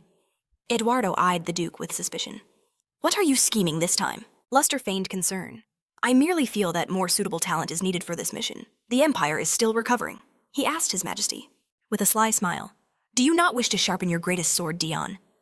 The Emperor, despite his doubts, accepted the proposal. The Emperor announced the mission. The hero was going to kill the Demon King. Why shouldn't Dion accompany him? For Luster, this was the perfect way to send Dion away from the Empire. He was certain the boy would die on the way there. He had done his part. No one could question his motives. Everything was finally going according to plan, or so he thought.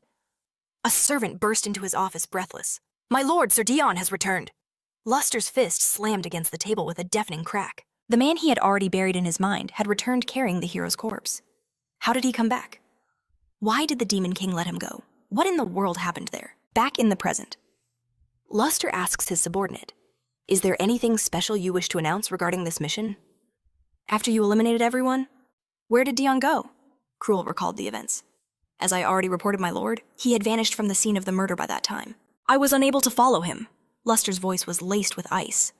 I don't know if you turned a blind eye on purpose, or if you truly saw nothing. But it can't be helped, that is all I can say. Cruel met his gaze. I hope you win our bet. Later, as Luster stalked the corridors, his mind raced. There was no place in the human world his influence couldn't reach. But if the place Dion vanished to was the one he truly suspected, commander of the Zero Squad in the demon world, and the hero of the Empire adored by the Emperor, if both descriptions belonged to the same person. Luster sank onto the sofa. A double spy, he whispered in disbelief. A man with a powerful position in the demon realm, who was also an irreplaceable figure in the Empire. Both the Demon King and the Emperor were using Dion as their ultimate chess piece. But one day he would be forced to choose a side. It would be quite amusing if he went over to the side of the demons. His expression hardened into deadly resolve. I must kill him before that happens. It's for the good of the Empire. At that very moment, Dion lay on a bed as a doctor stood over him. His life is not in danger, he said. The only thing he requires is a little rest.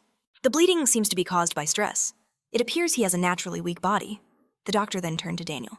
Did you know who he was before? You brought him here. Daniel shook his head. I paid it no mind. It was my mistake. Because of his robe, I couldn't see his face, and without hesitation, I ran to you. The doctor packed his bag. You don't have to worry. I will keep my mouth shut. Passing by, he patted Daniel on the shoulder, patting his shoulder, claiming he's been forgetful lately, and that in a few days, he won't remember a thing. Daniel offered his thanks and stayed behind in the room. He approached Dion's unconscious form, staring down at him. This was the head of the Revolutionary Army. This man had to be eliminated first. He raised his hands, thinking how simple it would be to end it all right now. His fingers wrapped around his throat. A dark aura pulsed from him, as he squeezed the life from Dion's lungs. You must die, he whispered. But then blood trickled from Dion's mouth, and an image of his mother flashed in Daniel's mind. She was also bleeding from the mouth. The memory shattered his resolve, and he recoiled violently. Crashing to the floor, he began to gasp for air, overwhelmed by the sudden shock. His hands trembled uncontrollably. You can count yourself incredibly lucky, he stammered. Daniel couldn't understand why this was happening. Earlier that day, at a meeting of the Revolutionary Army leaders, a voice boomed. Are we ever going to do anything to achieve our goals? A woman countered that now wasn't the right time. A war between humans and demons is about to begin. When are you planning to start this uprising? Daniel thought, it's happening again. He calmly stated they were doing everything possible to stage a rebellion, but he was cut off. Considering how you keep delaying, a sharp voice accused, is there some ulterior motive behind all this? The woman found this strangely familiar, but before she could finish, Daniel slammed his fist onto the table with a deafening crack. With a fearsome gaze, he demanded, when the human world is on the brink of extinction from a war with demons, you're saying we should start a rebellion without a second thought. He reminded them their very existence was thanks to the people of the Empire. The woman tried to speak, but Daniel pressed on. Do you truly believe the Revolutionary Army can exist without their support? That's not what I meant, she retorted. We'll be nothing but a band of traitors. We must convince the citizens of our ideology of equality. To do that, he declared, we must destroy the nobility and have our ideals recognized. That is how we become a true revolutionary army. A faint smile touched Daniel's lips. You are right. He placed a piece on the map. To reach the Emperor, we must breach the main gate of the Imperial Palace. But do we have the numbers for such a plan? He challenged. Not long ago, one of you acted without permission, weakening our forces, and none of you stopped him knowing the plan would fail. He glared at them, at all the people so eager to rebel. His voice rose to a roar. Therefore, if you believe you must continue on this reckless path, then you must immediately resign your positions. After the meeting ended, only Daniel and Paul remained. Paul looked at him with concern. Are you all right? I'm leaving now, so you should too. But before he could finish, Daniel flicked him gently on the forehead. Paul held his head looking up at him. Brother? He asked. Daniel's expression softened into a kind smile as he ruffled Paul's hair. You've grown so much, he said warmly. You already know how to choose the right side. You did very well today. I'm grateful. Paul blushed at the praise. I wish you a good trip, he managed to say. Daniel looked confused. What are you talking about? Paul explained. I know you always visit your mother when you're stressed. You should go see her. Daniel laughed softly. You really have grown up. He patted his head again. Are you sure you don't want me to take you to the dorm? He was right. He couldn't give up now. He had promised his mother he would show her the world she'd always dreamed of. But this world was far too cruel. Sometime later, Daniel entered his house. Mom, I'm home. Then he saw her lying collapsed on the floor. He rushed to her side, his voice cracking as he called her name. His mother had long suffered from an incurable disease. He trembled with fear. How could this happen? Since when has it been this bad? Why didn't anyone tell me? He knew. His comrades had hidden it from him. They all knew. His mother weakly raised a hand. My son, I'm all right. Don't be angry with them. She touched his tear-streaked face. I was the one who told them to keep it a secret. Intellectually, Daniel understood. He was the head of the Revolutionary Army. He couldn't show weakness. A leader must never hesitate. It was all logical. But his mother would die before ever seeing the world he promised her. Lost in these thoughts. He'd met Dion, who had crashed right into him. Seeing Dion coughing up blood, it was just like his mother. The same symptoms. A wave of panic washed over him. He had to calm down. This wasn't his mother. Yet he carried him, tears streaming down his face, shouting, Everything will be all right. You have to hold on. I will save you. He ran through the city streets, his heart screaming one thing, Mother, please don't die. Now, Daniel sat on this floor replaying the memory. In that moment, the man had reminded him of his mother. He had let his emotions take over. Even now, he had failed to kill him. Why am I so pathetic? He rose to his feet. I can't even imagine how lucky you are. He should have ended him the moment he found him. But he couldn't do it. Just then, Daniel noticed a mark on Dion's collarbone. Could this be the rumored curse mark? He turned to leave. Not only is he coughing up blood, but he's also cursed. He would die even without Daniel's intervention. This changed everything. He couldn't tell the other leaders this, but they needed to act fast. He would devise the perfect plan and execute it before his mother left this world. Daniel paused at the door. If he was cursed by the Demon King, then perhaps my mother was cursed by the world itself. This world had been nothing but cruel to her. Before she dies, I will show her the bed. Clutching his throat, he coughed violently. He's finally gone. Was he really trying to strangle me? I thought I was actually going to die. He scanned the room. I'd better get out of here before that freak comes back. Dion stood up, looking around. Where am I exactly? This looks in infirmary. His thoughts were cut short as the door opened, revealing a doctor staring right at him. He had assumed it was the man who just tried to kill him. Maybe it was the doctor returning. Dion swore he didn't try to escape, promising to pay them back, but confessed he had no money. The man simply handed him a set of clothes, saying payment wasn't a concern. If he planned to leave, he should wear these. Dion stared. A robe and a blindfold. The man explained that it would be a problem if he remembered their location. So he'd have to endure the discomfort and cover his eyes. Once he was ready, he should come out and they would escort him. Dion slipped on the robe, his mind racing. What were they hiding? This was no ordinary infirmary. Later, Euster greeted Daniel, wondering what brought him here so suddenly. He studied him, thinking he didn't look like his usual self. Daniel's expression was grim. We need to prepare the rebellion. When are we finally making our move? Euster calmly replied that with the war against the demons approaching, the Empire's forces were paramount.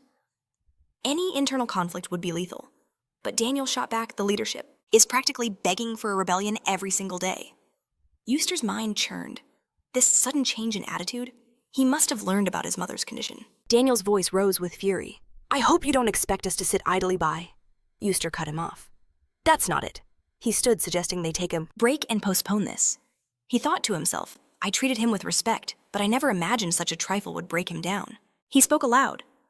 Perhaps this is a good opportunity for you to cool your head. You're trying to rush things, aren't you? What happened to you so suddenly? Euster's thoughts grew cold. He had to ensure Daniel didn't do something foolish during the war. I'm not hearing an answer, he stated flatly. Daniel was silent for a moment, gathering himself. I understand, he finally conceded. A short time later, he walked down the corridor, his thoughts dark. Thanks to the Duke, he now understood his situation perfectly. He replayed the meeting in his mind, hoping the Empire wouldn't fall. Daniel's face twisted in a sneer. Of course, a man with the title of Duke would never willingly give up his status. He'd been suspicious from the start. After all, the Duke had only joined the Revolutionary Army to ensure it fell right into his trap. Gazing out the window, he cursed himself. How stupid. I should have been far more careful when accepting help from the higher-ups. Paul's voice cut through his thoughts. Brother? Daniel turned. Shouldn't you have left by now? Paul approached, stopping to stare at him intently. Daniel gave him a blank look. What is it? Paul's question hit him like a thunderbolt. Did you bring Dion here? In an instant, Daniel seized him by the shoulders.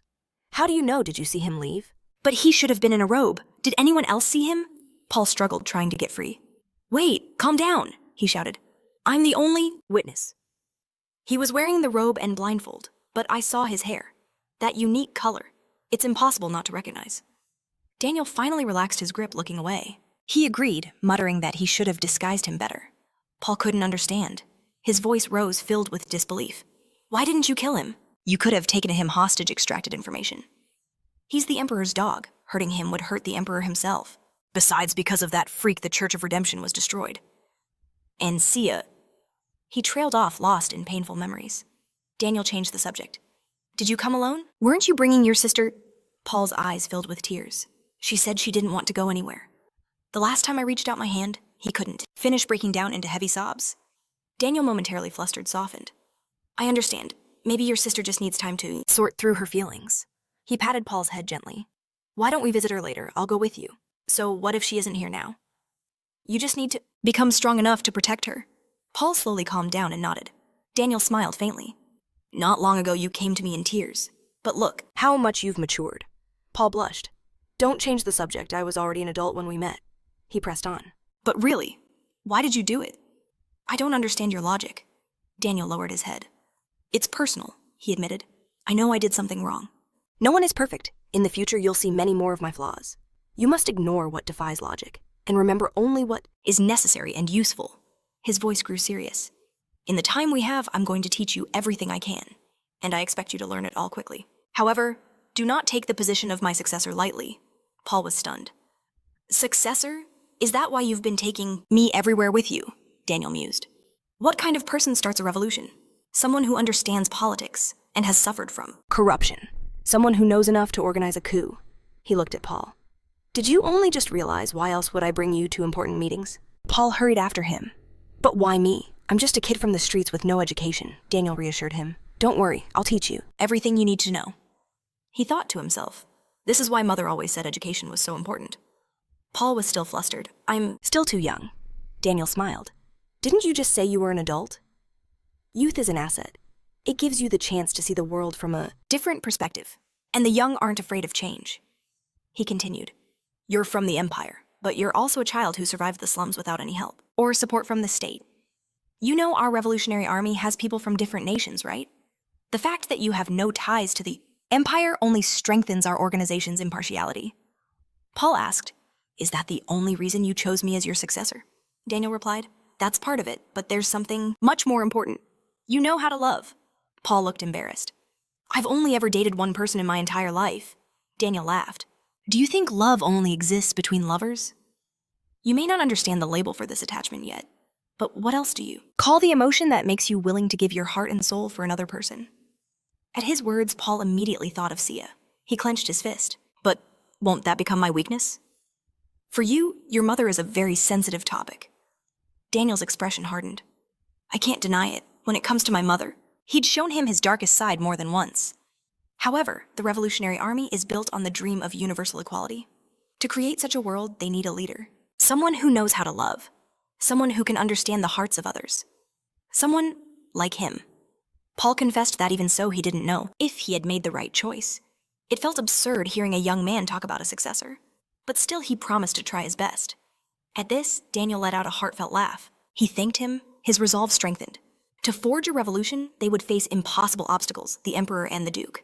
But together, they would triumph. A faint blush crept across Paul's face as he looked away, wondering why he felt so happy. Suddenly, Daniel shot to his feet, leaving the room with purpose. He returned with a massive stack of books and declared, Why don't we start right now? He believed that even the Duke had a weakness. He insisted that Paul must read every single one of these books. Paul was completely overwhelmed.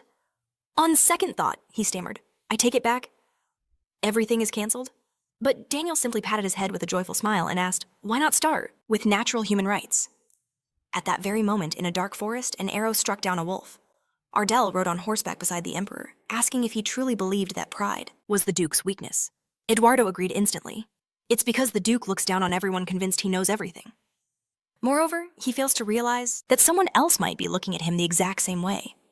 The emperor admitted there were times he too was played for a fool. However, it's not only the Duke who knows how to use people.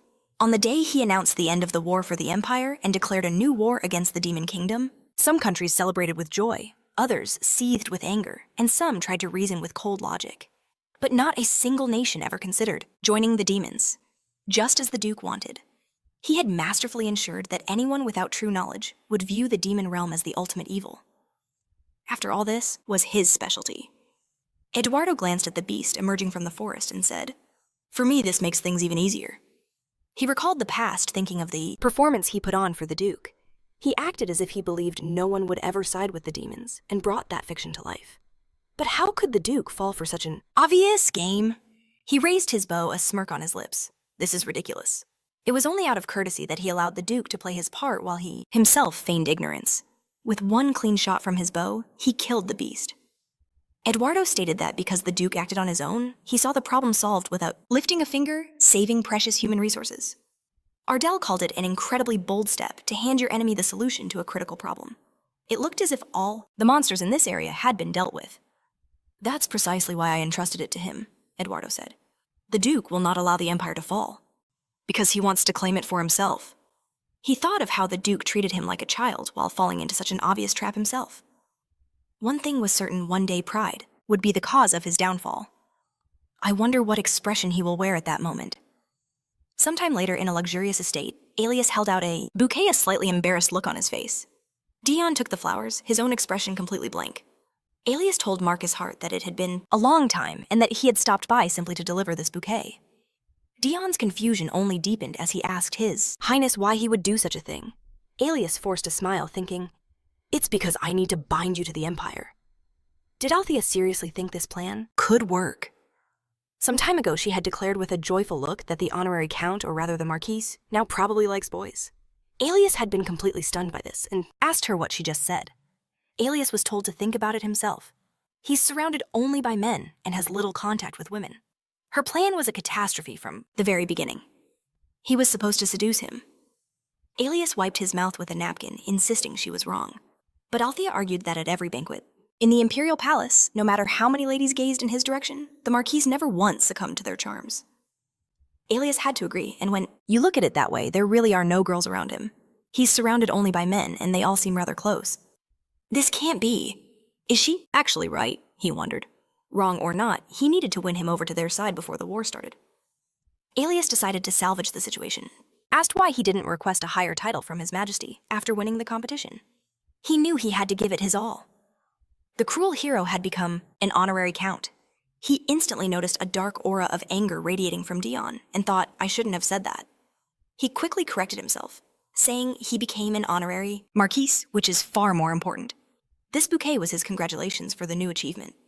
Dion's hostile aura finally faded, and he said that he was grateful for it. He looked away with a slight smile, thinking that this meant he was only here to congratulate him. He had almost completely misunderstood his intentions. Alias stared, wondering, is he smiling? None of Althea's plans had made him even crack a smile, but his simple bouquet had made him happy. He decided that since he now had more power, he was interested in his political views. Dion was taken aback and asked if he was interested in his political views. He wondered if perhaps he had received an order from the Emperor to test his reaction to the memories of the war. Alias was about to say something, but he became flustered and paused to think. Dion noticed this and wondered why he was hesitating. What serious topic could he possibly want to raise? Alias looked away and asked, what if gay marriage became possible? Everyone was completely shocked by what he said. They stared at him in silence, thinking, did he just say same-sex marriage? Alias was incredibly embarrassed and thought that he should say something, anything. Dion was already leaving the office, saying he just remembered he had urgent matters. Alias grabbed his hand and pleaded that whatever he was thinking, it was a terrible misunderstanding. Dion was very flustered and said that everything was fine. He understood that there are different orientations and that there's no need to hide it. Everyone has their own preferences. Alias insisted that he had understood everything wrong. Dion continued to walk away, saying that he likes women. Alias, his face beat red, repeated that he had understood everything wrong. He was about to say something, and gathering all his strength, he shouted loudly that he also likes girls. He said it so loudly that the words echoed throughout the entire estate. Sometime later, Alias went outside, and 2 maids bowed to him as he walked by. They looked at him confused and wondered, wasn't that the prince who was just screaming like a madman about being attracted to women? It seems his concern for the heir was completely unnecessary. Alidus felt a blush creep up his neck, thinking how foolish he'd been to even consider such an option. In his haste, he'd let his emotions run wild. He'd just have to see Alethea back home. Meanwhile, Dion walked down the corridor with Dan shrouded in a tense silence. Dan could barely contain his laughter about the earlier incident, and the sight of his suppressed chuckles made Dion's blood boil. Finally, Dan let it out, telling his master he'd respect any choice he made. This only enraged Dion further. "Shut your mouth!" he seethed. He jabbed a finger at Dan, his voice dangerously loud. "Why are you still here? I thought you were only escorting me to the hunting competition. Shouldn't you be managing your trading company?" Dan simply replied, "My highest priority is serving you." Dion scoffed. "This freak, he just keeps following me." With a joyful look, Dan asked if he was leaving for the Emperor's mission soon, and if he could tag along. Dion shot him down. "I'm more comfortable alone, leave." But Dan pressed on. "The last time you left after a competition, you didn't return until dawn. And you returned wounded." The memory made Dion flinch, his hand instinctively going to his throat. Last night, it could have ended so badly. Those freaks pretended to help him, but then that man tried to strangle him. When he attempted to leave, they blinded him, standing guard all through the night. The man had shoved him outside, telling him to count his lucky stars. Dion walked a few paces away, finally pulling the mask from his face. Where had he even ended up? Who were those people, and what was that place? Right now, he couldn't even begin to guess their identities. Whatever the case, he was incredibly lucky to be alive. "Don't even think about following me," Dion warned, his voice turning to ice. "Otherwise, one of us will die." He thought about the rule: anyone who saw him cross the border had to be eliminated. Dan looked flustered, wondering if he'd been too harsh. But then a smile spread across his face. "I will do as the master wishes.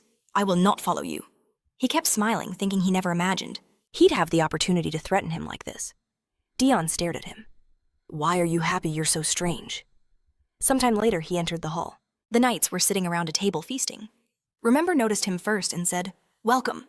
A joyful soldier yelled, "Captain, have you come to eat? Would you like some sausage?" Another soldier smacked him on the head. "You idiot, the Count doesn't eat these dirty scraps." Dion thought that the highest knights were a bunch of obnoxious freaks. "We're moving out soon," he announced. "How long do I have to wait?" "Remember," replied, "we've only been eating for 10 minutes. "So soon," one knight grumbled, before loudly telling the others they needed to call him Marcus now. But immediately after he spoke, he fell fast asleep. The other soldiers stared in surprise, but before they could say a word, they all slumped over too. Dion watched them sighing. It finally worked.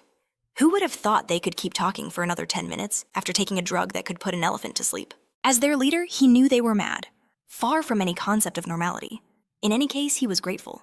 Last time was a mess, but now he could leave safely. "My lord," Remember slurred, "we just love you very much." He wished him a successful journey. Later, Dion approached a modest passage in the border, existing only for him. The 2 rulers had a silent agreement to keep its location private for his safety until he chose a side. Therefore, his escort could go no further than the mountains. Dion wondered, would the Demon King remain silent after learning the Emperor intended to start a war? Of course, that was a lie. It was time to make a decision. His whole life felt like it was on a timer. Suddenly, a sharp sound made him whirl around.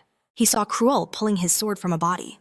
Dion called his name as he drew his own dagger, pulling it from the dead man. What was he doing here, stalking him, trying to find out his destination?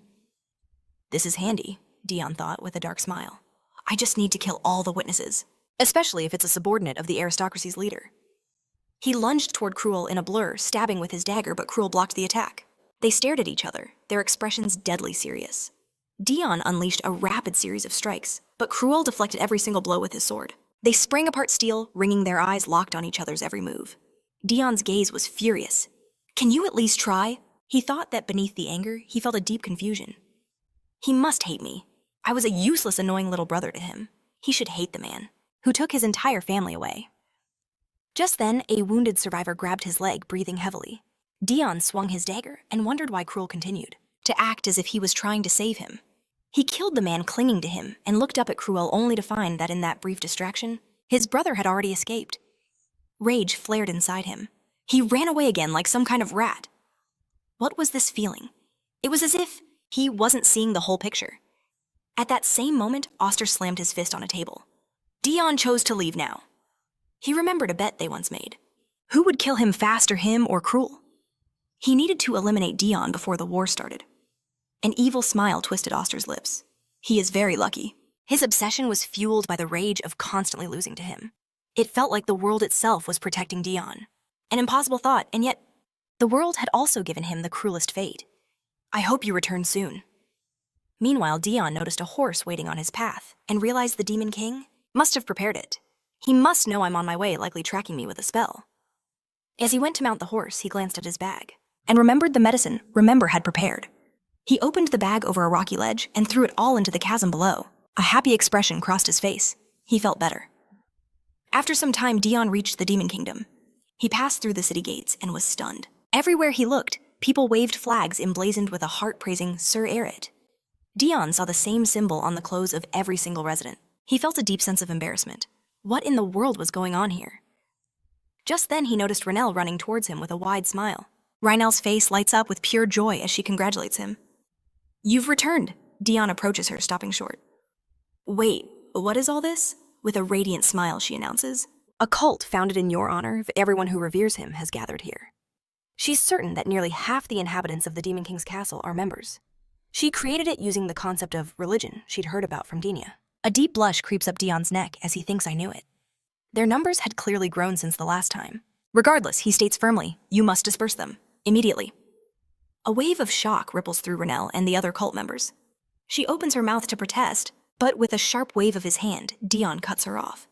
Do it now, he warns, or I will dissolve this cult forever. Rennell immediately turns to the crowd and shouts, You all heard him. Leave right now. Refusing to let the cult be disbanded permanently, they all quickly go their separate ways. Sir Erit, it seems, was not feeling well. The members quickly vacated the street. They said their goodbyes, leaving him alone. A furious blush burns on Dion's face out of pure embarrassment. He just wishes they'd all leave him be. Sometime later, the Demon King, who was also wearing jewelry from the cult, greets him. You returned faster than I thought. He notices Dion's gaze is fixed on the decoration and asks, Are you interested in this brooch? I got it from Morel. How could he miss something that concerned Dion? The Demon King places a hand on his shoulder and continues. A dark, oppressive aura begins to emanate from him. My heart began to race the moment you entered my office, he says in a grave tone. Did you learn something important about the Empire? The question throws Dion completely off guard. He recalls Eduardo's words. You are human, so you should stay here. The Demon King smiles. I wonder what happened. You can't even control your facial expression. Has that cowardly emperor finally made a decision? And you most likely weren't going to tell me if I didn't notice. Right, Dion is about to ask for forgiveness. But he never gets to finish his sentence. The Demon King grabs him by the throat and slams him against the wall. He angrily snarls. Were you tempted? I wonder what the emperor used to lure you in. Dion looks at him in horror. He feels utterly powerless. The Demon King asks with a wicked smile. Aren't you worried about how I might react to such actions? Did you ever think that your life might be in danger? Dion stares at him, wondering, is he really trying to kill me? He is about to address His Majesty, but stops. The Demon King couldn't hold it in any longer and bursts into loud laughter. He lets go of his throat and asks, Were you scared? It's not that I don't understand your position, but you already know which side you should be on, right?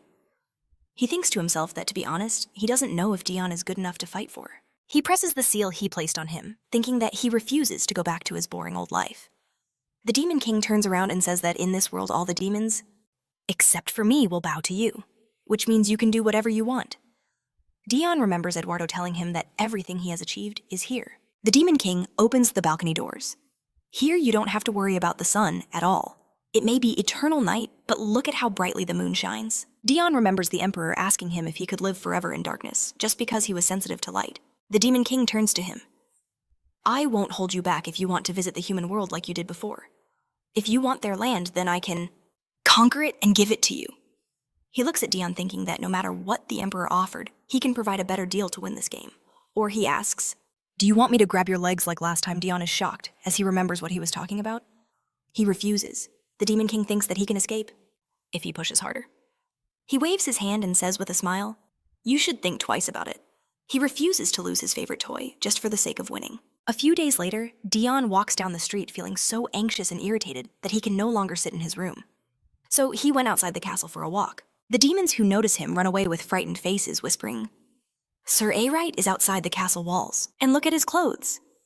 Dion glances at them and wonders what is wrong with them. Do they think he's an idiot too? There are several conditions under which one must be wary of the commander of the Zero Squad. The first is when he has drunk alcohol, and the second is when he is dressed in black from head to toe. Dion looks around and wonders if it's his imagination, or if everyone is truly avoiding him. Although it's not so bad when he's not being bothered. One of the demons quietly says, "Today he is wearing all black. He is probably irritated by something." Dion heard this and wonders if it's because he's wearing black clothes. Do demons not like the color black? The demons quietly ask what he is doing here. Usually he doesn't even stick his nose outside his room. Perhaps he is looking for a scapegoat. Dion thinks he wore black so as not to stand out too much. But in the end, it just drove the demons away. He is happy with his choice of clothes. He begins to laugh, which scares the demons. They quietly say that they have never heard such a terrifying laugh. It's better to die at the hands of the Demon King. Or the other squad leaders. Ed follows him with a worried expression on his face, thinking that he has been on edge since his return. Usually he gives him time to be in peace. But the Demon King ordered him to study him. He is sure that his presence embarrasses him even if he says nothing. He wants to cheer him up somehow. Ed gets angry thinking that he keeps touching his head as if it bothers him. "Where is that idiot Ben? This cannot go on. This cannot." He calls out Sir Erit and asks, "Can I offer you a place where you can freshen up?" He thinks that he is sure that even he will like it. At least he thought so. Sometime later, Dion hits the wall next to a red demon very hard. Ed is very worried about this and calls his name. Dion asks with a very angry look, "Are you joking with me right now, or what?" Before this happened, Ed had said, "I have to show something to Sir Erit, so you should bring them here." The demon apologizes and says that he does not have the authority to do this. Dion wonders why they are on the training ground. Does he want to fight? Ed emits a dark aura and says, "I will get permission. So you must hurry up if you want to live." The demon wants to say something, but he stops him by asking, "Does that mean you don't want to live?" Dion was embarrassed by this and thought about it. It seemed to him that he just wanted to get some fresh air. So why now is he standing there and threatening someone? With a violent aura in the air, he locks eyes with the demon, thinking, "I didn't ask for this." What in the world is even happening here? He had to clear up this misunderstanding before it spiraled out of control. Dion steps forward. "Wait just a moment," he says, trying to explain. But his body betrays him. He stumbles and falls. A wave of humiliation washing over him as he slams hard into the wall right next to the demon. Dion's anger flares. Is this some kind of twisted fantasy curse, he wonders? No matter how weak this body is, how could I just trip? Ed interrupts his thoughts. "I understand your disappointment. But now is not the time for bloodshed in the king's castle." With a grave expression, he continues, "You have insulted Sir Erit. Do not forget this is your last chance." Dion panics, thinking, they must be furious, thinking I started this pointless quarrel. He was utterly mortified. "I didn't intend to kill him," he blurts out. The terrified demon bows low, stammering, "Thank you for sparing me. I will prepare everything at once." In that very moment, Ben comes rushing towards them, shouting for Sir Erit. "The signal was cutting out, so I—" He pants, his eyes widening, when he sees Dion's bloody hand from the impact. "Your hand!" he cries out. A short while later, Ed furiously confronts the doctor. "Why are you only just getting here?" "You're Sir Erit's personal physician," Ben replies. "Please don't make so much noise while I work. I came the moment I received the signal." Ed roars back. "Now is not the time for bickering. Sir Erit has been unwell for a long time." Embarrassed, Ben admits, "There was no signal about that." "Then it's broken," Ed snaps. "Why not take this as a sign to finally get rid of that pendant?" Ben is aghast. "That's not right, I've already tried. And several times to replace it, but it was no use, even though the stone itself is fine." Dion was stunned. "Several times? Doesn't that require my blood?" "When did he take it?" Ben then asks, "Do you feel any changes in your body?" Dion stops to think and realizes that he really isn't coughing up blood from stress anymore. A flicker of hope ignites. Could it be, are the consequences of the battle with the hero finally starting to wear off? That's not the case, Ben says, shattering his hope. Sir Erit's body is still a ticking time bomb. Dion is about to protest, but the doctor continues. "All this means is that the signal from the magic stone is weakening, which may be associated with certain changes in your body." As Ben finishes stitching the wound on his arm, he suddenly freezes, a look of pure horror on his face. "How could I forget?" he whispers. To use the anesthetic. Ed explodes with rage. You freak! You sewed up his hand without anesthesia. Ben drops to his knees, exclaiming loudly. I don't know how I could make such a mistake. My guilt cannot be atoned for, even by death. Dion just sighs. Don't worry about it. Everything's fine. I'm used to pain, he says calmly. Internally, he thought, honestly, I couldn't stop him because his terrified expression was too scary. Two nearby demons look on. Did he endure the pain of having his wound stitched up raw? One whispers. The other says in awe, and he still doesn't intend to punish the doctor who made the mistake. It's simply amazing. Ben, however, insists, you shouldn't hide pain from your doctor. One of the watching demons quietly says, we have a very generous commander of the Zero Squad. Just then, a red-haired demon comes running with a small bucket. Commander of the Zero Squad, he calls out, I brought what you were looking for. The snowflower sticks. When I mentioned Sir Erit wanted to improve his mood, the Demon King himself immediately gave his permission. Dion takes one of the sticks, wondering why the king's permission would be needed for something like this. How do you use it? He asks. Ed grins happily. You just need to cut off the top, I can help you. He breaks the tip of the stick, and it immediately begins to sparkle brightly. In the next moment, a firework shoots into the sky, exploding into countless tiny snowflakes. Dion looks up in surprise. Is this snow? Ed nods. Do you like it? Unlike the human world, he explains, there are no seasons in the demon realm. So I thought this might cheer you up. Dion raises his hand with a genuine smile. Thank you. This was a really good idea. It's been so long, he thinks, since I last saw snow. Ed and Ben share a joyful look, relieved that he liked it. But two demons standing nearby grumble, Great garbage is falling straight from the sky. We can't do anything since it's for Sir Erit. We'll just have to clean it all up later. At least he didn't open the red stick. That's the hardest to clean up. As soon as he says this, another explosion thunders across the sky, and crimson snow begins to fall. The demon groans. I take it back. Looks like we'll be working overtime. Dion was completely confused. Red snow. He smells a strange metallic scent and is about to say something when the Demon King himself appears before them. It smells like blood, doesn't it? He asks. Everyone present immediately turns and bows. Your Majesty. The king looks to Dion. So, how do you like the snowflower sticks? Did they cheer you up? Dion stands before him, about to ask about the red snow, but the Demon King interrupts. Doesn't it look just like the real thing? I had them add the scent of blood. It seemed to me that something like this would be useful when we go to war against the human world. So what do you think? He asks. Dion looks at him, his expression hardening. That scene, that smell of blood floating in the air, it terrifies him. He plunges into his memories, but forces himself to agree. It seems to me this will be useful since the course of a war is greatly influenced by the weather and the mood of the troops. Being in a place with the persistent aroma of blood can instill fear in the enemy. He thinks it's like I'm back there again. The Demon King lets out a booming laugh. As expected of you, you not only have excellent fighting instincts, but also knowledge of battle strategies and tactics. He pats Dion on the shoulder. You are truly one of a kind. With a wide smile, he says, I am glad you are on our side. He extends his hand. Nevertheless, your mood still leaves much to be desired, right? You should come with me. Dion takes his hand. He continues to do whatever he wants, Dion thinks, but I can't do anything about it. I must follow his orders to survive. Immediately after they teleported to an unknown location, leaving everyone else standing stunned on the training ground. When the teleportation ends, the Demon King speaks. The moment they arrived, Dion's eyes shot open. He was stunned by the sight before him. They stood in a deep forest with the Demon King at his side.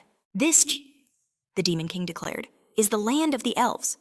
For a place in the middle of nowhere, it was breathtakingly beautiful. But the same could not be said for its inhabitants. The Elf King approached them, his face a mask of contempt. This is utter nonsense, he spat. The Demon King scoffed. How impudent. Even after coming all this way, all I hear are your complaints. The Elf King's face hardened with fury. Don't you dare feign innocence.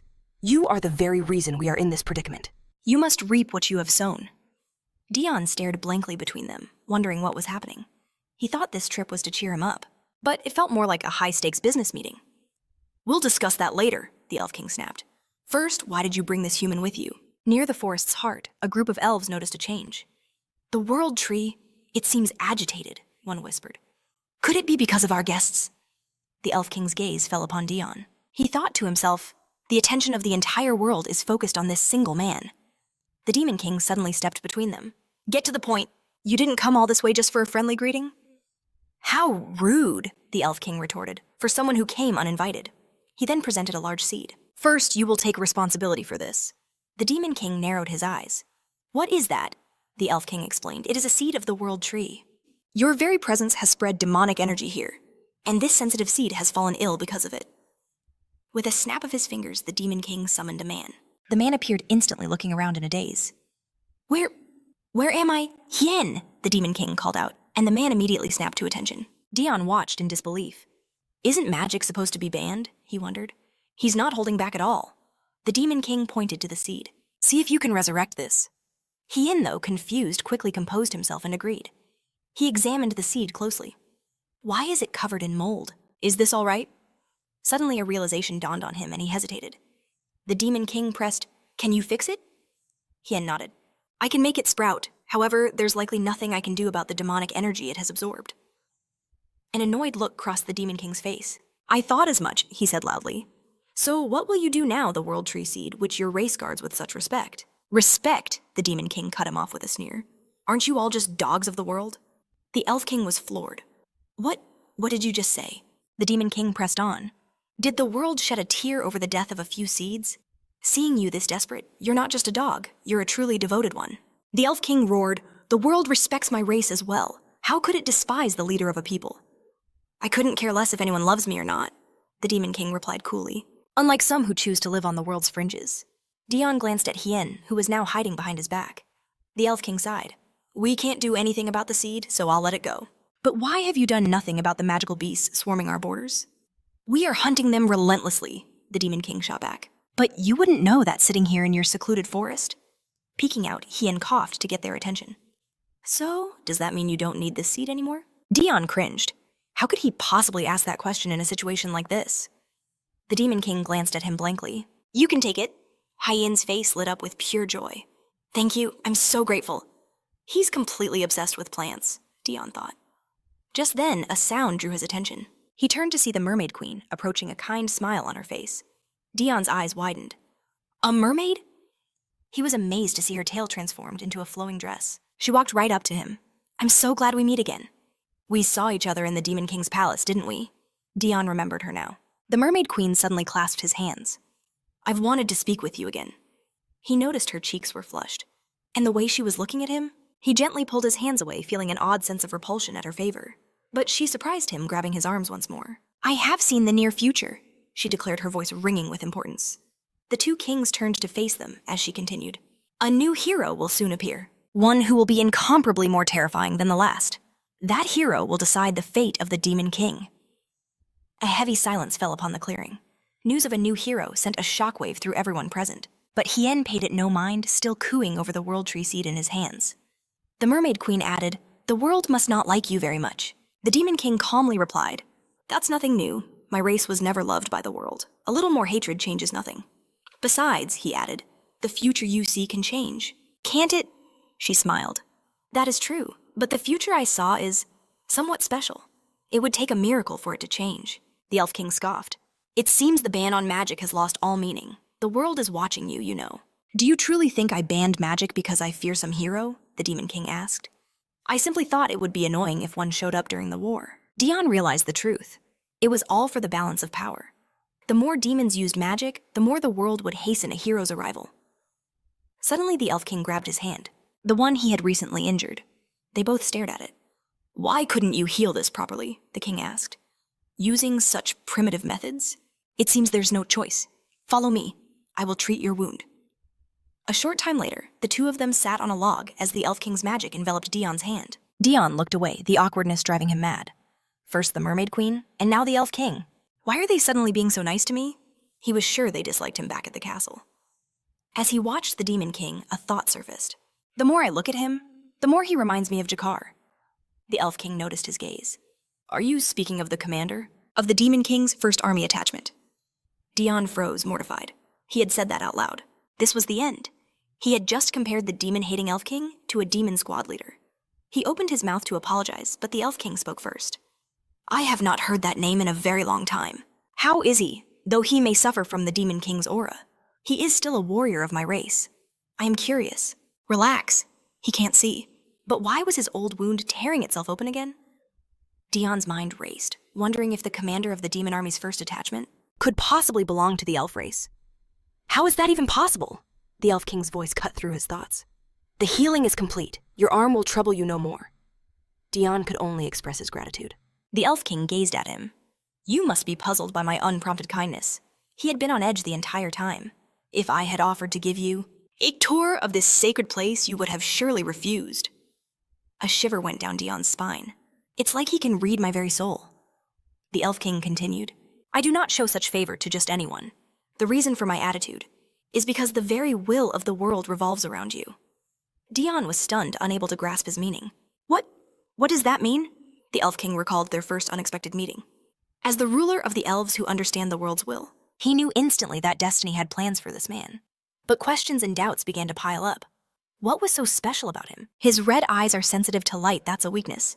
Moreover, his body is small and unremarkable. Is this truly the one in whom the world has placed its interest?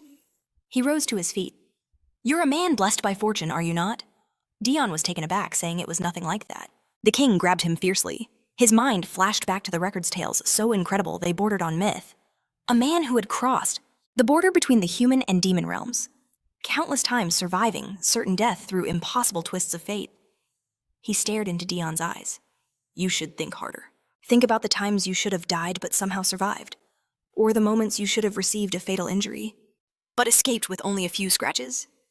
He knew the world which never interferes was actively protecting this man's life. The Elf King's voice was certain. For example, when a surge of great power suddenly fills you, or when you withstand a devastating blow, your body moves in ways that defy logic, especially when your life is on the line. Is it not? But when you check for any changes, none can be found. Dion immediately recalled Ben's words after he'd injured his arm on the training grounds. The Elf King revealed the truth. The reason you have survived until this point is because you are blessed by the world itself. He looked at Dion and saw A body that the world was perfecting. This wasn't about making him stronger, but about modifying and adapting him. so he could better accept the world's power. A new hero will soon appear, one incomparably more terrifying than the last. That hero will decide the fate of the Demon King. Now he understood what the world expected. In the not-so-distant past, a dying hero worried for his companion. On the verge of death, that hero begged the world to save his friend.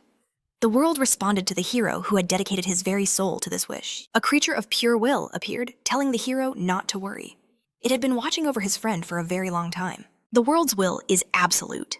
He will definitely become the next hero. Sometime later, the Elf King commanded the fairies. Although there are many, they are not overwhelmingly strong. Do not retreat. Continue the fight. Fairies and elves clashed against monsters that had suddenly appeared in their lands. Heen asked Sir Erit if he should join the battle. Dion shook his head. I don't think we need to participate. He wondered, are these monsters insane? The Demon King and the leaders of other races are all here. Why attack now? Because of them, we can't even fight back properly. And his conversation with the king was interrupted. What did all of that even mean? The Elf King patted Dion's head. Are you saying the monsters lost all sense of self-preservation? Because of these bags? Two fairies fluttered nearby. The monsters became stronger and scarier. It happened after they ate. A strange brown liquid from this bag? Dion stared at the sacks, a chilling sense of familiarity washing over him. The Mermaid Queen inspected one. For what reason? Would someone spread these sacks of brown liquid? Could it be Dion's heart pounded? The Mermaid Queen wondered, could it be one of the humans or demons at war? The Elf King refused. Humans do not yet know of our existence, and the Demon King is one who solves issues with power, not with cheap tricks. Therefore, this could only be done by someone who can pass freely through here. He turned around and noticed that Dion, who was just there, he had vanished. He looked toward the battlefield in shock. He said he wasn't interested in fighting, but it seems he really wanted to join in. The Elf King watched as Dion tore into a huge monster. How did he get there so fast? The Mermaid Queen looked on. That's most likely not the same person, is it? The Elf King agreed. You're probably right. If this was part of his plan, he would not be in fighting so furiously against them. She felt awkward for ever doubting him. At that moment, Dion was a whirlwind of motion-fighting monsters with his daggers, but his mind was in turmoil over what he'd seen. He remembered something from before he entered the demon world. That liquid, it looks just like the medicine that I threw away. Why did they eat it? How did it make them stronger, overwhelmed by guilt? He knew he had no choice but to fight. Since this mess started, he could never face them. Suddenly, the Demon King grabbed his shoulder, calling his name Erit. He was about to say something, but stopped. He sighed with a hint of dissatisfaction. It's not that important. We'll talk later. Dion's stomach dropped. This is it. I'm definitely finished.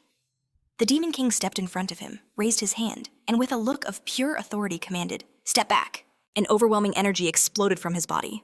"I need to end this quickly and return." The Elf King was horrified by what he saw and screamed a warning. Everyone get away from the monsters immediately. The Demon King condensed that terrifying power into the palm of his raised hand. He launched a small ball of energy into the crowd of monsters, causing an unbelievably powerful explosion. After that single spell, all the monsters that tried to attack them were utterly defeated. Dion was stunned by what he'd just witnessed. He did it, with one blow. The Demon King turned to him with a sly smile. "Perhaps it's time for us to go back now." Sometime later, back in the Demon Kingdom, he wondered, how long had it been since he'd been caught so completely off guard? Dion's face went pale. He stammered out an apology, insisting it was just a simple recovery potion, nothing more. But the Demon King was utterly intrigued. Ignoring the apology, he leaned in. "A medicine, you say, not some dangerous concoction? Who is the alchemist behind this? If they practice such arts, I would very much like to meet them." Dion felt a cold sweat. The palace doctor would literally have a heart attack if he heard that. The Demon King's gaze sharpened. "Then why did you discard it?" Dion claimed it had no effect on him, hiding the real reason in his mind. It just tasted disgusting. The Demon King mused that he'd felt a strange pull from the medicine, a desire to help. But if it truly didn't work on Dion, he patted his shoulder. "It's all right," he said. "It wasn't intentional. You may go." Dion froze, his mind reeling. Was he truly just letting him go? Just like that? With a wave of his hand, the king added, "You're excused from the squad leaders' meeting. You must be exhausted from the monster subjugation. Go and rest." Dion's heart soared. Could it be true? But despite his overwhelming desire to skip it, he still found himself at the meeting. Rhinel's face lit up. "Oh, you came after all," Ja chimed in. "I heard you were resting. Such diligence fighting monsters must have worn you out." Ol smirked. "I wonder what the real reason is. You always said these meetings were a complete hassle. Could it be that you're just a sundry?" Darevin swiftly clamped a hand over her mouth. "This is hardly the place for comments like that." Dion's temper flared. "You people know nothing," he seethed internally. The Demon King spoke up. "I told you that you could rest." Dion took a seat beside him. "Everything is fine." Didn't these fools understand? Taking a boss's words literally is career suicide. If he hadn't shown up, who knows what kind of punishment awaited him? His entire survival was built on reading the atmosphere. Without that skill, he'd be less than nothing. The Demon King watched him, a knowing look in his eyes. He understood. My true intention was to prevent any information leaks. If he'd willingly stayed away, it would have been within the rules to send him back to the Empire, empty-handed. And an empty-handed return would surely make the Emperor suspicious. Dianya noticed Dion's hands fidgeting beneath the table. "Just killing time, I see." She glanced over. "Is Sir Erit playing with a puzzle cube? He seems completely absorbed in it despite the topic at hand." Adelia observed him too. He seems tormented by conflicting emotions. After all, we're about to declare war on his own kind. He simply attends listening to our plans, his focus lost in that cube. A smile touched the Demon King's lips. "Since Erit has graced us with his presence, shall we begin?" He scanned the room. "You should already have guessed the agenda." Ael looked grave. "Is it truly war? We've always been prepared for attacks on our territory, but for the Emperor to initiate, this venture seems doomed to fail." An unseen observer watched Dion's every move. If he agrees with what's said, he twists the cube gently. If he disagrees, the motion is rough. The final solution will align with his chosen outcome. Rhinel scoffed. Why would he do something so foolish? He could have simply fortified his borders to repel attacks. That would have strengthened his position on the throne far more. The Demon King's smile widened.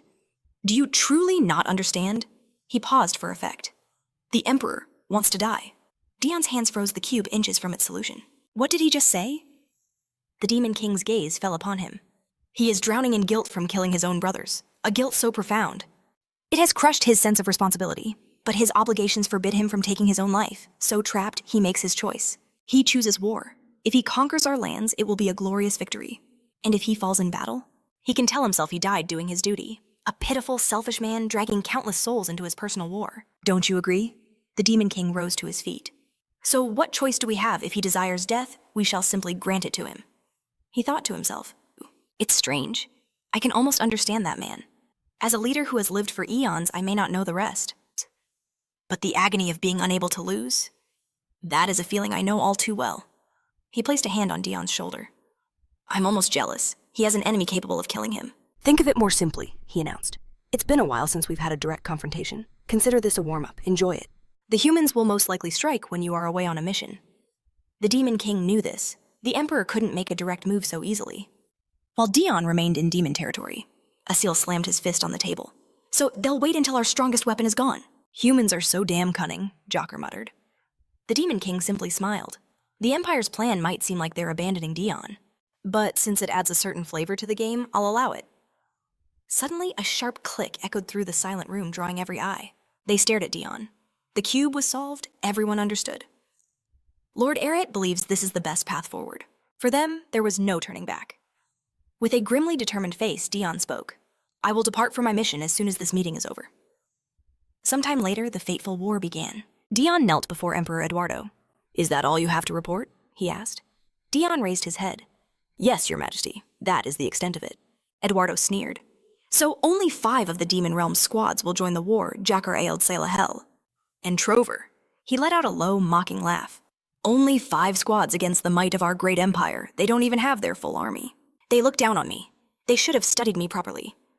A chilling resolve hardened his face. I will make them regret this decision. A terrifying, suffocating aura exploded from him. Dion felt a primal fear grip his soul. This pressure, it was immense. Eduardo started to speak, but then stopped catching Dion's attention. A cruel smile spread across his face. Never mind, you need not worry about it. Go and rest. No need to press him for an answer, he thought. The Demon King likely assumes I can't restrain myself, and is waiting for me to make my move. Pressure on him, but fate had other plans. Dion rises to his feet, declaring his intent to leave. When suddenly Ardo bursts into the hall, he screams for his majesty. Before Eduardo can even question the Chancellor, the man shouts that the Demon Kingdom has launched an attack. The news stuns both the Emperor and Dion into silence. Neither of them saw this coming. Rushing to the balcony, Eduardo sees it a wave of immense magic. Holograms materialize across the entire city, projecting the image of Jakar. He announces a message from the Demon Kingdom, a kingdom that strives for balance. He declares that the Empire's relentless conquest has finally threatened their safety. To protect the realms of humanity from the Empire's destructive ambition, he hereby declares war. With a hardened glare, Eduardo orders the Chancellor to bring the palace magician at once. Ardell immediately departs, acknowledging the command. Dion stares at the spectacle, his mind racing. That's Jakar.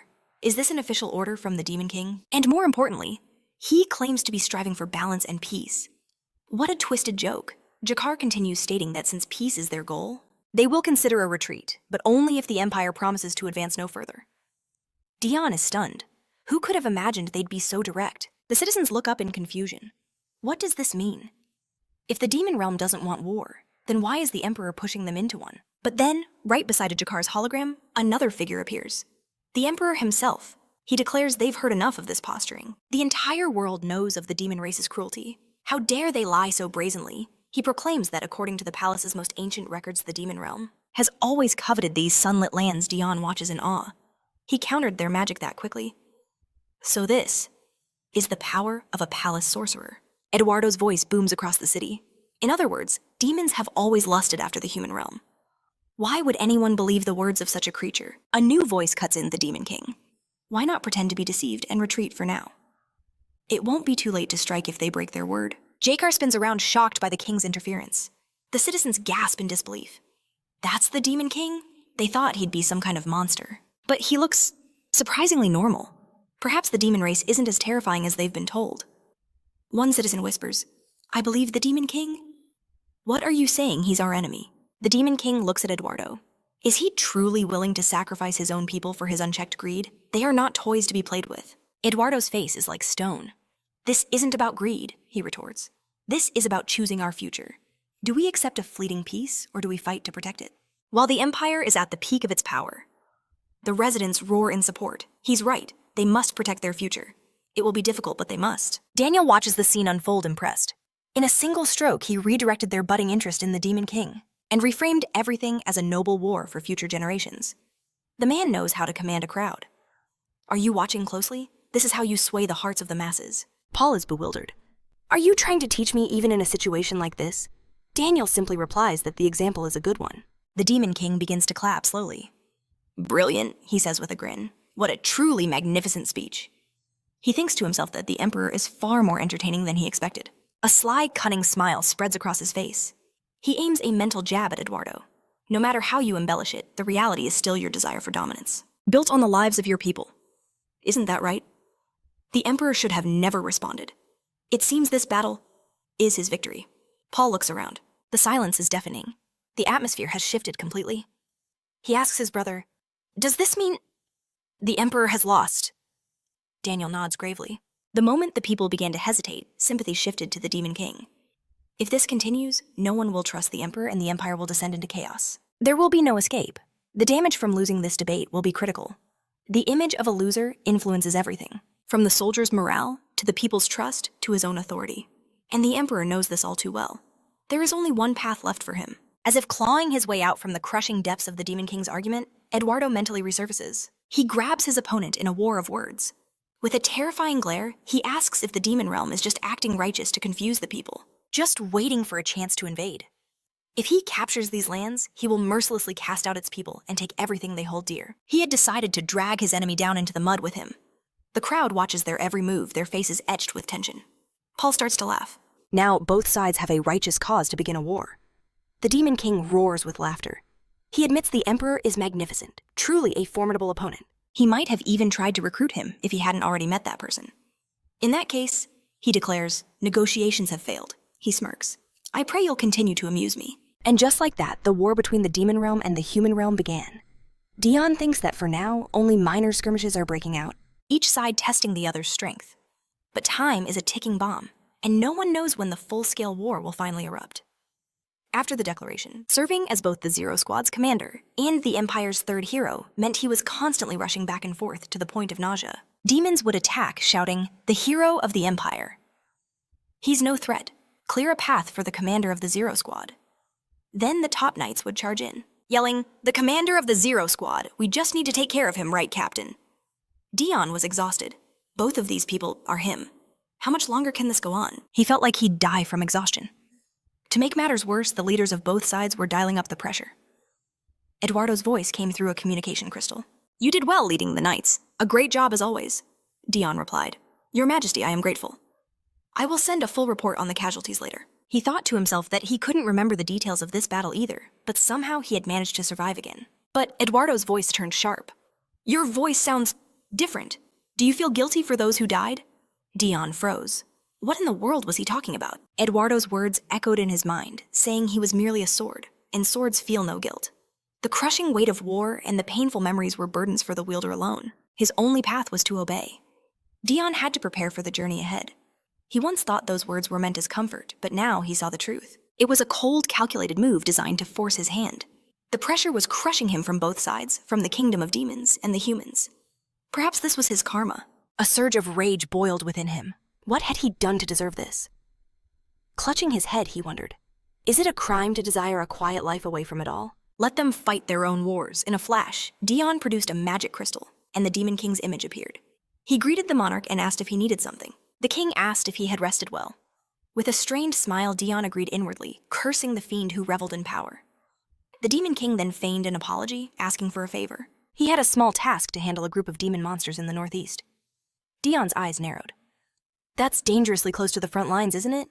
The Demon King simply agreed. He claimed it was a preemptive strike to clear a vital area. If he sent his own army, it would attract unwanted attention from the Empire. Dion knew the Demon King was on edge. But why must he be the one sent on such a dangerous suicidal mission? Suddenly, the Demon King's eyes shifted. "It seems you won't have to travel far after all." A horde of demonic monsters was surging directly towards him. Dion's blood ran cold. How could he sense them from so far away? Meanwhile, Cruel received a report. So, no issues today. He mused that the Duke's deal to assassinate Dion was on hold. His subordinate reported that numerous surprise attacks and poisoning attempts had failed. Dion had detected and dealt with most of them himself. However, he'd pretended to be oblivious to a few of the attacks, as if he were carefully weighing the situation. Cruel smirked.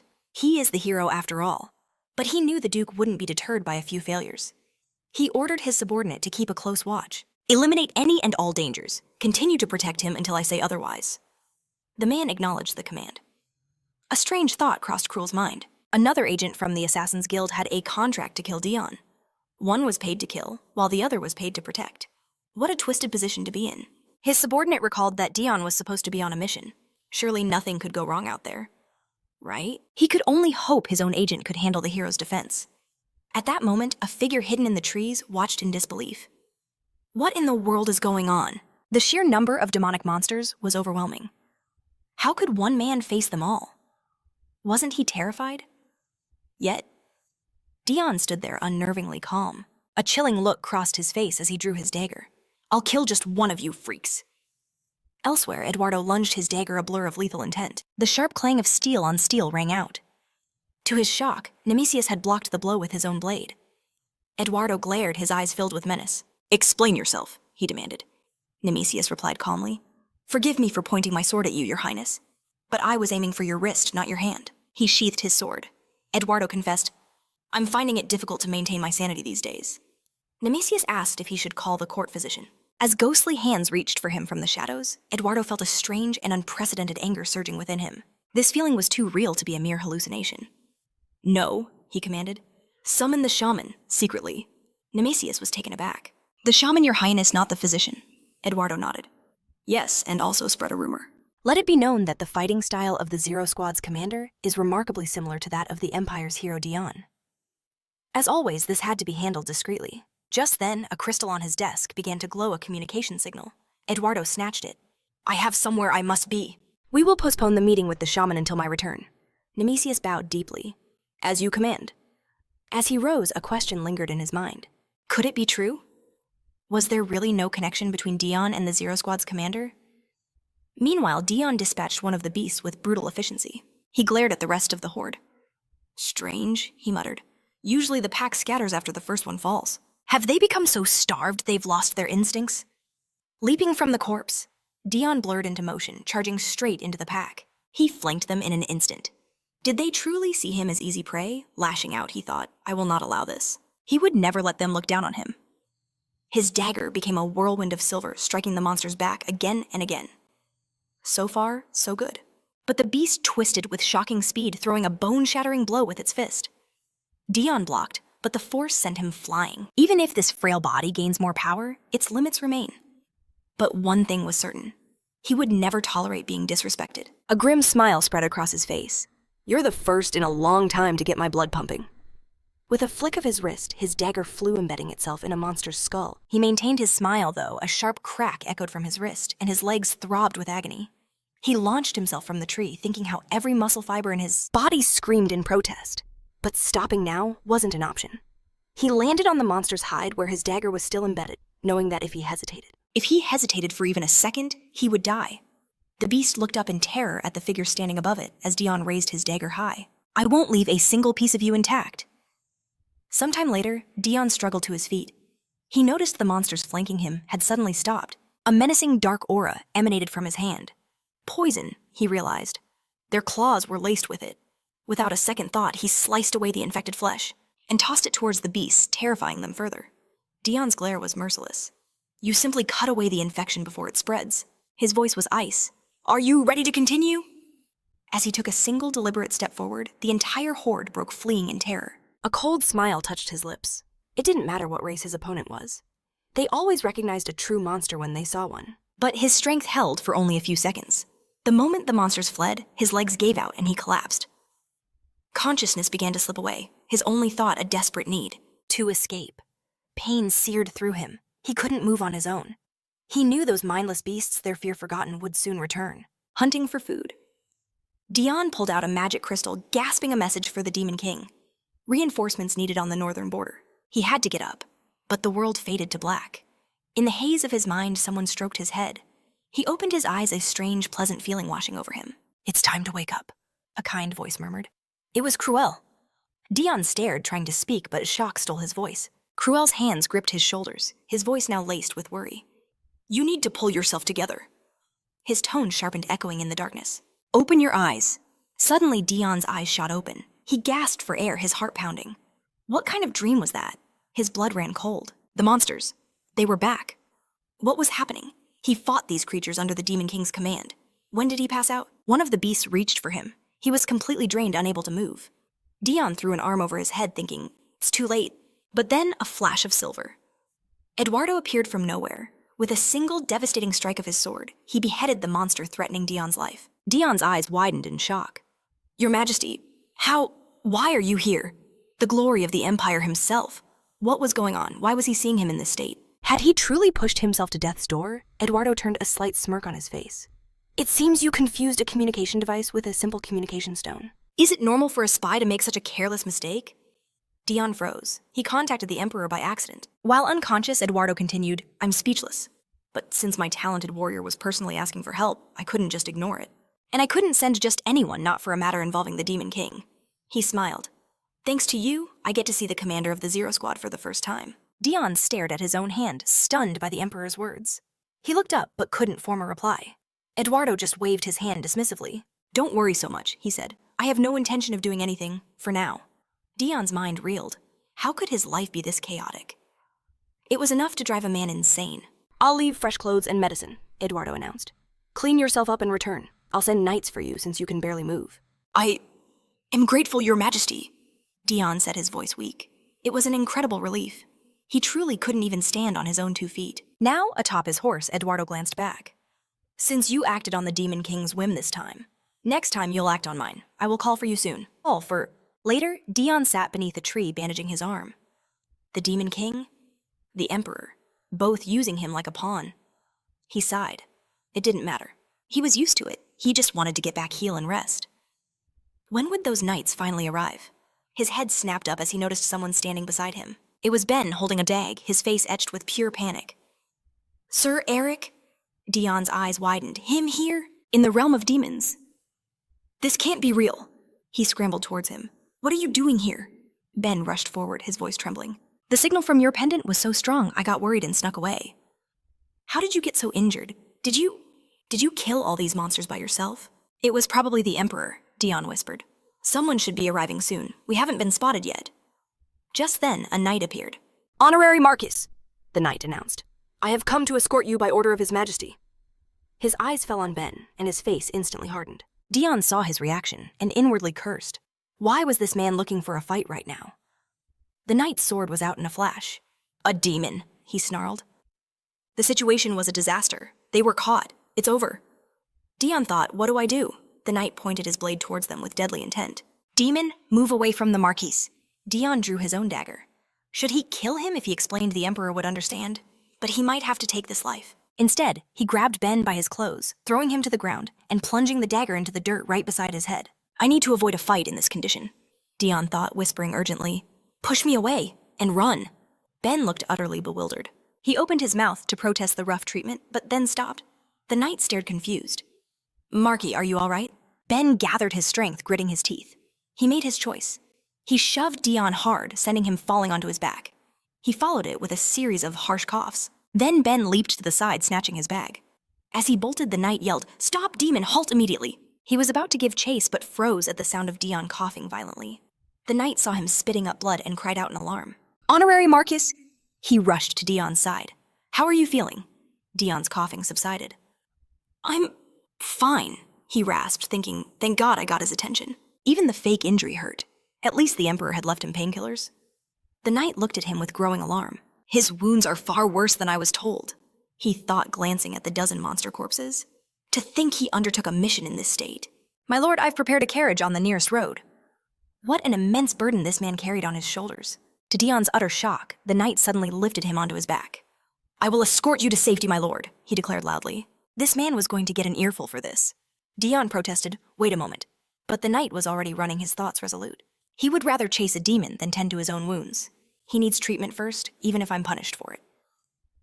Meanwhile, Ben fled through the trees. I've never seen the magic instrument react so strongly, he thought, his heart pounding.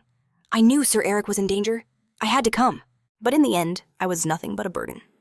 Sir Erit was playing the part of a spy, a marquis in the human world. And Ben had nearly exposed everything. It was his own carelessness. He knew the order was his, but he never should have pushed him away. Thanks to that, he escaped. But the potential chaos? What would have happened if he'd been discovered? He was prepared to accept death. But he found a way to keep him alive. Ben opens his eyes and says, You always end up helping me. Dion, face burning with shame, thinks how utterly mortifying this is. His wounds ache, but he can't deny how comfortable he feels. They reached the carriage. Finally, he could go home. Sometime later, Eduardo lounges on a sofa. So, he begins, You're saying I'm cursed. The shaman solemnly agrees. With this, she covers her face. Instantly, Nemesius's hand flies to his sword. What insolence! How dare you! But Eduardo stops him with a single raised hand. It is fine, he says calmly. The curse must be powerful indeed to make her cover her mouth. Flustered, the shaman explains herself. That's not it at all. I can handle the curse. But the sheer weight of karma and resentment your majesty carries. It is so immense I cannot fathom how you maintain your sanity. Eduardo just smiles. That is to be expected. Forget my karma, and tell me more about this curse. The shaman reports. Your majesty, an evil spirit has attached itself to you. It clouds your mind and drains your vitality. This type of curse is placed on those the caster wishes to kill. It requires the use of a corpse.